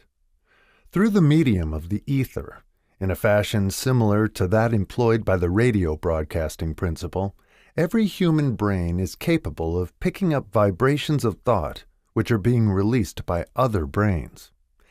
In connection with the statement in the preceding paragraph, compare and consider the description of the creative imagination as outlined in the chapter on imagination. The creative imagination is the receiving set of the brain, which receives thoughts released by the brains of others. It is the agency of communication between one's conscious or reasoning mind and the four sources from which one may receive thought stimuli. When stimulated or stepped up to a high rate of vibration, the mind becomes more receptive to the vibration of thought which reaches it through the ether from outside sources. This stepping up process takes place through the positive emotions or the negative emotions. Through the emotions, the vibrations of thought may be increased. Vibrations of an exceedingly high rate are the only vibrations picked up and carried by the ether from one brain to another. Thought is energy traveling at an exceedingly high rate of vibration. Thought, which has been modified or stepped up by any of the major emotions, vibrates at a much higher rate than ordinary thought, and it is this type of thought which passes from one brain to another through the broadcasting machinery of the human brain. The emotion of sex stands at the head of the list of human emotions, as far as intensity and driving force are concerned. The brain, which has been stimulated by the emotion of sex, vibrates at a much more rapid rate than it does when that emotion is quiescent or absent. The result of sex transmutation is the increase of the rate of vibration of thoughts to such a pitch that the creative imagination becomes highly receptive to ideas, which it picks up from the ether. On the other hand, when the brain is vibrating at a rapid rate, it not only attracts thoughts and ideas released by other brains through the medium of the ether, but it gives to one's own thoughts that feeling which is essential before those thoughts will be picked up and acted upon by one's subconscious mind. Thus, you will see that the broadcasting principle is the factor through which you mix feeling or emotion with your thoughts and pass them on to your subconscious mind. The subconscious mind is the sending station of the brain through which vibrations of thought are broadcast. The creative imagination is the receiving set through which the vibrations of thought are picked up from the ether. Along with the important factors of the subconscious mind and the faculty of the creative imagination, which constitute the sending and receiving sets of your mental broadcasting machinery, consider now the principle of autosuggestion, which is the medium by which you may put into operation your broadcasting station. Through the instructions described in the chapter on autosuggestion, you are definitely informed of the method by which desire may be transmuted into its monetary equivalent. Operation of your mental broadcasting station is a comparatively simple procedure. You have but three principles to bear in mind and to apply when you wish to use your broadcasting station: the subconscious mind, creative imagination, and autosuggestion. The stimuli through which you put these three principles into action have been described. The procedure begins with desire. The greatest forces are intangible. The Depression brought the world to the very borderline of understanding of the forces which are intangible and unseen. Through the ages which have passed, man has depended too much upon his physical senses, and has limited his knowledge to physical things, which he could see, touch, weigh, and measure.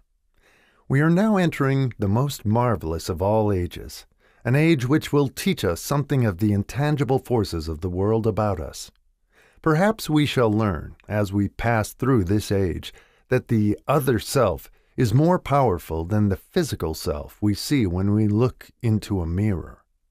Sometimes men speak lightly of the intangibles, the things which they cannot perceive through any of their five senses, and when we hear them, it should remind us that all of us are controlled by forces which are unseen and intangible. The whole of mankind has not the power to cope with, nor to control the intangible force wrapped up in the rolling waves of the oceans. Man has not the capacity to understand the intangible force of gravity, which keeps this little earth suspended in mid-air, and keeps man from falling from it, much less the power to control that force. Man is entirely subservient to the intangible force which comes with a thunderstorm, and he is just as helpless in the presence of the intangible force of electricity. Nay, he does not even know what electricity is, where it comes from, or what is its purpose. Nor is this, by any means, the end of man's ignorance in connection with things unseen and intangible.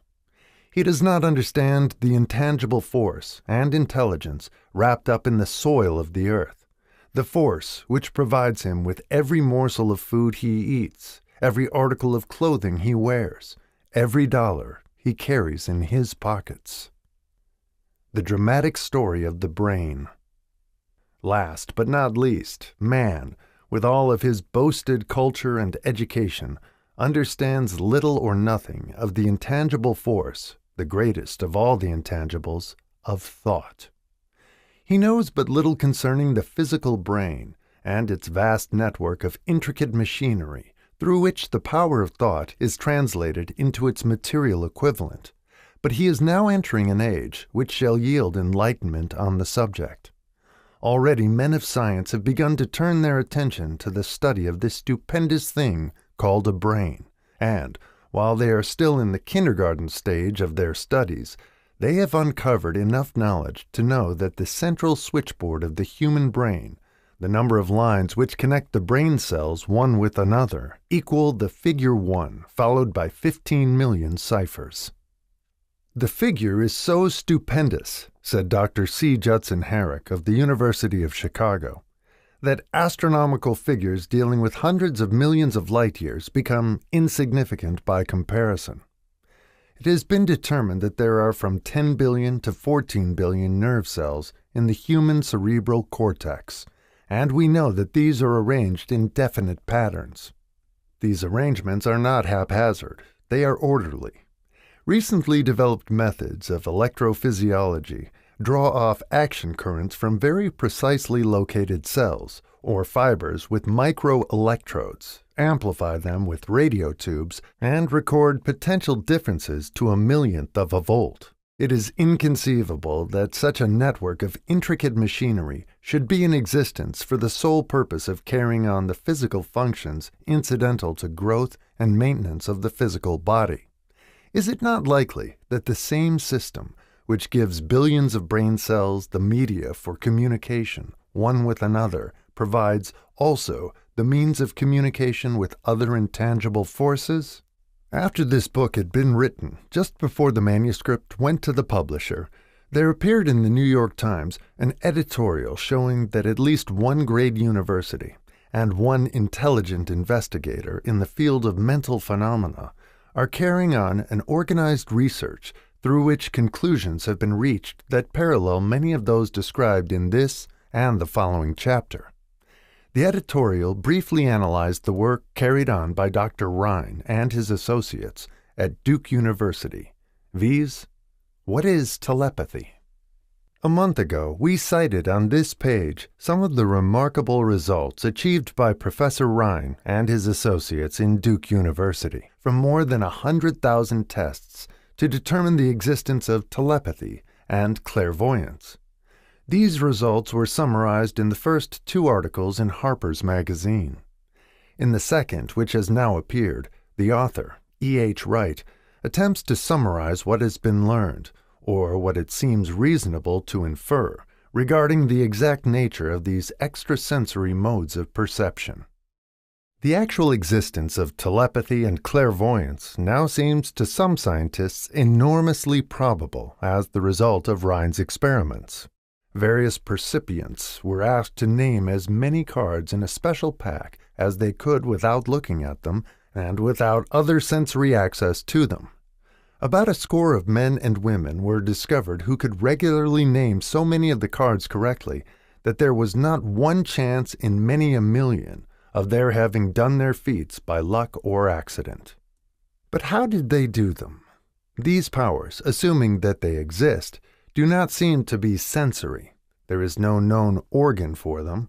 The experiments worked just as well at distances of several hundred miles as they did in the same room. These facts also dispose, in Mr. Wright's opinion, of the attempt to explain telepathy or clairvoyance through any physical theory of radiation. All known forms of radiant energy decline inversely as the square of the distance traversed. Telepathy and clairvoyance do not. But they do vary through physical causes, as our other mental powers do. Contrary to widespread opinion, they do not improve when the percipient is asleep or half asleep, but, on the contrary, when he is most wide awake and alert. Rhine discovered that a narcotic will invariably lower a percipient score, while a stimulant will always send it higher.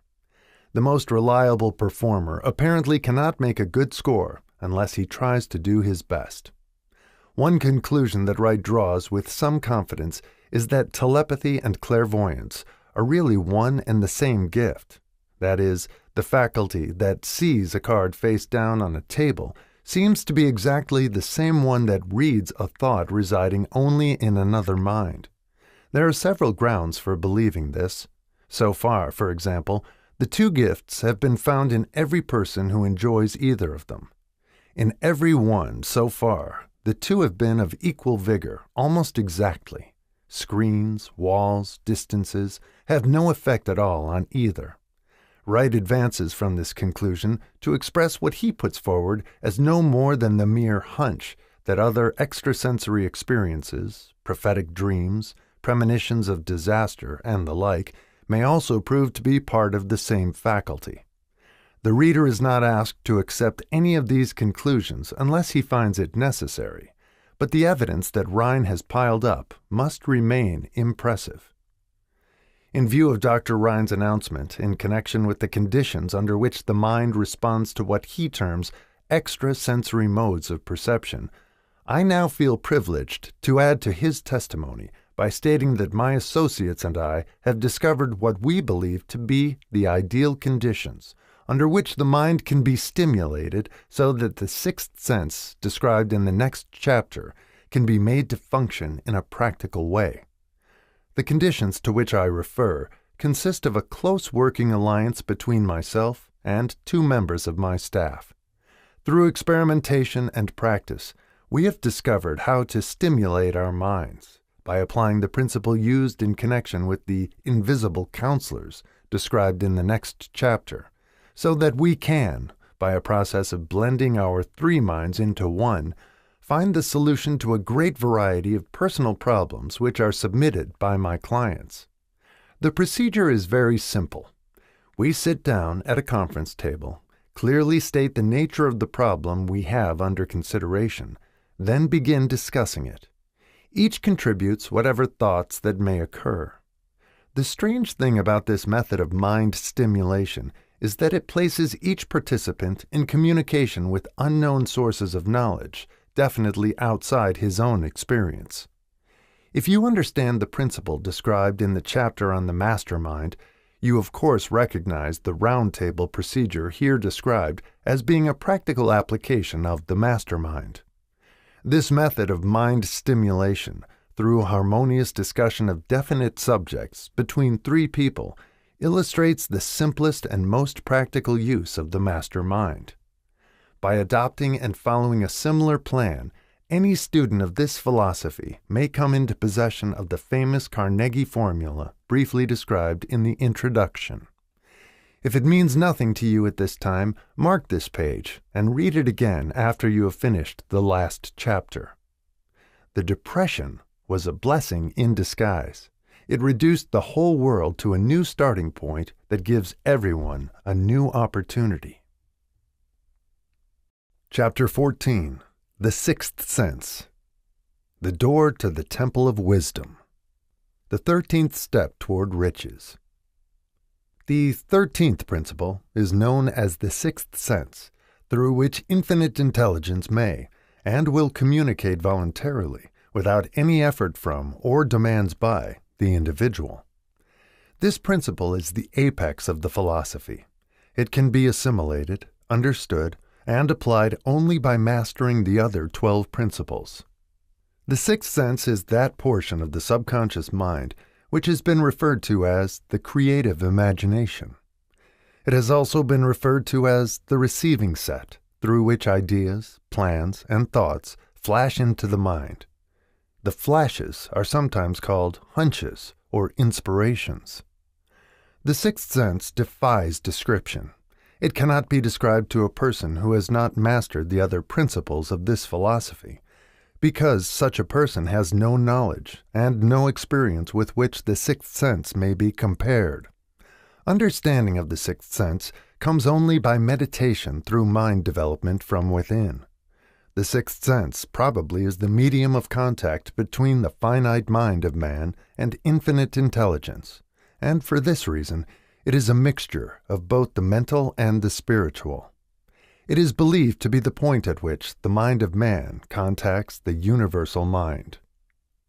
After you have mastered the principles described in this book, you will be prepared to accept as truth a statement which may, otherwise, be incredible to you, namely, through the aid of the sixth sense, you will be warned of impending dangers in time to avoid them, and notified of opportunities in time to embrace them.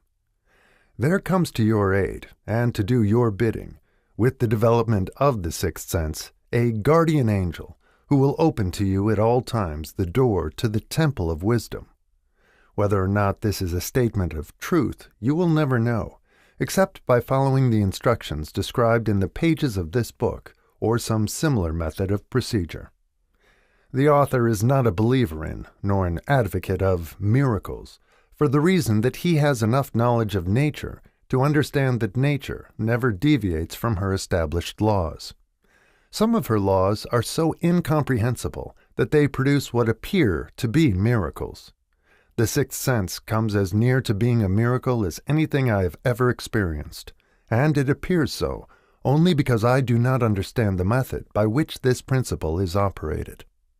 This much the author does know, that there is a power, or a first cause, or an intelligence which permeates every atom of matter and embraces every unit of energy perceptible to man, that this infinite intelligence converts acorns into oak trees, causes water to flow downhill in response to the law of gravity, follows night with day and winter with summer, each maintaining its proper place and relationship to the other. This intelligence may, through the principles of this philosophy, be induced to aid in transmuting desires into concrete or material form. The author has this knowledge because he has experimented with it and has experienced it. Step by step through the preceding chapters, you have been led to this, the last principle. If you have mastered each of the preceding principles, you are now prepared to accept, without being skeptical, the stupendous claims made here. If you have not mastered the other principles, you must do so before you may determine, definitely, whether or not the claims made in this chapter are fact or fiction. While I was passing through the age of hero worship, I found myself trying to imitate those whom I most admired. Moreover, I discovered that the element of faith with which I endeavored to imitate my idols gave me great capacity to do so quite successfully. I have never entirely divested myself of this habit of hero worship, although I have passed the age commonly given over to such. My experience has taught me that the next best thing to being truly great is to emulate the great by feeling and action as nearly as possible. Long before I had ever written a line for publication or endeavored to deliver a speech in public, I followed the habit of reshaping my own character by trying to imitate the 9 men whose lives and life works had been most impressive to me. These 9 men were Emerson, Paine, Edison, Darwin, Lincoln, Burbank, Napoleon, Ford, and Carnegie. Every night over a long period of years, I held an imaginary council meeting with this group, whom I called my invisible counselors. The procedure was this. Just before going to sleep at night, I would shut my eyes and see, in my imagination, this group of men seated with me around my council table. Here I had not only an opportunity to sit among those whom I considered to be great, but I actually dominated the group by serving as the chairman. I had a very definite purpose in indulging my imagination through these nightly meetings. My purpose was to rebuild my own character so it would represent a composite of the characters of my imaginary counselors. Realizing, as I did early in life, that I had to overcome the handicap of birth in an environment of ignorance and superstition, I deliberately assigned myself the task of voluntary rebirth through the method here described. Building character through autosuggestion. Being an earnest student of psychology, I knew, of course, that all men have become what they are because of their dominating thoughts and desires. I knew that every deeply seated desire has the effect of causing one to seek outward expression, through which that desire may be transmuted into reality. I knew that self-suggestion is a powerful factor in building character, that it is, in fact, the sole principle through which character is builded. With this knowledge of the principles of mind operation, I was fairly well armed with the equipment needed in rebuilding my character.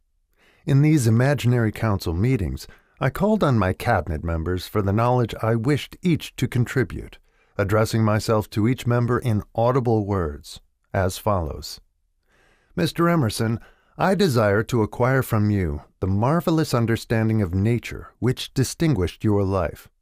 I ask that you make an impress upon my subconscious mind of whatever qualities you possessed which enabled you to understand and adapt yourself to the laws of nature. I ask that you assist me in reaching and drawing upon whatever sources of knowledge are available to this end. Mr. Burbank, I request that you pass on to me the knowledge which enabled you to so harmonize the laws of nature that you caused the cactus to shed its thorns and become an edible food. Give me access to the knowledge which enabled you to make 2 blades of grass grow where but one grew before, and helped you to blend the coloring of the flowers with more splendor and harmony, for you alone have successfully gilded the lily. Napoleon, I desire to acquire from you, by emulation, the marvelous ability you possessed to inspire men and to arouse them to greater and more determined spirit of action. Also to acquire the spirit of enduring faith, which enabled you to turn defeat into victory and to surmount staggering obstacles. Emperor of fate, king of chance, man of destiny, I salute you. Mr. Paine, I desire to acquire from you the freedom of thought and the courage and clarity with which to express convictions which so distinguished you. Mr. Darwin, I wish to acquire from you the marvelous patience and ability to study cause and effect without bias or prejudice, so exemplified by you in the field of natural science.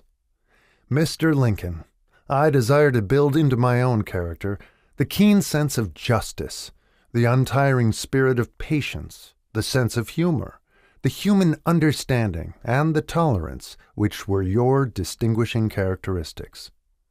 Mr. Carnegie, I am already indebted to you for my choice of a life work, which has brought me great happiness and peace of mind. I wish to acquire a thorough understanding of the principles of organized effort which you used so effectively in the building of a great industrial enterprise. Mr. Ford, you have been among the most helpful of the men who have supplied much of the material essential to my work. I wish to acquire your spirit of persistence, the determination, poise, and self-confidence which have enabled you to master poverty, organize, unify, and simplify human effort, so I may help others to follow in your footsteps. Mr. Edison, I have seated you nearest to me, at my right, because of the personal cooperation you have given me during my research into the causes of success and failure. I wish to acquire from you the marvelous spirit of faith with which you have uncovered so many of nature's secrets, the spirit of unremitting toil with which you have so often wrested victory from defeat. My method of addressing the members of the imaginary cabinet would vary according to the traits of character in which I was, for the moment, most interested in acquiring. I studied the records of their lives with painstaking care. After some months of this nightly procedure, I was astounded by the discovery that these imaginary figures became, apparently, real. Each of these 9 men developed individual characteristics, which surprised me. For example, Lincoln developed the habit of always being late, then walking around in solemn parade. When he came, he walked very slowly, with his hands clasped behind him, and once in a while he would stop as he passed and rest his hand momentarily upon my shoulder. He always wore an expression of seriousness upon his face. Rarely did I see him smile. The cares of a sundered nation made him grave. That was not true of the others. Burbank and Payne often indulged in witty repartee, which seemed at times to shock the other members of the cabinet. One night Payne suggested that I prepare a lecture on the Age of Reason and deliver it from the pulpit of a church which I formerly attended. Many around the table laughed heartily at the suggestion. Not Napoleon. He drew his mouth down at the corners and groaned so loudly that all turned and looked at him with amazement. To him, the church was but a pawn of the state, not to be reformed, but to be used as a convenient inciter to mass activity by the people. On one occasion Burbank was late. When he came, he was excited with enthusiasm and explained that he had been late because of an experiment he was making, through which he hoped to be able to grow apples on any sort of tree. Payne chided him by reminding him that it was an apple which started all the trouble between man and woman. Darwin chuckled heartily as he suggested that Payne should watch out for little serpents when he went into the forest to gather apples, as they had the habit of growing into big snakes. Emerson observed, "No serpents, no apples," and Napoleon remarked, "No apples, no state." Lincoln developed the habit of always being the last one to leave the table after each meeting. On one occasion, he leaned across the end of the table, his arms folded, and remained in that position for many minutes. I made no attempt to disturb him. Finally, he lifted his head slowly, got up, and walked to the door, then turned around, came back, and laid his hand on my shoulder and said, "My boy, you will need much courage if you remain steadfast in carrying out your purpose in life. But remember, when difficulties overtake you, the common people have common sense. Adversity will develop it."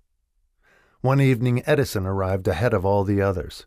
He walked over and seated himself at my left, where Emerson was accustomed to sit, and said, "You are destined to witness the discovery of the secret of life.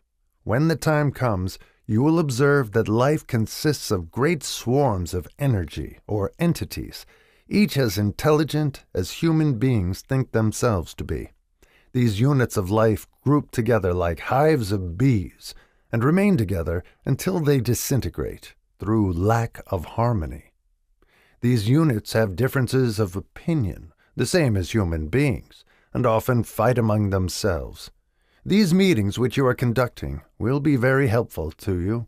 They will bring to your rescue some of the same units of life which served the members of your cabinet during their lives. These units are eternal. They never die. Your own thoughts and desires serve as the magnet which attracts units of life from the great ocean of life out there. Only the friendly units are attracted, the ones which harmonize with the nature of your desires. The other members of the cabinet began to enter the room. Edison got up and slowly walked around to his own seat. Edison was still living when this happened. It impressed me so greatly that I went to see him and told him about the experience. He smiled broadly and said, "Your dream was more a reality than you may imagine it to have been." He added no further explanation to his statement. These meetings became so realistic that I became fearful of their consequences and discontinued them for several months. The experiences were so uncanny, I was afraid if I continued them, I would lose sight of the fact that the meetings were purely experiences of my imagination. Some 6 months after I had discontinued the practice, I was awakened one night, or thought I was, when I saw Lincoln standing at my bedside. He said, "The world will soon need your services. It is about to undergo a period of chaos which will cause men and women to lose faith and become panic-stricken. Go ahead with your work and complete your philosophy. That is your mission in life. If you neglect it for any cause whatsoever, you will be reduced to a primal state and be compelled to retrace the cycles through which you have passed during thousands of years." I was unable to tell the following morning whether I had dreamed this or had actually been awake, and I have never since found out which it was, but I do know that the dream, if it were a dream, was so vivid in my mind the next day that I resumed my meetings the following night. At our next meeting, the members of my cabinet all filed into the room together and stood at their accustomed places at the council table, while Lincoln raised a glass and said, "Gentlemen, let us drink a toast to a friend who has returned to the fold." After that, I began to add new members to my cabinet, until now it consists of more than 50, among them Christ, St. Paul, Galileo, Copernicus, Aristotle, Plato, Socrates, Homer, Voltaire, Bruno, Spinoza, Drummond, Kant, Schopenhauer, Newton, Confucius, Albert Hubbard, Bran, Ingersoll, Wilson, and William James. This is the first time that I have had the courage to mention this. Heretofore, I have remained quiet on the subject because I knew, from my own attitude in connection with such matters, that I would be misunderstood if I described my unusual experience. I have been emboldened now to reduce my experience to the printed page, because I am now less concerned about what they say than I was in the years that have passed. One of the blessings of maturity is that it sometimes brings one greater courage to be truthful, regardless of what those who do not understand may think or say. Lest I be misunderstood, I wish here to state most emphatically that I still regard my cabinet meetings as being purely imaginary, but I feel entitled to suggest that, while the members of my cabinet may be purely fictional, and the meetings existent only in my own imagination, they have led me into glorious paths of adventure, rekindled an appreciation of true greatness, encouraged creative endeavor, and emboldened the expression of honest thought. Somewhere in the cell structure of the brain is located an organ which receives vibrations of thought ordinarily called hunches. So far, science has not discovered where this organ of the sixth sense is located, but this is not important. The fact remains that human beings do receive accurate knowledge through sources other than the physical senses. Such knowledge, generally, is received when the mind is under the influence of extraordinary stimulation. Any emergency which arouses the emotions and causes the heart to beat more rapidly than normal may, and generally does, bring the sixth sense into action. Anyone who has experienced a near accident while driving knows that on such occasions the sixth sense often comes to one's rescue and aids by split seconds in avoiding the accident. These facts are mentioned preliminary to a statement of fact which I shall now make, namely, that during my meetings with the invisible counselors, I find my mind most receptive to ideas, thoughts, and knowledge which reach me through the sixth sense. I can truthfully say that I owe entirely to my invisible counselors full credit for such ideas, facts, or knowledge as I received through inspiration.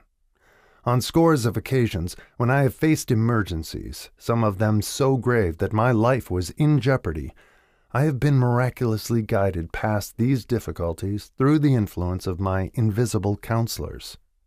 My original purpose in conducting council meetings with imaginary beings was solely that of impressing my own subconscious mind through the principle of autosuggestion with certain characteristics which I desired to acquire. In more recent years, my experimentation has taken on an entirely different trend. I now go to my imaginary counselors with every difficult problem which confronts me and my clients. The results are often astonishing, although I do not depend entirely on this form of counsel. You, of course, have recognized that this chapter covers a subject with which a majority of people are not familiar. The sixth sense is a subject that will be of great interest and benefit to the person whose aim is to accumulate vast wealth, but it need not claim the attention of those whose desires are more modest. Henry Ford undoubtedly understands and makes practical use of the sixth sense.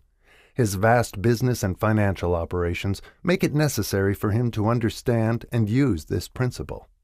The late Thomas A. Edison understood and used the sixth sense in connection with the development of inventions, especially those involving basic patents, in connection with which he had no human experience and no accumulated knowledge to guide him, as was the case while he was working on the talking machine and the moving picture machine. Nearly all great leaders, such as Napoleon, Bismarck, Joan of Arc, Christ, Buddha, Confucius, and Mohammed, understood and probably made use of the sixth sense almost continuously. The major portion of their greatness consisted of their knowledge of this principle. The sixth sense is not something that one can take off and put on at will. Ability to use this great power comes slowly, through application of the other principles outlined in this book. Seldom does any individual come into workable knowledge of the sixth sense before the age of 40. More often the knowledge is not available until one is well past 50, and this, for the reason that the spiritual forces with which the sixth sense is so closely related do not mature and become usable except through years of meditation, self-examination, and serious thought. No matter who you are or what may have been your purpose in reading this book, you can profit by it without understanding the principle described in this chapter. This is especially true if your major purpose is that of accumulation of money or other material things. The chapter on the sixth sense was included because the book is designed for the purpose of presenting a complete philosophy by which individuals may unerringly guide themselves in attaining whatever they ask of life. The starting point of all achievement is desire. The finishing point is that brand of knowledge which leads to understanding. Understanding of self, understanding of others, understanding of the laws of nature, recognition and understanding of happiness. This sort of understanding comes in its fullness only through familiarity with and use of the principle of the sixth sense. Hence that principle had to be included as a part of this philosophy for the benefit of those who demand more than money. Having read the chapter, you must have observed that while reading it, you were lifted to a high level of mental stimulation. Splendid! Come back to this again a month from now, read it once more, and observe that your mind will soar to a still higher level of stimulation. Repeat this experience from time to time, giving no concern as to how much or how little you learn at the time, and eventually you will find yourself in possession of a power that will enable you to throw off discouragement, master fear, overcome procrastination, and draw freely upon your imagination. Then you will have felt the touch of that unknown something which has been the moving spirit of every truly great thinker, leader, artist, musician, writer, statesman. Then you will be in position to transmute your desires into their physical or financial counterpart as easily as you may lie down and quit at the first sign of opposition. Faith versus fear. Previous chapters have described how to develop faith through autosuggestion, desire, and the subconscious. The next chapter presents detailed instructions for the mastery of fear. Here will be found a full description of the 6 fears which are the cause of all discouragement: timidity, procrastination, indifference, indecision, and the lack of ambition, self-reliance, initiative, self-control, and enthusiasm. Search yourself carefully as you study these 6 enemies, as they may exist only in your subconscious mind, where their presence will be hard to detect. Remember, too, as you analyze the 6 ghosts of fear, that they are nothing but ghosts because they exist only in one's mind. Remember also that ghosts, creations of uncontrolled imagination, have caused most of the damage people have done to their own minds. Therefore, ghosts can be as dangerous as if they lived and walked on the earth in physical bodies. The ghost of the fear of poverty, which seized the minds of millions of people in 1929, was so real that it caused the worst business depression this country has ever known. Moreover, this particular ghost still frightens some of us out of our wits. Chapter 15. How to Outwit the 6 Ghosts of Fear. Take inventory of yourself as you read this closing chapter and find out how many of the ghosts are standing in your way. Before you can put any portion of this philosophy into successful use, your mind must be prepared to receive it. The preparation is not difficult. It begins with study, analysis, and understanding of 3 enemies which you shall have to clear out. These are indecision, doubt, and fear. The 6th sense will never function while these 3 negatives, or any of them, remain in your mind. The members of this unholy trio are closely related. Where one is found, the other 2 are close at hand. Indecision is the seedling of fear. Remember this as you read. Indecision crystallizes into doubt. The 2 blend and become fear. The blending process often is slow. This is one reason why these 3 enemies are so dangerous. They germinate and grow without their presence being observed. The remainder of this chapter describes an end which must be attained before the philosophy, as a whole, can be put into practical use. It also analyzes a condition which has, but lately, reduced huge numbers of people to poverty, and it states a truth which must be understood by all who accumulate riches, whether measured in terms of money or a state of mind of far greater value than money. The purpose of this chapter is to turn the spotlight of attention upon the cause and the cure of the 6 basic fears. Before we can master an enemy, we must know its name, its habits, and its place of abode. As you read, analyze yourself carefully and determine which, if any, of the 6 common fears have attached themselves to you. Do not be deceived by the habits of these subtle enemies. Sometimes they remain hidden in the subconscious mind, where they are difficult to locate and still more difficult to eliminate. The 6 basic fears. There are 6 basic fears, with some combination of which every human suffers at one time or another. Most people are fortunate if they do not suffer from the entire 6. Named in the order of their most common appearance, they are the fear of poverty, the fear of criticism, the fear of ill health. These are at the bottom of most of one's worries. The others are the fear of loss of love of someone, the fear of old age, the fear of death. All other fears are of minor importance. They can be grouped under these 6 headings. The prevalence of these fears as a curse to the world runs in cycles. For almost 6 years, while the Depression was on, we floundered in the cycle of fear of poverty. During the World War, we were in the cycle of fear of death. Just following the war, we were in the cycle of fear of ill health, as evidenced by the epidemic of disease which spread itself all over the world. Fears are nothing more than states of mind. One state of mind is subject to control and direction. Physicians, as everyone knows, are less subject to attack by disease than ordinary laymen, for the reason that physicians do not fear disease. Physicians, without fear or hesitation, have been known to physically contact hundreds of people daily who were suffering from such contagious diseases as smallpox without becoming infected. Their immunity against the disease consisted largely, if not solely, in their absolute lack of fear. Man can create nothing which he does not first conceive in the form of an impulse of thought. Following this statement comes another of still greater importance, namely, man's thought impulses begin immediately to translate themselves into their physical equivalent, whether those thoughts are voluntary or involuntary. Thought impulses which are picked up through the ether by mere chance, thoughts which have been released by other minds, may determine one's financial, business, professional, or social destiny just as surely as do the thought impulses which one creates by intent and design.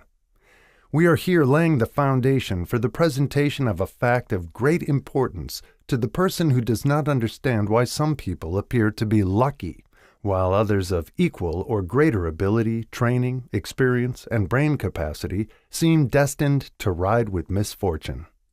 This fact may be explained by the statement that every human being has the ability to completely control his own mind, and with this control, obviously, every person may open his mind to the trapped thought impulses which are being released by other brains, or close the doors tightly and admit only thought impulses of his own choice. Nature has endowed man with absolute control over but one thing, and that is thought. This fact, coupled with the additional fact that everything which man creates begins in the form of a thought, leads one very near to the principle by which fear may be mastered. If it is true that all thought has a tendency to clothe itself in its physical equivalent, and this is true beyond any reasonable room for doubt, it is equally true that thought impulses of fear and poverty cannot be translated into terms of courage and financial gain. The people of America began to think of poverty following the Wall Street crash of 1929. Slowly but surely, that mass thought was crystallized into its physical equivalent, which was known as a depression. This had to happen.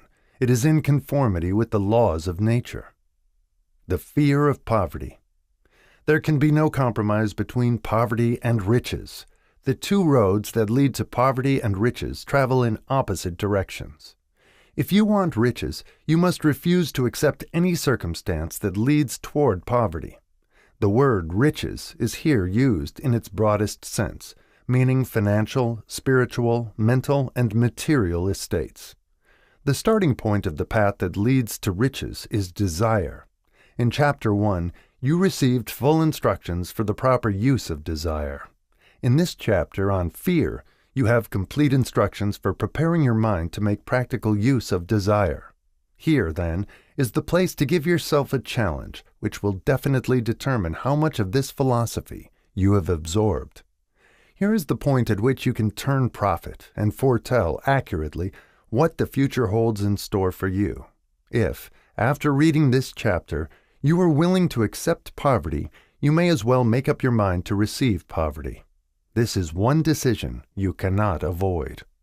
If you demand riches, determine what form and how much will be required to satisfy you. You know the road that leads to riches. You have been given a road map which, if followed, will keep you on that road. If you neglect to make the start or stop before you arrive, no one will be to blame but you. This responsibility is yours. No alibi will save you from accepting the responsibility if you now fail or refuse to demand riches of life, because the acceptance calls for but one thing, incidentally, the only thing you can control, and that is a state of mind.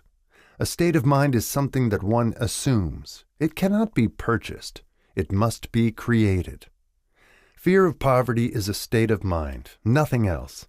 But it is sufficient to destroy one's chances of achievement in any undertaking, a truth which became painfully evident during the Depression. This fear paralyzes the faculty of reason, destroys the faculty of imagination, kills off self-reliance, undermines enthusiasm, discourages initiative, leads to uncertainty of purpose, encourages procrastination, wipes out enthusiasm, and makes self-control an impossibility. It takes the charm from one's personality, destroys the possibility of accurate thinking, diverts concentration of effort. It masters persistence, turns the willpower into nothingness, destroys ambition, beclouds the memory, and invites failure in every conceivable form. It kills love and assassinates the finer emotions of the heart, discourages friendship, and invites disaster in 100 forms, leads to sleeplessness, misery, and unhappiness. And all this despite the obvious truth that we live in a world of overabundance of everything the heart could desire, with nothing standing between us and our desires, excepting lack of a definite purpose. The fear of poverty is, without doubt, the most destructive of the 6 basic fears. It has been placed at the head of the list because it is the most difficult to master. Considerable courage is required to state the truth about the origin of this fear, and still greater courage to accept the truth after it has been stated. The fear of poverty grew out of man's inherited tendency to prey upon his fellow man economically. Nearly all animals lower than man are motivated by instinct, but their capacity to think is limited. Therefore, they prey upon one another physically. Man, with his superior sense of intuition, with the capacity to think and to reason, does not eat his fellow man bodily. He gets more satisfaction out of eating him financially. Man is so avaricious that every conceivable law has been passed to safeguard him from his fellow man. Of all the ages of the world, of which we know anything, the age in which we live seems to be the one that is outstanding because of man's money madness. A man is considered less than the dust of the earth, unless he can display a fat bank account. But if he has money, never mind how he acquired it, he is a king or a big shot. He is above the law, he rules in politics, he dominates in business, and the whole world about him bows in respect when he passes. Nothing brings man so much suffering and humility as poverty. Only those who have experienced poverty understand the full meaning of this. It is no wonder that man fears poverty. Through a long line of inherited experiences, man has learned, for sure, that some men cannot be trusted where matters of money and earthly possessions are concerned. This is a rather stinging indictment, the worst part of it being that it is true. The majority of marriages are motivated by the wealth possessed by one or both of the contracting parties. It is no wonder, therefore, that the divorce courts are busy. So eager is man to possess wealth that he will acquire it in whatever manner he can, through legal methods if possible, through other methods if necessary or expedient. Self-analysis may disclose weaknesses which one does not like to acknowledge. This form of examination is essential to all who demand of life more than mediocrity and poverty. Remember, as you check yourself point by point, that you are both the court and the jury, the prosecuting attorney and the attorney for the defense, and that you are the plaintiff and the defendant, also that you are on trial. Face the facts squarely. Ask yourself definite questions and demand direct replies. When the examination is over, you will know more about yourself. If you do not feel that you can be an impartial judge in this self-examination, call upon someone who knows you well enough to serve as judge while you cross-examine yourself. You are after the truth. Get it, no matter at what cost, even though it may temporarily embarrass you. The majority of people, if asked what they fear most, would reply, "I fear nothing." The reply would be inaccurate because few people realize that they are bound, handicapped, whipped spiritually and physically through some form of fear. So subtle and deeply seated is the emotion of fear that one may go through life burdened with it, never recognizing its presence. Only a courageous analysis will disclose the presence of this universal enemy. When you begin such an analysis, search deeply into your character. Here is a list of the symptoms for which you should look. Symptoms of the fear of poverty. Indifference. Commonly expressed through lack of ambition, willingness to tolerate poverty, acceptance of whatever compensation life may offer without protest, mental and physical laziness, lack of initiative, imagination, enthusiasm, and self-control. Indecision, the habit of permitting others to do one's thinking, staying on the fence. Doubt, generally expressed through alibis and excuses designed to cover up, explain away, or apologize for one's failures, sometimes expressed in the form of envy of those who are successful or by criticizing them. Worry, usually expressed by finding fault with others, a tendency to spend beyond one's income, neglect of personal appearance, scowling and frowning, intemperance in the use of alcoholic drink, sometimes through the use of narcotics, nervousness, lack of poise, self-consciousness, and lack of self-reliance. Overcaution, the habit of looking for the negative side of every circumstance, thinking and talking of possible failure instead of concentrating upon the means of succeeding, knowing all the roads to disaster, but never searching for the plans to avoid failure, waiting for the right time to begin putting ideas and plans into action until the waiting becomes a permanent habit, remembering those who have failed and forgetting those who have succeeded, seeing the hole in the donut, but overlooking the donut. Pessimism leading to indigestion, poor elimination, auto-intoxication, bad breath, and bad disposition. Procrastination, the habit of putting off until tomorrow that which should have been done last year, spending enough time in creating alibis and excuses to have done the job. This symptom is closely related to overcaution, doubt, and worry. Refusal to accept responsibility when it can be avoided. Willingness to compromise rather than put up a stiff fight. Compromising with difficulties instead of harnessing and using them as stepping stones to advancement. Bargaining with life for a penny instead of demanding prosperity, opulence, riches, contentment, and happiness. Planning what to do if and when overtaken by failure, instead of burning all bridges and making retreat impossible. Weakness of, and often total lack of self-confidence, definiteness of purpose, self-control, initiative, enthusiasm, ambition, thrift, and sound reasoning ability. Expecting poverty instead of demanding riches. Association with those who accept poverty instead of seeking the company of those who demand and receive riches. Money talks. Some will ask, why did you write a book about money? Why measure riches in dollars alone? Some will believe, and rightly so, that there are other forms of riches more desirable than money. Yes, there are riches which cannot be measured in terms of dollars. But there are millions of people who will say, give me all the money I need, and I will find everything else I want. The major reason why I wrote this book on how to get money is the fact that the world has but lately passed through an experience that left millions of men and women paralyzed with the fear of poverty. What this sort of fear does to one was well described by Westbrook Pegler in the New York World Telegram, viz. Money is only clamshells or metal discs or scraps of paper, and there are treasures of the heart and soul which money cannot buy.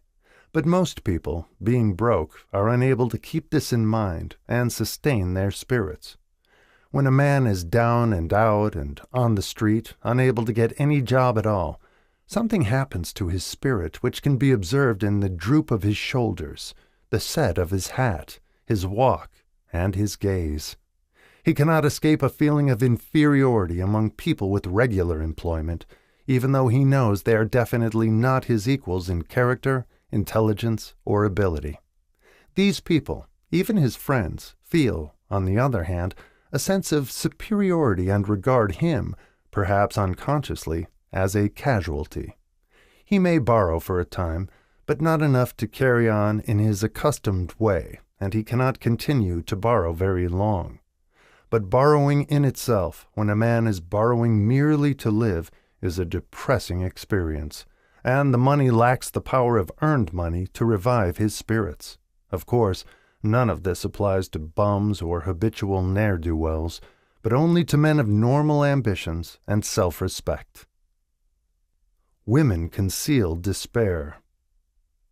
Women in the same predicament must be different. We somehow do not think of women at all in considering the down and outers. They are scarce in the breadlines. They rarely are seen begging on the streets, and they are not recognizable in crowds by the same plain signs which identify busted men. Of course, I do not mean the shuffling hags of the city streets, who are the opposite number of the confirmed male bums. I mean reasonably young, decent, and intelligent women. There must be many of them, but their despair is not apparent. Maybe they kill themselves. When a man is down and out, he has time on his hands for brooding.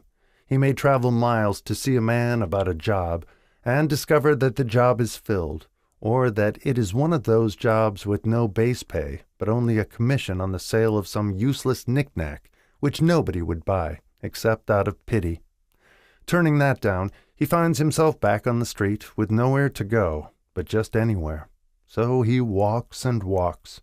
He gazes into store windows at luxuries which are not for him, and feels inferior and gives way to people who stop to look with an active interest.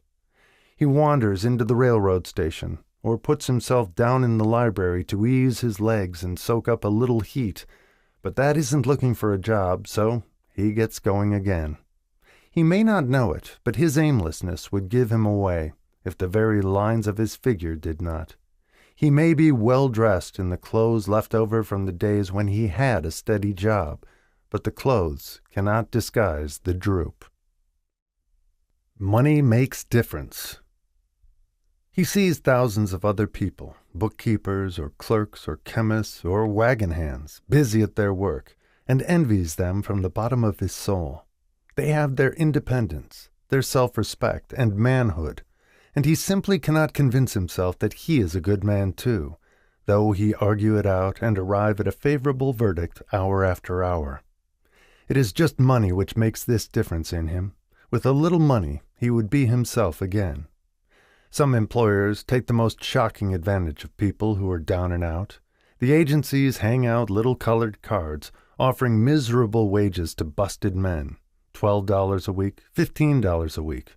An $18 a week job is a plum, and anyone with $25 a week to offer does not hang the job in front of an agency on a colored card. I have a want ad clipped from a local paper demanding a clerk, a good, clean penman, to take telephone orders for a sandwich shop from 11 a.m. to 2 p.m. for $8 a month. Not $8 a week, but $8 a month. The ad says also, state religion. Can you imagine the brutal effrontery of anyone who demands a good, clean penman for 11 cents an hour inquiring into the victim's religion? But that is what busted people are offered. The fear of criticism. Just how man originally came by this fear, no one can state definitely, but one thing is certain. He has it in a highly developed form. Some believe that this fear made its appearance about the time that politics became a profession. Others believe it can be traced to the age when women first began to concern themselves with styles in wearing apparel. This author, being neither a humorist nor a prophet, is inclined to attribute the basic fear of criticism to that part of man's inherited nature which prompts him not only to take away his fellow man's goods and wares, but to justify his action by criticism of his fellow man's character. It is a well-known fact that a thief will criticize the man from whom he steals, that politicians seek office not by displaying their own virtues and qualifications, but by attempting to besmirch their opponents. The fear of criticism takes on many forms, the majority of which are petty and trivial. Bald-headed men, for example, are bald for no other reason than their fear of criticism. Heads become bald because of the tight-fitting bands of hats which cut off the circulation from the roots of the hair. Men wear hats not because they actually need them, but mainly because everyone is doing it. The individual falls into line and does likewise, lest some other individual criticize him. Women seldom have bald heads, or even thin hair, because they wear hats which fit their heads loosely, the only purpose of the hats being adornment. But it must not be supposed that women are free from the fear of criticism. If any woman claims to be superior to man with reference to this fear, Ask her to walk down the street wearing a hat of the vintage of 1890. The astute manufacturers of clothing have not been slow to capitalize this basic fear of criticism, with which all mankind has been cursed. Every season the styles in many articles of wearing apparel change. Who establishes the styles? Certainly not the purchaser of clothing, but the manufacturer. Why does he change the styles so often? The answer is obvious. He changes the styles so he can sell more clothes. For the same reason the manufacturers of automobiles, with a few rare and very sensible exceptions, change styles of models every season. No man wants to drive an automobile which is not of the latest style, although the older model may actually be the better car. We have been describing the manner in which people behave under the influence of fear of criticism as applied to the small and petty things of life. Let us now examine human behavior when this fear affects people in connection with the more important events of human relationship. Take, for example, practically any person who has reached the age of mental maturity, from 35 to 40 years of age, as a general average. And if you could read the secret thoughts of his mind, you would find a very decided disbelief in most of the fables taught by the majority of the dogmatists and theologians a few decades back. Not often, however, will you find a person who has the courage to openly state his belief on this subject. Most people will, if pressed far enough, tell a lie rather than admit that they do not believe the stories associated with that form of religion which held people in bondage prior to the age of scientific discovery and education. Why does the average person, even in this day of enlightenment, shy away from denying his belief in the fables which were the basis of most of the religions a few decades ago? The answer is because of the fear of criticism. Men and women have been burned at the stake for daring to express disbelief in ghosts. It is no wonder we have inherited a consciousness which makes us fear criticism. The time was, and not so far in the past, when criticism carried severe punishments. It still does in some countries. The fear of criticism robs man of his initiative, destroys his power of imagination, limits his individuality, takes away his self-reliance, and does him damage in 100 other ways. Parents often do their children irreparable injury by criticizing them. The mother of one of my boyhood chums used to punish him with a switch almost daily, always completing the job with the statement, "You'll land in the penitentiary before you're 20. He was sent to a reformatory at the age of 17. Criticism is the one form of service of which everyone has too much. Everyone has a stock of it which is handed out gratis, whether called for or not. One's nearest relatives often are the worst offenders. It should be recognized as a crime. In reality, it is a crime of the worst nature for any parent to build inferiority complexes in the mind of a child through unnecessary criticism. Employers who understand human nature get the best there is in men not by criticism, but by constructive suggestion. Parents may accomplish the same results with their children. Criticism will plant fear in the human heart or resentment, but it will not build love or affection. Symptoms of the fear of criticism. This fear is almost as universal as the fear of poverty, and its effects are just as fatal to personal achievement, mainly because this fear destroys initiative and discourages the use of imagination. The major symptoms of the fear are self-consciousness, generally expressed through nervousness, timidity in conversation and in meeting strangers, awkward movement of the hands and limbs, shifting of the eyes. Lack of poise, expressed through lack of voice control, nervousness in the presence of others, poor posture of body, poor memory. Personality, lacking in firmness of decision, personal charm, and ability to express opinions definitely. The habit of sidestepping issues instead of meeting them squarely, agreeing with others without careful examination of their opinions. Inferiority complex, the habit of expressing self-approval by word of mouth and by actions as a means of covering up a feeling of inferiority. Using big words to impress others, often without knowing the real meaning of the words. Imitating others in dress, speech, and manners, boasting of imaginary achievements. This sometimes gives a surface appearance of a feeling of superiority. Extravagance, the habit of trying to keep up with the Joneses, spending beyond one's income. Lack of initiative, failure to embrace opportunities for self-advancement, fear to express opinions, lack of confidence in one's own ideas, giving evasive answers to questions asked by superiors, hesitancy of manner and speech, deceit in both words and deeds. Lack of ambition, mental and physical laziness, lack of self-assertion, slowness in reaching decisions, easily influenced by others, the habit of criticizing others behind their backs and flattering them to their faces, the habit of accepting defeat without protest, quitting an undertaking when opposed by others, suspicious of other people without cause, lacking in tactfulness of manner and speech, unwillingness to accept the blame for mistakes. The fear of ill health. This fear may be traced to both physical and social heredity. It is closely associated, as to its origin, with the causes of fear of old age and the fear of death, because it leads one closely to the border of terrible worlds, of which man knows not, but concerning which he has been taught some discomforting stories. The opinion is somewhat general also that certain unethical people engaged in the business of selling health have had not a little to do with keeping alive the fear of ill health.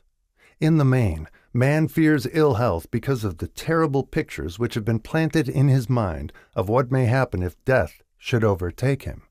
He also fears it because of the economic toll it may claim. A reputable physician estimated that 75% of all people who visit physicians for professional service are suffering with hypochondria, imaginary illness.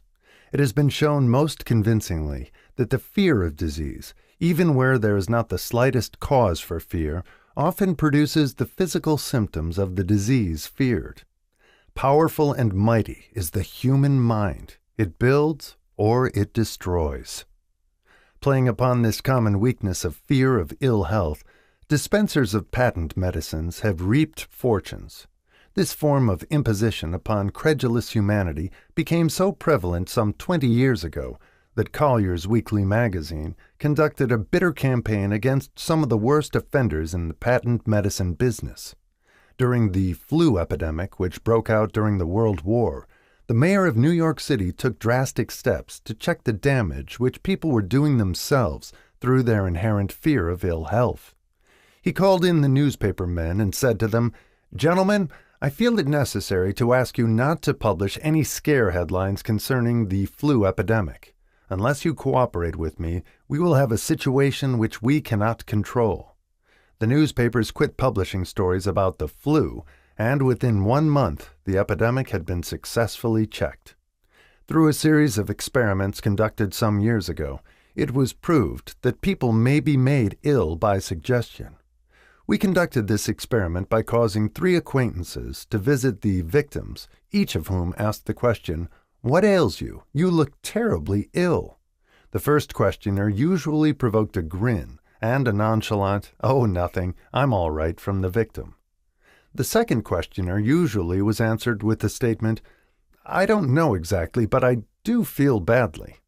The third questioner was usually met with the frank admission that the victim was actually feeling ill.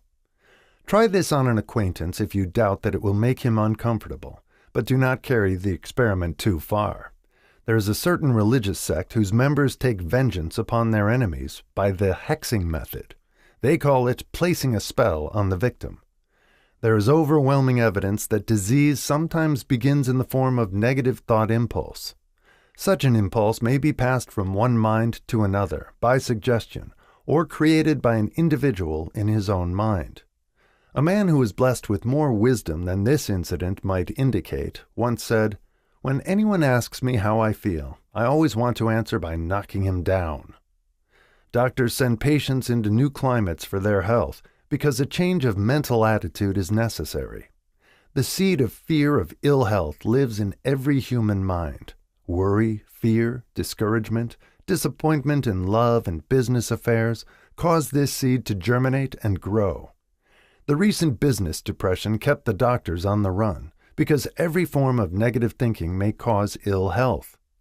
Disappointments in business and in love stand at the head of the list of causes of fear of ill health. A young man suffered a disappointment in love which sent him to a hospital. For months he hovered between life and death. A specialist in suggestive therapeutics was called in. The specialist changed nurses, placing him in charge of a very charming young woman who began, by prearrangement with the doctor, to make love to him the first day of her arrival on the job. Within 3 weeks, the patient was discharged from the hospital, still suffering, but with an entirely different malady. He was in love again. The remedy was a hoax, but the patient and the nurse were later married. Both are in good health at the time of this writing. Symptoms of the fear of ill health. The symptoms of this almost universal fear are autosuggestion, the habit of negative use of self-suggestion by looking for and expecting to find the symptoms of all kinds of disease, enjoying imaginary illness and speaking of it as being real, the habit of trying all fads and isms recommended by others as having therapeutic value, talking to others of operations, accidents, and other forms of illness, experimenting with diets, physical exercises, reducing systems without professional guidance, trying home remedies, patent medicines, and quack remedies. Hypochondria, the habit of talking of illness, concentrating the mind upon disease, and expecting its appearance until a nervous break occurs. Nothing that comes in bottles can cure this condition. It is brought on by negative thinking, and nothing but positive thought can effect a cure. Hypochondria, a medical term for imaginary disease, is said to do as much damage on occasion as the disease one fears might do. Most so-called cases of nerves come from imaginary illness. Exercise. Fear of ill health often interferes with proper physical exercise and results in overweight by causing one to avoid outdoor life. Susceptibility. Fear of ill health breaks down nature's body resistance and creates a favorable condition for any form of disease one may contact. The fear of ill health often is related to the fear of poverty, especially in the case of the hypochondriac, who constantly worries about the possibility of having to pay doctor's bills, hospital bills, etc. This type of person spends much time preparing for sickness, talking about death, saving money for cemetery lots and burial expenses, etc. Self-coddling, the habit of making a bid for sympathy, using imaginary illness as the lure. People often resort to this trick to avoid work. The habit of feigning illness to cover plain laziness, or to serve as an alibi for lack of ambition. Intemperance, the habit of using alcohol or narcotics to destroy pains such as headaches, neuralgia, etc., instead of eliminating the cause. The habit of reading about illness and worrying over the possibility of being stricken by it. The habit of reading patent medicine advertisements. The fear of loss of love. The original source of this inherent fear needs but little description, because it obviously grew out of man's polygamous habit of stealing his fellow man's mate, and his habit of taking liberties with her whenever he could. Jealousy and other similar forms of dementia precox grow out of man's inherited fear of the loss of love of someone. This fear is the most painful of all the 6 basic fears. It probably plays more havoc with the body and mind than any of the other basic fears, as it often leads to permanent insanity. The fear of the loss of love probably dates back to the Stone Age, when men stole women by brute force.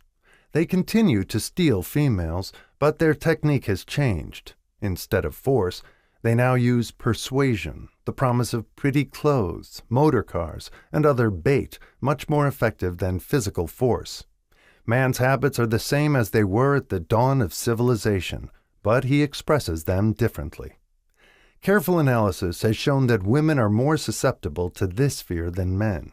This fact is easily explained. women have learned from experience that men are polygamous by nature, that they are not to be trusted in the hands of rivals.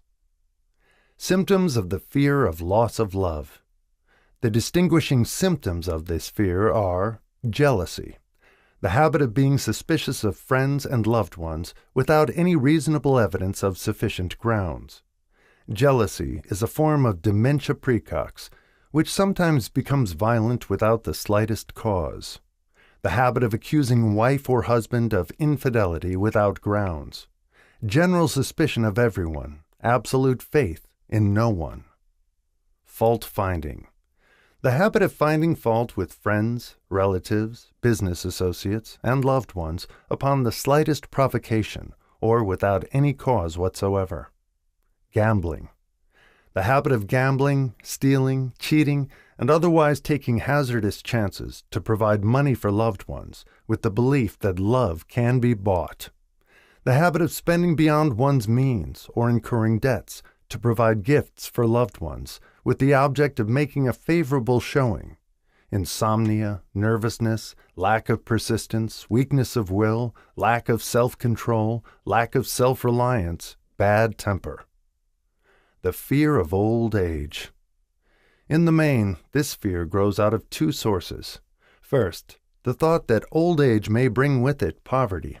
Secondly, and by far the most common source of origin, from false and cruel teachings of the past which have been too well mixed with fire and brimstone and other bogies cunningly designed to enslave man through fear. In the basic fear of old age, man has two very sound reasons for his apprehension.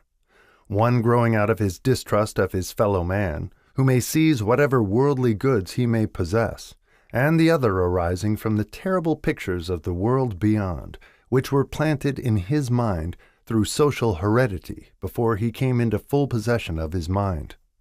The possibility of ill health, which is more common as people grow older, is also a contributing cause of this common fear of old age.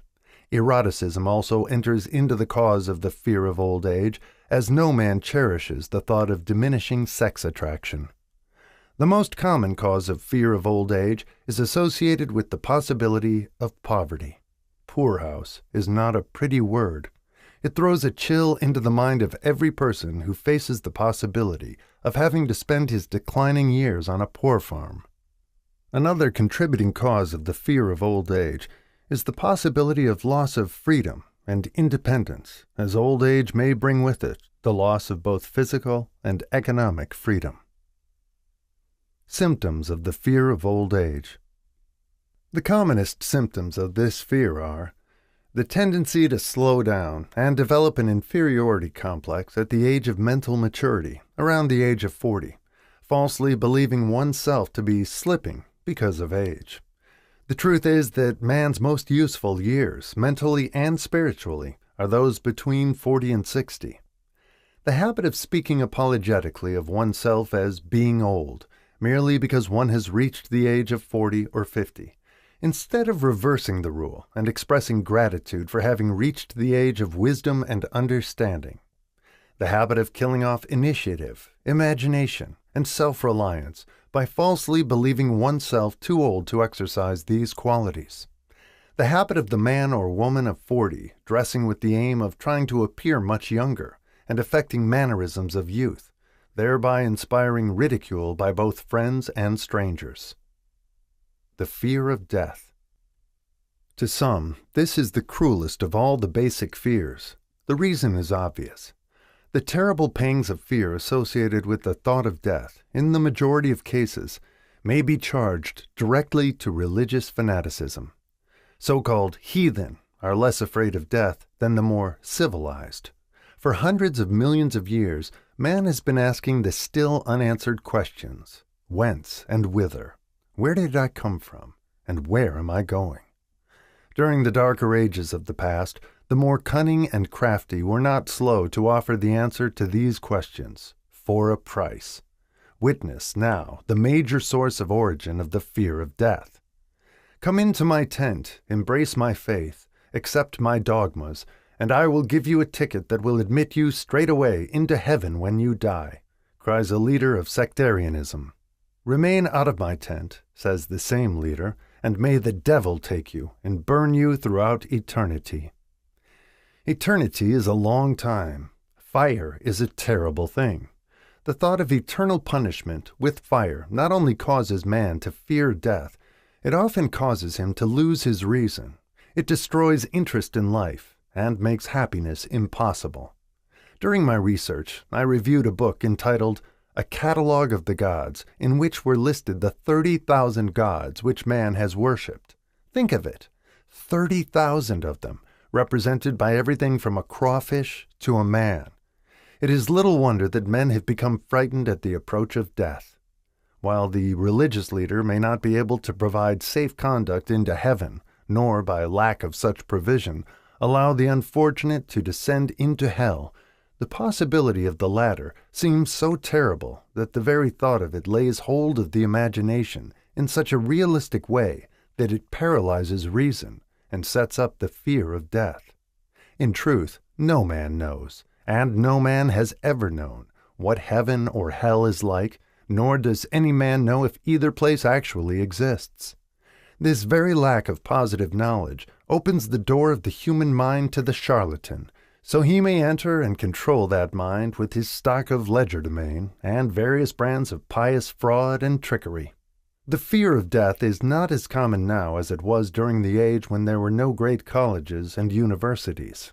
Men of science have turned the spotlight of truth upon the world, and this truth is rapidly freeing men and women from this terrible fear of death. The young men and young women who attend the colleges and universities are not easily impressed by fire and brimstone. Through the aid of biology, astronomy, geology, and other related sciences, the fears of the Dark Ages, which gripped the minds of men and destroyed their reason, have been dispelled. Insane asylums are filled with men and women who have gone mad because of the fear of death. This fear is useless. Death will come, no matter what anyone may think about it. Accept it as a necessity, and pass the thought out of your mind. It must be a necessity, or it would not come to all. Perhaps it is not as bad as it has been pictured. The entire world is made up of only two things, energy and matter. In elementary physics, we learn that neither matter nor energy, the only two realities known to man, can be created nor destroyed. Both matter and energy can be transformed, but neither can be destroyed. Life is energy, if it is anything. If neither energy nor matter can be destroyed, of course life cannot be destroyed. Life, like other forms of energy, may be passed through various processes of transition or change, but it cannot be destroyed. Death is mere transition. If death is not mere change or transition, then nothing comes after death except a long, eternal, peaceful sleep, and sleep is nothing to be feared. Thus you may wipe out forever the fear of death. Symptoms of the fear of death. The general symptoms of this fear are the habit of thinking about dying instead of making the most of life, due, generally, to lack of purpose or lack of a suitable occupation. This fear is more prevalent among the aged, but sometimes the more youthful are victims of it. The greatest of all remedies for the fear of death is a burning desire for achievement, backed by useful service to others. A busy person seldom has time to think about dying. He finds life too thrilling to worry about death. Sometimes the fear of death is closely associated with the fear of poverty, where one's death would leave loved ones poverty-stricken. In other cases, the fear of death is caused by illness and the consequent breaking down of physical body resistance. The commonest causes of the fear of death are ill health, poverty, lack of appropriate occupation, disappointment over love, insanity, religious fanaticism. Old man worry. Worry is a state of mind based upon fear. It works slowly, but persistently. It is insidious and subtle. Step by step it digs itself in until it paralyzes one's reasoning faculty, destroys self-confidence and initiative.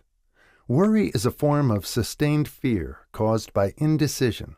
Therefore, It is a state of mind which can be controlled. An unsettled mind is helpless. Indecision makes an unsettled mind. Most individuals lack the willpower to reach decisions promptly and to stand by them after they have been made, even during normal business conditions. During periods of economic unrest, such as the world recently experienced, the individual is handicapped, not alone by his inherent nature to be slow at reaching decisions, but he is influenced by the indecision of others around him who have created a state of mass indecision. During the Depression, the whole atmosphere, all over the world, was filled with fiorenza and worryitis, the two mental disease germs which began to spread themselves after the Wall Street frenzy in 1929. There is only one known antidote for these germs. It is the habit of prompt and firm decision. Moreover, it is an antidote which every individual must apply for himself. We do not worry over conditions once we have reached a decision to follow a definite line of action. I once interviewed a man who was to be electrocuted 2 hours later. The condemned man was the calmest of some 8 men who were in the death cell with him. His calmness prompted me to ask him how it felt to know that he was going into eternity in a short while. With a smile of confidence on his face, he said, "It feels fine. Just think, brother, my troubles will soon be over. I have had nothing but trouble all my life. It has been a hardship to get food and clothing. Soon I will not need these things.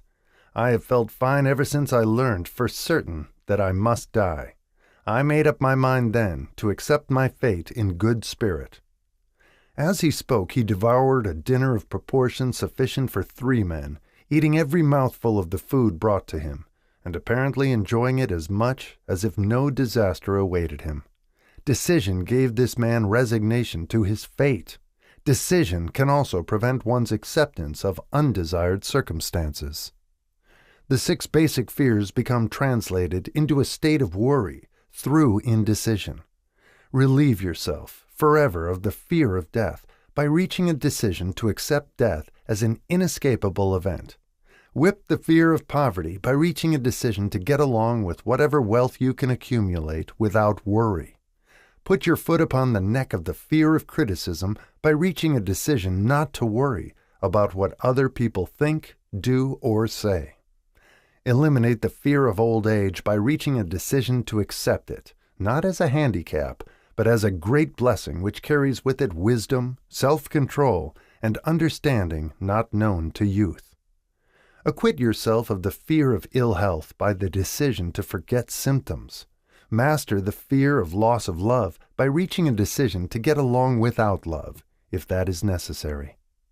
Kill the habit of worry in all its forms by reaching a general, blanket decision that nothing which life has to offer is worth the price of worry. With this decision will come poise, peace of mind, and calmness of thought, which will bring happiness. A man whose mind is filled with fear not only destroys his own chances of intelligent action, but he transmits these destructive vibrations to the minds of all who come into contact with him, and destroys also their chances. Even a dog or a horse knows when its master lacks courage. Moreover, a dog or a horse will pick up the vibrations of fear thrown off by its master, and behave accordingly. Lower down the line of intelligence in the animal kingdom, one finds the same capacity to pick up the vibrations of fear. A honeybee immediately senses fear in the mind of a person. For reasons unknown, a bee will sting the person whose mind is releasing vibrations of fear much more readily than it will molest the person whose mind registers no fear. The vibrations of fear pass from one mind to another just as quickly and as surely as the sound of the human voice passes from the broadcasting station to the receiving set of a radio, and by the self-same medium. Mental telepathy is a reality. Thoughts pass from one mind to another, voluntarily, whether or not this fact is recognized by either the person releasing the thoughts or the persons who pick up those thoughts. The person who gives expression, by word of mouth, to negative or destructive thoughts is practically certain to experience the results of those words in the form of a destructive kickback. The release of destructive thought impulses alone, without the aid of words, produces also a kickback in more ways than one. First of all, and perhaps most important to be remembered, the person who releases thoughts of a destructive nature must suffer damage through the breaking down of the faculty of creative imagination. Secondly, the presence in the mind of any destructive emotion develops a negative personality which repels people and often converts them into antagonists. The third source of damage to the person who entertains or releases negative thoughts lies in this significant fact. These thought impulses are not only damaging to others, but they embed themselves in the subconscious mind of the person releasing them, and there become a part of his character. One is never through with a thought merely by releasing it. When a thought is released, it spreads in every direction through the medium of the ether, but it also plants itself permanently in the subconscious mind of the person releasing it. Your business in life is, presumably, to achieve success. To be successful, you must find peace of mind, acquire the material needs of life, and above all, attain happiness. All of these evidences of success begin in the form of thought impulses. You may control your own mind. You have the power to feed it whatever thought impulses you choose. With this privilege goes also the responsibility of using it constructively. You are the master of your own earthly destiny, just as surely as you have the power to control your own thoughts. You may influence, direct, and eventually control your own environment, making your life what you want it to be. Or you may neglect to exercise the privilege which is yours, to make your life to order, thus casting yourself upon the broad sea of circumstance, where you will be tossed hither and yon, like a ship on the waves of the ocean. The Devil's Workshop, the seventh basic evil. In addition to the 6 basic fears, there is another evil by which people suffer. It constitutes a rich soil in which the seeds of failure grow abundantly. It is so subtle that its presence often is not detected. This affliction cannot properly be classed as a fear. It is more deeply seated and more often fatal than all of the 6 fears. For want of a better name, let us call this evil susceptibility to negative influences. Men who accumulate great riches always protect themselves against this evil. The poverty-stricken never do. Those who succeed in any calling must prepare their minds to resist the evil. If you are reading this philosophy for the purpose of accumulating riches, you should examine yourself very carefully to determine whether you are susceptible to negative influences. If you neglect this self-analysis, you will forfeit your right to attain the object of your desires. Make the analysis searching. After you read the questions prepared for this self-analysis, hold yourself to a strict accounting in your answers. Go at the task as carefully as you would search for any other enemy you knew to be awaiting you in ambush, and deal with your own faults as you would with a more tangible enemy. You can easily protect yourself against highway robbers because the law provides organized cooperation for your benefit. But the 7th basic evil is more difficult to master because it strikes when you are not aware of its presence, when you are asleep, and while you are awake. Moreover, its weapon is intangible because it consists of merely a state of mind. This evil is also dangerous because it strikes in as many different forms as there are human experiences. Sometimes it enters the mind through the well-meant words of one's own relatives. At other times it bores from within, through one's own mental attitude. Always it is as deadly as poison, even though it may not kill as quickly. How to protect yourself against negative influences. To protect yourself against negative influences, whether of your own making or the result of the activities of negative people around you, recognize that you have a willpower and put it into constant use until it builds a wall of immunity against negative influences in your own mind. Recognize the fact that you and every other human being are by nature lazy, indifferent, and susceptible to all suggestions which harmonize with your weaknesses. Recognize that you are by nature susceptible to all the 6 basic fears, and set up habits for the purpose of counteracting all these fears. Recognize that negative influences often work on you through your subconscious mind. Therefore, they are difficult to detect, and keep your mind closed against all people who depress or discourage you in any way. Clean out your medicine chest, throw away all pill bottles, and stop pandering to colds, aches, pains, and imaginary illness. Deliberately seek the company of people who influence you to think and act for yourself. Do not expect troubles, as they have a tendency not to disappoint. Without doubt, the most common weakness of all human beings is the habit of leaving their minds open to the negative influence of other people. This weakness is all the more damaging because most people do not recognize that they are cursed by it, and many who acknowledge it neglect or refuse to correct the evil until it becomes an uncontrollable part of their daily habits. To aid those who wish to see themselves as they really are, the following list of questions has been prepared. Read the questions and state your answers aloud so you can hear your own voice. This will make it easier for you to be truthful with yourself. Self-analysis test questions. Do you complain often of feeling bad? And if so, what is the cause? Do you find fault with other people at the slightest provocation? Do you frequently make mistakes in your work? And if so, why? Are you sarcastic and offensive in your conversation? Do you deliberately avoid the association of anyone? And if so, why? Do you suffer frequently with indigestion? If so, what is the cause? Does life seem futile and the future hopeless to you? If so, why? Do you like your occupation? If not, why? Do you often feel self-pity? And if so, why?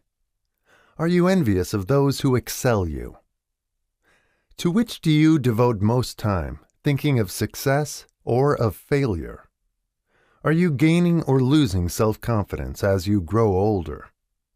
Do you learn something of value from all mistakes? Are you permitting some relative or acquaintance to worry you? If so, why? Are you sometimes in the clouds and at other times in the depths of despondency? Who has the most inspiring influence upon you? What is the cause? Do you tolerate negative or discouraging influences which you can avoid? Are you careless of your personal appearance? If so, when and why? Have you learned how to drown your troubles by being too busy to be annoyed by them? Would you call yourself a spineless weakling if you permitted others to do your thinking for you? Do you neglect internal bathing until auto-intoxication makes you ill-tempered and irritable? How many preventable disturbances annoy you, and why do you tolerate them? Do you resort to liquor, narcotics, or cigarettes to quiet your nerves? If so, why do you not try willpower instead? Does anyone nag you?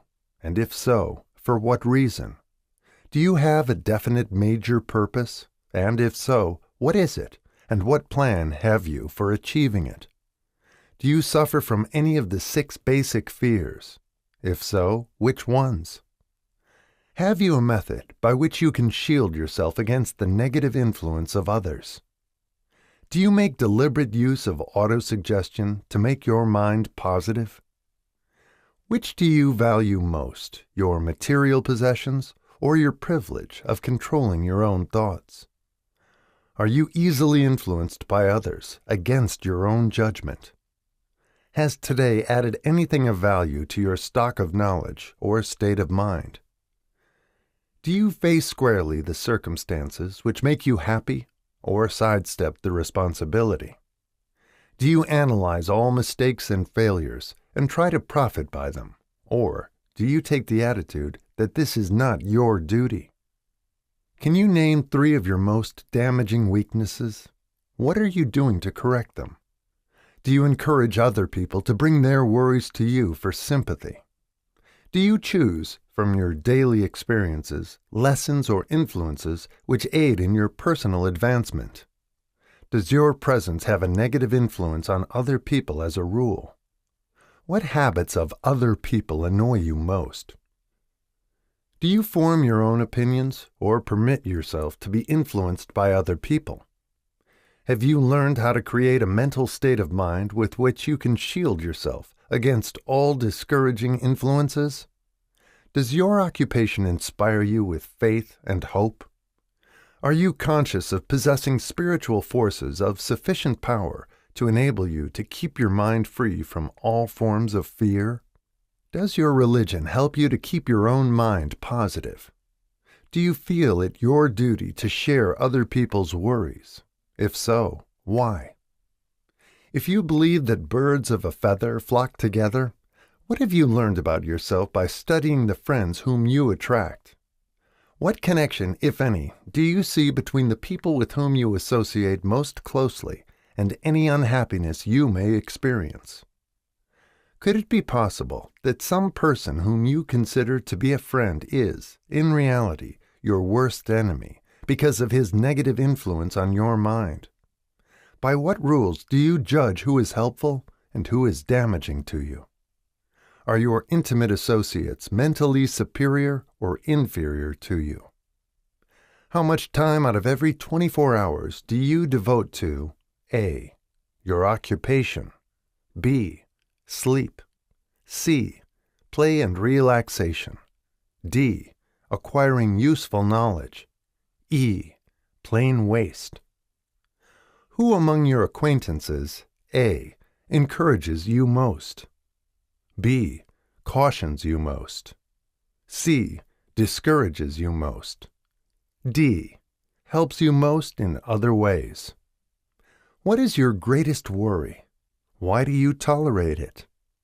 When others offer you free, unsolicited advice, do you accept it without question or analyze their motive? What, above all else, do you most desire? Do you intend to acquire it? Are you willing to subordinate all other desires for this one? How much time daily do you devote to acquiring it? Do you change your mind often? If so, why? Do you usually finish everything you begin? Are you easily impressed by other people's business or professional titles, college degrees, or wealth? Are you easily influenced by what other people think or say of you? Do you cater to people because of their social or financial status? Whom do you believe to be the greatest person living? In what respect is this person superior to yourself? How much time have you devoted to studying and answering these questions? At least one day is necessary for the analysis and the answering of the entire list. If you have answered all these questions truthfully, you know more about yourself than the majority of people. Study the questions carefully. Come back to them once each week for several months, and be astounded at the amount of additional knowledge of great value to yourself you will have gained by the simple method of answering the questions truthfully. If you are not certain concerning the answers to some of the questions, seek the counsel of those who know you well, especially those who have no motive in flattering you, and see yourself through their eyes. The experience will be astonishing. You have absolute control over but one thing, and that is your thoughts. This is the most significant and inspiring of all facts known to man. It reflects man's divine nature. This divine prerogative is the sole means by which you may control your own destiny. If you fail to control your own mind, you may be sure you will control nothing else. If you must be careless with your possessions, let it be in connection with material things. Your mind is your spiritual estate. Protect and use it with the care to which divine royalty is entitled. You were given a willpower for this purpose. Unfortunately, there is no legal protection against those who, either by design or ignorance, poison the minds of others by negative suggestion.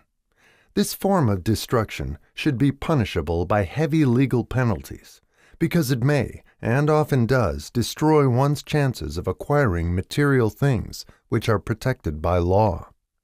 Men with negative minds tried to convince Thomas A. Edison that he could not build a machine that would record and reproduce the human voice, because, they said, no one else had ever produced such a machine. Edison did not believe them. He knew that the mind could produce anything the mind could conceive and believe, and that knowledge was the thing that lifted the great Edison above the common herd. Men with negative minds told F.W. Woolworth he would go broke trying to run a store on 5 and 10 cent sales. He did not believe them. He knew that he could do anything within reason if he backed his plans with faith. Exercising his right to keep other men's negative suggestions out of his mind, he piled up a fortune of more than $100 million. Men with negative minds told George Washington he could not hope to win against the vastly superior forces of the British. But he exercised his divine right to believe. Therefore, this book was published under the protection of the Stars and Stripes, while the name of Lord Cornwallis has been all but forgotten.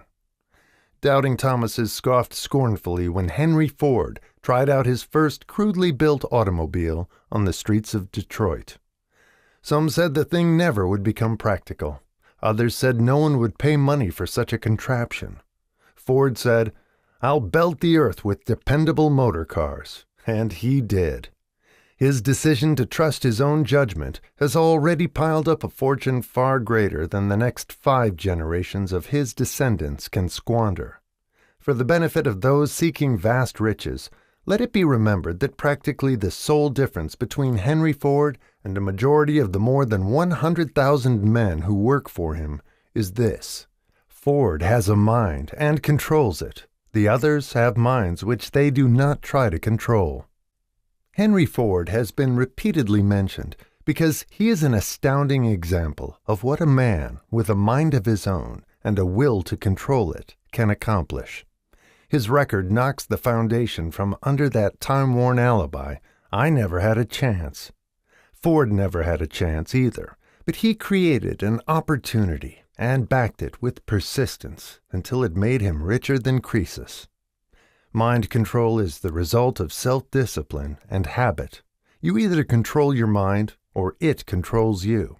There is no halfway compromise. The most practical of all methods for controlling the mind is the habit of keeping it busy with a definite purpose, backed by a definite plan. Study the record of any man who achieves noteworthy success, and you will observe that he has control over his own mind. Moreover, that he exercises that control and directs it toward the attainment of definite objectives. Without this control, success is not possible. 57 Famous Alibis by Old Man If. People who do not succeed have one distinguishing trait in common. They know all the reasons for failure and have what they believe to be airtight alibis to explain away their own lack of achievement. Some of these alibis are clever, and a few of them are justifiable by the facts. But alibis cannot be used for money. The world wants to know only one thing: have you achieved success?